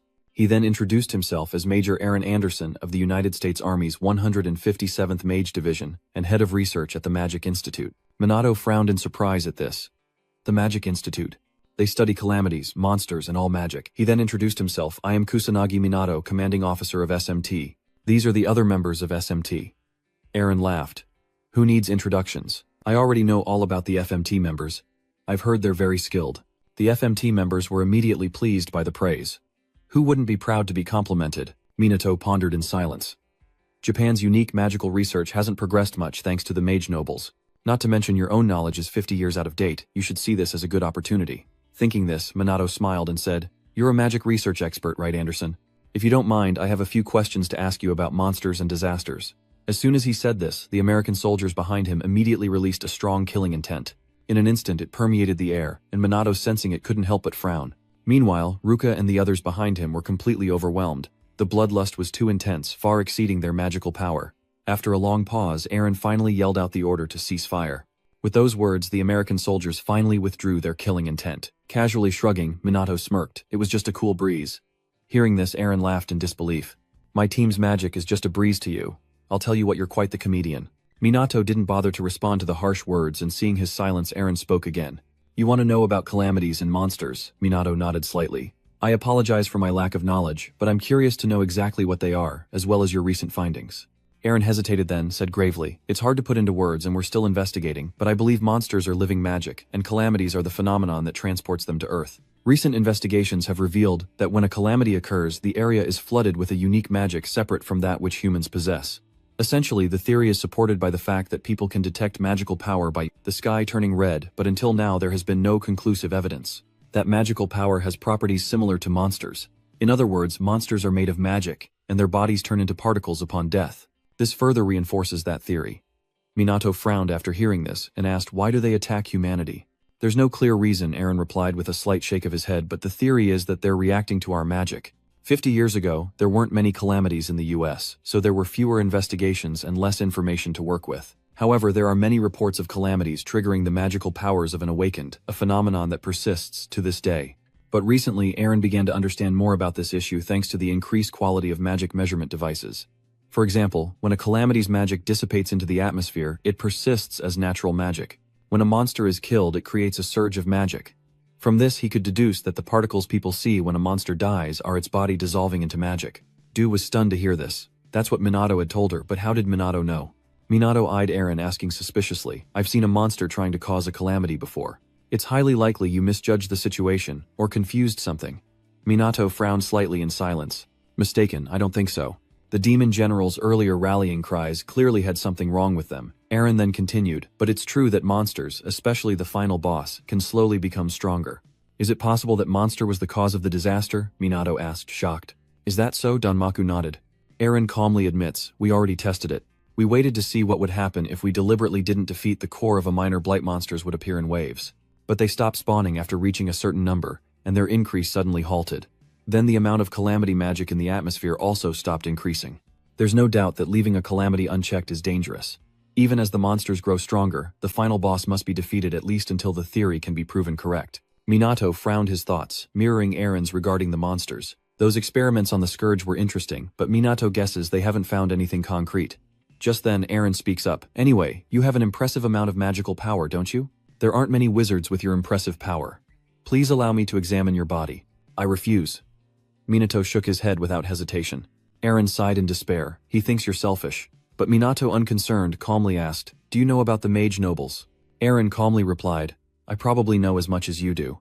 50 years ago, the wizards of the United States were still weak. They stopped accepting dispatches and technical support from Japanese mages, and information about mages was cut off. An effect of the magic nobles' monopoly on knowledge and techniques. No doubt America has already surpassed them. How ironic. But upon further reflection, Minato gratefully spoke up. I've learned a great deal from you today. Eren declined to comment, stating that they were indebted to Ichikami Minato and others for their help during the global disaster. Minato glanced at the soldiers behind him, hesitating. It seems you're looking for something else. Just as he thought, the soldiers were still watching him intently. Eren said sternly, to be honest, I came to Japan a second time because I wanted to taste your power myself. Hearing this, Sugo cried out in alarm. Weren't you here to attend an important meeting? Eren shrugs dismissively, sneering. Who cares about some stupid meeting full of ignorant big shots? Captain Kusanagi tried to intervene, but Minato retorted that everything would be fine if everyone just shut up. Eren, amused, said, I'm a big fan of your spirit, so give it your all. Minato doesn't back down either, sneering. Who needs countermeasures? Isn't that what you said? That just goes to show how confident you are in your abilities, right? Seeing is believing. Eren scoffed, and immediately the entire American army unleashed their aura, a spark of excitement flickering in Minato's eyes. This is a good chance to gauge the magical power of the American mages. Show him what you've got. Eren raised an eyebrow and smirked. I'll let you taste the power of these guys first.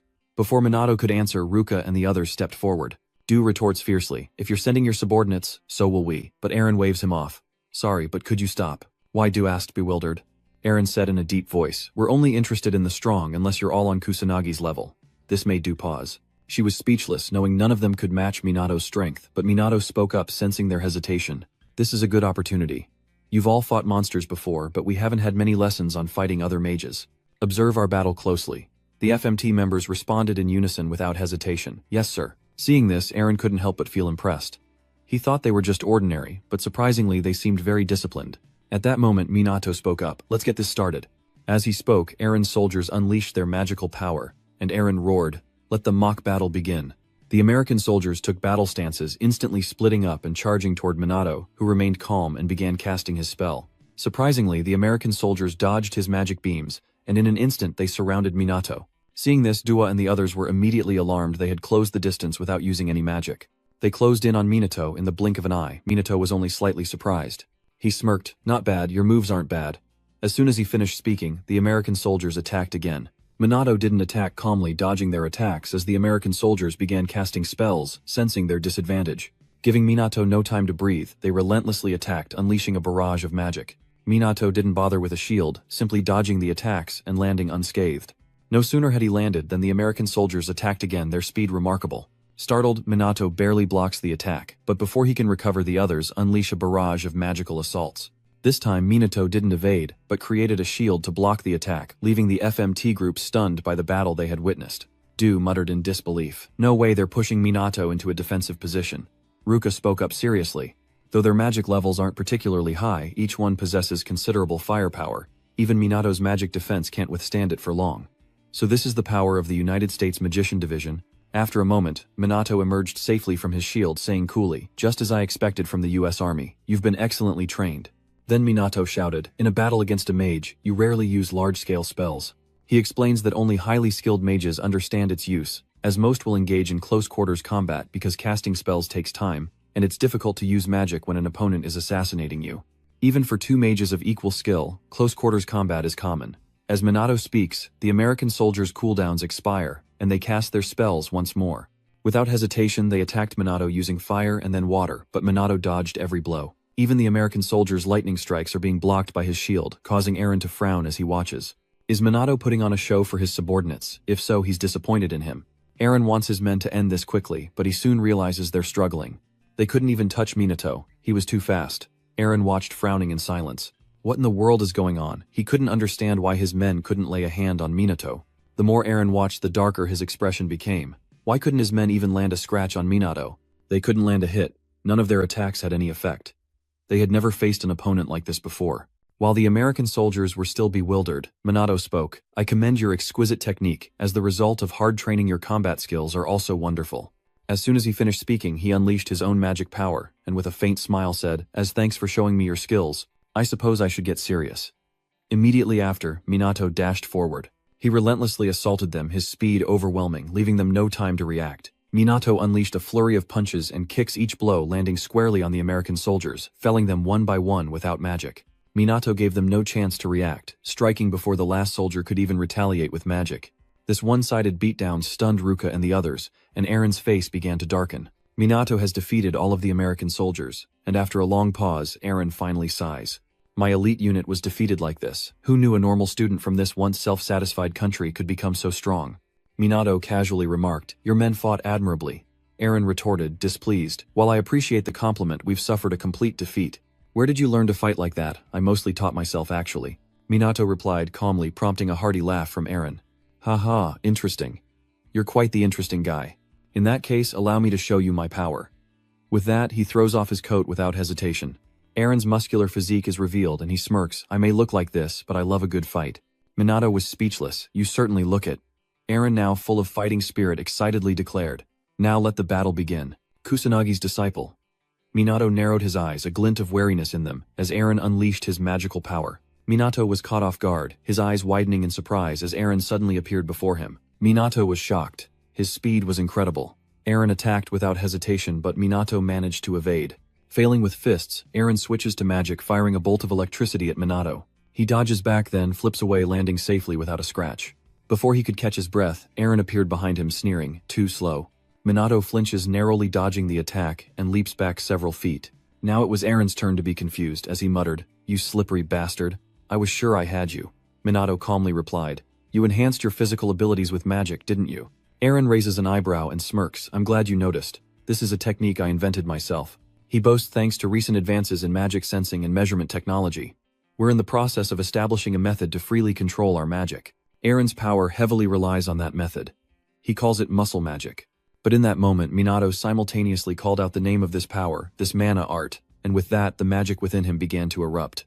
Eren's expression darkened instantly, recognizing the technique Minato used against Kronos. His magical power rivals even surpasses his own. This technique, the culmination of decades of research.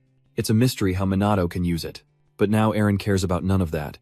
He will amplify his power alongside him. Minato, on the other hand, isn't planning on backing down either, even though it's far from perfect.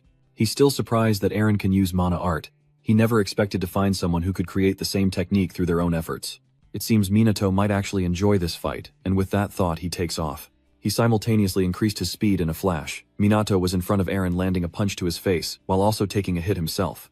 They exchanged several blows in an instant, their speed too fast for Ruka and the others to follow. Ryuji couldn't help but ask, just how strong is he? Minato is still just a student like them, yet his magical knowledge transcends this world. He can defeat any foe without breaking a sweat. This truly horrified them, and Ryuji's admiration only grew with each word. He's facing an elite of the US military, and Minato is overwhelming him not only in magical power but also in physical combat. How did he manage that? Du frowned, lost in thought. All this time she pretended not to notice that Minato was simply too strong. Ruka finally realizes this. They're getting stronger, that's why she always believed that one day if they kept training, they could stand beside Minato as equals. But is that even possible? Ruka can't imagine a future where they could ever catch up to Minato. The more the sisters thought about it, the more panicked they became. They simply couldn't accept it. Meanwhile, inside the battle, Minato and Eren continued to fight, with Minato gaining the upper hand. In this battle, he delivers a powerful kick to Eren, sending him staggering backward, but Eren retaliates with a punch only for Minato to block it. Not giving him time to breathe, he retaliated with a punch. His speed was too much for Eren to evade. Eren throws a punch, biting his lip as he tries to retaliate, but Minato quickly backs away. Taking the opportunity, Eren sat on the ground, gasping for breath while Minato stood there completely calm. It was then that Eren accepted the truth. Minato was too strong, he was but a child in comparison. Aaron wondered if Minato was even human anymore. Was he a monster? Minato narrowed his eyes, asking indifferently, "Shall we continue?" Aaron shook his head slightly, replying, "No, I've lost. I'm speechless. This isn't even a contest anymore." Minato helps him up, and Aaron sighs, saying, "I've rarely seen anyone as strong as you, and I mean there are monsters in the US too." With that, he extended an invitation. "Please visit my homeland. You'll always be welcome as a friend." Without hesitation, Minato agrees. "Of course I'll go if I have the chance." With that, the two shook hands, and Aaron, satisfied with their battle, happily took his leave. "See you later, Kusanagi. Goodbye, SMT members." Once they were gone, the SMT members rushed over, cheering Minato to the heavens. "Amazing, Captain Kusanagi.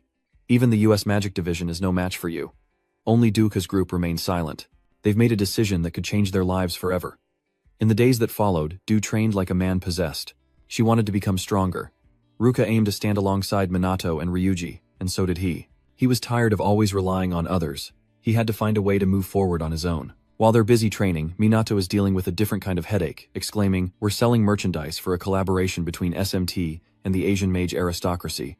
Sugo nodded. "Now that you're in the media, more people want to join SMT, and our budget is steadily increasing, so we're considering our next move."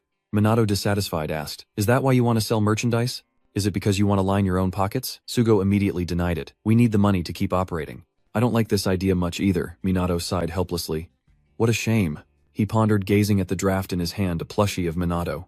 He recalled the Ichikami Minato plush the boy he rescued had, and finally nodded in agreement. "All right, I'll allow us to sell merchandise." Sugo, hearing this, happily exclaimed, "Really?" But before Sugo could celebrate, Minato smirked, adding a condition that made him hesitate, mumbling, "That's going to eat up a lot of our budget. Is that even feasible?" Minato smirked, "That's not a problem. Preparations are already underway." Soon after, the entire SMT team received an unexpected message. A joint training camp with the nobility was proposed, and days later Minato's group arrived at a certain area in Tokyo. Before long, the noble sorcerers arrived, led by a constantly complaining Hinata. "This is such a pain." Soon after, Hifumi arrived with his assistant, a constant smile on his face. "This might be a bit much for my disguise." Seeing him, the two sisters exclaimed in surprise. "Even Chairman Mummu is here. Is this really just a normal training camp?" "Is there some kind of misunderstanding?" Sugo muttered, realizing something. "It seems Chairman Mumimu is behind this training camp, perhaps to atone for the past of the noble mages." Minato glanced at Chloe, asking suspiciously, "The Fuyuk family isn't here." Chloe shrugged dismissively. "They basically disbanded after their leader was arrested. The Fuyuka family will never regain its former glory." Minato, still somewhat doubtful, asked, "Aren't there still members who weren't involved in the plot?" Chloe casually replied, "I'm sure they're all starting new lives." Minato frowned and fell silent. He learned a little about the Fuyukra family from Leona, and it seemed the butler was safe. Then they got into the car to head to the training grounds. As they exited the vehicle, Minato noticed Hinata's gaze. Other members of the magical aristocracy were already waiting on the training grounds, their eyes seemingly displeased at the sight of the SMT group. Sensing their stares, you couldn't help but panic. "Why are they glaring at us?" Ruka frowned, muttering that despite their cooperation, they didn't seem to have a good impression of FMT. Seeing this, Minato sighed helplessly. Oh boy, who knows what's coming next. Moments later, they entered the storage area, then began gathering at the training grounds. Hifumi stood on the platform, her voice ringing out. "Thank you for taking the time to be here. I'm sure you're all mentally exhausted." Minato frowned slightly. The police and SMT regional units were temporarily assisting while dizzy. There shouldn't be any problems, since disasters are rare during this time, but he still feels uneasy. As Minato ponders, Hifumi continues, "However, I believe this joint training is crucial to overcome the great disaster. From here on out, their battles will only intensify, which is why improving cooperation between the mages, nobles, and ST is crucial. Hifumi believes few are capable of leading everyone, someone of integrity, wisdom, and above all, an exceptional mage. He believes only one person is fit for the role, and that person is none other than Minato. He will be the guide for this joint training camp." Hinata clicked her tongue, seemingly anticipating what was to come. As expected, the noble mages immediately erupted in protest, their discontent boiling over something Hifumi had anticipated. He scanned the crowd, scoffed, and said, "It seems some of you are unhappy. Tell me, is there a mage here who can defeat Captain Kusanagi?" These words silenced the noble mages, and no one dared to object. Hifumi was finally satisfied. He looked down at Minato and said, "Captain Kusanagi, show us what you've got." Minato frowned slightly, remaining silent. Though Hifumi spoke the truth, it served his own interests. The noble mages monopolized magical knowledge and technique, yet they couldn't defeat him. They realized they'd reached their limits, and Hifumi was trying to exploit Minato. After all this time, he still hated losing. Minato wasn't bothered by that, and stepping onto the platform, he declared, "You will train here for 2 weeks. I have only one request, follow me as if your lives depend on it." With that, Minato scanned the crowd, and no one dared to object. And so they obediently followed Minato's training, though being forced to do push-ups caused them to cry out in protest. Why do we have to do push-ups? Unfazed Minato, carrying 10 times their weight, remained dry as he coldly stated. Physical training is the foundation of all magic. Push yourselves to the limit. They also carried heavy weights on their backs, and as family heads they couldn't lose face. After the push-ups, Minato had them pull weighted wheels as they ran constantly, urging them on, saying there's no point in trying to cheat. And so the group frantically pulled the heavy wheels, chasing after Minato with the Hinata trio close behind, unwilling to lose to him. Seeing this, Du couldn't help but sigh. It was amazing that the noble mages actually listened to Minato. She never thought she'd see the day. A little later, the running training came to an end. Minato calmly announced, 5-minute break, remember to hydrate. But someone retorted, what's the point of all this? We're just training without a specific goal. Before Minato could answer, the FMT team retorted fiercely, you misunderstand. Captain Kusanagi is an amazing person. And just like that, an argument erupted with neither side willing to back down. Rui sighs in exasperation. I knew this would happen. Du cried out in alarm, we have to stop them. Not letting things escalate, Minato steps in to stop them. Enough, you two. The SMT members were about to protest, but Minato stopped them with a wave, then turned to the noble mages and coldly said, I know you don't trust me. If I weren't the guide, I wouldn't mind the criticism, but right now I require you to follow my orders. With that, Minato turned to his own people, sternly correcting them. And you, if you trust me, just endure for now. Understand? They immediately nodded in acknowledgement. Understood. Captain Kusanagi, we're sorry, Captain. Minato successfully diffused the argument, but he was still worried.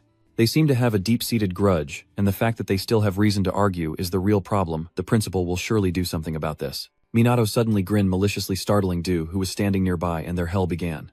Minato found high ground and unleashed a furious magical assault, scattering the others in terror as he roared. Come on, what's wrong? You'll truly die if you don't fight back with everything you have, draining every last drop of mana. But can they even withstand Minato's magic? The answer is no, and one by one they fell to his magic. The disgruntled mage roared, this isn't training, it's abuse. Hearing this, the FMT members scoffed. You, noble mages, are pathetic. These words stung the pride of the noble mages. And so they glared fiercely at the SMT members. Don't underestimate us. We'll show you what a truly serious noble mage looks like. Not to be outdone, the FMT crew retorted, as if we'd ever lose to you guys. Seeing this, Minato smiled with satisfaction. Looks like that ignited their competitive spirit. Mission accomplished. Minato then defeated everyone, finally announcing, that's all for today. Rest well, and prepare for tomorrow. With that, Minato turned to leave, only to be stopped by Hinata after a few steps. Wait, Kusanagi. Minato frowned and turned slightly, asking, is there something you want to ask? Hinata glared at him, disgruntled, and questioned, are you really going to keep training us like this? Minato, slightly surprised, asked, is that a complaint? No, there has to be another way, she retorts. Minato replies coldly, I've said there isn't. There is a way to stimulate mana sensitivity shock therapy, performed by a high-level mage to awaken the mana within, but that's for novices. Hearing that it wouldn't work on Hinata, she snapped back. Then how did you get so strong? How do you have so much mana? Minato calmly replies, besides increasing mana flow, you can exhaust your mana or improve your magic techniques, but I don't know any other way to get stronger. Hinata bites her lip, unwilling to accept it, and coldly says, fine, forget it, sorry. With that, she turned and left, and Riku apologized to Minato before chasing after Hinata. Minato watched them go, lost in thought. How could he grow stronger? The first disaster triggered his awakening, but he'd never met a mage as powerful as himself. Why is Minato so strong, and why does he possess so much magical power? Even he doesn't know. The next day, Minato continued their training as usual, and after defeating them all, he announced, all right, that's all for today's training. As he finished speaking, the nobles were on the ground groaning in pain, one muttering through gritted teeth, is this kind of training really effective? We're noble mages, yet this harsh training is no different from the military. Many days had passed since they started training, and they thought Minato seemed to be all talk. Hearing their complaints, Minato declared, we're going to the magic measurement room. Follow me. The others experienced similar results, leaving them utterly bewildered. Their power had truly increased in such a short time. Seeing their reaction, Minato spoke again. That's not all. You will become even stronger in these next 2 weeks. Hearing this, a glint of resolve sparked in their eyes, and in the days that followed, they accepted Minato's harsh training without complaint, much to his satisfaction. This pep talk was a success. They finally realized the value of this short-term training. If this is the result of just a few days, imagine how much stronger they'll be if they give it their all for 2 weeks. Minato, seeing the determination in their eyes, is naturally pleased. After their run, Minato begins magic training, and before long the FMT members are exhausted and panting. Their mana was nearly depleted, but as they rested, the noble mages surged ahead, mocking them. FMT is truly weak. You're nowhere near the level of noble mages. These words seemed to reignite the FMT team's spirit, and they began to run with renewed fervor. Seeing this, Ruka couldn't help but sigh. It seemed they'd ignited a fiery competition. Du nodded in agreement. I was a little worried at first, but now they're full of energy. Just then a blazing inferno rushed toward them. The Ruka sisters immediately panicked and fled, eventually collapsing on the ground, gasping for breath. But just as they caught their breath, Minato arrived, a wicked grin on his face. If you have time to chat during training, this must be easy for you, right? Then I'll crank up the difficulty just for you two. Hearing this, Ruka and her sister burst into tears. Later in the training facility's cafeteria, the noble mages chatted excitedly as they ate. My magic has been flowing smoothly lately. Not only has my mana increased, but our magic levels have also improved. This news delighted them, filling everyone with excitement and livening up the atmosphere at the table. Finally, someone couldn't help but exclaim, I guess Captain Kusanagi's power really is something else. Hearing this, the others suddenly felt ashamed. They had looked down on Minato before. As they spoke, the SMT members arrived, saying with a smile, I told you so. Captain Kusanagi Minato is amazing. With a cold snort, a noble mage retorted, I'll concede that, but our Archmage is even more supreme. And once again a debate erupted at the table, but this time the atmosphere was different. Minato smiled, pleased that his efforts were paying off, and after the meal he took everyone for more training. This time, it's practical training. Minato watches from the sidelines, impressed by everyone's improved magic levels. They're doing great. Just then his eyes fell on one person in particular, Chloe. She flawlessly casts her dark magic. Minato frowns, thinking that according to Leona, Chloe's abilities were said to be above average, but it's clear she's far more powerful than that. As he pondered this, Chloe suddenly turned and smiled at him. Minato remained silent, watching her intently. It seems Chloe is hiding her true power. He can't see through her. But first, Minato will set Chloe aside. Riku is his greater concern. Then there's the hot-tempered Hinata. Riku and Tusiru are doing fine, but Hinata lacks motivation. Minato understood the reason. Hinata seemed ready to bite his head off every time she saw him. He'd wondered why, but Hinata couldn't continue like this. It was too troublesome. So after training, Minato approached Hinata to talk, apologizing for asking her to stay behind. Just tell us what you want, Hinata said coldly. Minato narrowed his eyes at her and spoke calmly. It seems the training isn't working for you. Can you tell me why? Hearing the question, Hinata, as if holding back for too long, immediately exploded. Because it's almost useless. I can't get stronger this way. Minato asked, confused, but Hinata retorted, shut up. It's an order, so I have no choice. Minato was even more confused. An order? It seems only Hifumi can command the noble mages. He's surprised she actually listens to someone. As Minato pondered, Hinata turned away in frustration. Either way, my stance on this won't change. Seeing this, Riku apologized for Hinata, but Minato waved it off, saying, it's fine, I don't mind. Come to think of it, he's always been by her side. What's your relationship with Homura? Riku hesitated for a moment before speaking. I thought we were just friends, but maybe I was wrong, but there's nothing special between us. Minato nodded, slightly understanding. I see, sorry for asking about personal matters. Riku chuckled. It's alright, I apologize for bothering you. Minato, confused, asked, are you referring to Hamurai? Nodding somberly, Riku sighed. She can be a bit rough around the edges so people misunderstand her, but she's not a bad person. Hearing this, Minato understood and chuckled. I actually like people who are straightforward and grumpy like her. I see. Riku smiles sincerely at him, saying thank you, Kusanagi Minato. Soon after, Riku departed, and as Minato bid him farewell, he resolved to keep an eye on Hinata. The next day at the training grounds, everyone gathered as usual to practice chatting during breaks, except for Hinata, who remained aloof and alone. Minato watched her frowning at the sight. Hinata truly did everything alone, even eating by herself. He decided it was time to help Hinata, and in the days that followed, Minato made sure to talk to her whenever he saw her. During training, he paid special attention to Hinata, following her around and chattering incessantly, driving her crazy. She snapped, what the hell is your problem? Are you crazy? Why are you following me around? What are you up to? With an indifferent shrug, Minato casually replies, I just want to talk to you. Hinata looked at him confused and asked, you just want to talk? Minato nods slightly, replying, yes, you're always alone and look so lonely. Hearing this, Hinata immediately scoffs, I'm not lonely, I like being alone. Minato disagreed, countering that she didn't seem that way at all, which only fueled Hinata's frustration. What do you know? Minato slowly began. Those who prefer solitude don't put themselves in situations where they have to cooperate with others. They don't care about anyone, and they can't accept care, but she doesn't seem to fit any of those cases. Hearing his words, Hinata frowned, pursed her lips, and mumbled as if expecting him to understand. But Minato didn't care and instead offered, let's be friends. Hinata stared at him, unsure how to react, but quickly retorted, what the hell are you talking about? Shrugging indifferently, Minato raised an eyebrow and asked, is that not allowed? You know I actually quite like you. Hinata blushed at the word like. She hastily says, normal people don't just befriend others like that, you know. Minato mutters in confusion. Is that so? I think you're right. Hinata stared at him, then suddenly muttered, that's enough, give up on trying to understand me. A girl like me is annoying and troublesome, right? She said, falling silent once more. But Minato didn't hesitate to retort, not really, I don't mind. Actually, I like how straightforward you are. I can't stand people who flatter me for no reason. Hinata stopped in her tracks, then raised an eyebrow, and chuckled, admitting that he was indeed eccentric. Minato was taken aback. What did she mean? Hinata then realized what she had just said, and a flicker of panic appeared in her eyes. She quickly turned and ran away, shouting, "I'll never be your friend, never." Minato sighed. Well, looks like I've been rejected. Little did he know their conversation had been overheard. Chloe, standing behind the wall, had heard everything.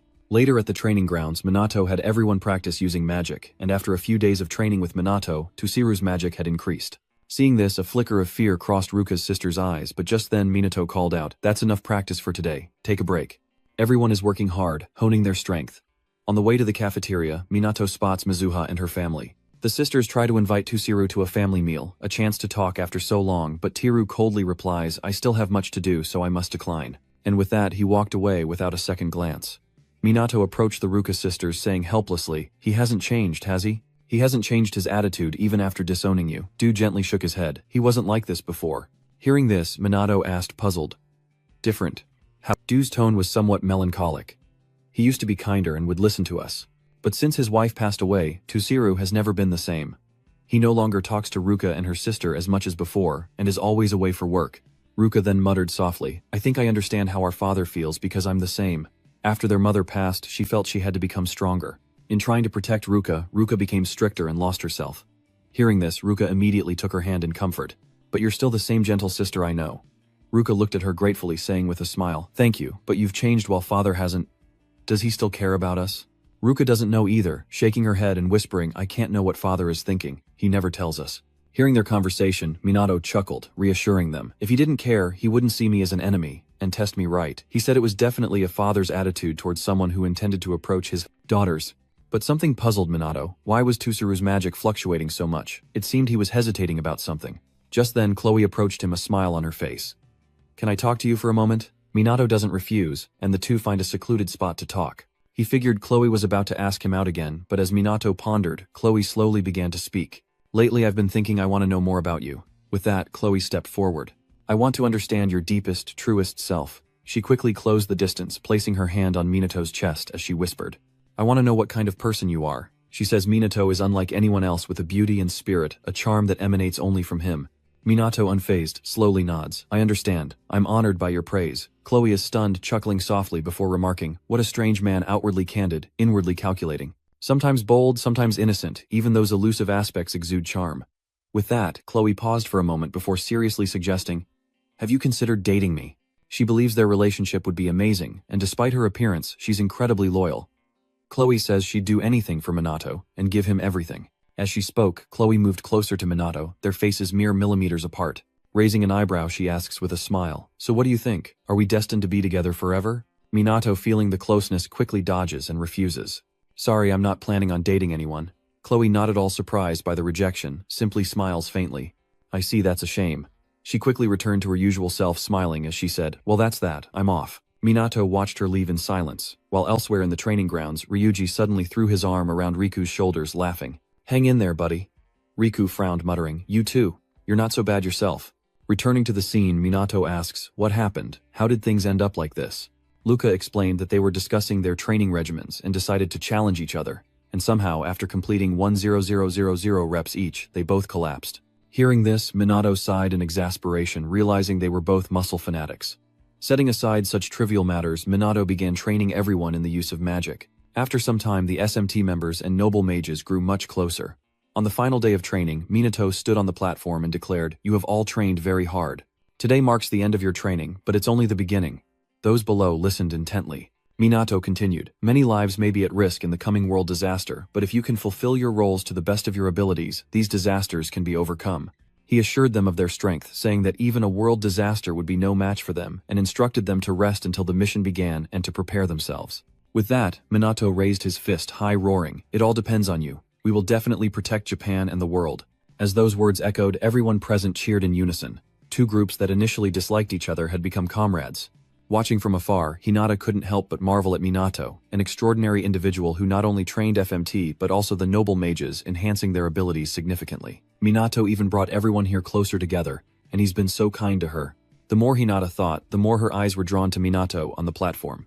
Thinking of the word friend he'd offered, she quickly shook her head. What is she even thinking? She doesn't need friends. Hinata doesn't need that because it's all meaningless to her anyway. Soon after, Hifumi approached Minato praising him. The results are excellent. Captain Kusanagi Minato replied with a polite smile. It's an honor to meet you. Hifumi, oblivious to Minato's polite words, continued explaining that they initially disagreed due to misunderstandings, but now they are gradually beginning to trust each other, and everything is progressing smoothly. If they continue like this, the world may finally see peace, and this brings Hifumi great joy. I hope so, Minato replied with a slight nod, warmly shaking Hifumi's hand. Thanks to the training camp, the SMT and Noble Mage levels have increased, and their coordination has improved significantly. As a result, the damage caused by disasters and demons around Tokyo was greatly reduced. Despite natural disasters still occurring, the recorded damage was the lowest in 50 years. The people of Japan were overjoyed. Now they could finally venture out without worry. Thanks to the success of SMT and the Noble Mages, for better or worse, all of Japan is living in peace. Except for the SMT team, of course, who still have to train daily with their hellish instructor Minato. As he taught and pushed them, he said that theory was useless without pushing oneself to the limit. The closer they were to death, the more peaceful Japan would be. During training, Sugo ran over to report Captain Kusanagi has decided that we will cooperate with mages all over Japan. Many mages will be ready to assist when disaster strikes, and Minato nods in satisfaction. Karin added, based on the location and extent of damage from the great disasters 50 years ago, we've decided on a deployment plan for each member. I did it discreetly. Minato nodded in acknowledgement. That's helpful. We need some assurance. A global catastrophe, the greatest of disasters affecting not only Japan but the entire world. This isn't just one disaster but many happening at once. 50 years ago, humanity couldn't solve a disaster of this unpredictable scale. But this time things will be different. Minato is ready for anything. With that in mind, Minato announced loudly, as we know the world disaster will occur in a few days, so rest until then and spend time with your families. Hearing this, the FMT members immediately began to whisper amongst themselves, wondering if this was really okay. We don't know how dangerous these great disasters will be. Hearing this, Minato reassured them, we've done all we can. You've all become much stronger. So relax, we're definitely going to win. Despite his words, the others below couldn't shake their anxiety, not even Sugo's group. Seeing their gloomy faces, Minato felt a little helpless, then confidently declared, let me say one last thing. Trust in me when things get tough, when pain strikes, when fear overwhelms, when they make you want to run. Remember me. Upon hearing this, everyone was stunned. Dua, Ruka, Ryuji, Sugo, Karen, and even Chloe. Hearing his declaration, they felt a surge of confidence, and smiles returned to their faces. Minato declared no matter the situation, he would save them all in this world. So you can always count on me. Whatever happens, I'll take care of it. Yes, Captain Kusanagi, the entire SMT unit responded in unison. Besides them, the heads of the noble magic families were also very busy, while Hinata and Riku remained inseparable. Tiru may seem cold, but he's always busy handling tasks, while Hifumi is the chairman of the Magic Association. He remained busy, unaware if it was for better or worse, as everyone scrambled to prepare for the impending world disaster. Some handled their duties while others spent time with family. Dua, of course, didn't miss out on this time either. Minato and the others tried to enjoy their last moments of peace, but the inevitable was coming. The days of peace faded as a global disaster alert echoed across Japan, and as predicted, the military mobilized swiftly. The police secured the quarantine zones, and the FMT's battle officially began. Now was the time to prove their training. Minato squinted at the slowly changing sky and softly spoke, "It's here." The sky was ominous, the disaster that claimed Ichikami Minato's life. An army of thousands of demons has appeared, and they're invading the world. The key to victory lies with Minato, the reincarnation of the great sage Ichikami Minato from 50 years ago, as he leads the SMT squad toward the disaster, shouting, "Let's go save the world." The world disaster is a phenomenon where thousands of disasters occur globally, the greatest catastrophe in human history. And in that moment, the greatest disaster began in Tokyo, the world disaster that claimed Ichikami Minato's life as he fought against it. In the government's war room, high-ranking officials gathered as a report came in. Prime Minister, it appears the great disaster has begun. The Prime Minister's face fell and he muttered through pursed lips, "We're counting on you all." Meanwhile, in old Siberia, monsters have overrun the area, and Minato leads the charge. From above, Minato surveyed the disaster, his brow furrowed in grim silence just like before. The Quimo even seems larger, and he can feel an immense magical power surrounding his body. But unlike last time, Minato won't let anyone die. With the great disaster unfolding, the people have been warned to stay indoors. As the sky began to change, color worry spread, but the innocent children still believed the great sage would protect them all. The people of Japan placed their hope in Minato, as reporters survey the disaster zone from helicopters. In an instant, the sky turned a crimson red that spread across Japan as more and more monsters emerged, demon soldiers and demon generals alike. Despite their fear, reporters struggle to keep the public informed as demons begin to emerge. Citizens are being urged to evacuate the disaster zone, but are they truly safe? No one could be sure if they would be all right, not with an army of demon soldiers and generals attacking. The staff member grew increasingly worried as the monster numbers suddenly swelled, but just then a brilliant flame rained down, engulfing the monsters in a sea of fire. At the same moment, a heroic figure landed. This man is none other than Minato. Everyone's hope has finally arrived, and without hesitation he takes to the skies, unleashing his magic to obliterate the monsters. At that moment, a tidal wave crashed into the monsters, followed by a barrage of lightning, wood, and dark magic. The elite of the SMT squad had arrived. Juka and her sister, Ryuji, Sugo, Karin, and even Chloe have arrived. Minato glances at them and orders annihilate the demons now. Endure until the leader of the disaster appears. There's more than one, so don't waste your magic. Ruka and the others immediately obeyed, launching a magical assault. Under their fierce assault, waves of demons fell. Minato, realizing a problem, frowned and muttered, "There are too many ordinary demons." Du nods in agreement, and they're getting stronger too. As he slays monsters, Ryuji asks, frustrated, "Where are those noble mages?" Sugo replied gravely, "I'm trying to reach them, but I can't connect, not even with Tusiru." Minato, sensing something amiss, glanced at Chloe and asked, "You know something, don't you?" Chloe shook her head, "I'm sorry, I don't know anything." Meanwhile, Karin tried to contact the noble mages, but the command system was out of control. She cried out in alarm, "Something's wrong, communications are down." Minato frowned in silence. Something was definitely amiss. Just then, soldiers arrived. Minato turned to them, asking, "We've lost communication." "What's the situation over there?" Minato asked, and the officer quickly responded. "The situation here is the same for both the police and the defense forces. It's utter chaos, and they can't coordinate their efforts." As the situation spirals out of control, a bard cries out in dismay, "We can't stop this disaster without the noble mages." Ryuji retorts in frustration, "Damn it, what the hell are they doing?" Seeing their unease, Minato shouts to reassure them, "No matter the situation, what we must do remains the same. Even without noble mages, we can win if we unite our strength." Seeing this, Minato shouts again, "I believe in you all." And in that instant, everyone regains their confidence. Indeed, what were they worried about? Like Minato said, they just need to do what needs to be done. Ruka smiles just as she expected of Minato, always calm and reliable. With him by their side, they can't lose. And so they joined forces once more to eliminate the monsters, unleashing a barrage of powerful magic. Seeing this, the reporter excitedly shouts, "Look at SMT controlling the demons just as expected of Captain Kusanagi Minato. With him, Japan will surely be protected." Watching the news, people at home felt a sense of relief. They have someone to lean on, someone to trust. These demons are no match for Minato's group, and they are quickly being eliminated. Dozens of disasters are occurring across Japan during this world-ending event. This will be a difficult battle without the aid of the noble mages. But with these numbers, Minato believes they can still manage. He's prepared for this day. And just then, more demons poured out of the magical currents in the air. Minato shouted a warning, "Stay alert, the demons keep coming." Ruka's group immediately charged forward, following Minato's lead, his fist clenched tight. Without hesitation, he punched a demon general, but it wasn't long before Minato realized something.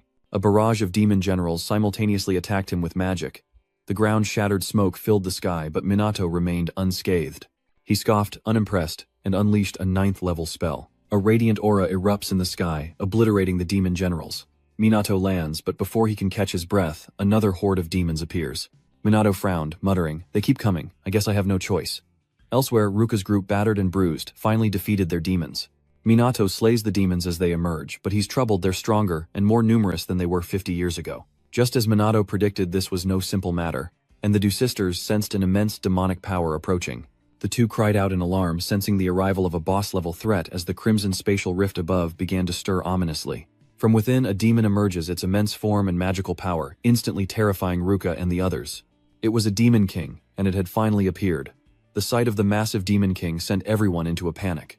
Ruka cried out in fear, while Yu couldn't help but remark that this was no joke. Just as they were panicking, the Demon King unleashed his magic and began to attack. A brilliant flame appeared in the sky. This is level 10 fire magic. It erupted and exploded, destroying everything in its radius. The group didn't dare to neglect it and quickly cast layered defensive magic. But its destructive power was immense, turning buildings into rubble and leaving hundreds of cracks in the earth. The Demon King glanced around, about to leave, but a cold voice stopped him. "Where do you think you're going? The battle has only just begun." It was Minato who had used his divine shield in time, a level 9 magic, to protect Ruka and the others. And the FMT members, he was trying to protect them all. The Ruka sisters looked at Minato apologetically. "Sorry, Minato, our reaction time was too slow." Minato shook his head dismissively. "Don't worry about it. We're up against a demon lord after all. Just stay alert." Sugo remarks, "I can't believe he can use 2 spells at once." Chloe calmly explains, "Perhaps the fairy-like magic and the magic that protected us were cast by Captain Kusanagi using automatic magic." Karen exclaimed in surprise. But aren't you only able to cast one spell at a time? Chloe explained slowly. Automatic magic is an extremely advanced technique, allowing the user to control magic subconsciously. By concentrating incantations and eliminating the need to channel magic power, the entire spellcasting process can be skipped altogether, a phenomenon akin to muscle memory. In other words, Minato has mastered controlling magic both consciously and unconsciously at the same time, something that seems impossible to everyone, as Ruji admiringly points out, saying he just casually does the impossible. At that moment, the Demon King attacked them, forcing Ruka and the others to dodge as she yelled, "Let's do this!" Quickly, the two cast their spells together, and an 8th tier spell manifested a raging tsunami hurtling toward the Demon King. Meanwhile, Ryuj and Sugo's group in the rear were not idle either. They too began casting offensive magic. The onslaught of magic hurtled towards the Demon King, but shockingly it evaded every attack unscathed. Seeing this, Yu was stunned. "It dodged our magic." Luca muttered in disbelief. "We can't even hurt it." Just then the sky exploded, filling the air with smoke and fire. But when the smoke cleared, the Demon King still stood tall. Minato immediately shouted, "I'll handle this one. You guys go to the other disasters." Hearing this, the two siblings hesitated, but Minato urged them on. "There's more than one disaster. Without the help of the noble mages, the countermeasures are reaching their limit." He told them to go help the other groups, and now he was getting serious. "We'd only be in his way if we stayed here." Du agreed, nodding firmly. "You're right." With that, she turned to the members behind her and shouted, "Leave this place to Captain Kusanagi." Each team moved to another disaster. Ruka and her sister took the lead and ran off. Ruka smiled. "We don't need to worry about Minato." Rui nodded slightly. After all, he is Minato. Minato would never lose, no matter the opponent. Once his comrades had left, Minato grinned at the Demon King. "Now it's just you and me." With that, Minato unleashed his magic, facing the Demon King's massive form without hesitation and charged forward. The Demon King swung its claws, but it was too slow. Minato dodged the attack. Defeating the Demon King is simple, but he needs to conserve his magic. Thinking this, Minato leaps onto the Demon King's back. He doesn't have unlimited magic, and preparing that takes time. Minato would defeat the Demon King while using as little magic as possible. With that thought, he threw a punch. The Demon King dodged, but Minato pressed on, unleashing 11th level divine magic. In an instant, the Demon King was bombarded by radiant beams of holy light. The Demon King was covered in wounds, but still alive. Minato frowned slightly, realizing it had escaped. After escaping Minato's attack, the Demon King began to unleash its magic, but Minato instantly appeared before it, scoffing, "Too slow." Minato then unleashed more magic, fusing level 12 fire and earth spells, and the blast zone erupted. He couldn't help but frown. Had he used too much magic? It seems this one was even stronger than the previous Demon Kings. The final Demon King has finally been defeated within Minato's blast zone. He frowned, realizing he needed to conserve his magic, until the Demon God appeared, while on the screen everyone awaited the outcome. At that moment, the reporter's joyful voice rang out. "Captain Kusanagi has defeated the Demon King, and he doesn't even care." The news brought joy to some, but in other disaster areas, the FMT squads and defense forces struggled, overwhelmed by demons in the absence of noble mages. At the scene, the reporter suddenly gasped. What was that? In the crimson sky, monsters soared, uttering incomprehensible sounds. Minato frowned at the sight. It was similar to a scene he'd witnessed before, where the demons summoning a disaster. In an instant, the sky blazed once more, and from the hole in space, a host of demon generals emerged. Minato's face instantly darkened. This was the final stage of the world's disaster, where demon gods appeared, the very calamity that took his life as Ichikami Minato. Meanwhile, on another part of the battlefield, Duika's group faced 7 low-ranking demonic beasts, as Duika wondered mid-battle about the disappearance of that powerful magical energy. Minato defeated the Demon King. It really is him. Meanwhile, the FMT team members are starting to tire, and she wonders if Ruka is alright at the other disaster site. Just then, a crackling sound came through the earpiece, and Yuka exclaimed in surprise, "The wireless connection is back on." Signal received. A voice crackled through the earpiece. "A major disaster has occurred near the Tokyo Tower. All personnel proceed to the scene immediately."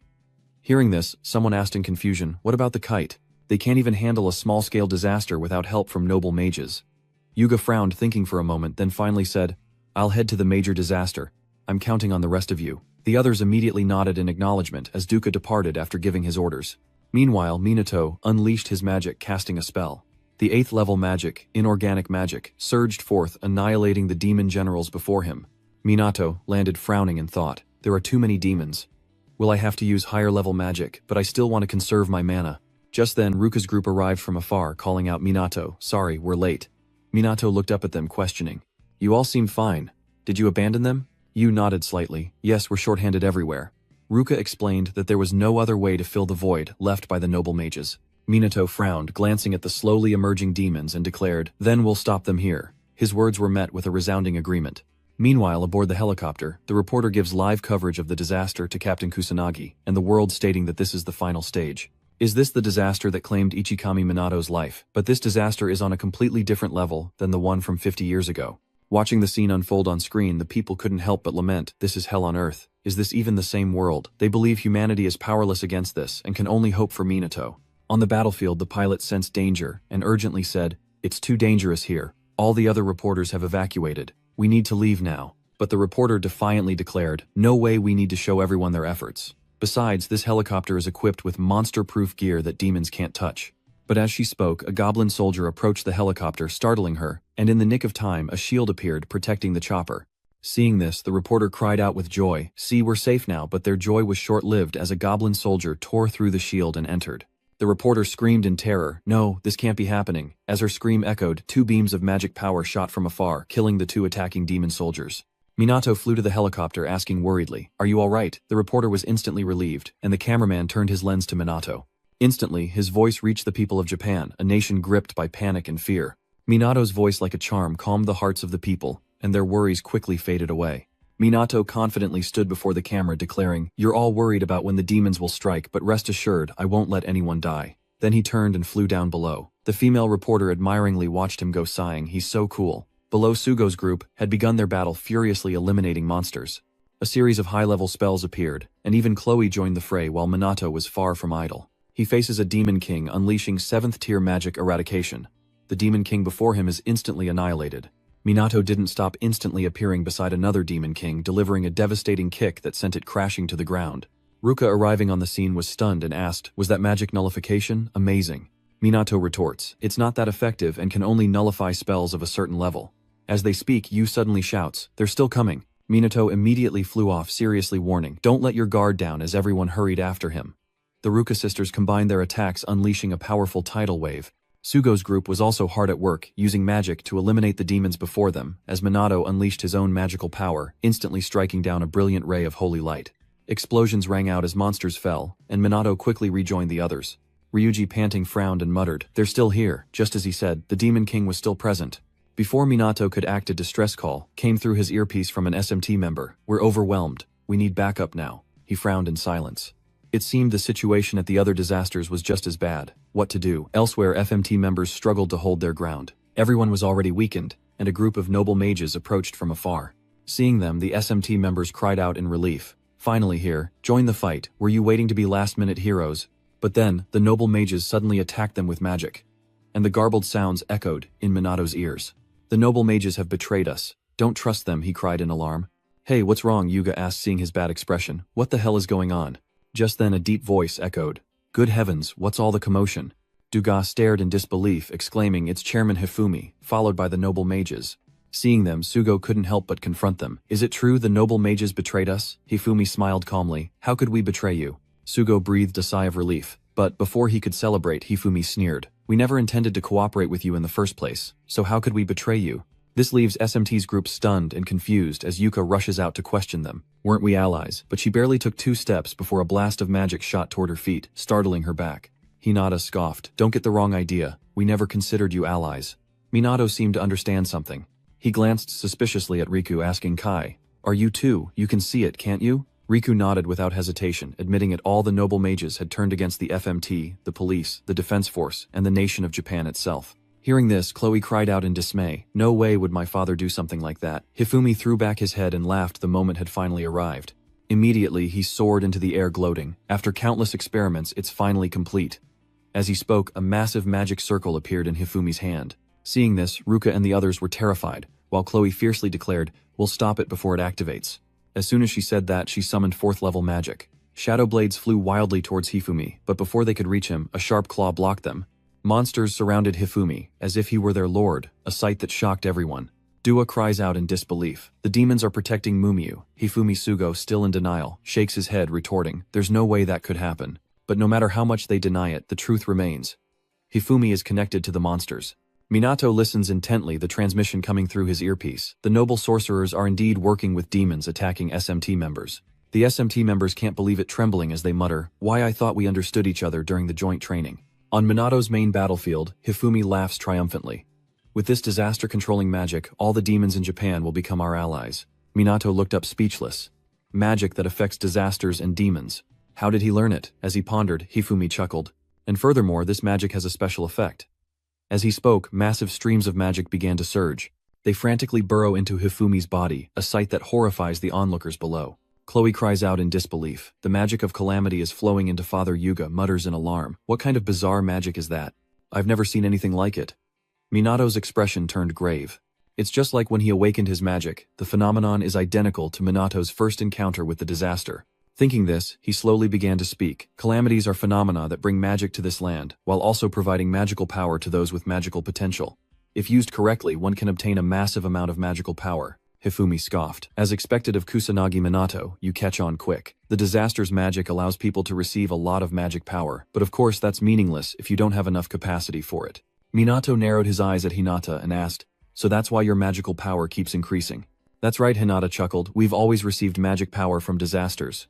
We've only pretended to cooperate to ensure the disasters proceed smoothly. She coldly states that she's only using the SMT members to draw suspicion away from the noble mages, so no one will notice if they instigate disasters in the shadows or steal their magic. Minato frowned upon hearing this and asked a monopoly on power. Hinata coldly replied, we initially planned to eliminate you, but since you're more capable than expected, we decided to use you. If disasters run rampant without control, the noble mages will face a wave of criticism, and that's troublesome. Moreover, to trigger the great world disaster they need to follow the flow of history. Minato was even more confused. Why did she need to follow the flow of history? The ignorant fool, Hinata scoffed, explaining that disasters essentially occur in the same locations because certain places allow the disaster's magic to flow more easily. And unless a disaster is resolved, the next one won't occur, so the magic nobles are using Minato to resolve each disaster one by one. Hifumi is absorbing the great disaster's magic, an immeasurable amount that will give rise to the most powerful mage. Minato was silent for a long moment, before slowly asking, were you planning to betray me from the start? Hinata scoffed. We just told you that, didn't we? Minato narrowed his eyes, asking in a low voice, was there never even a single bond between us? This made Hinata snap, yelling, shut up, shut your filthy mouth, stop saying such disgusting things. She says there's no bond between them, that she doesn't need an ally like him, as Rui stares in disbelief, questioning Riku. Riku, would you really betray us? The question froze Riku in his tracks. After a long silence, he finally spoke. War is breaking out everywhere. Mages, nobles, and demons are the enemy. It's only a matter of time before Japan falls. Riku glared at Minato, stating seriously, Kusanagi Minato, even you can't protect all of Japan. Minato faced him in silence while the other members found themselves in a dire situation. The enemy is too numerous. They can't hold them back. Meanwhile, monsters attack the civilians, throwing them into chaos. On the main battlefield, Sugo muttered in a panic, things are not looking good. There are no reserves left. Before he could finish, two sinister voices echoed. Everything is still going according to plan, right? Exactly. Sugo stared at the source of the two voices, crying out in disbelief. Why is this happening? Why are Kuroi, Akuto, and Fuyukajin here? That's right, Jin and Akuto have both appeared on the battlefield, and even Shizuku is following behind. Sugo cries out in disbelief, wondering why Takigami is here as well, while Minato can't believe Shizuku betrayed him. He trembled, muttering Takigami, why her Akuto, now extremely pleased, laughed loudly, I've finally found you. Kusanagi Minato, I can finally kill you with my own hands. You should be locked up, he says, shrugging indifferently. Akuto smirks. Noble sorcerers have many allies. Of course, even the police. Akuto placed his hand on Shizuku's shoulder, raising an eyebrow as he said, and this too, I suppose. Duga displeased questioned him, even if he was a noble mage. Why would he do this? Because we're noble mages, Akuto coldly replies. True to their title, they are noble beings who believe themselves far above the weak commoners. With that, Akuto burst into triumphant laughter, unleashing his magic, a chaotic phantom filled with dark energy hurtling forward as he cackled with glee. With magic, we could easily destroy half a city if we went all out. Akuto's chaos quickly turned the buildings in front of him into rubble. We could level cities, even nations, with a single mage. Akuto scoffed, yet for some reason noble mages are being manipulated by weak commoners, by fools, and Akuto cannot accept that. Isn't it strange? Noble mages stand at the top, followed by mages, and at the very bottom are the weak, useless dregs. These scumbags are delusional, Dian coldly added. From the start, our family became noble mages for this purpose, to rule over the incompetent, yet these wastes dare to exploit us. As he finished speaking, Akuto threw his head back and laughed, but now it's over. We've learned that we can become stronger through disasters. With this much power, we have no enemies. Now is the age of the noble mages, and in an instant their magic explodes the pressure, causing the two sisters to panic. What kind of twisted magic is this? It's like they've become completely different people. Minato, however, remained calm. This infuriates Akuto, who grits his teeth and curses. Damn it, they're acting like nothing's wrong. It's so irritating. Minato ignores him, glancing at Shizuku behind. He coldly asks, "Takami, were you deceiving me?" Akuto, quick to anger, couldn't stand it and shouted, "Are you ignoring us? How dare you?" Before Shizuku could answer, he spoke for her. "That's right, she's always been on our side, the scum who only know how to deceive for profit and manipulate others." Shizuku lowered her head silent. Hinata and Riku are in the same boat now, standing on the opposite side of the battle from Minato, with the scum of the noble mages as Akuto smirks. "It's time to stop the chit-chat." Jin nods in agreement. "Yes, it has begun." With a cold laugh, Akuto smirks. "Now, let the slaughter begin." Meanwhile, elsewhere, a horde of monsters charged forth, attacking SMT members and invading the city. Panic erupts in the shelters as a demon general shatters the glass and storms inside. Screams echoed as Minato received word that demons had invaded the streets awaiting his command. Akuto grinned. "What will you do, Kusanagi Minato?" Jin sneers. "Even an omnipotent being like you can't save them now." The situation grows dire as Chloe trembles, whispering, "Even if we left now, it'd be too late."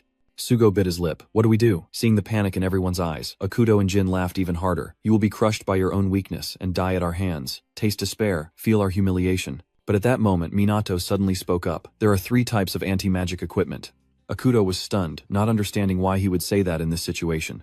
But Minato, unconcerned, continued. "First, there's the type used by the mages themselves, basic magic, longer lasting, and able to control attributes the user couldn't normally use. The second type interferes with magic or magical power. The SMT uniforms and those worn by noble mages fall into this category. They can amplify magic or suppress its power." Hearing Minato's endless rambling, Jin asked, slightly annoyed, "Has this situation driven you mad?" Unfazed, Minato continued. "And there's another type, short-lived, but even those without magic can use it. One type requires certain conditions to activate." Akuto scowls, asking, "What the hell is this?" Meanwhile, at the people's hideout, as the demon prepared to attack a magic-resistant item, with an automatic magic effect appeared, forming a shield that blocked its attack, a Minato doll previously released to the market. Moreover, people who owned similar items were also protected by Minato's magic bracelets, keychains. Anything Minato released became anti-magic equipment, and it was working. They exploited Sen's popularity to mass-produce these items, cleverly embedding defensive anti-magic devices within them, as a safeguard for situations just like this. Even Sugo couldn't believe it when he first heard the plan. Akuto gritted his teeth, hearing Minato's words, thinking he was insane to plan this far ahead. Jin shouted back, defiant, but even defense would be useless. "You were the one who said anti-magic gear against attacks had a short lifespan." "Yeah, that's right. So this is what we're going to do." He inscribed his magic onto the anti-magic gear, and now his power floods across Japan. With his own magic, Minato could sense it precisely even from afar. In other words, Minato's magic could reach every corner of Japan. No sooner said than done, countless magic circles appeared above him, and thousands upon thousands of magical beams shot forth.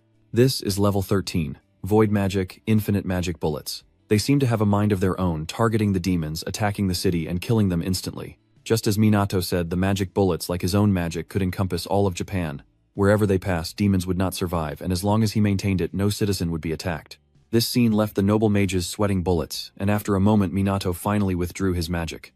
Immediately, news of everyone's safety came through their earpieces, and the Yuka sisters looked at Minato with admiration. This is beyond comprehension. They're truly speechless. Minato is truly extraordinary. Akuto in disbelief rages, calling it absurd, impossible. Unleashing magic across Japan is beyond human capability. Seeing him lose control, Jin quickly tried to calm him down. "Calm down, Kuroi. The demons certainly haven't been wiped out yet." Hearing this, Akuto took a deep breath, forcing himself to calm down, and pointed at Minato, scolding. "That's right, the noble mages are still out there. If the anti-magic device can't be used multiple times, then the magic in those items will be useless." But Minato raised an eyebrow and asked with a smile, "Have you forgotten?" Akuto was stunned, and asked in return, confused. What elsewhere, just as people were breathing a sigh of relief, another wave of demons suddenly appeared, leaving them stunned. But at that very moment, another group appeared behind them, and Minato, raising an eyebrow, smiled at Akuto, saying, "Is there really no one else in Japan we can count on?" And in a twist, the Shadowbringers who had vanished for months suddenly reappear on the scene. Seeing them, the police and SMT members exclaimed in surprise, "The Bringers of Darkness, why are they here? Are they here to help?" While they were still confused, the men in black began to move, unleashing a barrage of magic against the monsters. Without a doubt, they were on the same side as the police, and SMT personnel immediately reported the situation to Minato. "The safety of the people is our top priority. We will cooperate with the Shadowbringers."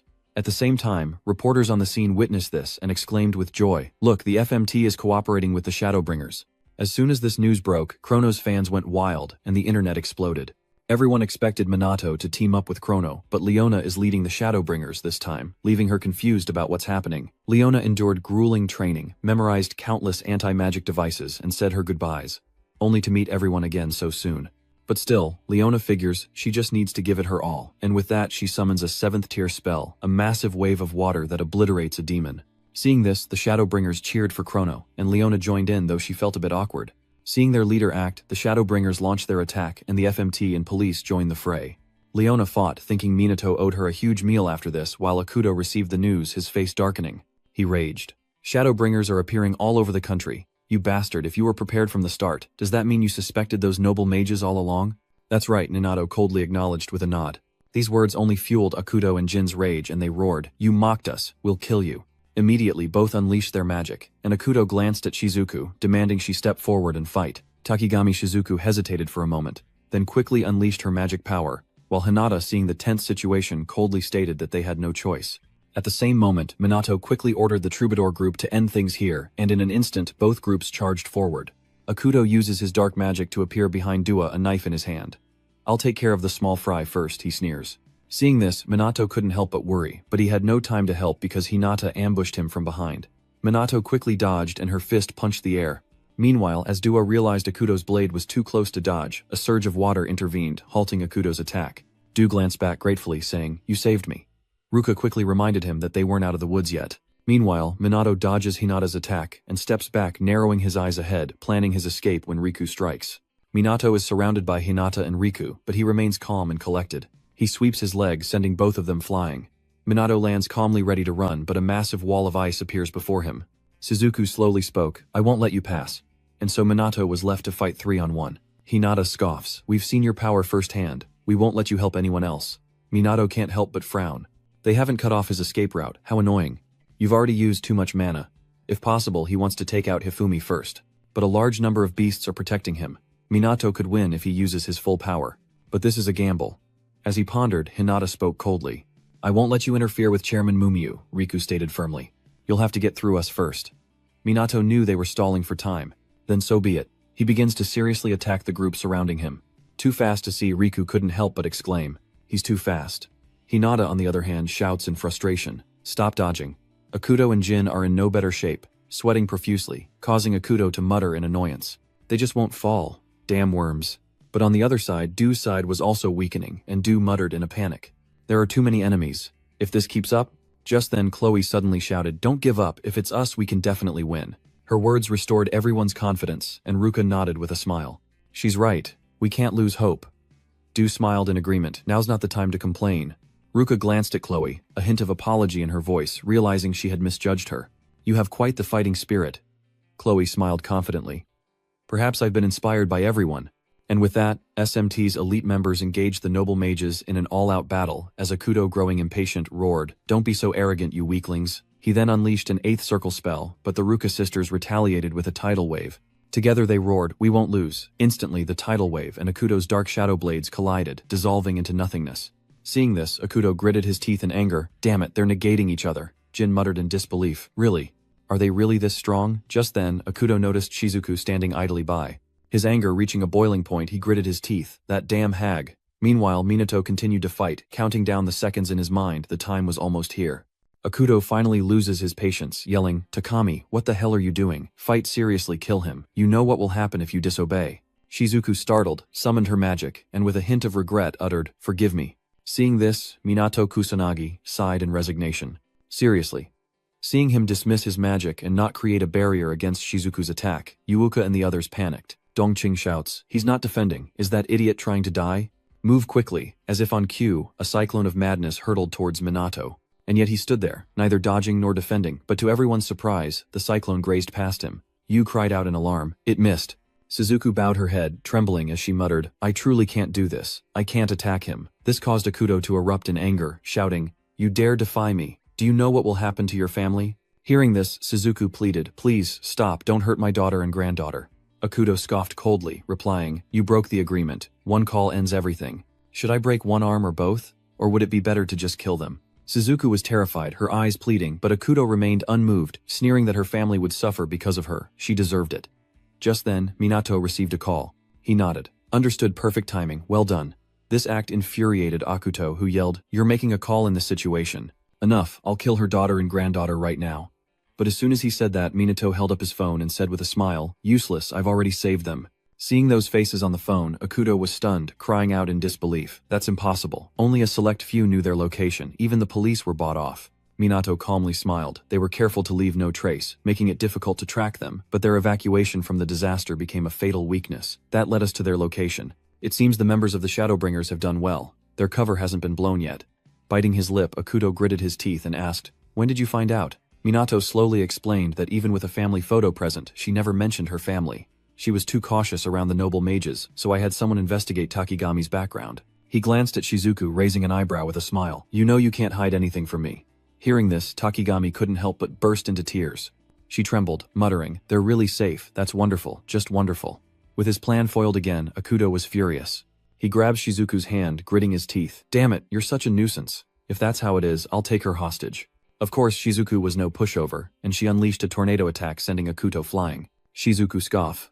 "Don't touch me, you filthy scum." Seeing this, Minato couldn't help but laugh, saying, "Looks like you're finally getting serious." Shizuku lowered her head apologetically. "Kusanagi, I'm truly sorry I deceived you." Minato, unfazed, calmly replies, "Don't worry about it. Helping friends is only natural." As the two spoke, Akuto rose, shouting in frustration, "Enough with the sentimentality, damn it." He then turned to the noble mages behind him and proposed, "Let's kill each other seriously this time, no holding back." Hearing this, Hinata frowned, remaining silent as Minato approached them. He muttered coldly, "I told you not to take any more hostages. I'm disappointed in you all. Homarai Kai." Hinata turned away from Minato's gaze, but her tone remained defiant. "Silence, don't order me around." Meanwhile, the Ruka sisters have just defeated a demon general. Rui frowned, muttering, "Looks like we've taken down all the monsters around here." Ruka nodded, slightly replying, "The noble mages, except for their leader, have been defeated." Seeing his men defeated, Yan's face darkened. "I never imagined they were this strong." Meanwhile, Minato and Shizuku stood back to back, as Shizuku declared Kusanagi, "From now on, I'll fight by your side." Minato jests, "That's reassuring." Just then, a figure appears in the distance. It's Tusiru. He coldly says, "It seems the party is reaching its climax. Should I lend a hand?" Seeing him, the Ruka sisters panic, but Akuto is delighted and reaches out. He puts his arm around Tusiru's shoulder, laughing. "Finally decided to show up, huh?" Seeing this, the Ruka sisters shout in protest, "What are you doing? Stay away from our father." Shrugging indifferently, Akuto smirked, "Such filial daughters. Tell them which side you're on." The Ruka sisters seemed to sense something but still shook their heads in disbelief. "No way is father on their side. If you dare insult him, I won't forgive you." But Tusiru dashed their hopes, taking a deep breath and declaring, "I am an ally of the noble mages." Despair fills Du's sisters' eyes as they mutter in disbelief. "No, that's a lie, right? It can't be." Akuto laughed triumphantly. "During the bombing, I thought Tiru had betrayed us, but the truth was different. Even though I was exiled from the noble mages, the connection between him and me was never severed. The noble mages control the world on the surface, while Black Rebellion aims to dominate the underworld, all so the noble mages can rule the world." Tusiru continues, "But because of the dark mages, Black Rebellion was destroyed. Information about affiliated organizations also began to leak. Not just noble mages, but the government, the financial world, the police, many organizations were involved." Akuto chuckled. "So they decided to abandon Black Rebellion. A cruel decision, wouldn't you say? Like a lizard shedding its tail. I thought I'd be abandoned too." Tsuru coldly stated that this gave the police a better reputation, concealing their connection to Black Rebellion, and naturally forming an alliance between the noble mages and the FMT. At this, Akuto laughed, saying the noble mages had deceived all of Japan, while Jin couldn't help but add, "The noble mages haven't changed in all these years. Over the long years, some fools have misunderstood the true purpose of the noble wizards." After hearing this, the Ruka sisters couldn't accept it and cried out, "No way, this isn't true. Tell us it's a lie, father, like you used to." "Father was conducting a secret investigation, right?" Tiru shook his head slightly, replying coldly, "I have never changed. I am a pure noble mage, and I have no intention of betraying my allies." Biting her lip, Du muttered in despair, "So all this time, father has been my enemy." Similarly, Ruka can't accept that her respected father is aiding the enemy. Just then, Minato slowly approaches. He coldly questioned, "I can't understand this. Why are you protecting the noble mages? They oppress others, pursuing only their own interests. Do such people deserve to be called nobles?" Silence, Tusiru coldly uttered, offering no other response. But Minato wouldn't listen, roaring back, "I know you cherish your daughters. That's why you tested me, and kept them away from you." Tusiru bit his lip, fiercely grinding his teeth as he denied, "That's not true. That's the truth." Minato scoffed, shouting, "You're deceiving us and yourself. What made you become like this?" But Tusiru couldn't hear it anymore, angrily shouting, "I said, shut up." The Ruka sisters had truly lost hope in their father, but Tusiru didn't care. He unleashed his magical power, and the others quickly followed suit as Tiru coldly declared, "I've had enough of your nonsense. I'll kill you all and restore the nobility of the magical world." Seeing this, Minato was helpless, scoffing at the stubborn old man. Immediately, Minato and the others unleashed their magic, preparing for battle. A clash between SMT, the Noble Magic Society, and demons. This is sure to be an intense battle. Meanwhile in the sky, Hifumi continues to absorb the disaster's magic. Instantly, Hinata summoned an offensive spell unleashing a blaze of woodfire that rapidly spread across a vast area. Minato quickly uses sky magic to evade the attack, and Ruka's group follows suit, eager to avoid the flames. But this time the flames have separated Minato from the others, and he wonders if they're all right. But he has no time to worry. Hinata, Riku, and a horde of demon lords surrounded him as Riku spoke sternly. Let's continue. Round 2 begins, and this time Minato doesn't have to run. He coldly declares, "I won't hold back," understood as Akuto and Jin face Sugo, Karin, Ryuji, and Shizuku. Jin sighs in annoyance, complaining about fighting these insignificant side characters. How boring. Akuto scoffs, "You weaklings just hurry up and die." This enrages Sugo's group, who retort, "You're the supporting characters here. You'll regret underestimating us. Don't be so arrogant." The weakling sneered, then unleashed his 8th level wind magic. Ryuji wouldn't back down either, shouting "too slow" as he began to cast his own magic. A massive boulder hurtles from the sky, crushing Jin's tornado in an instant. Jin grumbled in annoyance. "This is such a pain." Akuto glared at him, shouting, "Don't you dare lose to those weaklings." "Shut up, earth magic is my weakness." Jin retorted, to which Akuto scoffed, "Learn from me. With this magic nullifying gear, weaknesses are irrelevant." What a waste of bullets. But oh well, you're all going to die anyway. As soon as he said that, he raised his gun to fire, but before he could pull the trigger, 2 beams of magic struck his hand, causing him to drop the weapon. Suzuku fiercely shouts, "Anti-magic gear is just a tool. I'll show you that if you let go, you can't use it anymore." Akuto enraged furrows his brow, glaring at Shizuku. Just then Jin roared, "Damn it, Dad, then I don't have to leave the game." Akuto screamed, "Die by my full force magic." Seeing this, Karin scoffed, "I won't let you. I'll use my full power here too." Ryuji then excitedly laughed, "Finally, it's my time to shine." Meanwhile, Shizuku was concerned. The magic was immense. They were planning something and she needed to intervene. Thinking quickly, Shizuku throws the crystals in her hand, amplifying their magic with her anti-magic gear. In an instant, the crystals burst with light, and Sugo and Rui's bodies erupted with magical power. Karin, not to be outdone, cried out, "I will grant you the holy attribute." Ryuji laughs excitedly. "With this we can win." Seeing this, Jin is furious, roaring, "Die, you foolish commoners." Immediately a spatial rift was created, and Akuto summoned several death gods. He scoffed, telling the weaklings to sink into darkness as Ryuji quickly cast a spell to defend himself. Meanwhile, Sugo summoned a blade of light, instantly engulfing both of their spatial rifts in lightning, and the Grim Reapers were impaled. A fierce battle rages between the 4, each determined to bring the others down. Moments later, the blade light pierces through the 2 spatial holes, then strikes down, impaling one of the death gods. Jin is also affected, screaming in pain, while Akuto, the summoner of the Grim Reapers, bears the brunt of the lightning. The crackling sounds grazed past him as Sugo's group reached their breaking point. Ryuji groaned, "I've really reached my limit." Sugo sighed, "I'm out of mana." Before long, Akuto and Jin rose from the rubble, Jin muttering, "Damn, I didn't think we'd be pushed this far." Seeing this, Shizuku was horrified. "You can still move." Karin couldn't believe it, they're still standing. Though Akuto and Jin were on their feet, they'd used too much magic and were out of magic-resistant gear. The damage is severe. Perhaps it's best to observe Sugo's group's next move. Meanwhile, Shizuku has exhausted her magic resistance gear and is low on mana. The consequences of neglecting their training have finally arrived. Karin is the only one with magic left, but she wants to avoid wasting it on healing. She's not much of a fighter either. Karin figures it's best to observe for now. Meanwhile, in Ruka's battle, the sisters face their father. Both sides wield water magic waves, crashing against each other, dissolving and vanishing. Tusiru showed no mercy, creating a massive water sphere and launching it forward. Rui looked up at the approaching sphere, a flicker of panic in her eyes. Just then, Chloe pushed her out of the way, taking the full force of the water sphere. The sisters rushed to her side in a panic, finding Chloe severely injured and unconscious. Seeing that she was only unconscious, the two sisters breathed a sigh of relief as Tusiru coldly watched on and emotionlessly muttered, "One down." Ruka and her sister, their eyes burning with rage, shout in unison, "Even if you're our father, we won't forgive you for hurting our teammate." "Are you serious, father?" Tusiru, still nonchalant, coldly replied, "I told you from the start." These words filled Ruka and her sister with despair. They declared fiercely, "Then we'll respond in kind. We'll surpass you here and now. The new magic we've developed will unleash all of our power."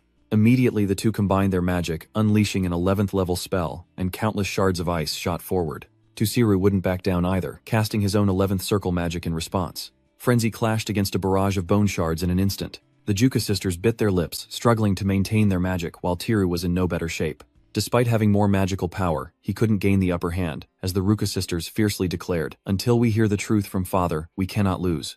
Immediately their combined magical power erupted. The ice shards, now empowered, surged forward, tearing through the storm.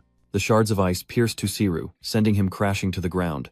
Seeing this, Du breathed a sigh of relief. They had won. Rua muttered, "We defeated father," but there was no joy in their eyes. And before long, Tusiru shakily stood up. He muttered, "Not yet." The Yuka sisters were horrified that their father still stood after taking their most powerful magical attack. "He really is our father." While the two were lost in thought, Tusiru cast another spell. Dua, seeing this, pleaded, "Please stop, father, I don't want to fight anymore." Ruka also tried to persuade him to turn back, saying their mother would be heartbroken if the family killed each other like this. The mention of his wife gives Tusiru pause and he relents. But Akuto has already entered the fray. Seeing Tusiru relent, Akuto's eyes flashed with rage, and he spotted the gun lying nearby. Akuto dashed forward like the wind, grabbed the gun and screamed, "Die, you weaklings." With that, Akuto opened fire on the Ruka sisters. In an instant, blood splattered covering the two sisters. They were horrified yet felt no pain, because Tusiru, not them, was shot. The Ruka sisters rushed to his side. They wept in anguish, asking why. "Father, why?" Akuto, still armed, coldly demanded. "You are all so frustratingly stubborn." At that moment, Shizuku couldn't hold back any longer and shouted, "I won't let you hurt anyone else." In an instant, before Akuto could fire again, her magic struck his hand, causing him to drop his gun. Akuto clutched his aching wrist, gritting his teeth as he cursed, "Worthless weakling." Tusiru, dazed from the bullet wound, reflects on what he tried to accomplish, even if it meant bringing tears to his daughter's eyes. It was at this moment that he realized his actions had been futile. Tusiru was born a noble mage and raised as a magical aristocrat. Tusiru believed that magic nobles were supreme beings, those who wielded magic to change the world only to be exploited by humans. They waited, seeking power to rise again, the mission of the noble mages. After the Great Disaster, noble mages could have seized control of Japan, but due to rogue mages following Ichikami Minato and the schemes of influential figures, the noble mages never gained power. From a young age, Tusiru trained to control the ignorant masses and stand at the top, chosen as the clan's head, and arranged to marry to preserve the noble mage bloodline. The clan head chose a wife for Tusiru, and that day marked his first encounter with his betrothed. It was just a political marriage, a mere formality. That's what Tusiru thought until he met Ruji. She was an odd one, so openly expressive. Ruji was stubborn like a child, and always wanted Tusiru to hold her hand, but it wasn't long before he found these things comforting. Tusiru, ever mindful of the mage aristocracy and its rules, found that it didn't matter. Juji was the first person he truly loved. And later on, he would gain even more precious people in his life, his two daughters, Ruka and Jika. But Tiru was a noble mage, and he needed to prepare for the inevitable wars to come. So he worried whether he should drag his wife and daughters into the conflict, forcing them to bear the burden of saving lives. The thought of his beloved family dying terrified Tusiru, and that fear began to transform. Juji succumbed to a terminal illness, but before she passed, she implored Tusiru to care for and love their daughters. Tusiru agreed to her request then, and with those final words, Juji passed away peacefully, as if finally at ease. But Tiru couldn't keep his promise to Juji. Without her, he didn't know how to love his daughters. He was the head of the mage aristocracy, raised to believe that the law was absolute. Within Tusiru, law and love for his two daughters were in conflict. And amidst all of this, his daughter joined the FMT, the enemy of the magic nobles. Torn between his noble blood and his love for his daughter, he truly didn't know which side to choose. And so it has come to this. Tusiru didn't betray the mage nobles nor Japan to fight his daughter, but in the end he took a bullet for her.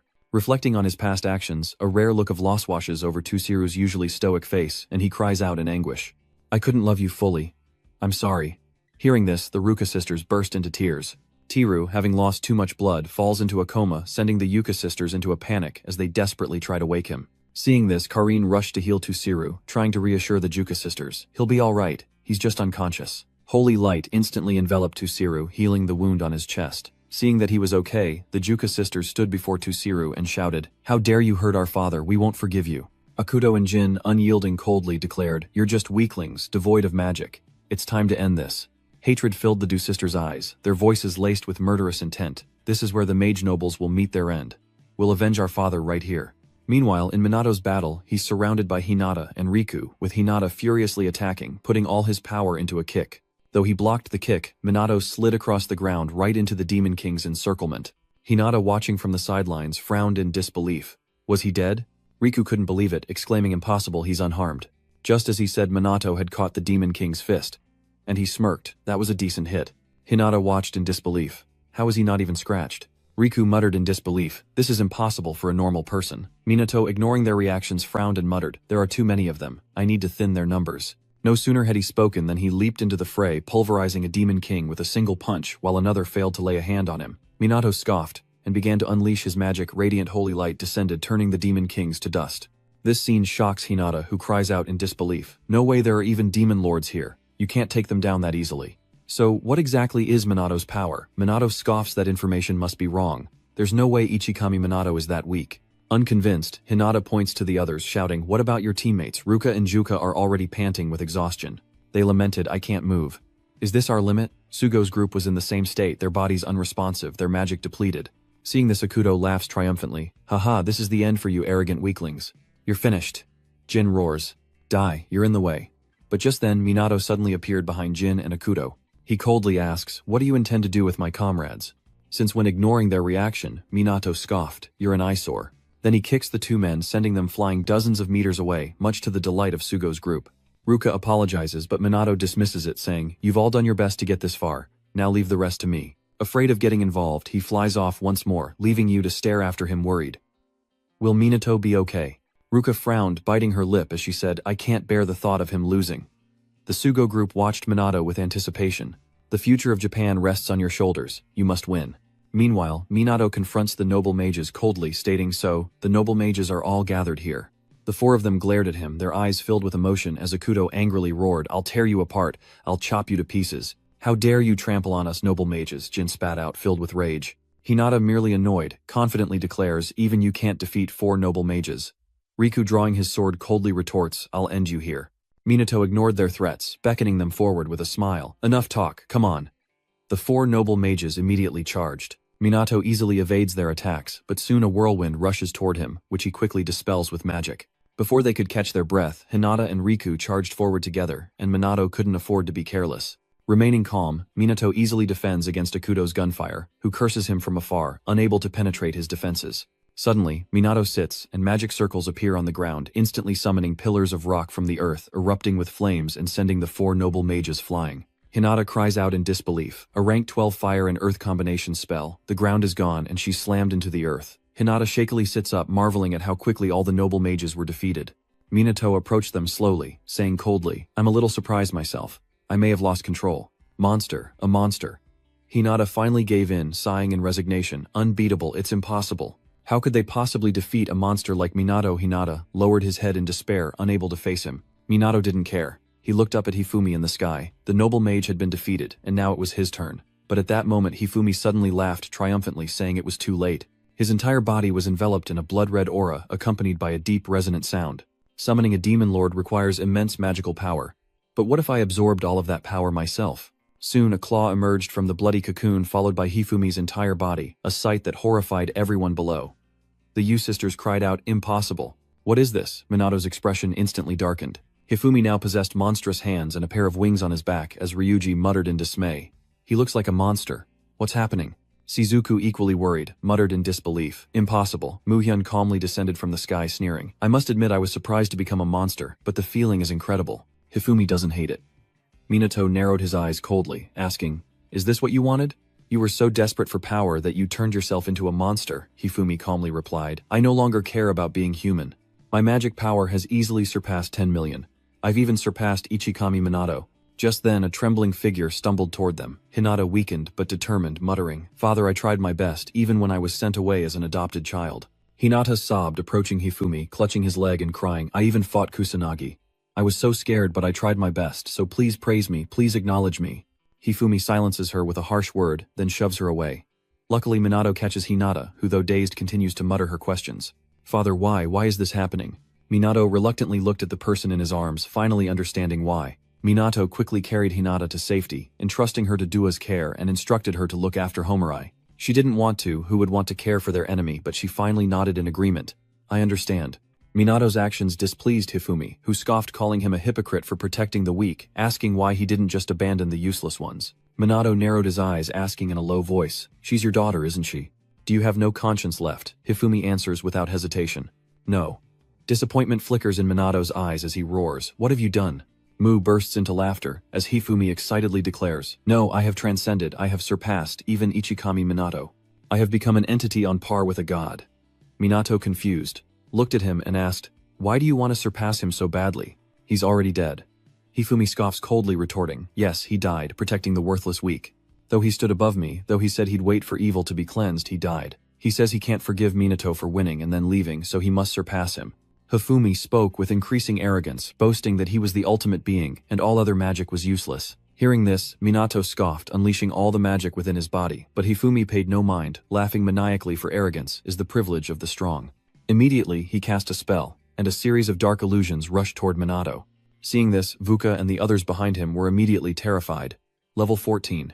Impossible, and without incantation. Minato, on the other hand, didn't panic at all. He calmly conjures level 14 magic and a wall of ice appears. The dark shadows seeped into the ice wall, and in an instant it cracked and exploded into shards that flew toward Hifumi.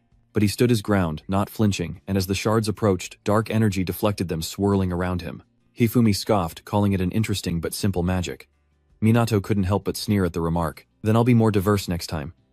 The Sugo group watched their battle, their eyes filled with disbelief. They muttered, "What kind of battle is this? There's no way a human can win against something like that." But the Yuka sisters have unwavering faith, believing Minato will emerge victorious. But at that moment Suzuku suddenly exclaimed, "No way, that's impossible." Yu, hearing this, asked in surprise, "What's wrong?" "Tagami." Suzuku trembled, pointing forward and muttering, "Kusanagi is in the fight, and Minato is on the defensive." He had to constantly create shields to defend himself, but Hifumi's attacks relentlessly surged towards Minato. He didn't dare to be careless, creating a level 14 shield to withstand the blows, but Hifumi's assault never faltered. Minato's shield wavers, and soon it shatters. Minato is forced to defend himself, a sight that fills Yu with dismay. Ruka couldn't believe what she was seeing. Minato was actually being pushed back and he was wounded. Fortunately, Minato possesses healing magic, and his wounds quickly vanish. Looking down from above, Hifumi scoffs, "How weak! Have you exhausted your magic already?" Before Minato can answer, the two sisters cry out, "Minato losing, that's impossible." The Sugo trio echoed this sentiment, each confident that Minato couldn't possibly lose. Kusanagi will definitely win. The only one worried at this point is Shizuku. She muttered in a panic, "Why didn't I realize it sooner? We've been too cruel." Everyone looked at her confused as Shizuku bit her lip and muttered, "He always acted confident, always said things would be all right. He always said, 'Leave it to me.' He kept saying that to reassure us, to reassure everyone. But Minato is only human just like them." Her words leave everyone stunned, a flicker of sorrow crossing Duka's face. They had become too reliant on Minato, believing they trusted him when in reality they were just dumping everything on him. Minato's back was too far for anyone to reach, and no one realized how hurt he was. No one realized how much he protected them, and the group began to feel remorse. "I'm the worst," Ryuji berated himself, with Sugo quickly agreeing. "And so does Japan." Shizuku urgently says, "If we don't believe it, everyone will feel uneasy." That's why he always smiled like that, flaunting his confidence. "It's always been like that, and I never noticed." With that, she burst into tears right then and there. Du, with tears welling up, called out to Minato. "Minato." Hearing the sound, he turned to see everyone looking at him with tears in their eyes. Minato smiled softly, confidently declaring, "I won't lose." But as soon as he spoke, Hifumi lunged, sneering, "You'll die here." Minato's eyes widened in surprise, but he dodged Hifumi's initial strike, only for the man to continue his assault, muttering, "Too slow." Minato didn't dare to be careless, quickly dodging the attack, and the two fell into a stalemate once more. Hifumi attacks relentlessly, his momentum fierce, while Minato focuses on defense, counterattacking when the opportunity arises. As he summons level 13 magic, an endless barrage of magic bullets rains down. Hifumi can't possibly dodge them all, and takes the full force of the attack. This enrages him and he roars, "You dare mock me," as a dark barrier appears to block the attack. Minato couldn't help but frown. "Automatic magic. You're persistent," Hifumi scoffed coldly. "That's my line, but it's over now. Your magical power is almost depleted." Minato narrowed his eyes at him, silent. Seeing this, Hifumi sneered. "The match ends here." As if in response, Minato coldly spoke, "I suppose it's time." Hifumi frantically summons magic, screaming, "You'll die here by the highest level magic I've created." Minato frowned, muttering, "Looks like I have no choice but to go all out." At that moment, a level 15 spell was cast, and dark energy transformed into arrows hurtling toward him. Minato retaliates, unleashing a level 15 combination of divine magic, instantly engulfing the area in holy light which surges towards the dark arrows. It was like cutting through the wind, those arrows couldn't stop it at all. Seeing the holy light engulf him, Hifumi panicked, but it was too late. He was blown away, leaving Minato weakened and gasping for breath on the ground. Ruka, bewildered, muttered, "Did we defeat him?" But Hifumi rose from the rubble, laughing triumphantly. "Not yet, I can still move. Even after using magic with such great power, I still have strength. Behold this boundless magical power." Minato then rose to his feet, coldly declaring, "That's enough." Hifumi glares at Minato, scoffing, "Begging for your life now, are you? So you're just a mediocre mage after all." He cast his spell, threw his head back and laughed. "The magical power of calamity is truly terrifying. I will surpass Kusanagi Minato and Ichikami Minato, and become a god." Minato was truly helpless against him. He urged, "Can't you see you've reached your limit?" Hifumi was stunned, finally realizing something. His body begins to crack. Hifumi cries out in alarm, "What's happening?" Moreover, his body is constantly burning. Minato slowly says, if you force more magic power, your vessel will shatter. It was obvious. Hifumi stares at him in disbelief. You knew from the start, yes. Minato casually nodded in agreement, but Hifumi was not convinced. I was so close to surpassing Ichikami Minato, he muttered in frustration. Then why did I fail? The only one I should lose to is Ichikami, only him. Hearing this, Minato couldn't help but sigh. Because I died, I caused you pain. I told you to wait. These words left Hifumi bewildered. He trembled, muttering, what are you saying? Minato lowered his head slightly, speaking with sorrow. I'm sorry, he murmurs. Hifumi suddenly saw a familiar face in Minato's eyes, and in disbelief he cried out, it can't be, it can't be. About 50 years ago, a solitary figure stood in Ichikami Minato's memorial hall, and Hifumi in disbelief muttered, why did you die? Why do you look so peaceful? Minato lay still after the great disaster. Seeing his pain, Shizuku tried to comfort him, saying Ichikami had fought tirelessly for everyone. Then let him rest now. Hifumi wouldn't hear it, violently, shaking her hand off and angrily shouting, shut up, don't bother me. He then ran to Minato's coffin, wailing that Ichikami was still alive, that the healers were incompetent, and that he could still return. Shizuku, fearing Hifumi's rashness from grief, pleaded, what are you doing? You can't use the sacred art, and even if you did, Ichikami is. Before she could finish, Hifumi's holy magic manifested, sending Shizuku into a panic. He mustn't use it. But Hifumi wouldn't listen, relentlessly using his holy magic on Minato while crying out, come back to life, Ichikami. But before long, Hifumi's movements faltered, as someone rushed in and grabbed his hand. Hifumi, inconsolable, struggled, I will not forgive you. The incompetent trash killed Ichikami, he ranted madly. Hifumi raged, you're all useless. Ichikami died because of your weakness and incompetence. Only exceptional sorcerers are necessary. I will change this rotten world. I will surpass Ichikami Minato. Shizuku couldn't help but feel the pain. Ichikami Minato's death had left Hifumi with an immense void, driving him to relentless training, honing his skills day after day. Hifumi exploited his position, creating a magical aristocracy, expanding his influence into politics and finance, controlling information, and monopolizing knowledge and technology. Yet he still couldn't surpass Ichikami Minato. And so, because of Hifumi's foolish pride, he even fabricated information about Ichikami Minato, turning his shame into anger, and continued to train himself for that promise, for Hifumi's vow to surpass Minato. And so he lived for Minato, rising again and again no matter how many times he fell. He wanted to surpass Minato, to become stronger and stand beside him. Hifumi lived in this delusion until one day, a familiar hand reached out to him, the very figure he dreamed of every night, Ichikami Minato. He reaches out to Hifumi, wanting to help him up. Hifumi never hated Minato, he only admired him. That's why he wanted him alive, and now Hifumi's wish has come true. A true Ichikami Minato now stood before him, and Hifumi reached out a trembling hand. But at that moment a stream of black blood suddenly gushed out. Hifumi's eyes widened, his face contorted in pain. Minato is caught off guard, as Hifumi is impaled the attacker, snatching the spirit stone from his chest. Hifumi's body falls limp to the ground, as Yu trembling stares in disbelief, crying out, why is she so frantic? The reason Chloe was the one who struck the blow, a twist no one could have foreseen. Meanwhile, Hinata awakens to a heartbreaking scene, screaming and rushing forward. Stop! Minato, unable to accept this, rushes forward, landing a punch on Chloe's face, but she blocks it with a shield. She sneered, saying, hitting a woman is the lowest thing you can do. Minato. Hinata rushed to Hifumi's side, her eyes filled with worry. Minato narrowed his eyes at Chloe, questioning, what do you intend to do? This is what I want to do, Chloe replied calmly before casting a level 14 spell. The shadow creatures began their assault, targeting Hifumi and his father, but Minato wouldn't allow it. He used layered magic to defend, creating a wall of ice and bone before him. The shadows frantically crashed against it, exploding, and sending Minato and the others flying back. Minato was unharmed, but Hinata and Hifumi were not so lucky. He quickly casts a spell to catch them, pushing them towards Ruka's group in the back, as Chloe laughs triumphantly, knowing her moment has arrived. No sooner said than done, she swallowed the spirit stone, unleashing an immense surge of magical power. It enveloped Chloe's body, then spread uncontrollably through the air, forcing Minato to turn away. Soon a figure emerged from the magical energy, a spirit stone embedded in its forehead. At that moment, Ruka and the others trembled, as if crushed by an invisible force. Chloe's sinister voice echoes, it's been so long. For 50 years I've waited and waited. And finally, the moment she had been waiting for had arrived, and Sugo looked absolutely dreadful. They could hardly believe their eyes, as Chloe's entire body had been completely transformed. It grew enormous, its body adorned with purple spirit stones brimming with magical power. Even Hinata and Shizuku couldn't believe their eyes. They muttered in fear, this is impossible. Chloe's form had become that of a demon god. Minato recognized this form, of course. While everyone was confused, Chloe suddenly erupted with magical power. Its power was too great for Luca and the others to bear. Before long they all collapsed to the ground. Even those far away felt a terrifying presence, though not as intensely as Ruka and the others. And within the city, people in their homes were suddenly overcome with despair. The cries of despair echoed endlessly as the demon god threw back her head and laughed, all of Japan consumed by hopelessness. Do you hear it? The screams of humanity. With that, she looked at Minato and called him Ichikami. Minato. Minato is stunned to hear that name. The demon god smirks, continuing. The moment I touched your hand, I knew you were Ichikami Minato. That's why she infiltrated SMT, gathered all sorts of information, gained everyone's trust, and made them feel foolishly at ease. Minato frowned and questioned her fiercely. You're the one who manipulated him into Mu's strange behavior, and that disastrous magic, aren't you? Shrugging indifferently, the demon god scoffed. Manipulated sounds so sinister. I simply brainwashed him. For over 50 years, the demon god slowly brainwashed Hifumi. She's like a demon. No, she por a demon.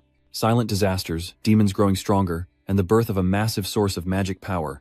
By triggering the great disaster, the demon god poured all of that chaotic magic power into a mortal body. By taking it, the demon god will be resurrected. All that remains is to kill Minato. As she spoke, she unleashed 15th circle magic, and a barrage of dark arrows hurtled toward Minato. Not daring to be careless, Minato tries to cast a spell to defend himself, but his arm trembles uncontrollably. The magic won't come. The demon god laughed triumphantly. Your magic is almost depleted. Even a great sage can do nothing when their magic runs dry. Unable to cast magic, Minato can only evade. But the dark arrows were too numerous, relentlessly pursuing him. Before long, Minato couldn't hold out any longer and was struck by an arrow. He was thrown back, his body slamming into the ground. Minato coughed up blood, but the dark arrows relentlessly pursued, piercing his body without hesitation. He lay powerless on the ground, riddled with wounds. Seeing this, the demon god chuckled. Just like 50 years ago, you fight for others and sacrifice your life for them. You should have left them to their fate. But as soon as she spoke, she saw Minato's arm twitch, and the demon god frowned in surprise. Sure enough, it wasn't long before Minato rose to his feet, prompting the demon god to click her tongue, marveling at his injuries and depleted magic. But Minato didn't care, he roared. Answer me, what have you done for the last 50 years, and why are the demons killing people? Why did they come here? And he wants to know what the disaster really is. With a snort, the demon god sneered, asking questions at a time like this. Fine, I'm in a good mood, so I'll tell you at the very end. The secret of the disaster is... But as she said this, the demon god suddenly paused, a sly smile appearing, and then she laughed. You must have suspected it already. The disaster is the phenomenon of transferring magic beasts and magical power, magic power transferred from the demon world to Earth. That magic is consumed, and magical beasts appear. The more beasts that appear, the more the magic grows.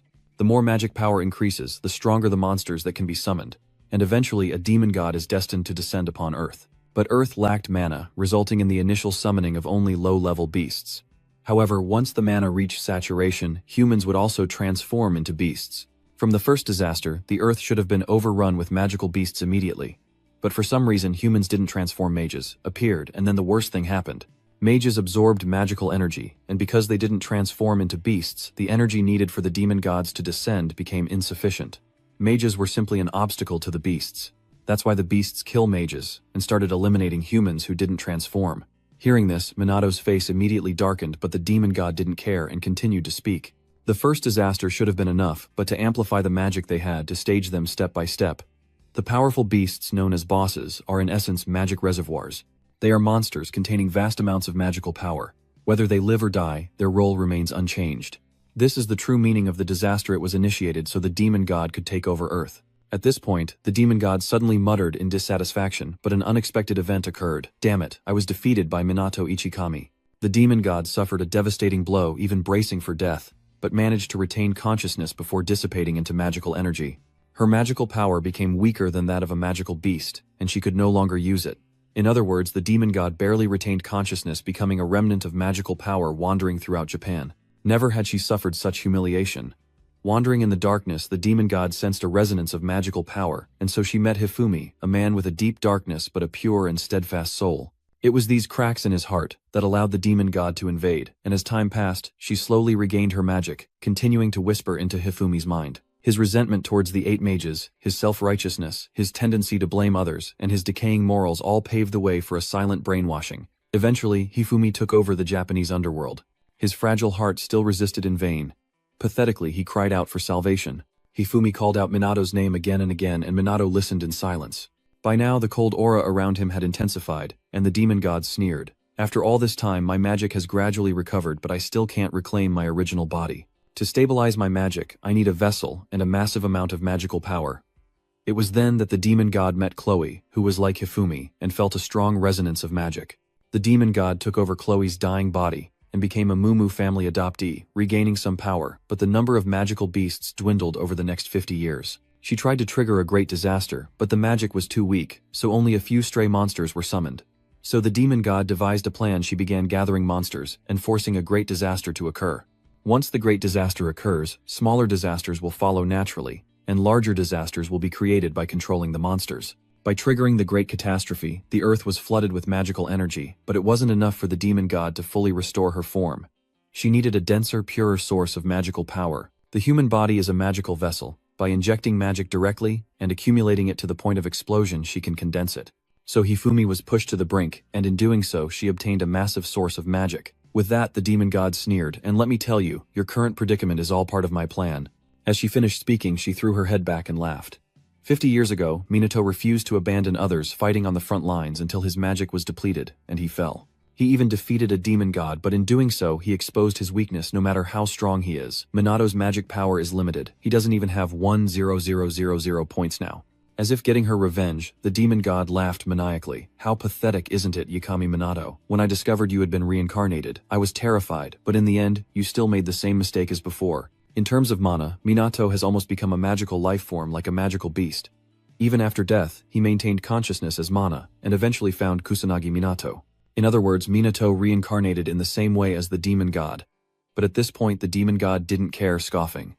But it's all meaningless now. I will erase every trace of your magic, and your very soul will be destroyed." Minato, silent, until now, finally spoke in a deep voice. Could all the disasters of the past, the first disaster that changed Minato's life, the day he first saw magical beasts filling the sky, the day he saw mages and civilians falling one after another, even many children losing their lives in that disaster. And the disasters that followed, Minato lost many comrades. The corruption of the magic nobility, the conspiracies behind the scenes, and even the monster attacks dragged countless innocent lives to their doom. He wants the demon god to admit she caused it all, but she sneers. So what? With that, Minato suddenly threw his head back and roared, his body enveloped in a surge of magical power that instantly exploded. Seeing this, the demon god cried out in disbelief. "What kind of magic is this? Why is the magic power surging like this? Your magic should be depleted." Minato didn't answer, biting his lip, and began to cast his spell. First, a level 15 unconscious holy magic spell, a surge of holy light, quickly enveloped Minato, and then began to devour magic power. The demon god watched in dismay. Dual unconscious magic, complete recovery paired with the ability to devour magic. What kind of unholy magic is this? But what came next was even more shocking. She watched as Minato's mana surged higher and higher, leaping to 30 million, then 50 million, and still climbing. The demon god couldn't believe his eyes, muttering, "Impossible." In an instant, Minato's magic power had reached just 1 unit shy of 100 million. He coldly declares, "You've truly angered me, demon god." The demon god is increasingly incredulous, finding it impossible to believe. The only magic that absorbs all energy is destruction magic. And that magic is unconscious. Not only that, but its recovery rate surpasses even destruction magic. It's not simply absorbing magic. In other words, its stamina and magic recovery are nearing perfection. The entire area is engulfed in limitless magical power as Du and her sister awaken outside. Seeing this, Ruka cried out in alarm. "What's going on?" Du quickly added. "I can feel the pressure from the demon god's energy and..." Before they could finish, they saw a figure standing firm within the magical energy. Ruka exclaimed in surprise. "It's Minato. What's going on?" In the heat of battle, the demon god roared in defiance. "You bastard, how can you wield such magic?" Minato didn't answer, but instead advanced towards her. It was then that he coldly spoke. "If the events of 50 years ago were to repeat themselves, then of course I wouldn't allow it to happen again. So today, Minato has increased the power of the mages, training them and teaching them how to deal with monster disasters, and to overcome his own weakness, the depletion of magic power. He researched absorption magic, and Minato conducted numerous experiments, but using it on monsters risked detection by the demon god, so he limited its use to humans. Using it as unconscious magic is still difficult, but his rage will make it work." The demon god bit his lip, fiercely shouting in dissatisfaction. "Don't be ridiculous. Ichika, you drone on as if you planned everything. Are you trying to prove you knew I was here all along?" Minato smirked. "When I was reborn, I wasn't sure, but I considered the possibility, so I made plans." As time passed, the truth became clearer. The moment the demon god noticed you, you noticed her. Hearing this, the demon god angrily roared. "Letting me struggle to be free was your idea." With a knowing smile, Minato mocked. "You're a terrible actress." The demon goddess, now enraged, lunged at Minato. Of course, Minato didn't back down either, quickly rushing forward. With a bang, the two powerful streams of magic collided. Minato relentlessly conjures magic circles, assaulting the demon god who can't evade the swift barrage of magical energy. Minato didn't stop there, continuing his assault. He quickly closed the distance and delivered a powerful kick to the demon god. But just then a beam of dark light shot out, hurtling madly toward Minato. Unfortunately, it hit an invisible wall and vanished into thin air, unable to touch even a hair on Minato's head. Seeing this, the demon god immediately panicked. She trembled, muttering, "What did you do? What did you just do?" With a nonchalant shrug, Minato retorts, "I'm just standing here." The demon god hearing this roars even more furiously, "Tell me it's a barrier, isn't it? I won't accept this. I am the demon god of all demons, yet a mere human dares to outwit me." She was like a madwoman. Shaking her head in denial, the demon god howled at the sky, furiously screaming, "I won't accept this." At that moment, a horde of demon kings appeared surrounding Minato, but he remained fearless, standing calmly protected by his shield. At that moment, the demon kings cast their spells, and in an instant a barrage of magical beams rained down on Minato, but they were useless against him. Meanwhile, Minato unleashed a barrage of magic, felling the demon lords one by one, and in an instant they were all gone. The demon god recovered and screamed, losing color, and then dark arrows shot forth in a frenzy. Minato quickly dodged as the demon god conjured massive magic circles. Instantly, a series of magic circles appeared above her head, unleashing a torrent of magical power that coalesced into a five-colored orb, hurtling down from the sky. Now Minato begins his counterattack, unleashing a level 15 ultimate magic spell, Annihilation Burst. Instantly, a giant elephant appeared, snatching the multicolored orb and crushing it into nothing. Minato landed safely, completely unharmed, leaving the demon god in utter disbelief. He blocked the 9-Union divine technique so easily. Is Minato even human? Growing more resentful, the demon god roared, "You dare surpass me, a demon god, absurd. If you surpass me, I'll go even further." With that, she absorbed the remaining divine power, instantly flooding her body. Before long, her body overflowed with magical power, and without hesitation, the demon god began to cast her spell. She laughs triumphantly. "The highest level Ichikami Minato can reach is 15, and I've reached 16. Immediately a level 16 dark magic spell is cast, and a terrifying stream of dark energy begins to engulf the Japanese sky. Minato stood calmly, a cold smile on his face.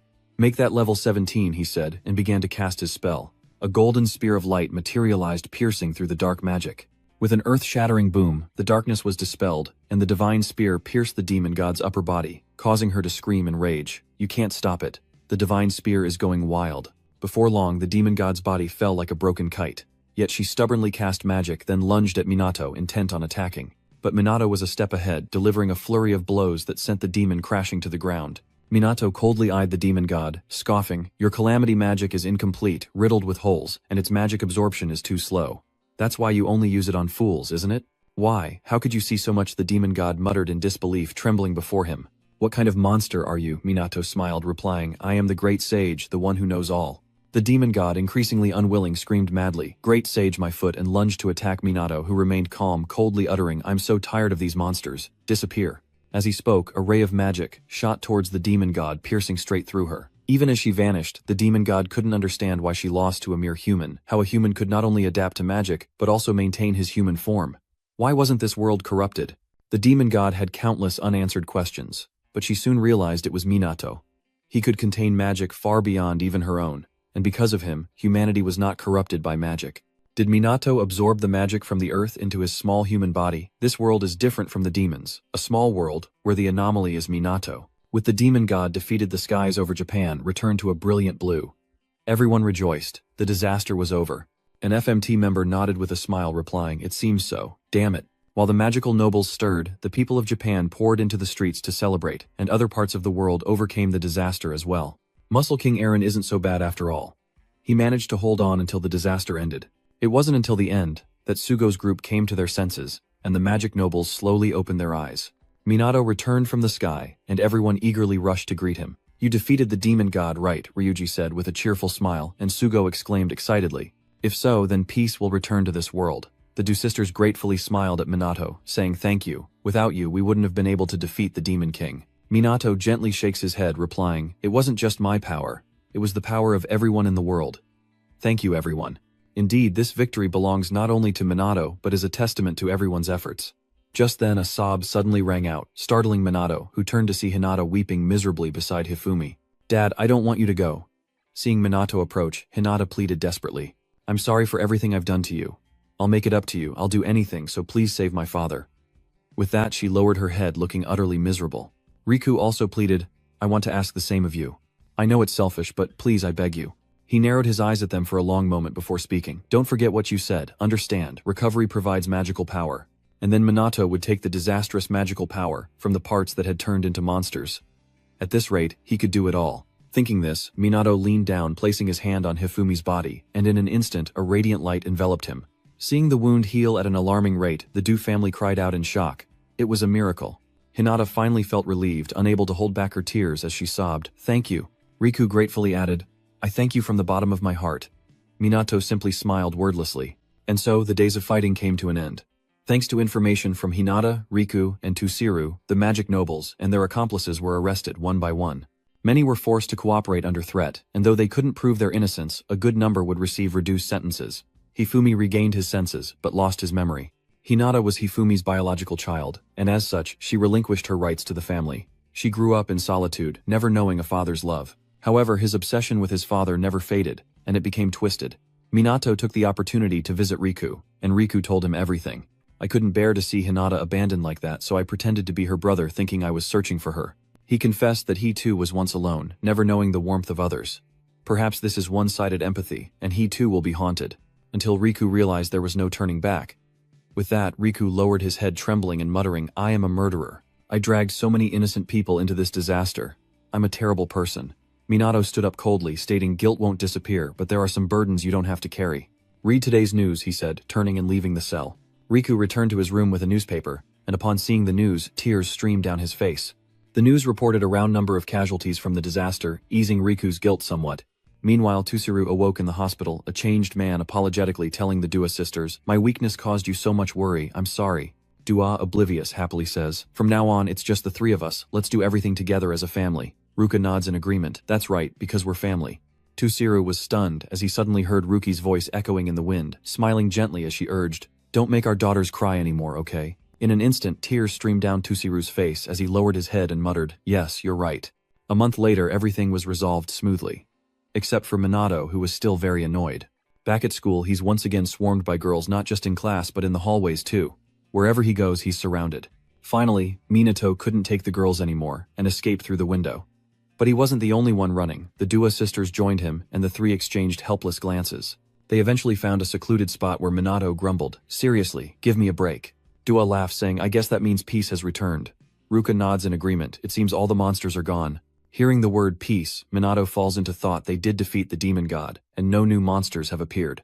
But has peace truly returned, he simply doesn't know. Meanwhile, the Yuka sisters were secretly observing Minato, having clearly heard the demon god call him Ichikami Minato. And he looked exactly like the great sage they saw in the photo, meaning Minato with them was the great sage Ichikami. Minato died 50 years ago, but as they pondered this, Minato spoke. "Well, I guess I'll head to the training grounds. I can't rest easy until Sidu learns to think for me." Ruka and her sister quickly snapped out of their thoughts and hurried after him while in a dark corner claws broke free from a cocoon, foreshadowing more misfortune than good. Months after the great disaster, other disasters ceased and monsters vanished from the world. The world rejoiced in peace as everyday life slowly returned to normal. Everyone returned to their lives free from fear. Until Sugo delivered some shocking news. Du cries out in disbelief. "The Magic Task Force is being disbanded." Sugo replies calmly. "The Magic Task Force's main mission was to deal with monsters and disasters, but those threats have disappeared. The disbandment is inevitable." Yu bit her lip and muttered, "What I mean is, yeah, that makes sense." But that's all she could say. She didn't know what else to add. The lower-ranking members began to murmur, "We worked so hard to get here. Are we really disbanding?" Seeing this, Minato reassured them, "There's no need to be sad. Whatever the reason, we should celebrate the return of peace." He says that even if the team disbands, what they've built will not disappear. They've all grown and achieved so much. You've overcome many challenges. You can thrive anywhere as long as you believe in yourselves. Upon hearing this, the crowd below responded in unison. Understood. And so the farewell began as they spent their final moments together. The team members then bid their final farewells and departed with Minato's group cheerfully waving goodbye, but Dua couldn't help but speak up. "So, the Magic Task Force has truly come to an end." Ruka nodded softly, murmuring, "That means we're going back to being students." But Ryuji immediately retorted, saying it was impossible. The thought of being swarmed inside and outside the classroom was too much. Rui would never make it through class in that cramped space, especially now that they're so famous. Speaking of school, Minato immediately loses energy, shaking his head and muttering, "I don't want to go back to school either." Seeing this, Rui clicked his tongue, realizing it affected him more than they thought, when Sugo suddenly suggested, "How about we become famous or something? You're being stalked, right?" Before he could finish, Minato shot him a death glare, grinding his teeth as he asked, "Are you serious?" Sugo, sweating nervously, backpedals. "No, sorry, I heard you can complete remote courses and might get university recommendations. Companies worldwide will want you. You save the world. You should think about your future." Minato's group was stunned by this statement. Sugo was right. On the way home, Ryuji kept muttering about it. My future, huh? Minato glanced at him asking, have you made any plans for after graduation? Ryuji calmly replied, I really can't afford college. I want my mom to live comfortably, so I'll probably just find a job. Minato couldn't help but frown. Sounds rough, he shrugs nonchalantly. Ryuji replies casually, I've been getting paid by the Magic Special Forces lately. He's made my life so much easier. My mom switched from the night shift to the day shift. Hearing this, Minato chuckled. My little brother would be happy too, I bet. Rui smiled unconsciously and happily said, that's right, it's fun. Every day you should come over again. He then turned to Ruka and suggested, the same goes for you, Ruka. The kids said they miss you. Ruka was a little surprised but quickly nodded in agreement. Yes, I'll visit soon. Minato glanced at the Dua sisters, asking if they had decided what to do. Du happily replied, I'm planning to study abroad at a magic university. Ruka nodded in agreement. Me too, I want to learn more about magic. Seeing their unity, Minato smiles, knowing their father's arrest must be hard on them. It's good that they have so much empathy for each other. They happily return home. Meanwhile, Ruka was lost in thought, realizing she still hadn't asked Minato if he was truly Ichikami Minato. She also thought reincarnation was impossible, but the truth proves it can happen. Du is thinking the same thing, that knowledge, those skills, that demeanor, and his strength. If Minato is Ichikami Minato, then everything makes sense. On the way, Ryuji suddenly remembers something, asking suspiciously, oh right, how is Kigami doing? Minato slowly replied, I visited her the other day, and she seemed to be doing quite well. Since Suzuku committed the crime under duress, it seems she'll only receive a suspended sentence. Hearing this, Ryuji breathed a sigh of relief, but quickly muttered with melancholy, Riku will be sentenced pretty severely. Minato frowned slightly, you don't think so? He slowly began, the aristocratic magician society made a grave error. Their excessive elitism led to their downfall. Ruka and her sister lowered their heads in silence, knowing this all too well, prompting Minato to sigh and offer comfort. However, the demon god was truly behind this, and that child will likely be re-evaluated. At this, smiles returned to the faces of Ryuji and the two sisters. They were greatly relieved, but not Minato, whose mind was now flooded with unanswered questions. For example, what is a demon god? And what was that other world she spoke of before vanishing? Why did Hifumi become a demon? And then there's the reason Minato was reborn. Perhaps he was reborn in a similar way to the demon gods, making him a similar entity. And finally, is Minato even human? Later at Ryuji's house, Ruka struggles to babysit. The two kids clung to her, spinning around and around, prompting Yuka to remark, wow, I've never seen you act like this before. Minato pouted, I told you, but you're not much better off being pinched by a kid. Ryuji, feeling apologetic, said, sorry, I think she's just overexcited that you guys are here. She's more energetic than usual. Just then, Minato's phone rang, and he quickly answered, his voice slightly altered from having his cheeks pinched, confusing Sugo on the other end. Your voice sounds strange, Minato. You then took the child away from Minato. It was then that Minato nonchalantly asked, what do you need? Sugo quickly replied that their international mage certification papers had arrived. Hearing this, Minato immediately put the call on speaker, so Ruka and the others could hear. Sugo continued to speak from the other end of the line. Unlike the test in Japan, this qualification helps you operate in the world, and it's very difficult. But it seems your achievements in the disaster have been recognized. Many new mages appeared during the disaster, and their abilities weren't appreciated, so they decided to re-examine mages. Hearing this, Yu was confused and asked, you mean we're considered temporary mages too? Ruka casually remarks, besides you're underage and not eligible for licensing. Minato glances at everyone and says with a smile, this is the perfect opportunity, let's do it. Immediately, Yu spoke up with fiery enthusiasm, saying it would be a piece of cake for them. Ruka agreed, saying it was nothing compared to the great disaster, and Ryuji excitedly chimed in, let's do it. Hearing this, Sugo smiled and continued, I'll send you the details, do your best. Commander Kusanagi, you might even qualify for the Sage class. Minato frowned, glancing around as if to ask what the Sage class was. Yuga quickly explained, it's the highest rank for a mage, there are only 6 in the world. Ruka winked and said with a smile, to put it simply, this is what they look like. A few days prior at the International Mage Association in America, Aaron entered from outside. Looking at those seated at the long table, he respectfully greeted them. Thank you, esteemed members of the Council of 6 Sages, for gathering here. As soon as she finished speaking, one of the 6 great sages, Andre Grandin, roared, you dare summon me from afar, do you take me for a fool? Another great sage, Victor Butler, couldn't help but mock him for his outburst. I can't stand seeing someone let their emotions cloud their judgment, please have some dignity. Vai Vama, a female sage, couldn't help but chime in. Those less intelligent are easily swayed by emotion, it seems that holds true even for sages. These words sent Andre into a rage. He unleashed his magic power, grinding his teeth as he roared, do you dare look down on me? But before he could act, a hand gripped Andre's arm. It was the sage Ma Farrell. He coldly spoke, enough. But Andre wouldn't yield, glaring at Pharaon. You bastard, are you deliberately trying to provoke me? Enough. Amidst the clamor, a dignified voice cuts through. Leonard Forder, one of the 6 chosen sages. He spoke coldly. Sages should not bicker amongst themselves like this. Andre, can you not maintain your composure here?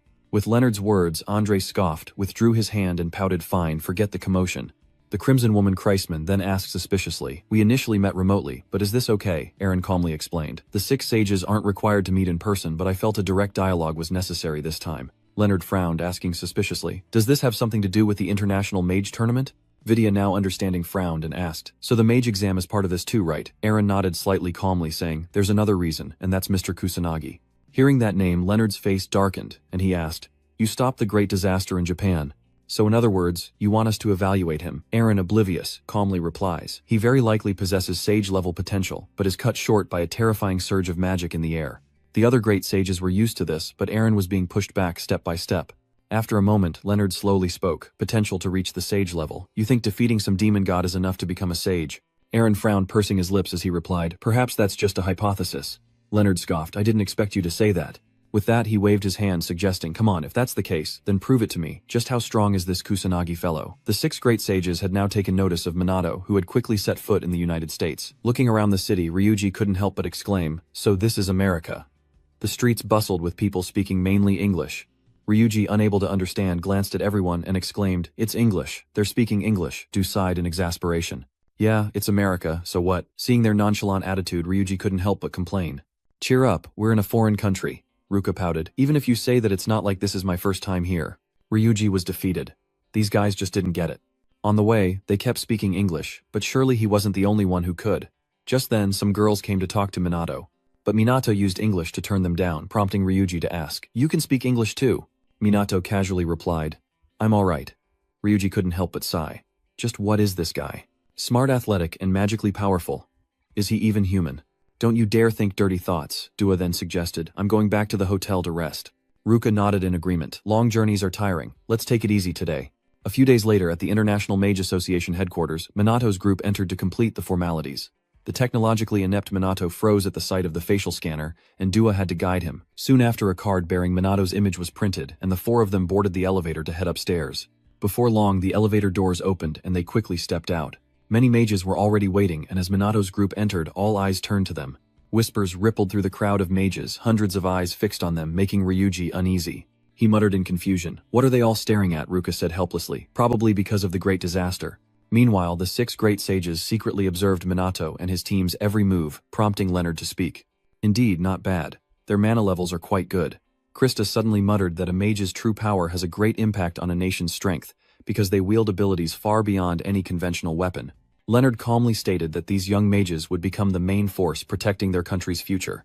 In other words, the results of this exam would not only assess individuals, but also be tied to the status of each nation. Vi couldn't help but interject. We can't rule out the possibility of war breaking out, can we? Leonard said calmly, smiling slightly. However, on the whole, countries other than Japan have strict restrictions regarding magic. Vi frowned, hesitating to speak, yet they're holding such a large-scale exam this time. Shouldn't they be controlling information about magic more tightly? Leonard shook his head, raising an eyebrow with a smile. Because magic has similarities to military technology, it's just that Japan proactively disclosed the information, so the trend is starting to change. Vi looked at Minato's information on the computer, and after a long time sighed. Kusanagi's theory of magic education is knowledge known in developing countries, but it has never been widely publicized. This is also what Leonard is keeping an eye on, he said slowly. How he knew this remains a mystery, but he elevated Japanese mages to the world stage, concluding that Minato is no ordinary person. Meanwhile, outside the International Mage Association's waiting room, Minato and his companions waited in silence. 3 young punks suddenly approached aggressively, asking, Are you the Kusanagi guy? Hearing his name, Minato turned around, causing the leader to shout in dissatisfaction. Defeated a demon god. What kind of joke is that? What tricks did you pull? He asks, implying Minato has powerful backers. Or did he dig up dirt on some politician? Seeing his face, Minato is suddenly reminded of Jun. He frowned, asking, You're not involved with sin or anything, are you? The man hearing this shouted in dissatisfaction, Don't try to change the subject. Seeing this, the U group felt nostalgic instead of worried, watching from the sidelines as if it were a show. The 3 punks didn't dare do anything, turning to leave, but not before issuing a warning. Damn it, this was bound to come out sooner or later. Everyone's staring at you. Drawn by the commotion, all eyes turned to them, and Minato sighed. This is troublesome, but it looks like it could be interesting. Just then, a pink-haired girl with a mix of innocence and seriousness entered, followed by Aaron, who boomed, Everyone sit down. Seeing him, Ruka's group immediately panicked. It turned out the American military was in charge of the exam. As they were still reeling, Aaron stepped onto the platform and announced, I will now explain the exam. I will only say it once, so listen carefully. He announced the exam would consist of a written test mana measurement and a practical exam with failure in any section resulting in elimination. In addition to the tests, other factors will be evaluated, so act like proper mages and don't do anything shameful. After passing, the exam ranks will be determined based on the total score, prompting the punk who questioned Minato to ask what it takes to become a great sage. Eren slowly announced, a perfect score is a prerequisite, but there are other criteria. Ability, achievement, aptitude, and public perception. You must excel in every aspect. With that, Aeon glanced meaningfully at a figure below and mysteriously smiled. Perhaps the seventh sage will emerge from among you. Hearing this, everyone was immediately filled with enthusiasm. Aeon nodded in satisfaction, impressed by this year's candidates, but Minato was still in a league of his own. With that thought, he announced, then let the official exam begin. The first test is a written exam, and Minato's face immediately changes as he receives the questions. Inside the test, questions all relate to Minato's father. Minato sighs. You'd think this was a magic exam. I didn't expect such a trap. Eren watched Minato from the platform, noticing his constant sighs, and couldn't help but think this test is indeed the most difficult, even for Minato. But don't disappoint him. But when Eren saw the results, he was stunned, not disappointed, and cried out in disbelief. Are you kidding me? Minato's name was at the top with a perfect score. Eren couldn't help but marvel as expected. He's no ordinary man. Even reaching 80% would be a challenge. If it were Minato, he could truly reach the level of a great sage. Meanwhile, Yuuka and the others rushed to congratulate Minato, who remained unfazed. How did everyone do on the exam? Du immediately responded, my sister and I are probably around 20th.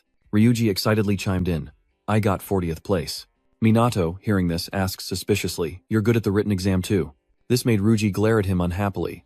Next was the magic power measurement test. The guide pointed to the measuring devices and announced, there's no magic that these latest devices can't measure. Okay, it's starting. Minato watched everyone go up one by one and couldn't help but sigh. And you're up last. What's going on? Just then you suddenly exclaimed, wait, is this real? The number on the machine reads 9800000. Shocking, not only her but everyone around. What is her magic? Almost a million, and they've already reached 9000000 over here. Ryuji wasn't far behind with 890000, causing Ruka to glance over, unable to suppress her awe. She completely lagged behind on the written test, and it seems they're catching up to her magic power as well. But Minato is overjoyed. All three of them are clearly improving. Just then another exclamation startles him. Above the measuring device, a powerful surge of magic permeates the air and quickly hits 1 million. People began to whisper, recognizing the girl. Isn't she from China? So the pink-haired girl is a genius in both magic and martial arts. Guyu Minato secretly observes her, a glint of excitement in his eyes. It seems there are some interesting people here. They don't seem to be showing their true power yet. As he pondered, the guide urged him on Kusanagi. Minato is starting with magic power. Hearing this, Minato stepped up to the measuring device. He frowned, lost in thought. Oh, not this machine again. What will he do now? As Minato steps forward, the crowd below begins to murmur. Across the screen, Leonard smirked. Let's see what happens this time. Eren behind him was equally eager. He wants to know the exact number of magic power Minato possesses, and he's not alone, Ruka and the others do too. Ruika couldn't help but mutter, I wonder how much mana Minato has. She guessed 99990000. He joked about having 99 million before, but now they think it might not have been a joke after all. Minato has unleashed his magic and the measuring device is going wild. He's decided to stop holding back his true power. And just like that, an immense pressure descends, leaving those behind him in disarray. Magic surged wildly, the numbers on the machine spiraling out of control, showing no signs of stopping. Even Eren was frozen in place. The International Mage Association headquarters was now enveloped in magical power, and then with a bang, the measuring device exploded. Minato sighed, knowing it was too good to be true. It must be broken. Leonard witnessed the entire scene through the screen. He couldn't help but sigh, surprised. Krista just scoffed, dismissively unimpressed. That machine can't measure our magic power either, Leonard countered. In other words, he might be as strong as us. Krista scoffed. No way. Just then Via remarked, that kid is interesting. After the magic power test, practical combat began in the form of one-on-one duels. Minato, now in his special uniform, found it incredibly comfortable, glad to have received one. His opponent, seeing Minato's sudden smile, spoke up in displeasure. Smiling before the fight, are you underestimating me? Minato, slightly startled, apologizes. Sorry, I got serious. Seeing everyone was ready, the host immediately shouted, then let the first match begin. As soon as he said this, Minato rushed forward, and in less than 3 seconds his opponent was down. The host immediately shouts, victory goes to Kusanagi. The crowd below is instantly shocked. What just happened? I didn't even see it, Eren remarked, a smile playing on his lips. Too many doubted Minato, but this test will reveal his true strength to the world. Minato, meanwhile, remains unfazed by the reactions. He went to support the man, and Leonard, watching from behind the screen, praised him. Amazing. Vidya couldn't help but exclaim, I didn't even see anything. What did he do? Leonard slowly explains. He approached his opponent in less than a second at the start, then Minato used magic. Hearing this, Via exclaimed in surprise. Impressive. Leonard nodded slightly, adding, and he hasn't even shown his full power yet. Krista was displeased by this, her brow furrowing while the other three seemed indifferent, though what they were thinking remained a mystery. Not just Minato, Ruka, Zuika, and Ryuji, but everyone is improving and winning their matches. Ruka, after her victory, is overjoyed. She excitedly exclaimed, I'm getting stronger, Ryuji added thoughtfully. Who knew this would be used against humans? Ruka nods in agreement. Minato's monster training is really paying off. Minato watches the three of them praising, you've all done very well. In her excitement, Yu winked and said, now I can beat you, you'll have to use all your strength to beat me. Minato smiled and raised an eyebrow. Try it now. Du was stunned for a moment, then quickly waved her hands in refusal. But then the host arrives to announce that Kusanagi Minato's next match is about to begin. Minato was startled and quickly replied, I know. Du was relieved, narrowly escaping a self-made grave. He needs to be more careful. Moments later, the one-on-one battle concluded. Once again, Minato takes the top spot, earning Ryuji's admiration. You got a perfect score, Ruka said impressed. Minato, at this rate he might actually become a sage. Rika searched for their names, muttering after a long while, we're somewhere around 20th. Looking at the name below, Minato's Ryuji couldn't help but exclaim, second place is Gusui. But as soon as he finished speaking, a clear voice echoed from behind. Did you call me? The group turned in surprise to see Suizun standing behind them unnoticed, until now leaving Minato slightly bewildered. When did this girl appear? As he pondered, Suizijing spoke. Kusanagi Minato, I look forward to your next test. Minato frowned, muttering in confusion. Next test. Juika chimed in to explain it was a battle royale-style survival test held in a forest. Each participant starts with points based on their performance and can steal points from others. Losing means failing to qualify. The test lasts for 1 week, and the points earned will be added to the overall score. Minato, now suspicious, asks what the maximum score is, to which Du casually responds. 2000 points at least. Those who scored low previously have a chance to score high this time, or even escape if they have enough points. Minato frowned and fell silent, while Juika excitedly exclaimed that they could form teams. Anything goes except killing. If you kill or injure your opponent, you're out. Speaking of which, she looked around, but Suin was nowhere to be seen. She asked suspiciously, where is that girl? Ryuji sighed helplessly. She ran off a while ago. Just then Aaron chimed in, by the way, I'll be joining in too. Since there's a reward for defeating the examiners, prepare yourselves. Aaron, burning with fighting spirit, challenges Minato. Let's have a serious fight. Kusanagi, yes. Minato nodded without hesitation, and Aaron smiled with satisfaction. Rest up before we begin. See you later. With that he left, and Ruka and the others gathered to discuss their strategy. Ruka frowned and asked, the examiners are participating too. Dua, after a long thought, finally spoke. We should form a group. But Minato coldly replied, I'll be going solo. Good luck, everyone. With that, he turned and left, leaving Ruka and the others to watch his retreating figure in silence. After a moment, Ruka spoke up. We can't rely on him forever. Du nodded in agreement. You're right. We won't just sit here and do nothing, Ryuji exclaimed excitedly, while in the observation room, Krista stood up from her seat dissatisfied and said, Are we really just going to watch for a week? Leonard narrowed his eyes at her. Are you disappointed? Krista shook her head, no. Leonard smiled faintly. He was eager to see what Minato would show in this survival match. After a break, the final survival test in the forest begins, and the host announces that the test will be broadcast globally, so participants should be mindful of their actions. The 3-second countdown begins, and everyone is burning with ambition. Everyone has their own agenda. The three from Duoka aim to reach the top 20. Minato, on the other hand, remains calm. What could his goal be? Suigen is also looking forward to this match, as are those three young punks. Their eyes are all on Minato. And finally Aeon. As the judge of this competition, he eagerly anticipates the final battle with Minato. The 3-second countdown ends, and the competition officially begins.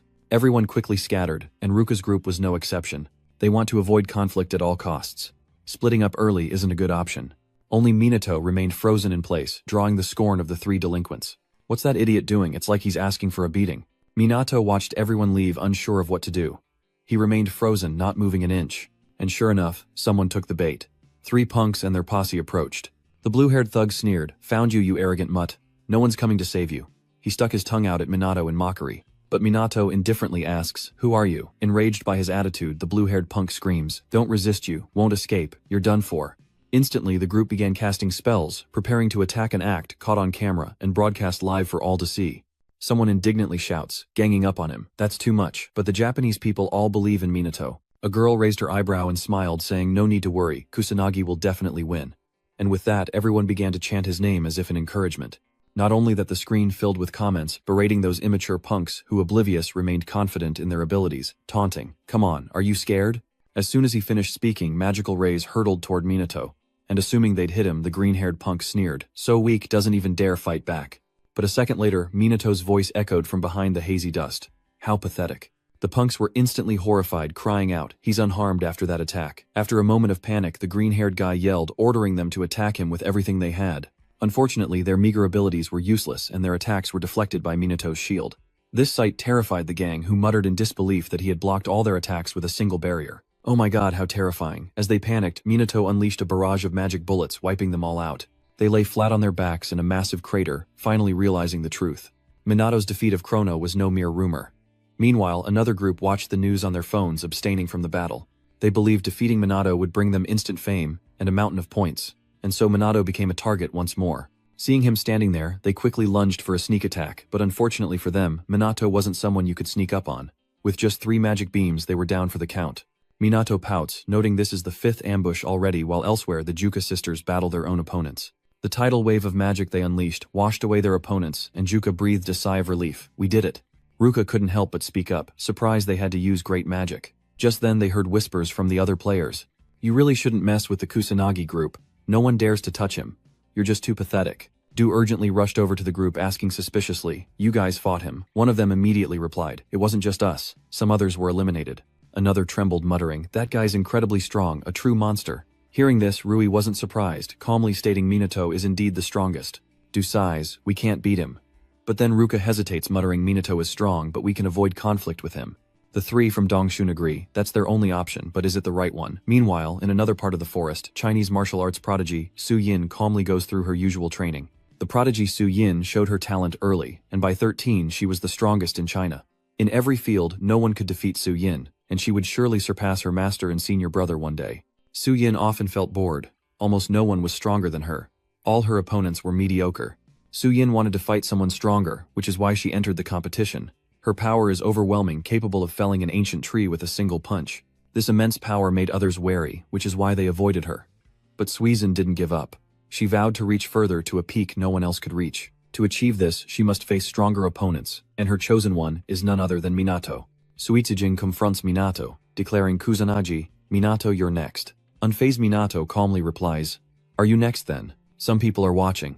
Suiyin frowned, slightly glancing behind her to see a group of people approaching. Suiying immediately dodges aside, pouting, "Suiying always goes solo. I don't team up." The man nodded in agreement. "We all want a one-on-one fight." Hearing this, Minato clicked his tongue in admiration. "A brawl of elites, this is right up my alley." Meanwhile, Eren had also arrived, silently observing Minato. Global elites all wield over 1,000,000 mana, and even Minato struggles to fight them all at once. But what about a one-on-one fight? Still, Eren admired Minato's spirit. He agrees. This is no longer child's play like before. Now is the time to witness your full power. Below, the man unleashes his mana, raising an eyebrow as he says, "I'll make the first move." Seeing his mana, Minato couldn't help but praise, "Your mana is quite refined." With a chuckle, the man casually says, "I'm a former mercenary, been to many battlefields, and of course I've killed people. But don't worry, Minato, I won't kill you." Minato clicked his tongue, a persuasive argument delivered with deadly intent. Unbelievable. No sooner had he spoken than the man lunged forward. Minato stood his ground, calmly responding, as the man's blade reached his face in an instant. He barely dodges, losing a few strands of hair. The man marvels at his beautiful movements, wondering if this next attack will work.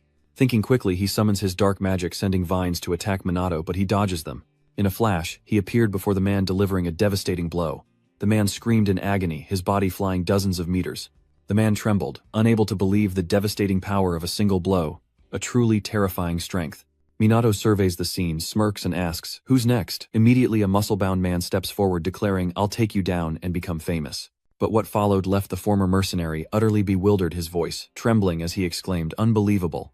In the blink of an eye, Minato had decimated everyone who charged at him, leaving a scene too gruesome to bear. The former mercenary bit his lip fiercely. A top-tier mage couldn't even leave a scratch yet. He who knew no fear on the battlefield was trembling. Eren watched the battle, unable to help but lament the unbelievable difference in power. He longed to fight Minato himself. But Aeon quickly dismissed the thought, shaking his head with a sigh. "If I'm taken down too early, I won't be able to complete my mission. It's a shame, but I have to retreat to another area." Suidin watched Minato's annihilation in disbelief, her eyes narrowing. What was that? What's going on, that movement? She didn't expect Minato could do that too. Meanwhile, Minato watched the fleeing crowd and sighed. I just got a little serious. He glanced at Su Yin and asked, You're the only one left. Do you intend to fight? Su Yin immediately stepped in front of Minato. She'd always been called a genius, but Minato was something else entirely, a feeling akin to facing her senior disciple but even greater. Thinking this, she clenched her fist and shouted fiercely, Bring it on! Fueled by her desire to fight, Su Yin fearlessly charged forward. Minato frowned slightly calmly, observing Suijin's movements as she dashed forward like a gust of wind, instantly closing the distance. Minato clicked her tongue and threw a punch, only for Suijin to catch it. She cast a spell, but Minato dodged before she could attack. But in a flash, Su Ying conjured another spell, placing it before Minato's chest, unleashing a raging torrent of water. Shui Ying frowned, thinking she might have landed a direct hit, but Minato was already behind her. He raised an eyebrow and smirked. That's a pretty interesting way to fight. Hearing this, Shin hurriedly dodged, creating distance between them. Unfazed Minato casually remarks that the combination of Chinese martial arts and magic maintained in an active state is perfect, even timing the activation during combat. It's different from regular magic, and unlike the martial arts magic he uses, there's something strange about Sui Dingen. Shui Ying scoffed, stating it wasn't magic, but battle intent. Minato, puzzled, asked, What kind of power is that? Su Ying pouts, I'm not telling you. Immediately after she begins to cast her spell, a level 12 combination magic spell appears, followed by an earth-shattering explosion that fills the sky with smoke and fire. After landing the blow, Su Ying gasped for breath, but unfortunately, Minato was completely unfazed. A simple barrier blocked it, and he even had the gall to smile and call it impressive magic. Seeing this, Su Yin was immediately dissatisfied and charged forward. She decided to fight Minato hand-to-hand, but surprisingly, he knew martial arts too easily, parrying her blows. Su Yin's eyes widened in shock. How are you so skilled in both magic and martial arts? You're good at everything, and none of my moves work. Minato narrowed his eyes at Su Ying, who was slumped on the ground, muttering in confusion. It's over. Su Ying trembled, her face pale. She thought she was strong, but against a monster like Minato, she was just a child. After a long silence, Su Yin muttered, This is Su Yin's defeat. It's time to end it all. Minato was bewildered by this. She really was a strange one, but Suizin looked up at him, a naive smile on her face, saying how much fun she was having. Minato was even more bewildered. Why was she smiling? He should be crying in fear, but Minato couldn't understand it and decided to turn away. Minato watched him go lost in thought. This man was overwhelmingly stronger than Suijin. He was on par with even the four greats. She had to find someone like him. Suin wanted to know more. What did Minato know that she didn't? So Suijin followed after Minato. She lingered behind Minato like a little shadow, relentlessly tailing him, convinced he held even greater power, and determined to watch him closely. Minato, of course, knew she was following him. He was a little exasperated but did nothing. As night falls, Minato rests by a stream catching fish and starting a fire to cook them. Su Yin hid behind a bush, her stomach rumbling, having forgotten to eat while following Minato.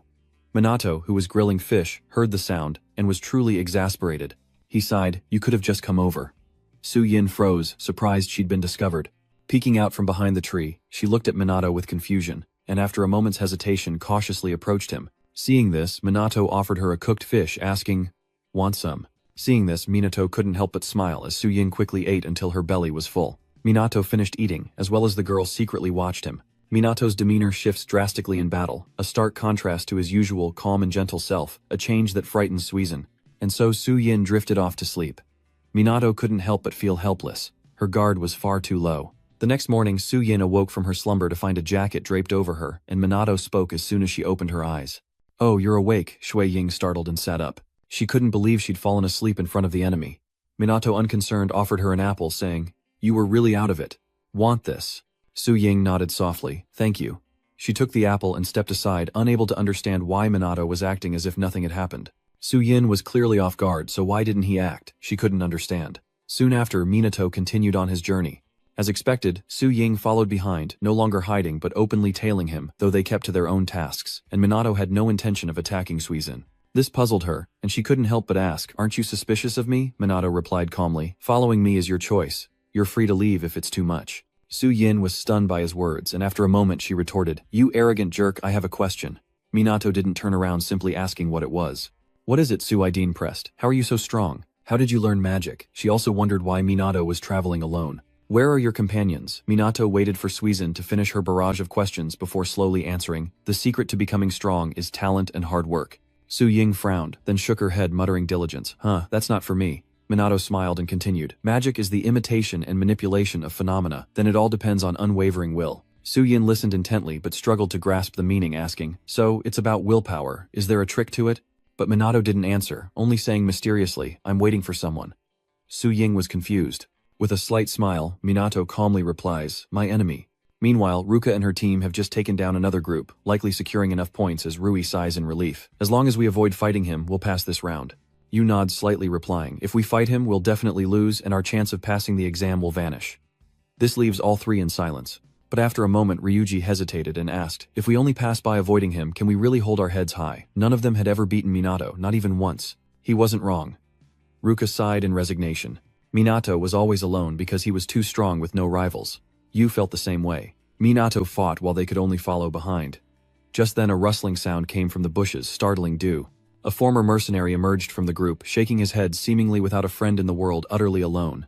Du narrowed his eyes at the man, asking in confusion, "Where is everyone else?" He slowly replied, "We fought but had to retreat.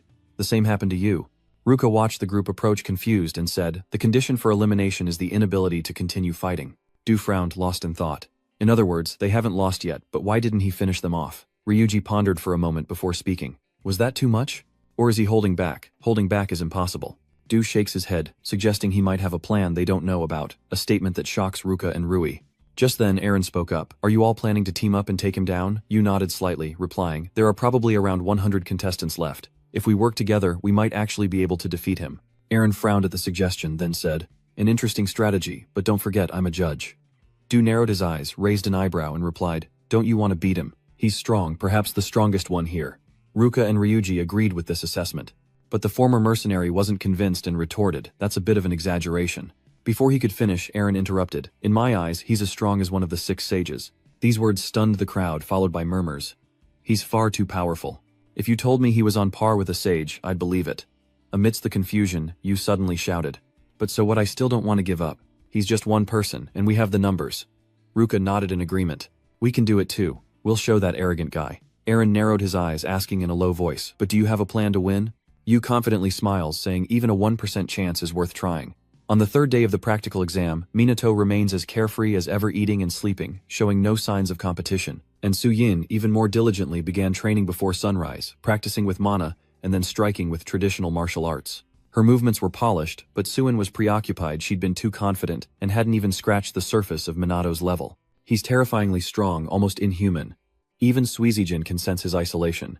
Minato, already long accustomed to solitude, sensed this, and as Suizin pondered, Minato awoke, speaking with a playful smile. Training even during the exam, Su Yin glanced at him, replying nonchalantly, "It's just part of my routine."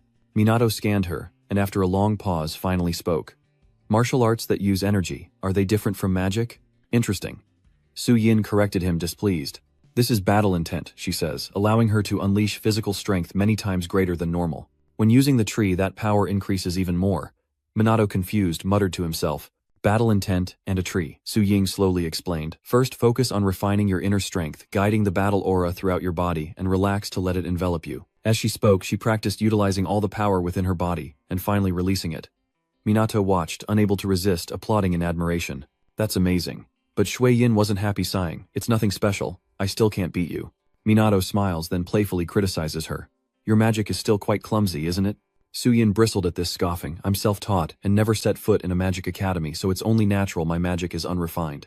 Battle intent and magic may seem similar, but they are fundamentally different, so it's best not to control them with the same mindset. You said she's bad at sensing and controlling magic, so her spells are unstable." Hearing this, Su Yin asked suspiciously, "So what do I need to do?" Minato calmly replied, "I will transmit a stream of high-density magic power to you. Focus on sensing it with your entire body." He never imagined he'd be channeling magic into a low-level mage.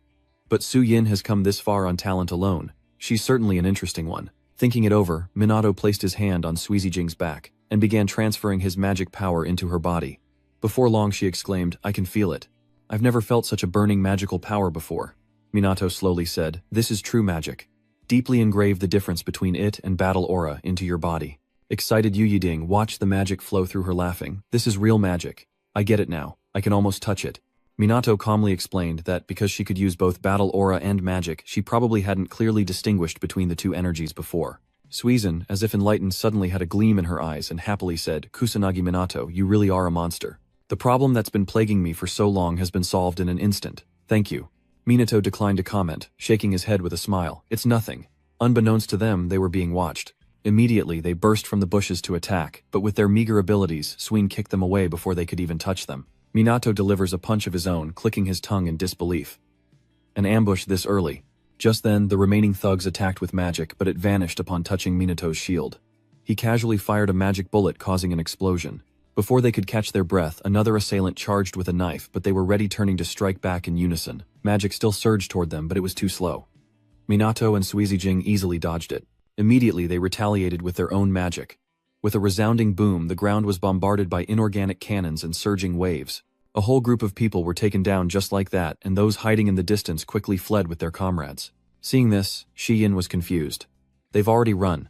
Minato sighs. They're not that slow. Shui-Yin displeased retorts that they're just cowards for running away so quickly. A smile creeps across his face as Minato mysteriously says, "I'm not so sure about that." Su-Yin asked, a bit confused. "What do you mean?" Minato slowly explained. "They're not like the others. Someone might be pulling the strings." Who's pulling the strings? It's obviously the Troubadour group. Moments earlier they had gathered at a plot of land where Ruka declared fiercely that no one could defeat Minato. He can use 17th level magic with a seemingly infinite amount of mana, leaving everyone speechless. Seeing their confusion, Yu spoke up again. "Even Minato has a weakness, he's still just a human. Even divine magic, which can heal wounds and dispel fatigue, cannot restore a broken spirit or replace sleep or food. So they always attack when Minato wants to rest." Having just chased off a group of people, she irritably takes off Minato's coat, then resentfully scolds. "Dirty tricks. Fighting fair and square is the only way. Taking advantage of openings is just cowardly." Minato couldn't help but smile, saying, "I'm different. I'll play anyway as long as I win. That's more my style." Su-Yin was stunned by his words. She who should crave battle now only follows Minato. While enemies desperately seek to bring him down, what is she doing? Thinking this, Su-Yin couldn't help but clench her fist. Being with Minato is fun, but it's not her true goal. Su-Yin suddenly steels herself, and as Minato turns to leave, he glances back. With Su-Jin gone from the clearing, leaving him alone, Minato couldn't help but smile. They're gone. And now, the real game begins. The 1 versus 100 battle is about to begin, and in the days that followed, Minato was constantly ambushed on his journey.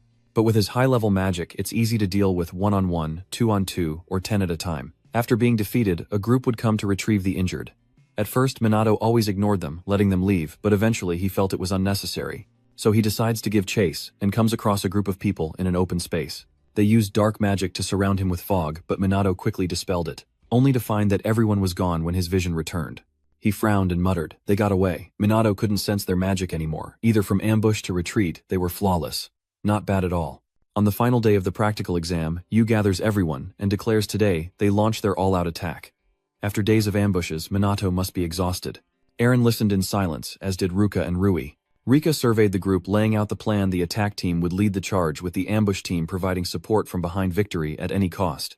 As she finished speaking, the crowd roared in unison, and the world watched the battle unfold. The people of Japan believe Minato will win, while at his home, Leonard watches the broadcast smirking. Let's see how this ends. Not only him, but other great sages are also quietly observing this battle. No one knows why they watch, whether it's mere curiosity or a deeper calculation. Within the survival game, Minato has found Ruka and his group smirking, as he says, "The game of hide-and-seek ends here, I guess." Ruka's group glared at him, each filled with fighting spirit, but one person asked in confusion, "Is he at his limit?" He still looks pretty alert. Just then, Ruka and the others shouted in unison, "I always lose to you, but this time I'll defeat you." Smiling slightly, Minato coldly replied, "How wonderful to hear." But just then, the ground beneath Minato cracked open instantly, creating a massive pit, and before he could react, he fell in. Above, a team of mages ambushes him with magic, causing Minato to frown. Dua and her team were just bait. Not bad. While he's thinking, the crack above slowly closes, returning to normal in an instant. The others look down in confusion, muttering, "Did I hit him?" A second later, the ground exploded. Minato emerges from the ground, smirking, not bad, but still too green. Dua's team, seeing this, immediately attacks. It's not over yet. A barrage of multi-element magic hurtled toward Minato, only to be stopped by a barrier, giving an enemy the chance to strike from behind. But Minato, as if with eyes in the back of his head, conjures another shield, coldly stating, "It's futile." As if on cue, a fireball descended from the sky, striking Minato and exploding on impact. Dust filled the sky as the bewildered mages asked, "Did I hit him?" But as the dust settled, Minato stood tall, a smirk on his face. "Not bad," he said. "I'm actually hurt." He calls it an injury, but it's just a scratch on his arm. Ryuji cries out in disbelief. He took a direct hit from that attack, and only got a scratch. Is he even human? At that moment, Du shouted his orders. "Everyone keep attacking." Minato is facing 100 contestants alone, so everyone believed the other examinees would win this fight. After all, no matter how strong he is, he's still just a man, but how could the Du sisters be so sure? The former mercenary was the first to realize it. This was foolish. How could they possibly win? Minato was clearly more than human, but the Dua sisters, undeterred, cried out, "I won't give up, never." Together they unleashed level 12 ice magic, encasing Minato in a layer of glacial ice. Seeing this, everyone cheered with delight. A new level, 12 magic, amazing. But before long, the ice began to crack, and Minato shattered it to pieces. He smirked. Not bad, but not enough. Seeing this, Ryuji quickly attacked. An infinite gravity pressed down from the sky, but Minato's shield blocked it. Ryuji stared blankly as it shattered, stunned in place. Ruka and Duika could use magic up to level 12, but for him, level 10 was the limit, and everyone was starting to tire, some even giving up. Even with simultaneous attacks, he blocks everything. Is victory impossible? Hearing this, Du shouts, "He can't maintain that defense for long, even with auto magic and regular magic combined. If they keep attacking like this, she's sure they'll eventually inflict some damage." Meanwhile, Eren has taken off his outer coat. He laughs excitedly. "Then it's my turn, a close-quarters attack that even Kusanagi can't fully block, right? Behold muscle magic." No sooner were the words out of his mouth than he charged at Minato, only to be quickly stopped. He scoffs, muttering, "I told you it's called close-quarters magic." And with that, the two trade blows at an unbelievable speed. Whether it's a fist or magic, Minato casually blocks it all, while Eren relentlessly attacks. Minato remained calm and collected, using this opportunity for the Yuka sisters to launch a simultaneous attack. Thousands of shards of ice and bone hurtled toward Minato with incredible speed, confident he wouldn't have time to cast a spell that a magic barrier couldn't withstand level 11 magic. At that moment, a deafening explosion rang out, sending debris flying everywhere. The Ruka sisters cheered. "We hit him," only to see a figure emerge from the dust. Minato smiles calmly. "Good coordination. I'll be honest, that scared me." The mages couldn't help but be shocked at this sight. "Impossible. He's barely hurt." The Ruka sisters cried out in confusion. How could he block an attack like that? He didn't have time to use high-level magic, did he? Minato clicked his tongue and shook his head. "I didn't use high-level magic." Doubtfully, Du glares at Minato. "Don't tell me you used low-level magic." Ruka objects as well. "You're saying you blocked a level 12 low-grade spell? How?" Minato slowly explains. "I narrowed the range to the point of impact and created a minimal shield at an angle." "You taught them that?" Speaking of which, Minato raised his eyebrows and said, "I taught you guys that from the start, didn't I? Use magic efficiently with the right amount of mana." Hearing this, Rui interjected. "That's not something you can do on the fly." Ruka retorts, "There has to be a limit to creation." Minato clicks his tongue and smirks. "From now on, I'll get a little serious." He immediately unleashes his magic, but not too much. Minato smirked, "I'd say about 10%. Hearing this, the weak-hearted turned tail and ran. But Minato didn't give them the chance, immediately attacking and felling them where they stood. Minato said gravely, "I don't make a habit of attacking those who flee, but I have no reason to forgive those who abandon their comrades." As he spoke, Eren attacked, but Minato simply stood there untouchable. He smirked, unimpressed with Eren's training.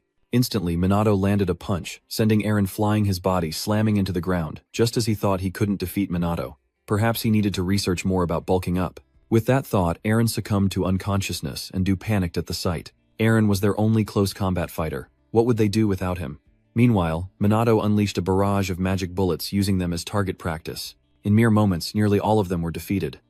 The remaining three could barely stand, their bodies trembling uncontrollably. Minato narrowed his eyes, a contemptuous sneer on his face. "Is that all they've got?" Ruka fiercely took the bait, foolishly thinking they could win. Minato's magic level and combat skills were far superior. But then Ruka suddenly declared, "It's not over yet," startling Rui. But Ruka didn't care, shouting fiercely, "I can't give up. It's all I have." Seeing this, Ryuji felt helpless, wondering why she was being so stubborn.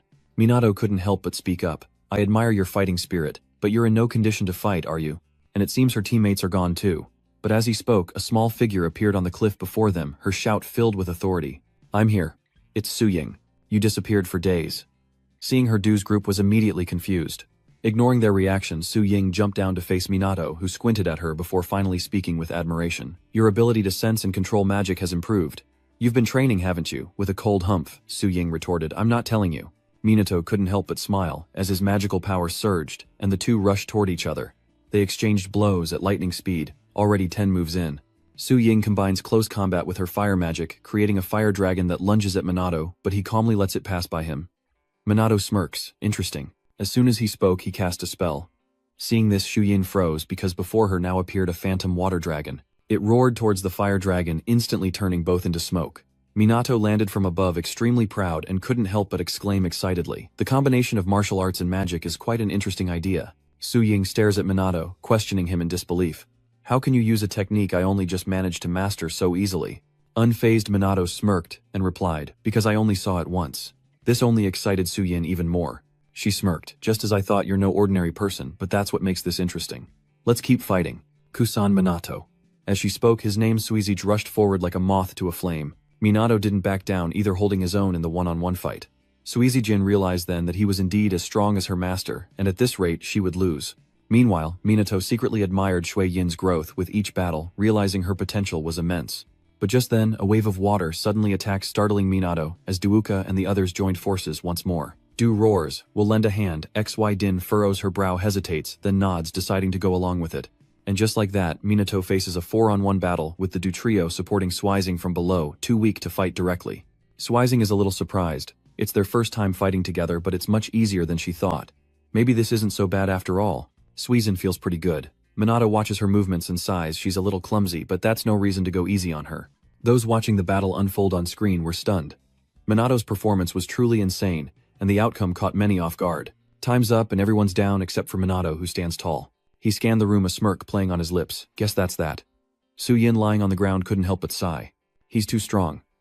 Ruka sighed in defeat, realizing they were helpless. Ryuji bit his lip in frustration, cursing under his breath, while Dua despaired, realizing that, no matter how they planned, or how many they were, they couldn't win. Minato was on another level entirely. And now he tends to Suizin's wounds.